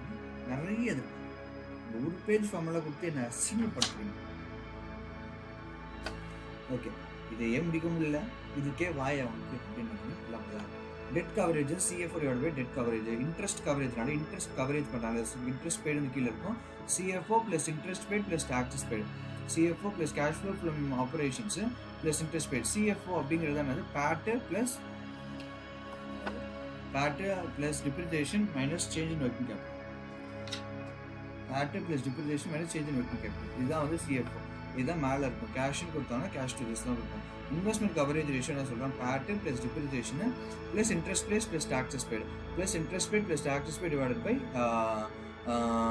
இன்ட்ரெஸ்ட் பெய்டு கொடுத்துறாங்க. ரீஇன்வெஸ்ட்மெண்ட்னா CFO divide by cash paid for long term funds. Reinvestment long term funds தான் ரீஇன்வெஸ்ட் பண்ண முடியும். இன்ட்ரெஸ்ட் கவரேஜ் வந்து இந்த பார்ட்டை கவர் பண்ணுதா அப்படிங்கிறது தான். ஸோ டெட் கவரேஜ்னா டெட் வந்து CFO கவர் பண்ணுதா, இன்ட்ரெஸ்ட் இந்த இன்ட்ரெஸ்ட்டை கவர் பண்ணா. CFO plus interest plus taxes paid. ரீஇன்வெஸ்ட்மெண்ட்னா CFO divide by cash paid for long term assets. Debt payment debt cover ஆகுதா இல்லைன்றதை பார்த்துட்டேன். நெக்ஸ்ட் டெட் பேமெண்ட்டுக்கு வந்து என்ன பண்ணுறாங்க, பேமெண்ட்னா இங்கேயும் பேமெண்ட் தான் வரும். So CFO divided by cash long term debts repayment, debt repayment, debt repayment, debt repayment சொல்லுவாங்க. டிவிடெண்ட் பேமெண்ட்னா நீ பே பண்ண பெய்டு எவ்வளோ டிவிடெண்ட்ஸ் பே பண்ணியிருக்க, சிஎஃப்ஓவில் இவ்வளோ டிவிடெண்ட்ஸ் பே பண்ணியிருக்க அப்படின்னு தெரியறதுக்கு அந்த ரேஷியோ யூஸ் பண்ணுவோம். CFO divided by dividends paid. Investing and financing cash flow from operations divided by cash flow investing and financing activity. என்ன கேட்குறானோ அது டினாமினேட்டர் தம்பி. அவன் என்ன அசட் கேட்டானா அசட்டு, ஈக்விட்டி கேட்டானா ஈக்விட்டி, இன்கம் கேட்டால் இன்கம், ஆப்ரேட்டிங் இன்கம். எது கேட்குறீங்களோ அது நான் கொடுத்துக்கிட்டே இருப்பேன் உங்களுக்கு அப்படின்றதான். ஸோ எனக்கு இதில் ஐடியல் எதுன்னு பார்த்தீங்கன்னா இன்ட்ரெஸ்ட் கவரேஜ் ரேஷியோ கொஞ்சம் ட்விஸ்டிங்காக இருக்கும். ரீஇன்வெஸ்ட்மெண்ட் லாங் டேர்ம் இன்வெஸ்ட்மெண்ட்ஸ் அது கொஞ்சம் பேமெண்ட்னா பேமெண்ட் லாங் டேர்ம் தான் எடுத்துப்பாங்க. டிவிடெண்ட் பேமெண்ட்லாம் ஈஸி. அதுக்கப்புறம் ப்ரிஃபரன்ஸ் டிவிடெண்ட்டுக்கும் கொஞ்சம் ட்விஸ்டிங்காக இருக்கும். ஓகேவா? ஆவரேஜ் ஏஜ் எப்படி கண்டுபிடிப்பா அப்படின்னு பார்த்தா accumulated depreciation divided by annual depreciation expenses.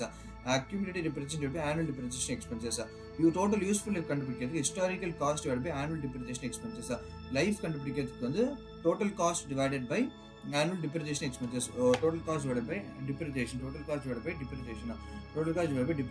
remaining useful life கண்டுபிடிக்கிறதுக்கு ending net PPE divided by இதுதான் ஃபார்முலாவே கிடையாது, இதுதான் பார்த்தாலே சொல்லலாம். அதுதான் ஓகே. டாக்ஸ் எக்ஸ்பென்சஸ் வந்து பார்த்தீங்கன்னா டாக்ஸ் பேயபிள் உள்ள இருக்கு plus DDL minus DTA plus DDL minus DTA plus DDL minus DTA plus DTA plus change and DDL minus DTA எல்லாம் தான் ஆட் பண்ணுறாங்க. ஏவை வந்து மைனஸ் பண்ணுறாங்க. அப்படி மாறி இருந்துருக்கலாம். டிடிஏவை ஆட் பண்ணியிருந்தாங்க நீங்கள் ஏ ஃபார் ஆட் அப்படின்னு சொல்லிட்டு அழகாக ஞாபகம் வச்சுருக்கலாம். எல் ஃபார் லெஸ்ன்னு சொல்லிட்டு அதே ஞாபகம் வச்சுருக்கலாம். ஆனால் அதுமாதிரி கிடையாது. ஸோ இது வந்து ரிமெம்பர்ஸ் பண்ணுறது கஷ்டம். ஓகே. நெக்ஸ்ட் வந்து எஃபெக்டிவ் டேக்ஸ் ரேட் வந்து income tax expenses divided pre tax income. Effective tax rate கண்டுபிடிக்கிறதுக்கு வந்து income tax expense divided by pre tax income. Pre tax கிடையாது, ப்ரீ டேக்ஸ் இன்கம். இப்போ interest tax divided pre tax income, அதாவது இபிடின்னு சொல்லுவாங்க. இப்போ EBT இருக்கும். Income tax expense divided EBT. Cash tax rate tax paid in cash divided pre tax income. Effective tax rate வந்து டோட்டலாக இருக்கும். எவ்வளோ டேக்ஸ் எக்ஸ்பென்ஸ் டோட்டல் டேக்ஸ் இருக்கும். நீ கேஷ்ல எவ்வளோ டேக்ஸ் பே பண்ணியிருக்கு அப்படின்றது cash tax paid divide by pre tax income divide by pre tax income divide by pre tax income divide by pre tax income இதோட போயிட்டா. இதெல்லாம் வந்து இப்போ இன்கம் அண்ட் எக்ஸ்பென்சஸ் இவ்வளோ கவர் ஆகுது. ஸோ அதனால் அது வரைக்கும் முடிச்சுட்டு again will come back to assets and liabilities. ஓகேவா? எல்லாமே அசெட்ஸ் அண்ட் லைபிலிட்டிஸ்ல தான் கவர் ஆகுது. சும்மா போட்டு தாக்கலாம்.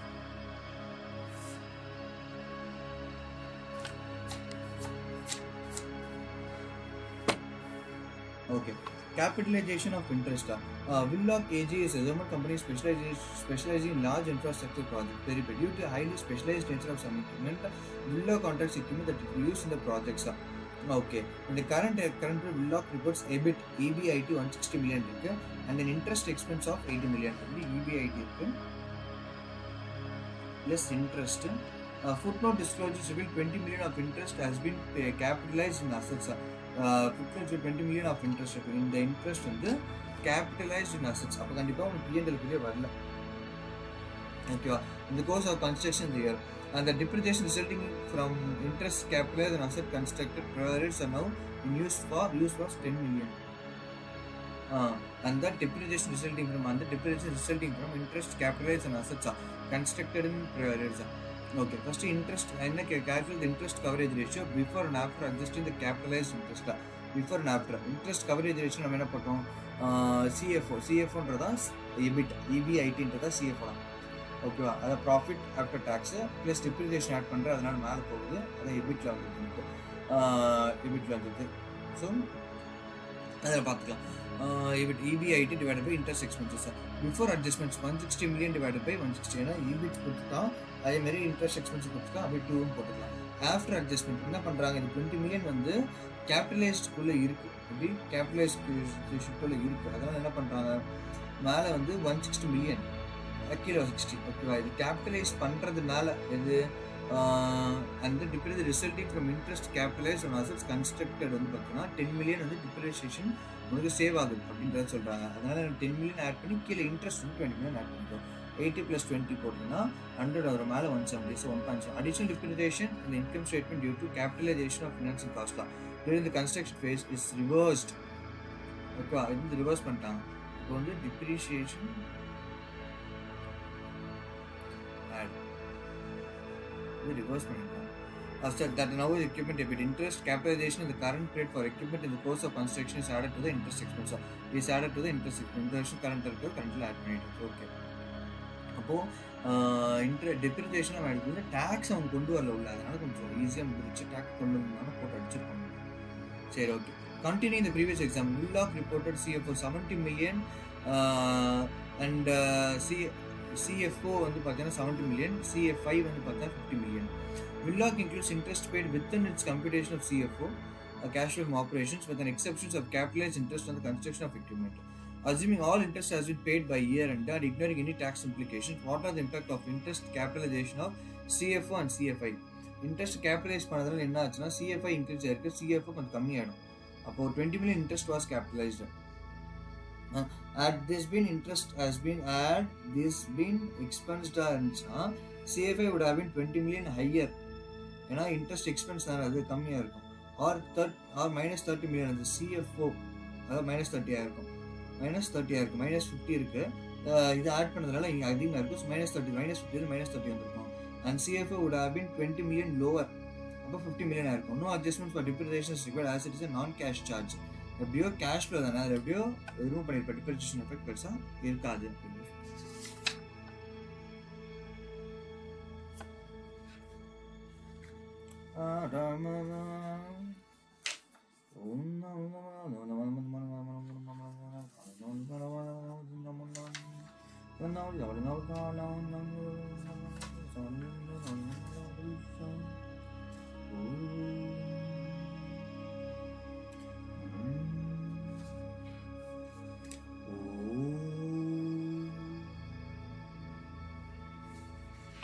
எது க்ளூஸ் மாதிரி கற்றுருக்கான்னு தெரியல. சரி, பேசிக் இபிஎஸ் எப்படி கால்குலேட் பண்ணுவாங்க? PAT divide by number of shares outstanding. எப்படி PAT divide by number of outstanding. பேட்டுக்கு மேலே ப்ரிஃபரன்ஸ் டிவிடெண்ட் தான், ப்ரிஃபரன்ஸ் டிவிடெண்ட் ரிமூவ் பண்ணிட்டு divide by number of shares. அந்த நம்பர் ஆஃப் ஷேர்ஸ் தான் குழப்பமே இருக்குது. நம்பர் ஆஃப் ஷேர்ஸ் அப்படியே எடுத்து போடக்கூடாது, it should be weighted number of shares, அவ்வளோதான். Okay, PAT divided by weighted, அவ்வளோதான், முடிஞ்சு.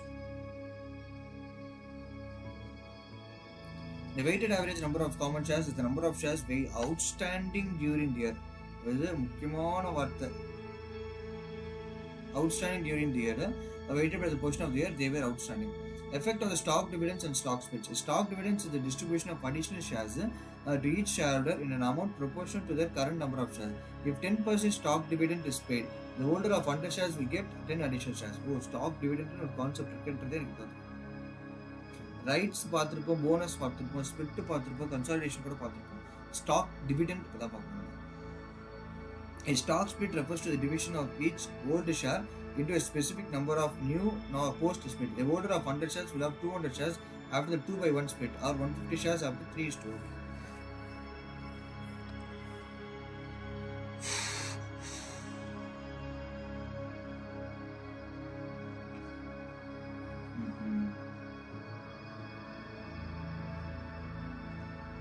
Okay, weighted average number of shares எப்படி கால்குலேட் பண்ணுங்க? எனக்கு என்னோட ஓன் மெத்தட் ஒன்று இருக்குது, அது யூஸ் பண்ணுறதா இருந்தால் பண்ணலாம், இல்லைன்னா இவங்க என்ன யூஸ் பண்ணுறாங்க. First, Johnson company has 10,000 shares outstanding as the beginning of year. So beginning of year 10,000 shares.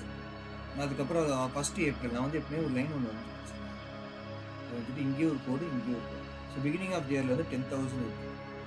நான் வந்து பிகினிங் வந்து April 1 சொல்லியிருக்காங்க. April and 4,000 new shares. April 1 issues 4,000 new shares. April 1லேயே வந்து இன்னும் 4,000 இஷ்யூ பண்ணியிருக்காங்க. ஸோ 4,000. அதுக்கப்புறம் June 1, ஏப்ரல் ஜூன் நடுவில் வந்து போட்டு ஜூலை 1 வந்து டிஸ்ட்ரிபியூட் 10% ஸ்டாக் டிவிடெண்ட். அப்போ 10%னா 14,000 வச்சுருக்காங்க. 10%னா 1,400. On 1st September, Johnson repurchased the share. September அப்போ பார்த்தீங்கன்னா 3,000 ரீபர்ச்சேஸ் பண்ணுறாங்க. அப்போ -3,000. Calculate Johnson weighted average number of shares outstanding for the year for its reporting period, basic earnings per share. ரெண்டுவே இருக்குது. ஒன்று வந்து 14,000 ஏப்ரல்லேருந்து March வரைக்கும் கேல்குலேட் பண்ணலாம். 14,000 12/12 போட்டு கண்டுபிடிக்கலாம். அப்படி இல்லை, கியூமுலேட்டிவாக ஆட் பண்ணி எல்லாரோட நியூமரேட்டர் மட்டும் ஆட் பண்ணால் it be equal to 12. Let's try something. 14,000 இருக்கா? 14,000 எவ்வளோ மாதத்துக்கு இருக்குது? 14,000 இன்ட்டு ஏப்ரல் மே ஜூன் 3 மாதத்துக்கு இருக்குது. இன்ட்டு 3/12 ப்ளஸ் 1400 ஜூலையில் ஆட் ஆகுது. அப்போ 14,000 + 1,400. இதெல்லாம் ட்விஸ்ட். 14,000 + 1,400. 15,400 இன்ட்டு ஜூன்னா ஜூலைனா July, August, September. September first தானே போகுது. ஆமாம், செப்டம்பர் ஆகுது. இப்போ ஜூலை, ஆகஸ்ட் 2 மாதம். 2 / 12. 2 / 12. ஓகே, ப்ளஸ் அப்போது 15,200 மைனஸ் 3,000. 12,400. 12,400 இன்ட்டு இது எவ்வளோமா? செப்டம்பர்னா September first. So September, October, November, December. 4 + 3 7. So 7 / 12. 3 add பண்ணால் 3 + 2 5, 5 + 7. ஸோ 5 + 7 12. So 12/12 answer. ஸோ இப்போ எல்லாத்தையும் போட்டு பார்ப்போம். 14,000 × 3 / 12 ப்ளஸ் 15,400 × 2 / 12 ப்ளஸ் 12,400 × 7 / 12 ப்ளஸ் எம்ஆர்சி கொடுத்தனா 13,300. 13,300 ஷேர்ஸ் தான் அவுட்ஸ்டாண்டிங்காக இருக்கு.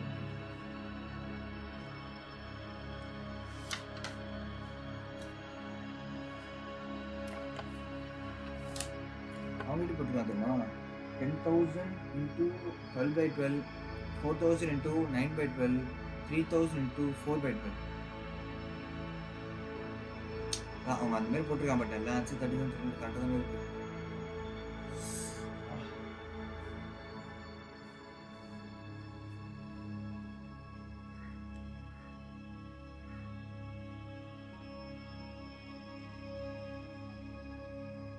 இது பார்த்தா தெரிஞ்சவங்க கூட குழம்பிடுவோம்.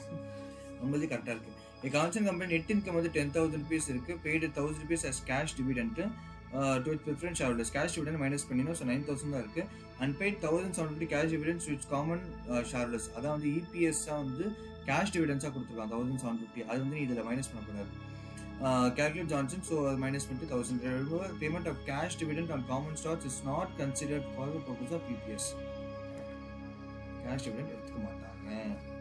நெக்ஸ்ட் நம்ம இபிஎஸ் பட்சத்தில் 2 படிப்போம். பேசிக் இபிஎஸ், இன்னொன்று சொல்லுங்க. Yes, come on, guess it bro, guess it. புரியுதா? 28. எஸ், இன்னும் 2 பேஜில் ஒரு சாப்டர் முடிப்போம். அதுக்கு முன்னாடி போயிட்டு நான் கொஞ்சம் காலை கடன்லாம் இருக்குது. நெக்ஸ்ட் வந்து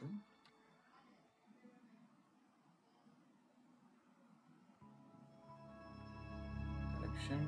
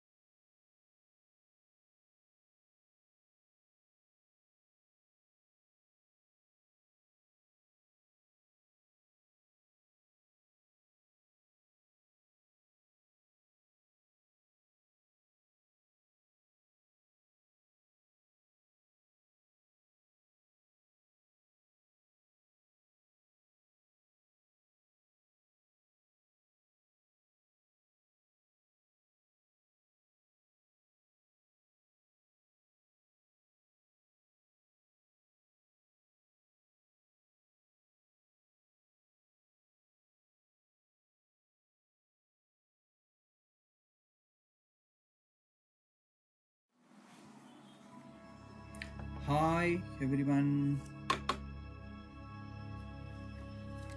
ஓகே, ஸ்டார்ட் பண்ணலாமா? நம்ம வந்து இபிஎஸ் படித்தோம். இப்போ நெக்ஸ்ட் வந்து டைல்யூட்டட் இபிஎஸ்னு ஒன்று இருக்குது.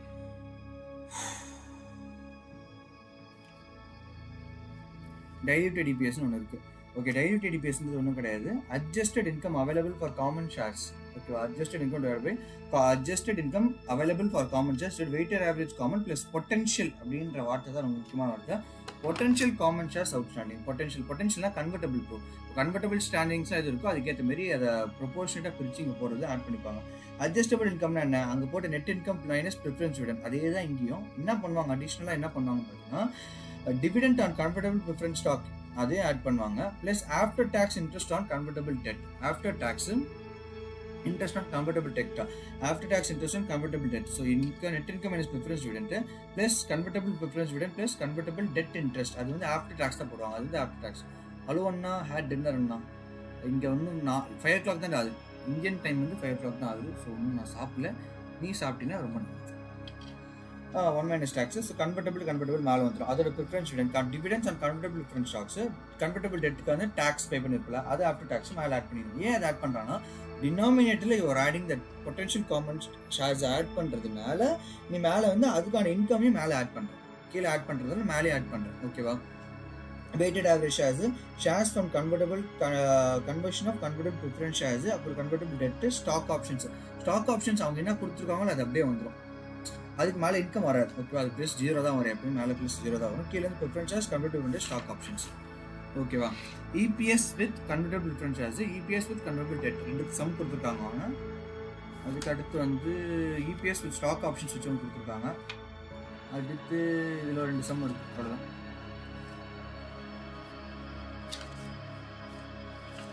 அவ்வளோதான் ப்ரோ. ஒரு 3 பேஜாக இருக்குது. நம்ம இன்கம் முடிச்சிடலாம். இதெல்லாம் பெருசு, ஆக்சுவலாக இன்கம் தான் பெருசு, அதே நம்ம ஓரளவுக்கு கிளியர் பண்ணிட்டோம். இதெல்லாம் ஓரளவு டக் டக் டக் டக் டக் முடிச்சலாம்னு நினைக்கிறேன். காட் பிளஸ் ரிதேஷ், நீ நைட் 11 மணிக்கு முடிச்சிருந்தது. EPS with convertible preference stock, EPS with convertible preference stock.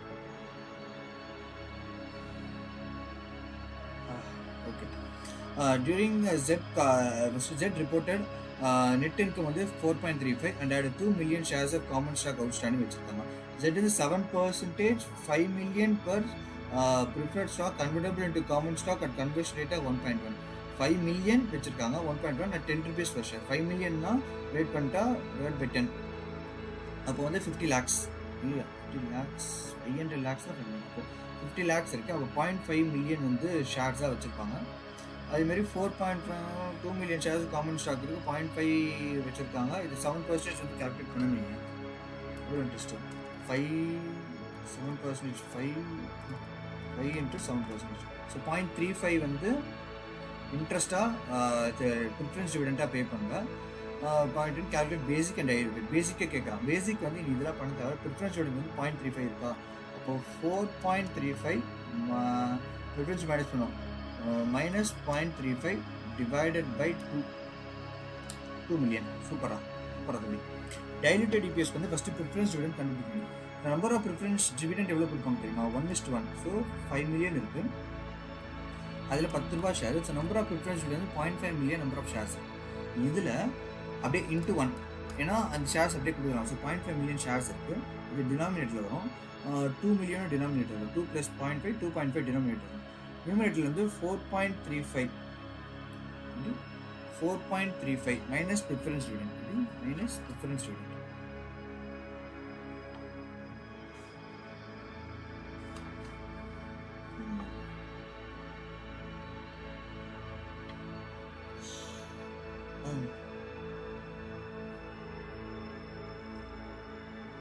Can move oh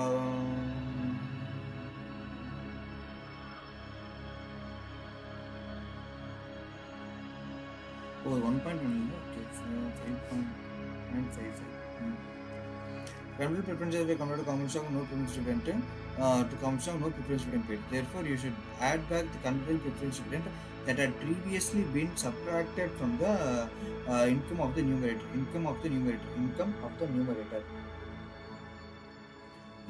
numerator. Net income வந்து பார்த்தீங்கன்னா 4.35 மைனஸ் மைனஸ் வந்து 0.35 மறுபடியும் ப்ளஸ் 0.35 வந்துடும். மைனஸ் 0.35 ப்ளஸ் 0.35 வந்துடும். மேலே என்ன போட்டிருக்கு அது அப்படியே எடுக்கிறோம். மேலே வந்து 4 போட்டிருக்கா, 4 ப்ளஸ் ப்ரிஃபரன்ஸ் டிவிடெண்ட். பேசிக் கண்டுபிடிச்சிட்டு பேசிக் அப்புறம் பேசிக் ப்ளஸ் என்னெல்லாம் இருக்கோ அதை அப்படியே ஆட் பண்ணிட்டு வா. அதுதான் ஒரு ஈஸியான சொல்யூஷன். பேசிக் ப்ளஸ் எல்லாத்தையும் ஆட் பண்ணு. வெயிட் ஆவரேஜ் 20 ப்ளஸ் 5.5 ஆட் பண்ணி check to see if diluted less வந்து 1.17 is less than 2. If the answer is yes, the preference stock dilutive and must be included in the diluted EPS as completed previously. If the answer is no, the preference is anti-dilutive and the conversion effects are not included in the dilutive. Super. Less than EPS வந்து பார்த்தா எப்பவுமே EPS தான் ஹையாக இருக்கணும், diluted வந்து அது கீழே கம்மியாக தான் இருக்கணும். இன்கேஸ் அதை போட்டும் அதிகமாகிடுச்சு அப்படின்னு சொன்னாங்கன்னா then we should not included. A quick way to check whether convertible preference stock is dilutive is to divide the preference dividend by the number of shares that will be created preference stock. So 0.65 because this is less than the basic EPS, the convertible preference shares is dilutive. Oh, easy way கண்டுபிடிக்கிறதுக்கு என்ன சொல்றாங்கன்னா 3.5 million 0.35 வருதா, divided by 0.55 போட்டோம்னா 0.64 வருது. இது வந்து less than preference dividend இருக்கு அப்படின்றதுனால நீ இதை எடுத்துக்கலாம் அப்படின்னு. Okay bro. During 2026 common stockholder had earnings வந்து 2.5 million இருக்கு and 1 million shares இருக்கு outstanding for the entire year. The basic EPS 2.5 கொடுத்துட்டாங்க. During year Y issued 1000 per 5% bond for 2 million rupees வச்சிருக்காங்க. 5% into 2 million எவ்வளோ? 2 into 5%. அப்போ 0.1 million வந்து bond வருது. 0.1 million bond வருது. 2000 கொடுத்துருக்காங்க. Each of these bond is convertible into 120 shares. ஒரு bond convert ஆகுதுன்னா 2000 into 120 எவ்வளோ வருது? 2000 into 120 ப்ரோ. 2000 into 120 இவ்வளோ தானே வருது? ஆமாம் இவ்வளோ தான் வருது. ஓகே, இது டிவைடட் பை மில்லியன்ஸ்லேயே போடலாம். 1 lakh 10 lakhs 0.04 to 0.24 மில்லியன் ஷேர்ஸாக வந்து கன்வெர்ட் ஆகுது. ஓகேவா? ஸோ மேலே வந்து பெஸ்ட் பேசிக் இபிஎஸ் அவங்க கொடுத்துருக்காங்க. இவ்வளோ 2.5 எப்படி 2.5 மில்லியன் டிவைட் பை 1 போட்டால் 2.5 மில்லியன் வந்துருச்சு. இப்போ டேக்ஸ் இப்போ இது வந்து ஆட் பண்ணணும். ஆஃப்டர் டேக்ஸ் தான் போடணும். ஸோ 2.5 ப்ளஸ் ப்ரிஃபரன்ஸ் டிவிடெண்ட் எதுவுமே கிடையாது. ஸோ இது வந்து பார்த்தீங்கன்னா இன்கம் வந்து பார்த்தீங்கன்னா 0.1 இன்ட்டு 70%. அப்போது 0.07 divided by 1 plus 0.24 plus 2.5 add பண்ணோம்னா 2.57 டிவைடட் பை 1.24 போட்டோன்னா 2.07 தான் ஆச்சு. 1 2.1 2.1 கரெக்ட், சூப்பராக இருக்கு. 2.7 இது வந்து பார்த்தா பேசிக் வந்து பார்த்தீங்கன்னா 2.5 இருக்குது. ஓகேவா? ஆனால் உங்களுக்கு டைல்யூட்டிவ் போட்டிங்கன்னா 2.07. ஸோ லெஸ் தானே இருக்குன்றதால பெரிய விஷயம் நம்ம கண்டுக்கணும் அவசியம். ஓகேவா? ஸோ ஆன்டி டைல்யூட்டிவ் தான் இல்லை, டைல்யூட்டிவ் ஈஸியாக கண்டுபிடிக்க என்ன பண்ணியிருப்பாங்க? அது 0.07 டிவைடட் பை 2.5 இந்த சைடு இந்த ப்ராக்கெட்டை மட்டும் போட்டாங்கன்னா அவங்க டைல்யூட்டிவாக anti dilutive. Okay, EPS with stock options. Reported savings available to common holders 1.2 million. Okay, 1.2 million and lakh வந்து 5 lakhs வச்சுருக்காங்க. 5 lakhs 0.5 million. 2.5 X has 1 lakh stock option outstanding entry. Each option allows its holder to purchase 1 share of common stock at 15 rupees per share. ஒரு share வாங்குறதுக்கு average market price of ex share வந்து 20. இதுக்கு ஒரு formula ஒன்று படிச்சுக்கோங்க. அப்படின்னா this into this divided by this ஒரு formula ஒன்று. A quick way to calculate net increase in common shares from the average market price over the shares minus exercise price divided by average market price into number of common shares that option wants to. So x வந்து பார்த்தீங்கன்னா market price வந்து பார்த்தீங்கன்னா average market price வந்து பார்த்தீங்கன்னா 20. So 20 divided by 20 minus 1 20 minus exercise price வந்து பார்த்தா 15 as 1 lakh options into 1 lakh. அது ப்ரொபோர்ஷனேட்டாக பிடிப்பாங்கடா. உனக்கு வந்து 20 ரூபா வந்து மார்க்கெட் ப்ரைஸ் இருக்குது. அப்போ வந்து உனக்கு 1 lakh ஷேர்ஸ் நான் கொடுக்குறேன் அப்படின்னா 15 ஷேர் தான் வச்சிருக்கு அப்படியே. அப்போ 5 ஷேர் தான் 5 ரூபா தான் ஆக்சுவலாக நீ வெளியே கொடுக்குற அப்படின்னும்போது 5 divided by 20 into 1 lakh proportionate பிடிப்பாங்க.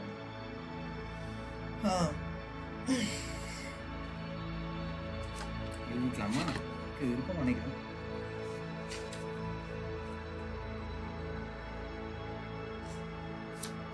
இது போடலை, நம்ம எழுதிக்கலாம். வெளியே எழுதிக்கலாம் ஃபஸ்ட்டு. இபிஎஸ் பார்த்தீங்கன்னா add minus preference dividend divided by weighted average. ஓகேவா, இது நெக்ஸ்ட் டைல்யூட்டட் இபிஎஸ் வந்து பார்த்தீங்கன்னா இதில் போட்டது அப்படி. So PAT minus preference dividend அப்படியே ஒரு ப்ராக்கெட், அப்புறம் plus preference dividend minus interest into 1 minus tax divided by அதே தான் இங்கே வெயிட்டட் ஆவரேஜ் ப்ளஸ் ப்ரிஃபரன்ஸ் டிவிடெண்டோட convertible preference dividend shares plus convertible preference debt plus convertible preference options இது எல்லாத்தையும் add பண்ணுற மாதிரி இருக்கும். ஓகேவா, இதுதான் வந்து டைல்யூட்டட் இபிஎஸ். இப்போ வந்து இதெல்லாம் ஸ்ட்ரெயிட் ஃபார்வர்டு, இதுவும் ஸ்ட்ரெயிட் ஃபார்வர்டு, டேக்ஸும் ஸ்ட்ரெயிட் ஃபார்வர்டு. இப்போ வந்து convertible preference options OPTION options எப்படி கால்குலேட் பண்ணால் market price minus exercise price divided by market price into options.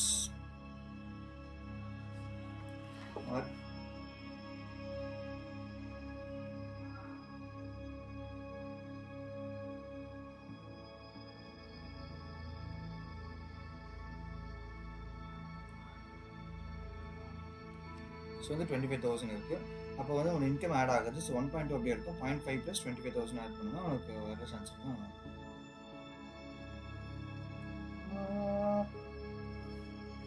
Okay, Hall Park as 1 lakh shares of common stock outstanding as at the beginning. 1 lakh shares இருக்காங்க. என்ன கண்டுபிடிக்க சொல்லியிருக்காங்க? weighted average number of stock used to computing diluted EPS convertible bonds are diluted consume பண்ணிட்டு போட சொல்லிட்டாங்க. Okay, இப்போ டிவைடில் போட்டுக்கலாம். 1 lakh shares இருக்கா? So 1 lakh outstanding at the beginning of the year. All issued 30. Weighted average number on the beginning. Okay, table போடணும். 1 lakh இருக்கு beginning of the year. All 30,000 common stocks on May 1. Beginning of the year எது சொல்றாங்க? அப்போ end of the year என்னது? அப்போ இதான் இப்போ பிரச்சனை. பிகினிங் ஆஃப் த இயர்னா ஜான்வரியில ஸ்டார்ட் ஆகுதா உங்களுக்கு ஏப்ரல்ல ஸ்டார்ட் ஆகுதான்னு தெரியல.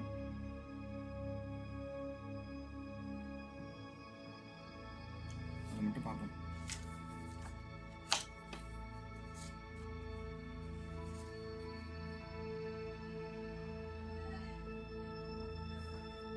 மேலேருந்து 8 மாசம்னா எவ்வளோ? மேலேருந்து 8 மாசம்னா ஜான்வரி டிசம்பர் தான் யூஸ் பண்ணுறாங்க. ஸோ ஜான்வரி டிசம்பர் சைக்கிள் தான் யூஸ் பண்ணுறாங்க. ஓகேவா, ஸோ 1 lakh அதுக்கப்புறம் வந்து மேலேருந்து எடுத்து போட்டு கண்டுபிடிக்கணும். 10% டிவிடெண்ட். ஓகே,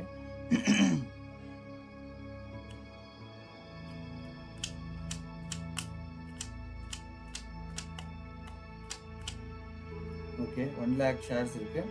இது வந்து ஜான்வரியில். மேலே வந்து பார்த்தீங்கன்னா இஷ்யூ 30,000 இஷ்யூ பண்ணியிருக்காங்க மேலே. அதுக்கப்புறம் கம்பெனி இஷ்யூ 10% ஸ்டாக் டிவிடெண்ட் வந்து ஜூலையில் ஸ்டாக் டிவிடெண்ட் இருக்குது. அது எவ்வளோ? 10%. அப்போ 1,30,000 10% ஆட் பண்ணினா 13,000 வந்து இங்கே ஆட் பண்ணியிருக்காங்க ஜூலையில். அதுக்கப்புறம் செப்டம்பரில் வந்து all issue 1000 bond convertible issues தான் கொடுத்துருக்காங்க. அப்போ வெயிட்டட் இவ்வளோ தான் இருக்குது. அப்போ பண்ணுவோம் 1 lakh into 12/12. ஓகேவா, 1 lakh into 12/12. January February March. So 4 மாதம் 4 divided by 12. அப்புறம் 30,000 ஆட் பண்ணோம். ஸோ 1.3 lakhs into மேல வந்துச்சா? மே ஃபஸ்ட்டு தானே? மே ஜூலை ஃபஸ்ட் கொண்டு வந்தது. So May June. அப்போ 2/12. அப்போ ஜூனில் வந்து 13,000 rupees வந்து திரும்ப இஷ்யூ தான் பண்ணியிருக்காங்க. ஸோ 30,000 ஆட் தான் ஆகும். 1.43 into ஜூலைனா மே ஜூன் வந்துச்சா? July August September October, July August September October November December 6 மாதம். 6 divided by 12. இதை ஆட் பண்ணி பார்ப்போம். 1 lakh into 4 divided by 12 plus 1,30,000 into 2 divided by 12 plus 1,43,000 into 6 divided by 12 plus MRC 12 1,26,500 shares வச்சுருக்காங்க. ஓகேவா, இதான் நம்பர் ஆஃப் ஷேர்ஸ் டிவிஷன்லேயே தான் வருது. இப்போ இன்கம் வந்து பார்த்தீங்கன்னா outstanding what is the weighted average தான் கேட்குறாங்க. 1,26,000. 1000 bonds each convertible into 21 shares convert ஆகும்னு சொல்லியிருக்காங்க. 26,500 plus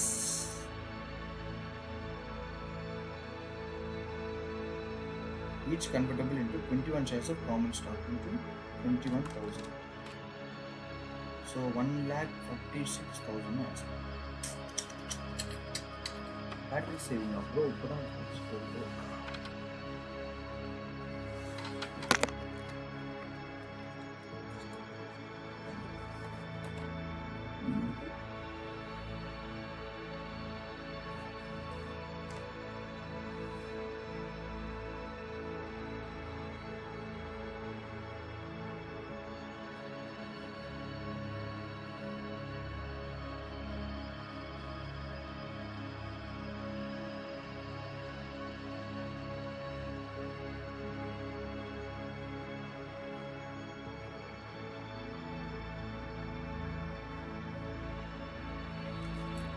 ஒரு சின்ன மிஸ்டேக் என்ன ஆயிடுச்சுன்னா அந்த 21,000 இஷ்யூ பண்ணது செப்டம்பர் தான் பண்ணியிருக்காங்க.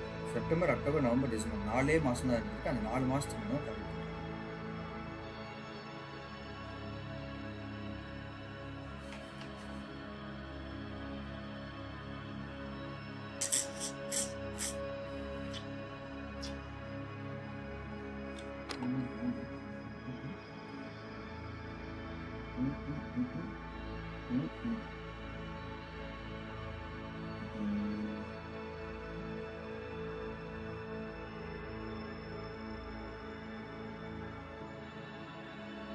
ஓகே, அப்போ எப்படி போட்டால் உங்களுக்கு ஆன்சர் வரும்? ஃபுல்லாக போட்டு ஜான், மே, ஜூன், செப்டம்பர். இதில் வந்து ஜானில் வந்து பார்த்தா 1 lakh, மேல வந்து பார்த்தா 30,000, ஜூலையில் வந்து பார்த்தோன்னா ஜூலையில் வந்து 10% ஸ்டாக் இருந்துச்சு. 1,30,000, 10%, 13,000. செப்டம்பரில் பார்த்தோன்னா ஒரு 21,000. 1 lakhனா இது 4 months இருக்குது. இங்கேருந்து இருக்க 2 months இருக்குது. அப்புறம் ஜூலைனா ஜூலையே சேர்த்துக்கணும். ஜூலை, ஆகஸ்ட் 2 மாதம், ஜூலை 2 மாதம் 4. அப்புறம் செப்டம்பர்னா September, October, November, December 4. So 1 lakh into 4 divided by 12 plus 30,000 into 2 divided by 12 plus 30,000. 1,30,000. 1 lakh into 4 divided by 12 plus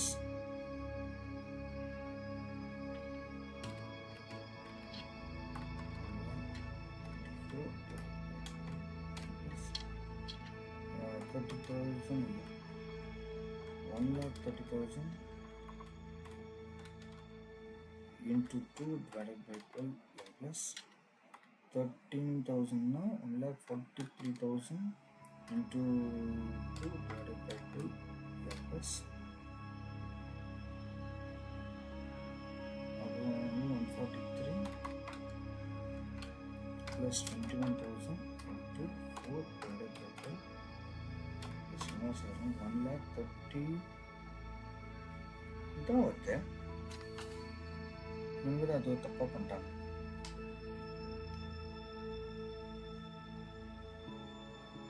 The new stock is weighted by 8/12. The bonds are weighted by 4/12. Are not affected by stock dividend.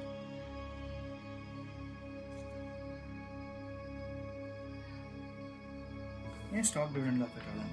Stock dividend affect ஆகணும்.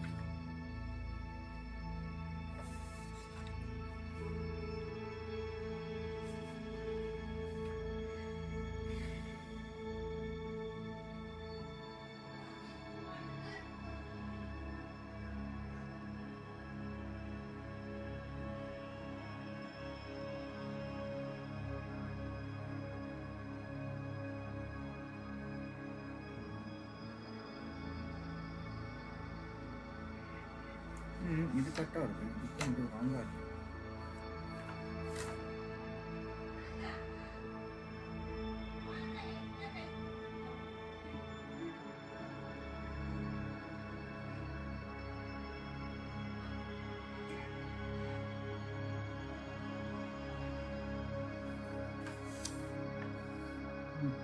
சரி, okay, இது ராங்காக இருக்குது. Some ராங்காக தான் இருக்குது. இதுமாரி போட்டால் இதுக்கும் answer வரல, அந்த வே போட்டால் அதுக்கும் ஆன்சர் வரல. Something is fishy with this one. లేదు ఆన్సర్ మనకు తెలియదు. Okay, The analyst has gathered the following information about the company. 3,000 outstanding shares, 1,50,000 rupees இருக்கு, average share price 55 இருக்கு, year end price 60 இருக்கு, exercisable கொடுத்துட்டாங்க, year end price கொடுத்துட்டாங்க, ஓகேவா? year end price கொடுத்துட்டாங்க. அப்போ average price தான் எடுக்கணும். So average market price 55 minus 50 divided by 55 into 1 lakh. Okay, done. The analyst has gathered the following information about the company. 1 lakh common shares outstanding இருக்கு, earnings இருக்கு, 10% bond இருக்கு, இந்த சம்பளம் 1 lakh common shares outstanding at the beginning of the year. Earnings வந்து 1,25,000 இருக்கு, 1,000 7%, 1,000 per bonds convertible into 25 shares each. 1,000 இருக்கா, அப்போ 1,000 rupees இருக்கு, 1,000 into 1,000 into 7%, 1,000 into 1,000 into 7%, அப்படின்னா 70,000 rupees வரும். 70,000 rupees. Earnings வந்து 1,25,000 plus 70,000 டெவலப் பண்ணோம்னா 60% தான் இருக்கும், டேக்ஸ் மைனஸ் பண்ணணும், ப்ளஸ் 42,000 divided by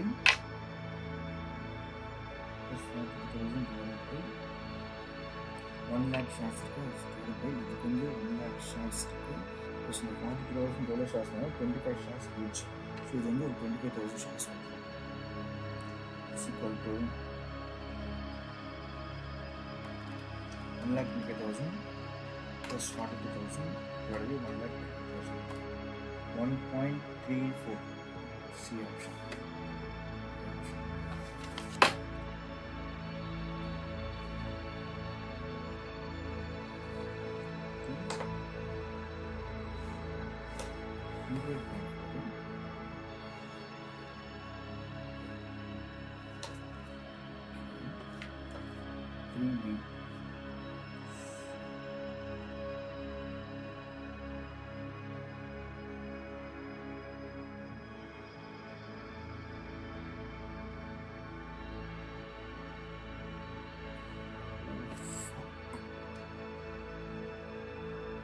டைல்யூட்டிவ் போடுறதுக்கு முன்னாடி எப்போதுமே ஃபஸ்ட்டு இபிஎஸ் போட்டதுக்கப்புறம் டைல்யூட்டிவ் போடணும். அதுதான் இப்போ பண்ணும்போது அடி வாங்கணும், இப்போ உங்களுக்கு அடி வாங்கணும்.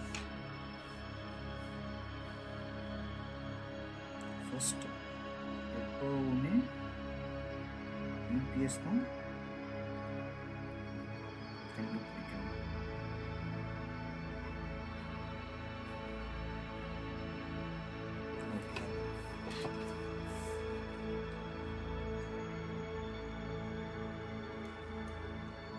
மாட்டிச்சு வர முடியும்.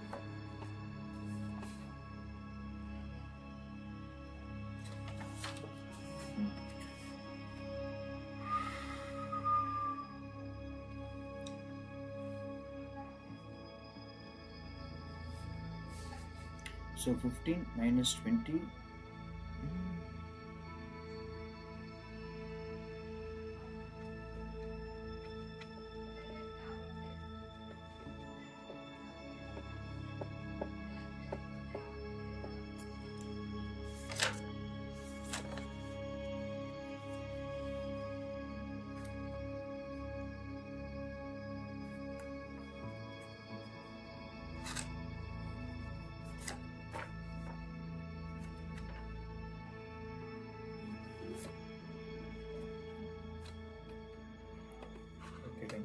common size investment sequence,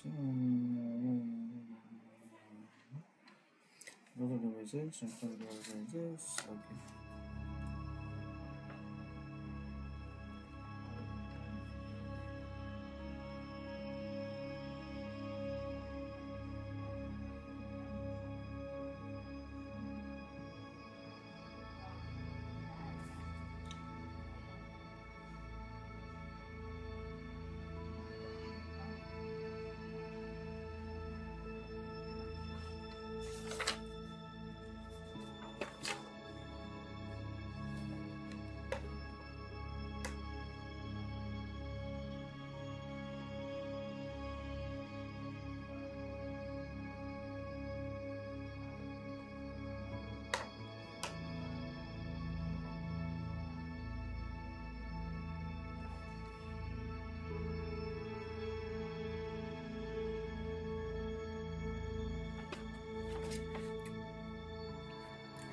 second chapter comes to end. Upper next branch.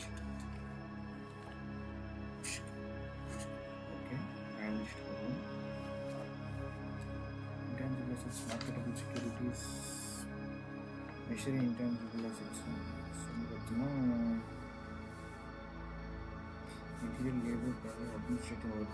What cost will be capitalized and what cost will be expense if or some IFRS materials here, production overhead, administration overhead, material labor.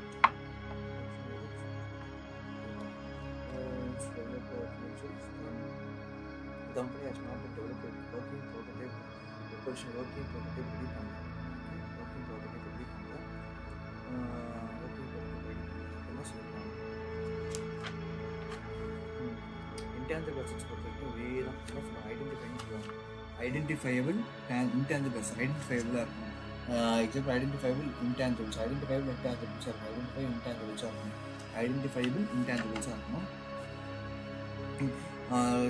Created internally. என்ன சொல்கிறாங்க, எந்த cost should be எக்ஸ்பென்ஸ்ட், எந்த cost expense பண்ணி சொல்லியிருக்காங்க. Start up and training cost, admin overheads, அப்புறம் advertising and promotion cost, relocation, reorganisation, termination cost. Salary ரிலேட்டாக 2 பேர் இருப்பாங்க. ரீலொகேஷன் அப்புறம் டெர்மினேஷன் காஸ்ட்டு. அதுக்கப்புறம் வந்து start up and training cost. Training cost salary include பண்ணிக்கும். Relocation, reorganisation cost, termination cost. So salary ரிலேட்டடாக எது பண்ணாலும் இன்க்ளூட் பண்ணிடும். So start up and training cost, relocation, reorganisation, termination cost. அப்புறம் 2 சேலரி வந்தாலும் ஏன்னு வாங்க, அதில் A square. So administrative overheads, advertising and promotion cost. Administrative overheads, advertising and promotion cost. Administrative overheads, advertising and promotion cost.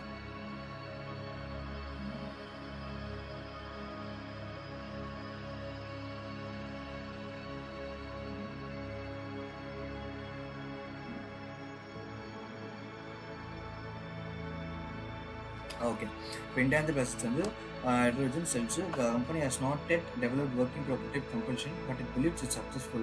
If successful in the long run, it could revolutionize the motor industry by producing environmental clean vehicles.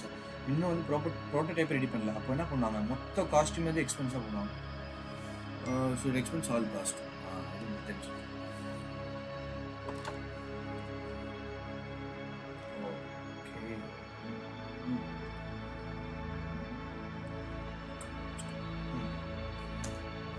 project is developed new prototype which will remove more particles from exhaust fumes. Developed a working prototype develop பண்ணிட்டாங்க. Now it could be low because believes demand auto manufacturers should be high and has resources develop and launch the product.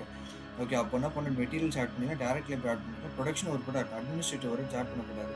Add பண்ணிங்கன்னா டபுள்ஏல பார்த்தோம். Administrative overheads, advertising ரெண்டுமே add பண்ணக்கூடாது. அப்போ 30 வந்து expense பண்ணிக்கணும். Remaining வந்து 210 வந்து கேபிட்டலைஸ் பண்ணிக்கணும். 210 கேபிட்டலைஸ் பண்ணிக்கணும். அட்மினிஸ்ட்ரேட்டிவ் காஸ்ட் எக்ஸ்பென்ஸ் பண்ணிக்கணும்.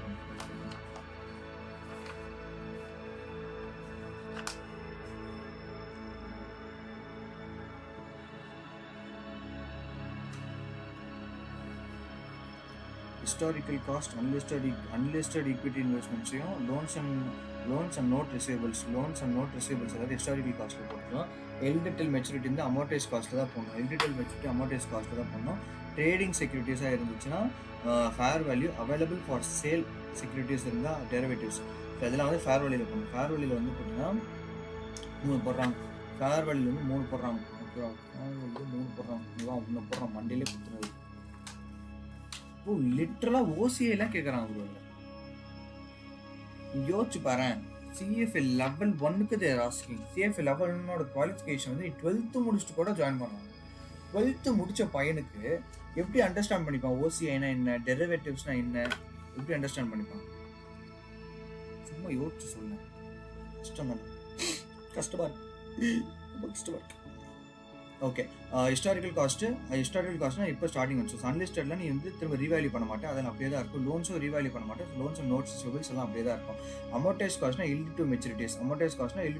இப்போ நேரத்து அமௌர்டைஸ் காஸ்ட் பண்ணுறது. ஃபேர் வேல்யூ வந்து trading securities, available for sale, derivatives, இதெல்லாம் வந்து ரிப்போர்ட் பண்ணேன். ஓகேவா, Triple-T Corporation US GAAP reporting firm purchased 6% bond, 1 million at the beginning of the year.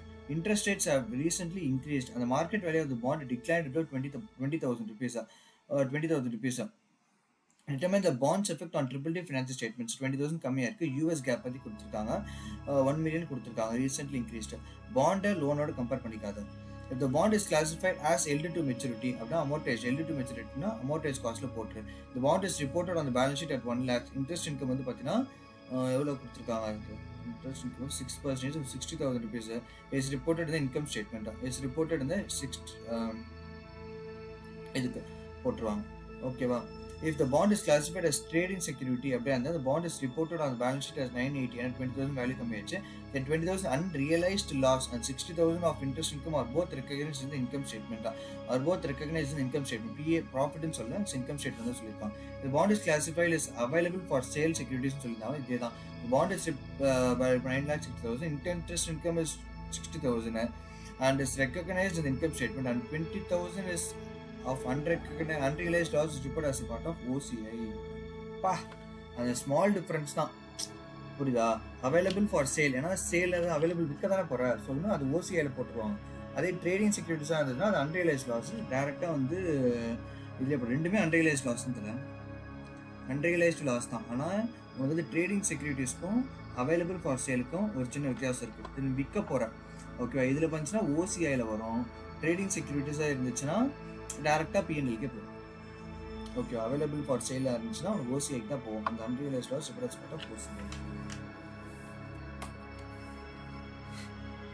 இதுதான் உனக்கு ஈஸி சாப்டர். முக்கியம் கிடைக்கிறது. ஆனால் ஈஸி சாப்டர் இந்த சின்ன சாப்டர் இன்னும் 4 பேஜ் தான் இருக்கு, இன்னும் 3 பேஜ் தான் இருக்கு. அந்த பேஜ் நான் கொடுத்தேன். ஓகே, ஐஎஃப்ஆர்எஸ் இப்போ வந்து இதில் பார்த்தது வந்து யூஎஸ் கேப்பில் பார்த்தீங்கன்னா ஐஎஃப்ஆர்எஸ் என்ன சொல்கிறாங்க அப்படின்னு பார்த்தீங்கன்னா அதே amortised cost FTC OCI FVTPL. ஓகேவா, எஃப்இடிபிஎல் அமௌர்டைஸ்ட் காஸ்ட் வந்து அதே டெட் செக்யூரிட்டிஸ் வரும். Acquired with hold maturity, hold till maturity, அப்புறம் loans and notes, unlisted securities. அது என்ன பார்த்தியோ அது அப்படியே இங்கே வந்து டெட் செக்யூரிட்டிஸ் மட்டும் இங்கே ஆட் ஆகும். Measured at FVTPL FVOCI. இது வந்து held till maturity but sell collect இருக்கும். எல்டு இருக்கும், collector. Intent to collect interest payment but sell before maturity, but sell before maturity. Debt securities with intent to hold till maturity. ஓல்டாக இருந்துச்சுன்னா அது செல் before maturity. விற்கிற மாதிரி இருந்துச்சு அப்படியே இருந்துச்சுன்னா அது எஃப்இடி ஓசிஐ. ஏன்னா இதுதான் அது பின்னாடி பார்த்துருந்தோம். Okay, equity securities only the treatment is sorption at the time of purchase பண்ணும்போது ஈக்விட்டிஸ் இருக்கும் பார்த்தியா, சரியான இது ஃபினான்ஷியல் இன்ஸ்ட்ருமெண்ட்ஸ். பர்ச்சேஸ் பண்ணும்போது உனக்கு வந்து கொடுத்துருப்பாங்க. இதை வந்து நீ ரீவேல்யூ பண்ணியா அது வந்து எதுவும் ஒன்று கொடுத்துருப்பாங்க, சரி ஞாபகம் இல்லை. பட் அதுமாதிரி கொடுத்துருந்தாங்கன்னா உனக்கு வந்து எங்கேயே கொடுத்துருப்பாங்க.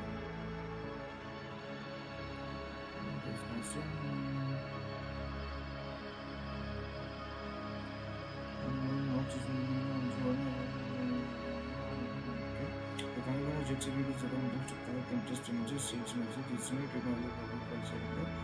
US. Charge at time of purchase token for equity, especially if it was area. Equity securities cannot be classified as available for sale under US GAAP. அங்கே வந்து கேப்லேயே வராது. ஓகேதான், நீ என்ன சொல்கிறாங்க, irrevocable சாய்ஸ். நீ எடுக்கும் போதே வாங்கும் போதே உனக்கு தெரியும் இது வந்து எஃப்இ ஓசிஐ கொண்டு போறியா எஃப்இடிபிஎல் கொண்டு போறியா அப்படிங்கிறது. Unless fair value through FV OCI choose ஆகிற டைம் நீ வந்து வாங்கும் லைக் பர்ச்சேஸ் பண்ணும்போது என்ன ஆப்ஷன் சூஸ் பண்ணுறீங்கிறது தான். ஏன் அப்படின்றதுக்கு எனக்கு ஞாபகம் இல்லை, இப்போது டைம் ஒன்று. Debt securities are intended to sell near terms. Near terms வாங்கினோடனே விற்கலாம் அப்படின்ற மாதிரி இருந்துச்சு. அப்படியே இருந்துச்சுன்னா கலெக்ட் இன்ட்ரெஸ்ட் வரும். நீ இன்டென்ட் டு செல்லுங்க வாங்க விற்கிறது தான் வாங்குறியே அப்படின்னு சொன்னீங்கன்னா எஃப்இடிபிஎல். அப்புறம் ஈக்விட்டி செக்யூரிட்டிஸ் ஓசிஐ டெரிவேட்டிவ்ஸ் வரும். Any securities not present any two category. இது ரெண்டுக்கு வரலைன்னா இதில் வந்துடும். Any security of which the time treatment is chosen. வேறு எதுலேயும் வரலன்னா எஃப்இடிபிஎல். ஓகே, வேறு எதுலேயும் வரலன்னா எஃப்இடிபிஎல்.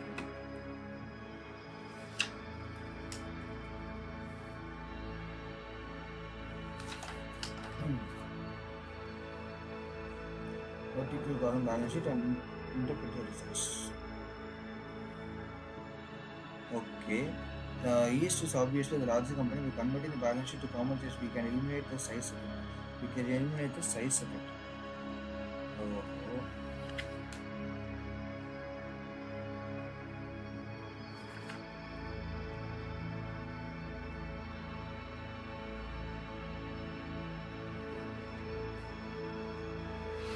For a company reporting in IFRS, product development cost ப்ராடக்டோட டெவலப்மெண்ட் காஸ்ட் வந்து must be capitalise, must be எக்ஸ்பென்ஸ்ட்.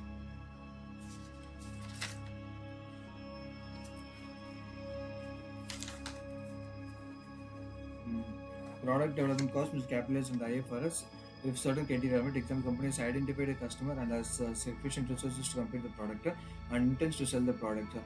Requires all product development costs expenses to be expensed. இப்போ ரெண்டுத்தையும் படிக்கணும்டா.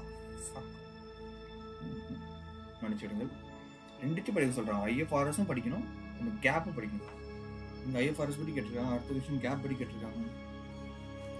Reporting under IFRS product development if certain criteria are met. Example, company has identified a customer base and sufficient resources to complete the product and it is capitalized. So maybe capitalized அந்த criteria இருக்குல்ல, அதனால maybe இந்த மாதிரி இருக்கும்.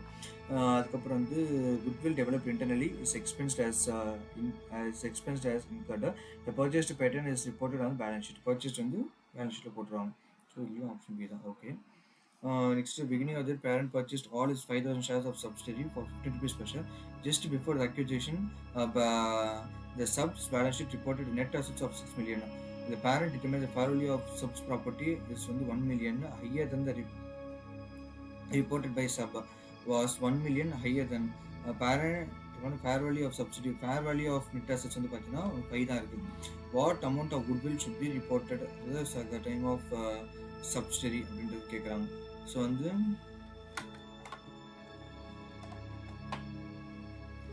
Purchase considerations வந்து பார்த்தீங்கன்னா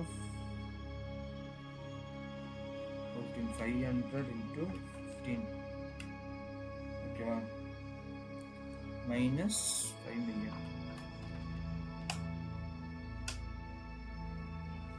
okay, purchase price வந்து 750 minus fair value of net assets taken வருது பார்த்தீங்கன்னா 6 + 1 7 போட்டு குட்வில் வந்து 5. ஓகே,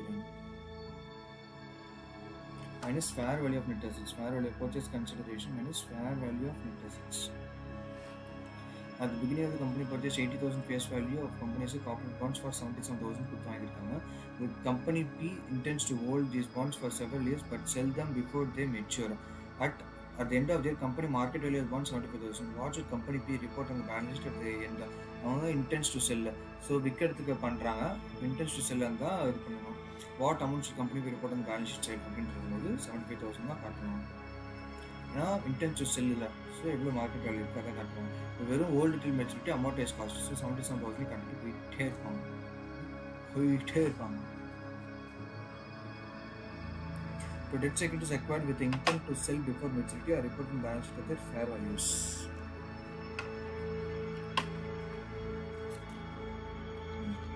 Next, அப்புறம் நெக்ஸ்ட் பார்த்தோன்னா ரேஷியோஸ்க்குள்ள போகணும். ஸோ கரண்ட் ரேஷியோ வந்து current assets by current liabilities, quick ratio cash plus marketable securities plus receivables by current liabilities. Cash ratio வந்து கரண்ட் லைபிலிட்டிஸ்ல ஷார்ட் டேர்ம் ரிமூவ் பண்ணிக்கலாம், ஷார்ட் டேர்ம் ரிமூவ் பண்ணிடலாம். Cash ratio வந்து cash plus marketable securities divided by current liabilities. Cash plus marketable securities divided by current liabilities. Although all three ratios measure firm stability related to the current liability, they should be considered collectively. For example, PIK ratio க்கு இன்னொரு பேர் வந்து asset test ratio சொல்லுவாங்க. Similarly, performed by comparing PIK ratio which excludes inventory. Similarly, analysis can be performed by comparing quick ratio to CAC ratio which excludes inventory and receivables. Inventory and receivables, which excludes inventory and receivables.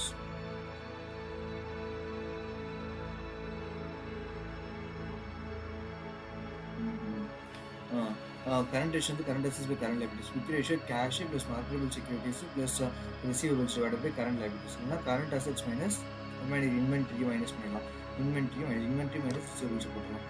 Okay, cash ratio வந்து போட்டிங்கன்னா அது inventory minus receivable பண்ணலாம். இங்கே தான் சொல்லுங்கள் cash plus marketable securities divided by current liabilities தான், divided by current liabilities. சின்ன formula இது. கரண்ட் அசெட்ஸ் அவங்க இன்க்ளூட் பண்ணலாம். அவங்க என்ன பண்ணுறாங்க, வெறும் கேஷ் மார்க்கெட்டபிள் சொல்லிட்டு ஆட் பண்ணிக்கோ அப்படின்றாங்க.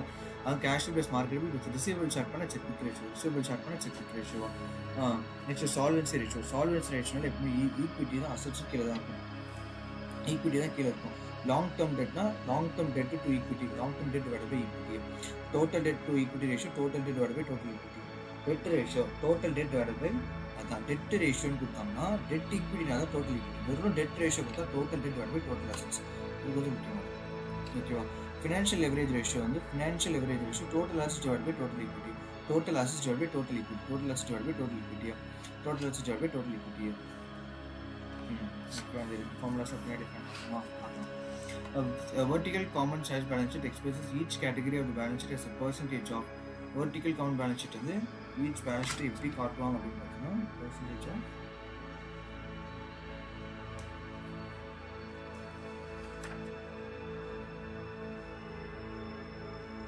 total assets, percentage of total assets. Assets ஓட காட்டுறாங்க. Assets ஓட காட்டுறாங்க.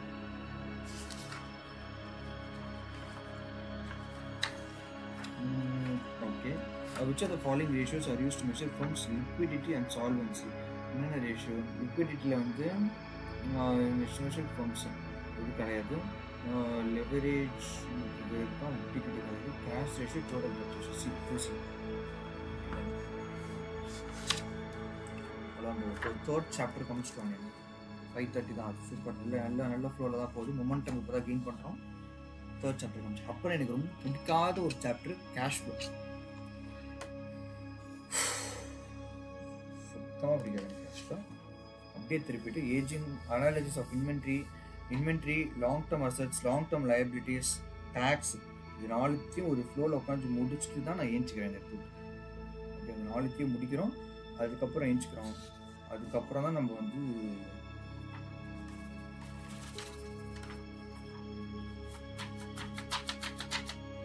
நாலுத்தை முடிச்சுட்டு அதுக்கப்புறம் கேஷ் ஃப்ளோ ஸ்டேட்மெண்ட்டு, அதுக்கப்புறம் ஃபினான்ஷியல் ரிப்போர்ட்டிங் குவாலிட்டிலாம் கேட்குறாங்க.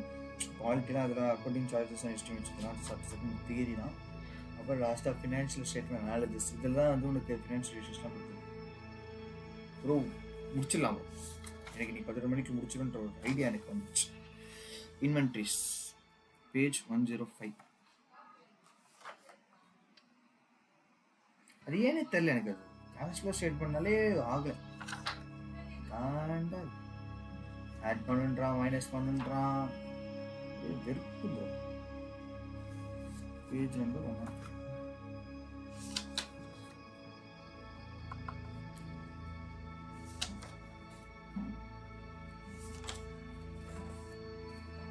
ஓகே, ஃபார்முலாஸ்லாம் என்னென்ன முடிச்சிருக்கோம் இதெல்லாம் பார்த்தாச்சு. வெர்டிக்கல் சைஸ் பேலன்ஸ் ஷீட் வந்து டோட்டல் அசெட்ஸ்லாம் போடுறாங்க. வெர்டிக்கல் காமன் இன்கம் ஸ்டேட்மெண்ட் வந்து சேல்ஸ், பேலன்ஸ் ஷீட் வந்து அசெட்ஸு, இன்கம் ஸ்டேட்மெண்ட் வந்து sales. So recoverable turnover வந்து பார்த்தீங்கன்னா டேர்ன் வந்து ரிசீவபிள்ஸ் வந்து டேர்ன் ஓவர் வந்து annual sales divided by average receivables. It's not very receivable. So average ரிசீவபிள்ஸ்னு பார்த்தா opening plus closing divide by 2. It's not year on year average, it's opening plus closing. Days of sale outstanding 365 டேஸ்ன்னு கேட்டால் எப்பவுமே 365 தான் Prabo. Numerator வந்து எப்பவுமே 365 தான். சேல்ஸ்ன்றால receivables turn over மேலே கண்டுபிடிக்கிற ரிசீவபிள்ஸ் டர்ன் ஓவரை கீழே மல்டி டிவைட் பண்ணால் வந்துச்சுலாம். இன்வென்ட்ரி டர்ன் ஓவர், இன்வென்ட்ரி பொறுத்த வரைக்கும் cost of goods sold divide by average inventory, days of inventory என்ன ஒன்று கிடையாது, 365 பை இன்வென்ட்ரி டர்ன் ஓவர். பேயபிள்ஸ்க்கும் நம்ம என்ன படிச்சோம், cost of goods sold divide by average trade payables அதான் போடுவோம். அதுக்கு கீழே டிவைட் பண்ணால் 365. Super. Asset, total asset turnover, sales divided by average total assets average income add பண்ணிக்கும். Fixed assets turnover sales divided by average net fixed assets. நெட்ன்றது use பண்ணுவோம். ஏன் நெட்னா டிப்ரிசியேஷன் மைனஸ் பண்ணி வர்றது தான் நெட் ஃபிக்ஸட் அசெட்ஸா. Working capital turnover, working கேபிட்டல்னா revenue divided by average working capital. Working capital ஃபார்ம்ல என்ன, current assets minus current liabilities, அதான் ஒர்க்கிங் கேபிட்டல். அது மாதிரி ஓப்பனிங்ல இருக்க கரண்ட் அசெட்ஸ் கரண்ட் லைபிலிட்டிஸ் பண்ணி க்ளோசிங்ல இருக்கிறது மைனஸ் பண்ணி டிவைட் பை 2 போட்டால் அவனோட working capital assets. Current ratio வந்து பார்த்தீங்கன்னா current assets divided by current liabilities. Quick ratio வந்து cash plus marketable securities plus receivables divided by current liabilities. Cash ratio வந்து cash plus marketable securities divided by current liabilities. Okay, next defensive interval, cash plus marketable securities plus receivables divided by average daily expenditure. இதெல்லாம் கொஞ்சம் யூனிக்கான defensive intervals இருக்கும். Cash conversion cycle நம்ம பார்த்தோம் days outstanding plus inventory days minus number of days of payables. மேலே படிச்சு பார்த்தியா அந்த டேஸ்லாம் தான் இங்கே பண்ணணும். இப்போ இந்த கேஷ் கன்வர்ஷன் மட்டும் கேட்டால் என்ன பண்ணணும், உனக்கு ரிசீவபிள்ஸ் டர்ன் ஓவர் தெரியணும், அதுக்கப்புறம் வந்து இன்வென்ட்ரி டர்ன் ஓவர் தெரியணும், பேயபிள்ஸ் டர்ன் ஓவர் தெரியணும், அந்த அவுட்ஸ்டாண்டிங் ஃபார்முலா 3 அவுட்ஸ்டாண்டிங் ஃபார்முலாவும் தெரியணும். So 6 formula. அதுலேயும் உள்ள எல்லாமே ஆவரேஜ் தான். ஸோ ஓப்பனிங் ப்ளஸ் க்ளோசிங் சொல்லிட்டு எல்லாத்தையும் போடணும். So lot of formulas cash conversion cycle மட்டும் கேட்டால் ஒரு 10 மார்க் கேட்பாங்க. அழகாக 10 மார்க் கேட்பாங்க. நீ வந்து இது கண்டுபிடி, நீ வந்து அதை கண்டுபிடி, நீ வந்து இதை கண்டுபிடின்னு சொல்லிட்டு இதை மட்டுமே ஒரு 10 மார்க் கேட்பாங்க. ஸோ காஸ்ட் ஆஃப் குட்ஸ் சொல்லுங்க என்ன formula? Opening stock plus purchase minus closing stock. ரொம்பலாம் யூஸ் பண்ணலாம். Next, debt to equity ratio, total debt divided by total shareholders equity. Total debt divided by total shareholders equity. Debt to capital ratio சொல்றாங்க. Total debt divided by total debt plus total shareholders equity. Total capital கேட்டானா, capital கேட்டானா கீழே டெட்டையும் add பண்ணிக்கணும். capital கேட்டானா கீழே டெட்டையும் add பண்ணிக்கணும். Debt to assets, இங்க ஒரு இன்ட்ரெஸ்ட் கோரி.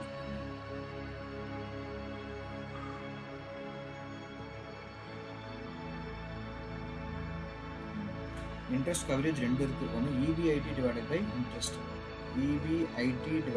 இன்ட்ரெஸ்ட், ஓகேவா? அங்கேயும் நான் CF எடுக்கிறதுனால இன்ட்ரெஸ்ட் பெய்டு ஆல்ரெடி நீ இது பண்ணியிருப்பா, அதனால CFO plus interest plus taxes paid divided by interest paid போட்டிருக்காங்க. Divided by interest paid. Average total sales divided by average total equity. Average total sales divided by average total equity. Financial leverage வந்து பார்த்தா ரெண்டுமே average தான் வரும். Capital நம்ம தான் கீழே டெட்டையும் add பண்ணுற மாதிரி இருக்கும். டோட்டல் ஷேர்ஹோல்டர்ஸ் ஈக்விட்டி அப்படின்னு பார்த்தீங்கன்னா இது ஒரு இது போயிட்டு இருக்கு. எனக்கு சரி ஐடியா இல்லை. அந்த ஃபிக்டிஷியஸ் அசட்ஸா ஆட் பண்ணக்கூடாது அப்படிங்கிறது எனக்கு ஐடியா இல்லை. பார்க்கலாம். டெட் டு எபிட்டா வந்து total debt divide by EBITDA. Total debt divided by fixed charge coverage ratio. Fixed charges and lease payments fixed charge வரும். So EBIT divided by interest payments plus lease payments divided by lease payments. ரெண்டு lease payments add பண்ணிக்கலாம். Net profit formula வந்து net profit divided by sales. Gross profit வந்து பார்த்தா gross profit divided by sales. Operating profit divided by sales or EBIT divided by sales. Operating profit ன்றதா EBIT. Operating income ன்றதா EBIT. Pre-tax margin. Pre-tax சொல்லுவாங்க. pre-taxன்றது முன்னாடி. அப்போ earnings before tax divided by marginன்றதுனால divided by revenue. turnoverனா revenue மேலே இருக்கும், marginனா கீழே இருக்கும். Return on assets எவ்வளோ ரிட்டர்னா net income divided by average total assets. எங்கெல்லாம் average add பண்ணுறாங்கன்னா இந்த மாதிரி இடத்துல தான் ஆவரேஜ் ஆட் பண்ணுறாங்க. ஒரு 90% ஆவரேஜ் ஆட் பண்ணுறாங்க ப்ரோ. ஓகேவா? இந்த ரெவன்யூ வந்தால் மட்டும்தான் உனக்கு ஆவரேஜ் ஆட் பண்ண மாட்டாங்க. கீழே ரெவன்யூ வந்தால் மட்டும்தான் ஆவரேஜ் ஆட் பண்ண மாட்டாங்க. நீ எங்கே பார்த்தாலும் ஆவரேஜ் தான் ஆட் பண்ணுவாங்க. நீ மேலே கூட பார்த்தா ரிசீவபிள்ஸ் கூட இருக்கும். Number of days turnover வந்து வெறும் ரிசீவபிள்ஸ் டர்ன் ஓவர் தான் இருக்கும். Average receivables, average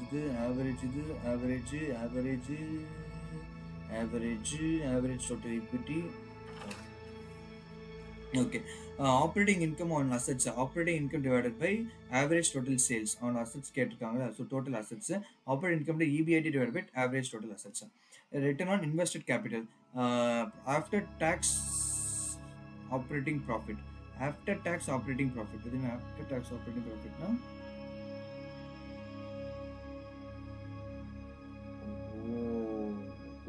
average long term capital. Okay. Average long term capital. After tax operating profit. Operating income வந்து EBIT. அதிலிருந்து வந்து நீ டாக்ஸை மைனஸ் பண்ணிட்டு அப்படியே இருந்துச்சுன்னா உனக்கு ஆப்ரேட்டிங் ப்ராஃபிட் வந்துடும். அப்புறம் இன்ட்ரெஸ்ட் மைனஸ் பண்ணினா உனக்கு ப்ராஃபிட் வந்துடும். Before interest, EBIT after tax before interest. Before interest உனக்கு வந்து return on capital invest divided by long term capital divided by average long term capital. Return on equity easy formula. Net income divided by average total equity. Most of the formulas average.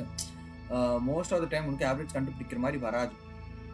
ஏன்னா some வந்து இன்ஸ்டிடியூஷன்ல year 1 year 2 கொடுக்க மாட்டாங்க.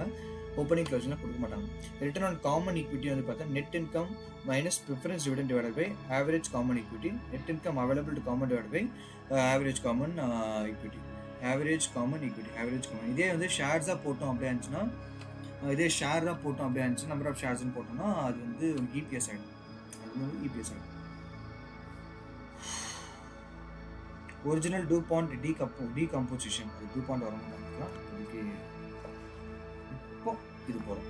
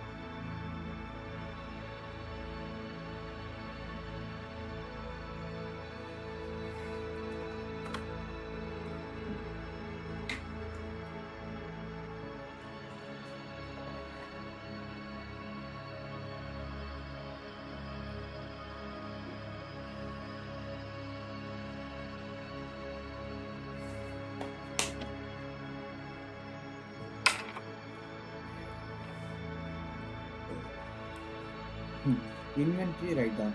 Zoom sells digital cameras. Per unit cost information according to Zoom unit. Original cost இருக்கு. Estimated selling price. Estimated selling price வந்து 225 இருக்கு. Estimated selling cost வந்து 22. Net realizable value வந்து 203 NRV. Replacement cost 197 இருக்கு. Normal profit margin வந்து 12%. Okay, what are the per unit carrying value of Zoom's inventory? One lower of NRV or two lower of cost or market. Okay, net realizable value NRV வந்து net மார்க்கெட்டோட compare பண்ண மாட்டாங்க. ஓகேவா, net realisable value தான் போடுவாங்க.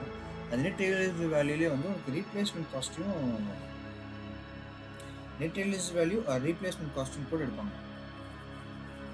Okay, பார்ப்போம். Using the lower of net lower of cost or NRV because original cost வந்து 210 rupees. Original cost வந்து பார்த்தா 210 rupees இருக்கு. Exceeds net realizable value. Net realizable value அதான் வந்து estimated net realizable value வந்து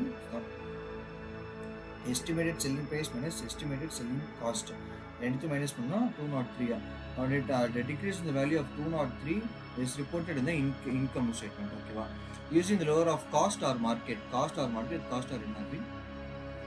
Market is equal to the replacement cost of 197 because NRV of 203 is greater than the replacement cost, and NRV minus the normal profit margin 203 191 is less than the replacement cost because original cost exceeds market, that is replacement cost. The inventory is written down to 197 and 13 loss.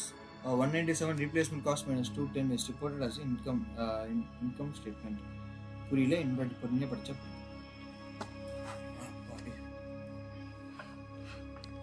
இங்கே replacement cost தான் மார்க்கெட்டுன்னு சொல்கிறாங்க. சரியா, மார்க்கெட்டில் வந்து 197 rupees போகுது.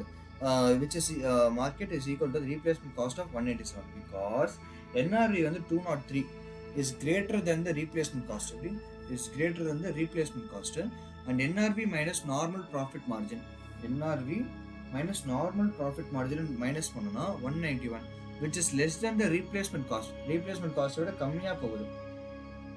அதனால because original cost exceeds replacement cost. Original cost exceeds replacement cost.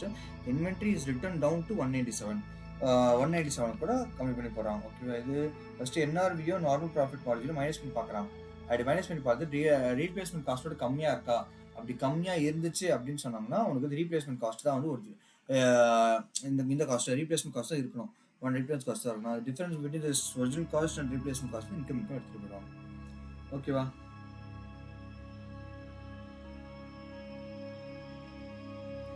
Okay. Cost R NRV வந்து பார்த்தீங்கன்னா எஸ்டிமேட் 203 இருக்குது, 210 இருக்குது. 7 rupees குறைச்சி போட்டுட்டு போயிட்டே இருக்கலாம். Cost of market replacement cost கொடுத்துருந்தாங்கன்னா ஃபஸ்ட்டு என்ன பண்ணுங்க, ரீப்ளேஸ்மெண்ட் காஸ்ட் கண்டுபிடிக்கிறதுக்கு அதுக்கு கம்மியாக போகுது அப்படிங்கிறத நெட் ரியலைசபிள் வேல்யூவும் இதுவும் போடணும். First NRV minus net profit margin அதை ரெண்டுத்தையும் போட்டு பார்த்துட்டு இது if less than replacement cost தான் ரீப்ளேஸ்மெண்ட் காஸ்ட் தான் இருக்கணும். அப்புறம் இஃப் ரீப்ளேஸ்மெண்ட் காஸ்ட் இப்போ வந்து மோர் தென் ரீப்ளேஸ்மெண்ட் காஸ்ட்டாக இருந்துச்சுன்னா ஒரிஜினல் காஸ்ட் வச்சுருக்கோம். அதான் கீழே பார்க்கலாம். Assume that the year one after return of the previous example NRV and replacement cost both increase by 10 rupees. இப்போ என்ஆர்வி 10 ரூபாய் இன்க்ரீஸ் ஆயிடுச்சு, ஸோ 213. அப்புறம் வந்து 230 ரீப்ளேஸ்மெண்ட் காஸ்ட்டும் 10 ரூபாய் இன்க்ரீஸ் ஆயிடுச்சு. ஸோ இப்போ புது என்ஆர்வி எவ்வளோ இருக்குது, 213. புது ரீப்ளேஸ்மெண்ட் காஸ்ட் எவ்வளோ இருக்குது, 207. 10 ரூபாய் ஆயிடுச்சு, 207.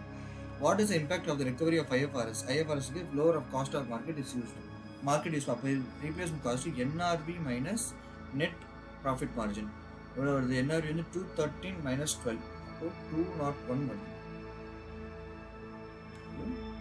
201 வருது. 213 minus 12 வந்து 201 வருது. ஓகேவா, write up 210 per unit, recognize 7 rupees gain as their income. The write up gain is limited to the original write off of 7. The carrying amount cannot exceed the original cost. Carrying value cannot exceed the original cost. Carrying value cannot exceed the original cost. Okay. Under US GAAP, no write up is allowed. The per unit carrying value of remain 197. Zoom will simply recognize higher profit when the inventory is sold. Okay, விற்கும் போது பார்த்துக்கோ, இப்போதைக்கு நீ எதுவுமே use பண்ணிக்கலாம். US கேப்பில் அப்படி higher profit எடுத்துக்காங்க. இது வந்து லாஸ்ட்டாக எவ்வளோ ரிவர்ஸ் பண்ணிட்டு அந்த ரிவர்ஸ் எல்லாம் இப்போ நீங்கள் வந்து எடுத்து போட்டுருங்க.